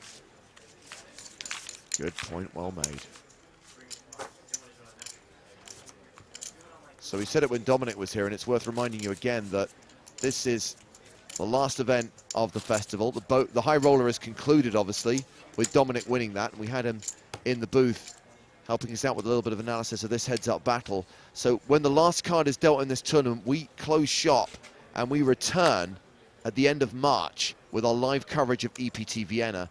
Now, I'm really hoping that many of you will give it a go and try and be there, try and play those satellites, bag yourself a package, win a seat in the main event. But if you don't make it, if you can't make it, make sure you're watching our live coverage from the 25th of March. Once again, we'll follow the main event through to its conclusion with cards up coverage on the final day. I just realized I have an electrolysis appointment that day. That day? Don't your appointments normally last a week? It's not all at once. Joe, I suggest you reschedule for the simple reason that it's going to be a great festival inside the Hofburg Palace. A great week of poker, and we're going to be there to witness it. That's amazing, because the part of my body I'm having electrolysis on, I call that the Hofburg Palace. For you guys too. Plus, of course, we're going to one of the greatest cities in the world, with some of the greatest cakes in the world. And we've already got some great recommendations. When you were off the air yesterday, we got some recommendations of the best places to go and eat. Yeah, I'll never schnitzel, remember those. Austria. It's all right. They linked it. I've got a few pages saved. Okay, good. Thanks, Mark. You're in charge of that. You fly, I buy. Sounds good to me. Mark's like, which of these is the most expensive? Shh, forget that. It's fine. It's the best value for money, apparently. Anyone willing to set the line on the total number of hands at this final table? This hand we're seeing right now is hand 171. Anyone going to take the over on 250? Please, no. I may take the over on 220, maybe 210. That's crazy town. They're still quite deep. They're playing small ball poker.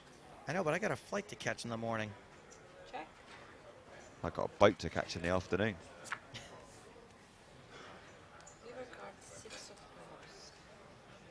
So Katupas, Rivers a straight draw.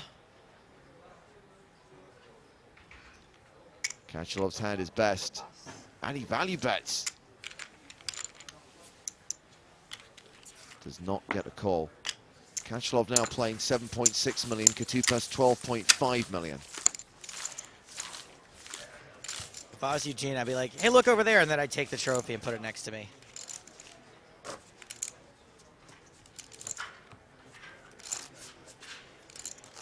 Are you one of these people who would be superstitious? Like, would you touch a trophy before that you knew it was officially yours? I'm actually one of those people that claims not to be superstitious, but is secretly very superstitious, so yes.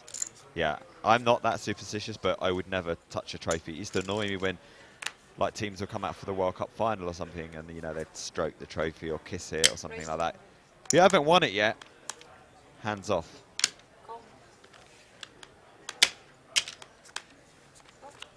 Pocket tens for Kachelov, ace-2 for Katupas. It's been ages since my trophy's been stroked.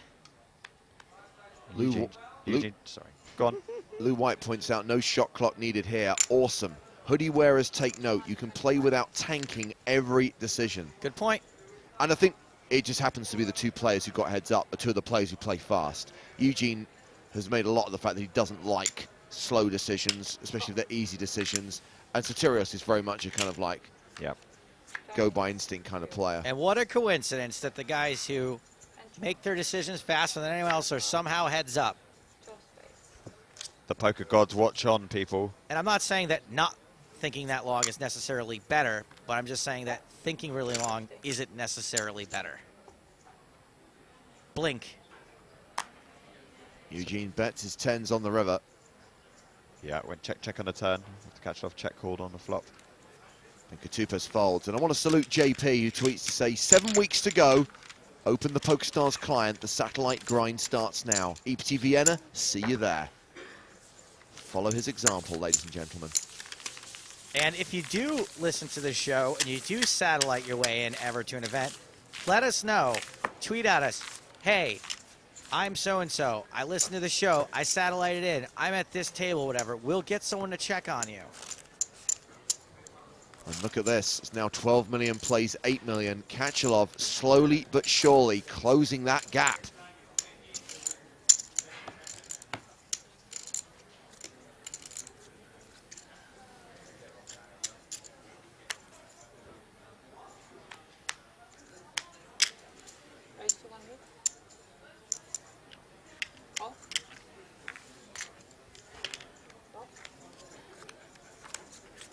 A raise and a call.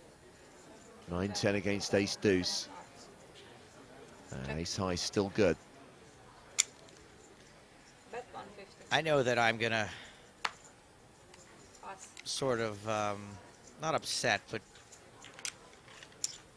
I'm struggling for words here. Disclaimer alert. There's a lot of people that aren't going to agree with me, but I find heads-up poker, and I'm not just complaining because it's my job, I just mean even playing it to just be so joyless. It's just the same motion over and over again, repetitive. Put the chips in, take the chips back out, put the ante in, stack them back up. It's just like very tedious to me. Yeah, well, the players are forced to play every hand, and if you think a lot of players in a full ring game, you don't see them for half the time because they're just like releasing their hand. But when you've got chips invested in the pot, mathematically, it just seems like such. It's like it's the same reason I don't like restaurant work, because at the end of the night you got to like clean the whole restaurant like top to bottom. Then the next day you get everything dirt. That's what heads up poker to me is like. It's like a whole lot of work just to do it all over again on the next hand. Raise, call, deal the flop, fold, stack them up, raise. It's just. So it's a bit like shaving for you as well. Yes. I mean, I've just got to shave this hair off, and it's going to grow back in 20 minutes. So what's the point? Both players up and down. Katupas has top pair to go with that.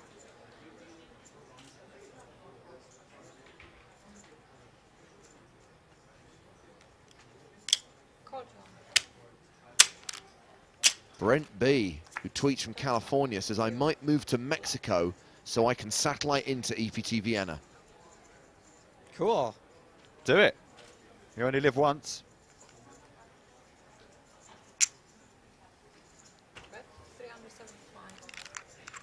James, do you disagree with that? No, I think that's a very healthy attitude to have. Play on PokerStars.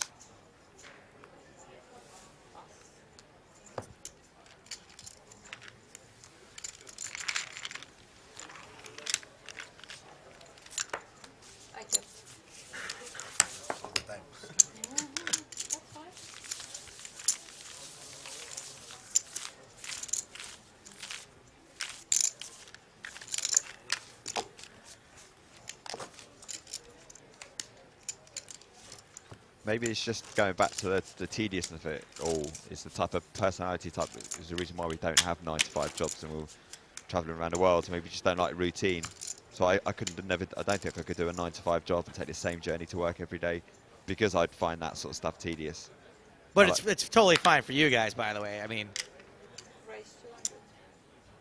we're not knocking it.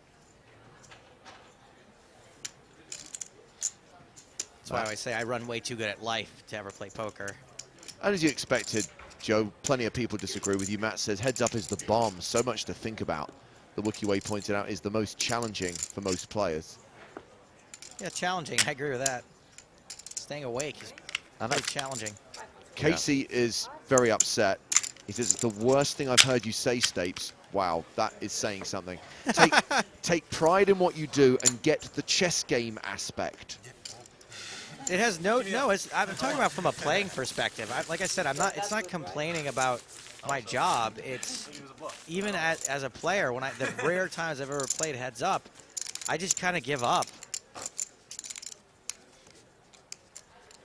Matthew Pitt says, with the Brits out of the way, go Eugene. Steve Nichols says, I might sell my kids so I can buy into EPT Vienna. No, Stephen, that's not the solution. We don't really want you there that bad. Play on PokerStars. Don't worry, Puz, with 3 British players still making the final table. You've got your article for UK Poker News tomorrow. I mean, you can satellite in for as little as 100 FPPs or 1 6-year-old. Too low. 2 6-year-olds. No, I was thinking 1 8-year-old.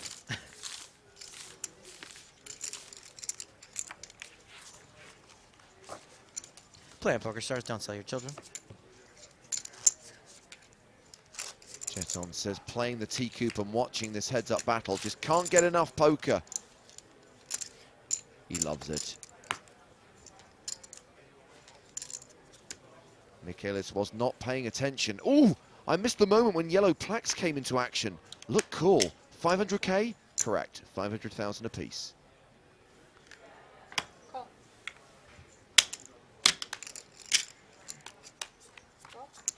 Both players have aces here. Good 2-fuss. Hits his kicker on the flop. Check. Check.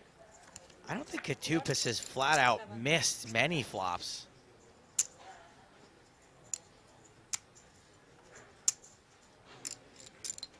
He's very consistently making pairs.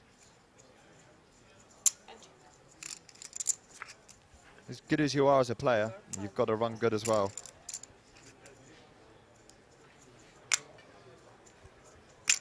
Bet 250.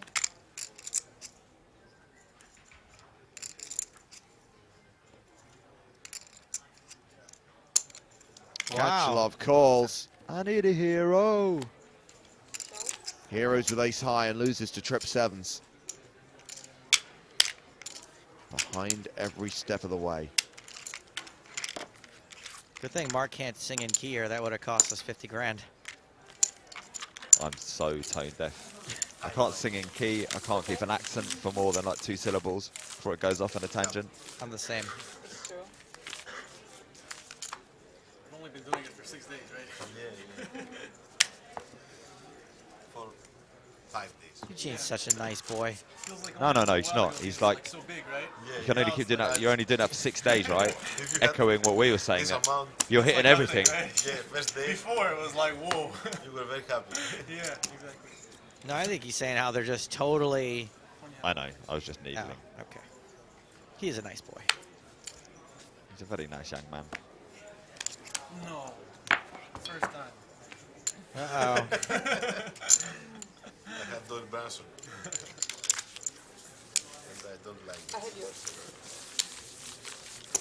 You don't like a Doyle, huh? No, I don't have yours. The first. What did he show there? Did we see it? Ace Jack. It's his first time with Ace Jack all day. Oh, brutal. His first walk. Right. That too. This is one person. CJ says, if I won a package to EPT Vienna, I'd want dinner with Stapes. I'll pay. What is this young lady's name? Well, I'm not sure if it's a girl or a boy. CJ. Ah, close enough. I'll take my chances. 5. CJ was Pam Anderson's name on Baywatch, so... It was. And also Alison Janney's character in The West Wing. 5 for 5. So, yeah.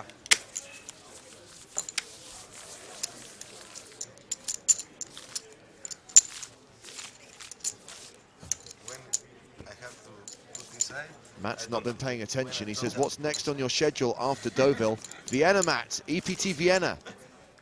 End of March. I'll be going to UK IPT Dublin. Right, the PokerStars blog. I see some of you there. Come and say hi. In the in-between, Joe and I have got a bit of a backlog to clear in terms of EPT London TV shows, and then we'll be starting on the EPT, well, sorry, the PCA TV shows. No rest for the wicked. Raise and a call, 8-4 against 5-4. How many languages does the EPT shows go out in now? 11. 11, and you have to learn all 11 languages and do this. How do you write jokes in Romanian, say? I mean, they barely work in English, so I just don't even bother.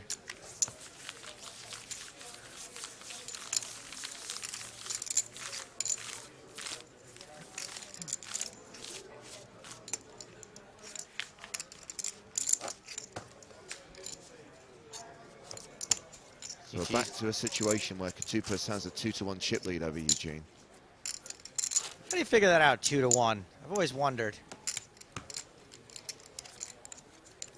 Multiply 33 by 2. Yeah. What do you get? 66. Which is near enough 67. So do you just multiply both numbers by 2? No, you don't, obviously. You multiply the lower number by 2? Mark, can you hit him? No, I'm just being serious. Ow! Did you hear that echo? What? He was being serious. There was a big echo there. Where's the HR department?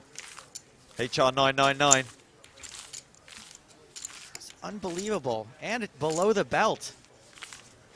I'm freelance, buddy. I'm not on the payroll, so that's why I hit you and not James. You're two subcontractors. You can fight it out afterwards. What does sub mean? Doesn't that mean below? That means we're below contractors? Below James. He's just trying to put us in our place. Unbelievable. Unbelievable the way Americans are treated in this continent. Steven says, what's the chance of upping the EPT Live prizes from card protectors to EPT packages? On a scale of highly unlikely to not going to happen, probably in the not going to happen range. How many prizes would we have to not give away for how many seasons before it would add up to the cost of one EPT package? Like an EPT 17, could we maybe have saved up all the prizes to give away one package? I'd say that's a conservative estimate. Come back to me by EPT season 34, and maybe we'll have saved enough money. And by inflation at that point too, because it's going to be like 20K buy-ins at that point. And we'll still be waiting for our first two-time champion, maybe. It's possible. It is possible. Travis says, obviously the Greek economy needs the money, but I still want Eugene to run like Richard Kimball. Nice.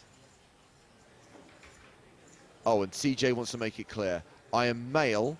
I'm asking for dinner, not a date. I don't like you like that. Story of my life. Every time. It's fine. Just a 6. Just a 6 will be good.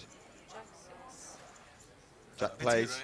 There are 6s. I win, I win. Ace King Jack. So close. This has kind of been the story of the day, though. Just little pips here and there, and then giant coolers where Katupas ends up on top. Again, not saying he's played bad in any way. Yeah. But he's ended up on the winning end of most of the hands he's played. It's so true, though, that we haven't seen that many sort of medium-sized pots, 34 big blinds. There's been a lot of pots where there's been huge all-in showdowns with, you know, as you said, cooler hands, or lots of small pots. 14 million plays 6 million. 13 minutes left on the level. Players intending to take a 30-minute break at the end of this level. 14 million plays 6 million. That's like a little better than 2-1. You know why? Because I multiplied the little number by 2, like you said, and then it was almost equal to the big number. Christopher King says, I can't tell if Stapes is being serious right now. Hashtag donkey commentator. Just make the assumption that he's not being serious, and then go from there. That is just flat out rude. Maybe she. We said there are no bad questions here in EPT Live. Maybe she's saying that you've hung like a donkey. That's a boy, first of all. Christopher, do you like him like that? Anybody have a diamond? Nobody has a diamond. Anybody have a 5? Ooh, somebody has a 5. Guess who? Katupas. Satirius Katupas. Christopher Stapes sitting in the tree.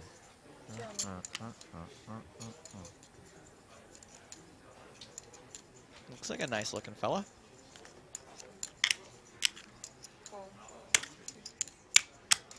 Don't like people who don't fill out the biographical section on Twitter. Know nothing about him. Don't even know where he's from.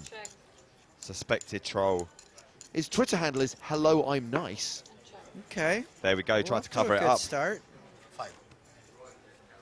Christopher, I think you're in. Check on the river, and Katupas wins again. Just don't tell CJ. Robbie says, my wife wanted to go to the restaurant. I wanted to watch EPT Live. Marriage is about compromise, ladies and gentlemen. We settled on going out to dinner at the restaurant, but Robbie gets to watch on his iPhone on the PokerStars TV app. That sounds like ruining both things, to be honest.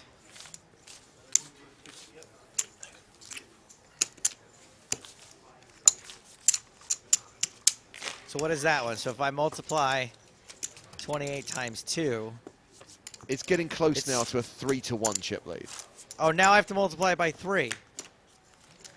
You know, why are you always changing the rules on me? It's an ever-evolving game, Joe. Ryan says, do you think the lack of a 2-time winner speaks more to parity on the tour or variance in the game? Variance in the game, I would say. It's still, you know, 90, what we now, 97 EPTs. This will be the 96th champion. Wait, but isn't that sort of the same thing? Because if all the players are around an equal skill level, that plus variance? I'd say more on the side of variance, because even if you're a really good player and you play against a player who isn't as good as you could play 98 sort of heads-up matches, 96 heads-up matches, and it could still be 50-50. Do you know what I mean? I don't think I explained that very well. That's all right. Well, once again, it's Katupas who flops best.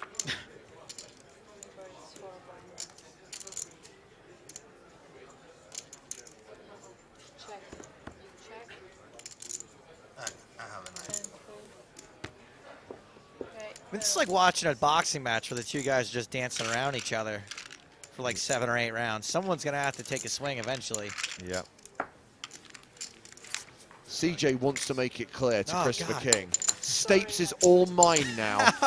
See, that's all it takes. That's all it takes is, oh, when I was available, then he didn't like me like that. But all of a sudden, somebody else is interested. I suddenly get more attractive.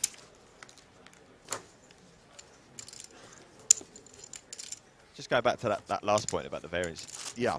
A player like UR Helpy went 21 EPT main events without cashing. Mike Watson, so Watts, went something like 54 World Series bracelet events without cashing. So if it can take you, you know, it's a small sample size. 96 EPTs is a small sample size. So if someone can go that long without even cashing in an EPT, you just have to imagine how hard it can be to win 2 of these things. Certainly. And look at this. Both players flop a jack. Once again, Katupas has got Eugene basically pipped.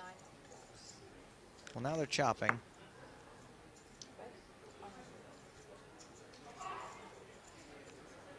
You've had another offer, Joe. Ruth Dawson says, I'll take Stapes out. Dinner for 2 on the Isle of Katupas.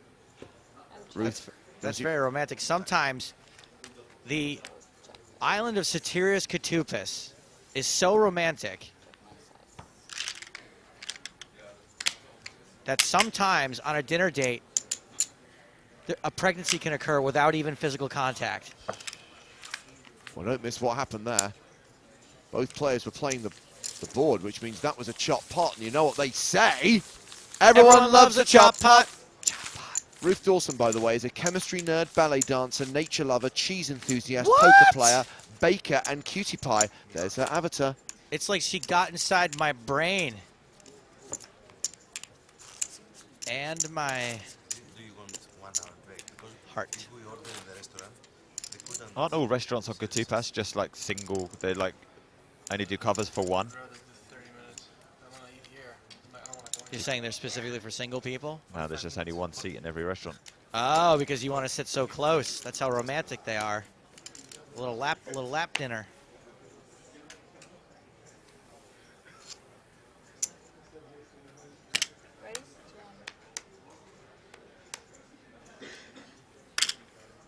Oh boy.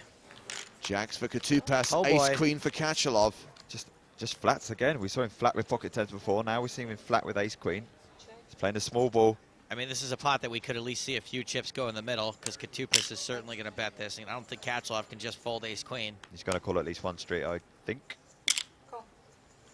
This is hand 186 of the final table. King of spades would make it interesting. It is the king of spades. Almost. King of hearts. King of hearts. It's been a long week. It's kind of a spade-shaped heart, though, to be fair. Check. Bet 400. Eugene can't pay this off even with ace queen, can he? Saw him pay off a small bet with ace tray before, but the board also looked pretty stupid.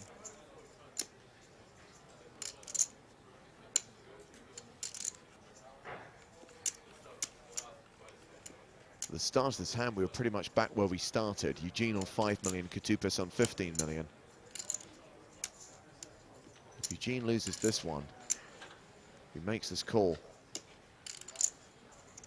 And Katupas actually extends his chip lead for the first time in this heads-up duel. And when Eugene, if and when he loses his pot, because in all every likelihood he's going to, I don't see him just blasting off here. And yeah, he makes the call. I mean, this has got to be so frustrating for Eugene because he can't win these hands. No. Every card has been dealt. I don't think he's misplayed anything. Sure, maybe if like I said, if he just blasted off somewhere and got Katupas to fold one of these hands, he could win. But like every hand, Katupas just has the better hand. No, and he's shown that he's going to play small ball poker, so it's not like he's going to try and take these high variance lines to force his opponents off the hands. At the point we went heads up, Katupas had a 3-1 lead. He's now better than a 3-1 leader. 15.6 million plays 4.4 million. With 5 minutes on the level, 5 minutes until the break.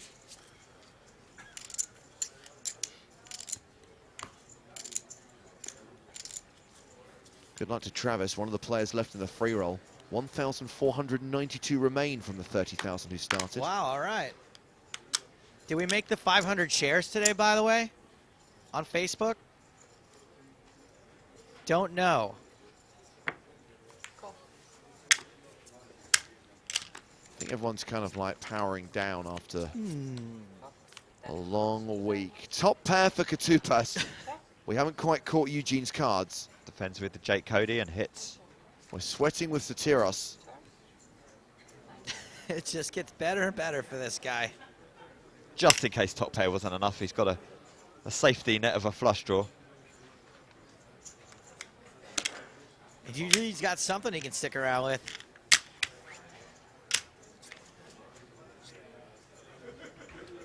That's red, but it is a heart. What you got, Eugene? Probably not better than a 10 if he's checking behind. He nods. A 10 is good. Momentum has firmly swung in the direction of the Greek. Katupas now playing over 16 million. Eugene down to 4 million. 40 big blinds. Want to do some more maths? Okay, what? So, how many times does 4 go into 16? Exactly 4 times. So 16 is a perfect square. He's got 4 to 1. Boom. You're getting it. Really? That's right? Yeah, that's right. Yeah! Can we get a gold star for Stapes? Boom. Try not to look so disappointed, James. I'm not looking disappointed. I'm absolutely delighted how proud you are of yourself right now. Like the child that's just managed to actually use the potty for the first time. Still working on that one. Let's not get ahead of ourselves now, James. One step at a time. It's just so shameful. So Katupas once again has Kachalov dominated. Well, Eugene hasn't caught much here. You know, I got a good mind to take back that Dealers of Europe award. This is just not fair.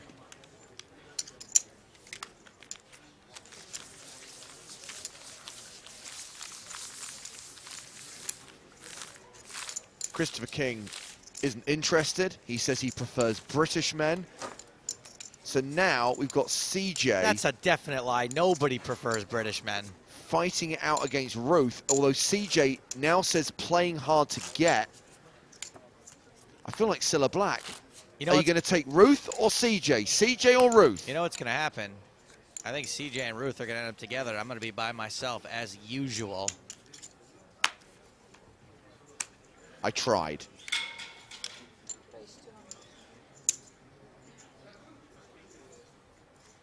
Eugene had a look in his eye when he raised his time. Jack 10. Katupas 3 bets.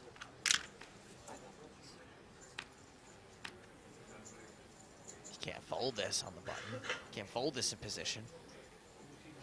No. Plays well. Heads up in position. Although for quite a big portion of his stack.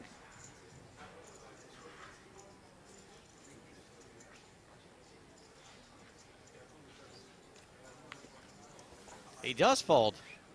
Yeah, maybe he thought it was a shove or fold situation. It may be with the way his stack's getting. 16.4 million for Katupas, 3.6 million for Eugene Kachalov, and we're about to deal hand 190. Eugene is all out of anti-chips. 1 minute on the clock. This is likely to be the last hand of the level. And that actually says a lot. That really does show you how few hands Eugene's been winning. If he has run out of anti-chips, that means that Katupas is winning every single hand. That happens when you're hitting every single board.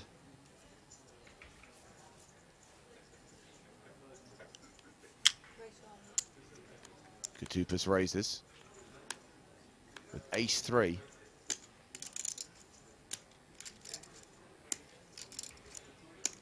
Eugene's got a hand he's thinking about. Ace-king. It's the longest we've seen him tank for a while. It makes sense. This probably looks like the absolute stone nuts to him right now. He 3-bets. Re-raising to 500,000.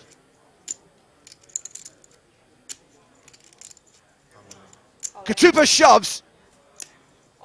And Kachalov calls. And this is a great spot for Eugene. Absolutely. Although Katupas has been running very well in all-in situations, even when he's way behind. His run good's got to run out at some time, though. As things stand, Kachalov, big favorite, a 71% favorite to double up to 7.2 million. Never tell me the odds. There's a 3, there's 2 of them! Oh my word. Trips for Katupas on the flop. And it looks like we will be sending an EPT main event trophy to Greece for the first time ever. Eugene Kachalov's Triple Crown dreams slipping away. Got some chop possibilities. We have a sweat. The river card is not a 4, and Sotirios Katupas has won here in Deauville. A previous winner on the tour, the 3rd Greek player in a row in European EPT events to make it to the final 2, and he gives his home country their first ever champion. And commiserations to Eugene Kachalov. It's not that he didn't play a good game, heads up, Mark.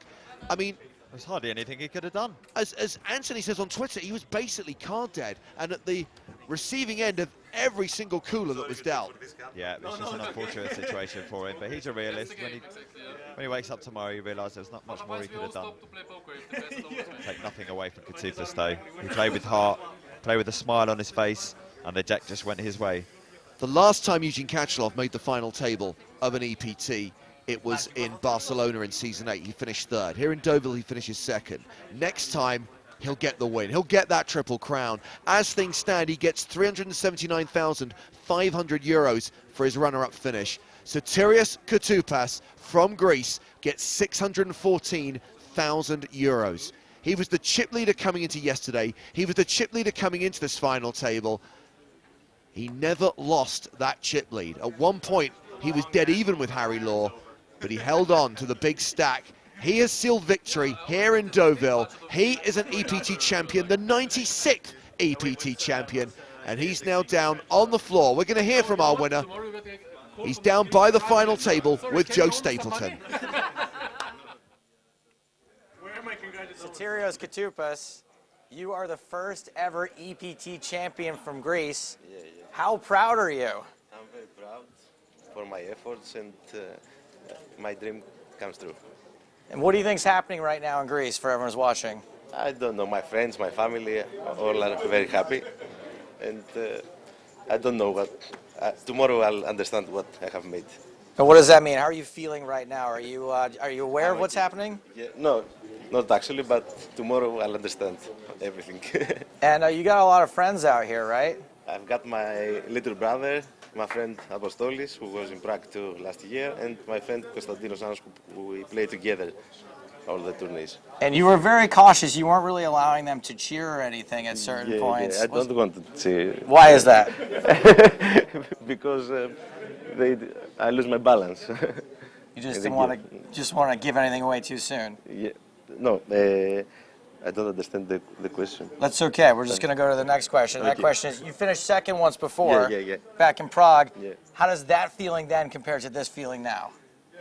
I'm very happy now. I have no words to explain how I feel. No words. How about a facial expression? All right, everybody, let's get a big round of applause for EPT 10 Deauville champion Sotirios Katoupas. So he joins the list of players who have a second place finish and a win. It's worth pointing out, Mark, that he actually had a deep run in Prague this season as well, finishing 25th, I believe. 25th, yeah, so incredible really. So Prague we thought was his lucky place, but he's come here to Deauville and topped the lot. And when we were speaking to Rick Dacey from the PokerStars blog earlier in the week, the guys on the blog had done a piece examining the growth of Greek players, how he'd had so many runners-up from Greece, deep runs for people from that country, and now they have their first ever win here in Deauville. So a reminder before we get the winner's presentation that we will be back in Vienna for the next leg of the EPT. The way it's going to work is I'm going to say welcome to the trophy. Remember, if you missed today's final table, you can rewind the coverage, watch from the start of the day. There'll be a full report at the end of the day on the PokerStarsblog.com. I couldn't get him to say it, by the way, in the interview, but he said that he was weak in the knees. He was having a hard time standing up. He's adorable. Love that guy. So this is where we're going next. EPT Vienna, the 6th event of Season 10. The festival starts in the Hofburg Palace on the 19th of March. Please do try those satellites on PokerStars. Try and get there and play an EPT. If you can't, you can watch our live coverage from the 25th of March. So I appreciate it's a bit of a break, but we will be back with more live coverage from the PokerStars.net European Poker Tour at the end of March. But that wraps up the festival from Deauville. Stand by for the winner's presentation, the closing ceremony, before we take the EPT on the road to the Austrian capital. Thank you for all your contributions over the last few days, all of your tweets, all of your emails. Make sure you're following at EPT Live for more details on our live streams. Mark Convey, thank you very much. Thank you, everybody. Joe Stapleton, awesome work as always. Thank you for having me on the webcast. Good night from Deauville. Welcome, everyone, to the trophy presentation of the European Poker Tour's 10th season here in Deauville. Joining me on stage for the presentation are the president of the European Poker Tour, Edgar Stuchli, the tournament director for Barrier Poker, Lucille Denos, the tournament director for the European Poker Tour, Thomas Lamache, and the general manager of the Barrier Deauville Casino, Jean-Charles Pitt. We had 671 players come together in Deauville to create a prize pool of over 3.2 million euros. A fantastic and exciting final table came down to a heads-up battle between these two gentlemen here. Coming in second place here in Deauville is Team PokerStars Pro, Eugene Kachelov.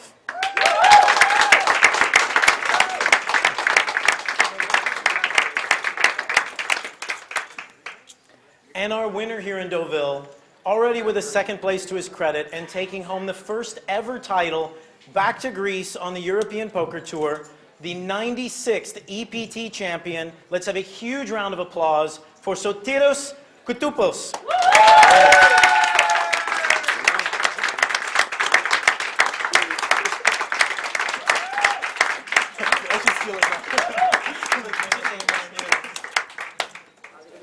Yeah, finally we have our new champion, and for the EPT it's time to say goodbye to awesome Deauville. On behalf of the whole team, I would like to say a big thank you to the players, to staff and media, to our partners as well as to our sponsors. I hope that you enjoyed your time here as much as we did. I'm looking forward to welcome you in a couple of weeks from the 19th to the 29th of March at the next stop of the European Poker Tour in Vienna. Have a safe travel and a good night. Thanks.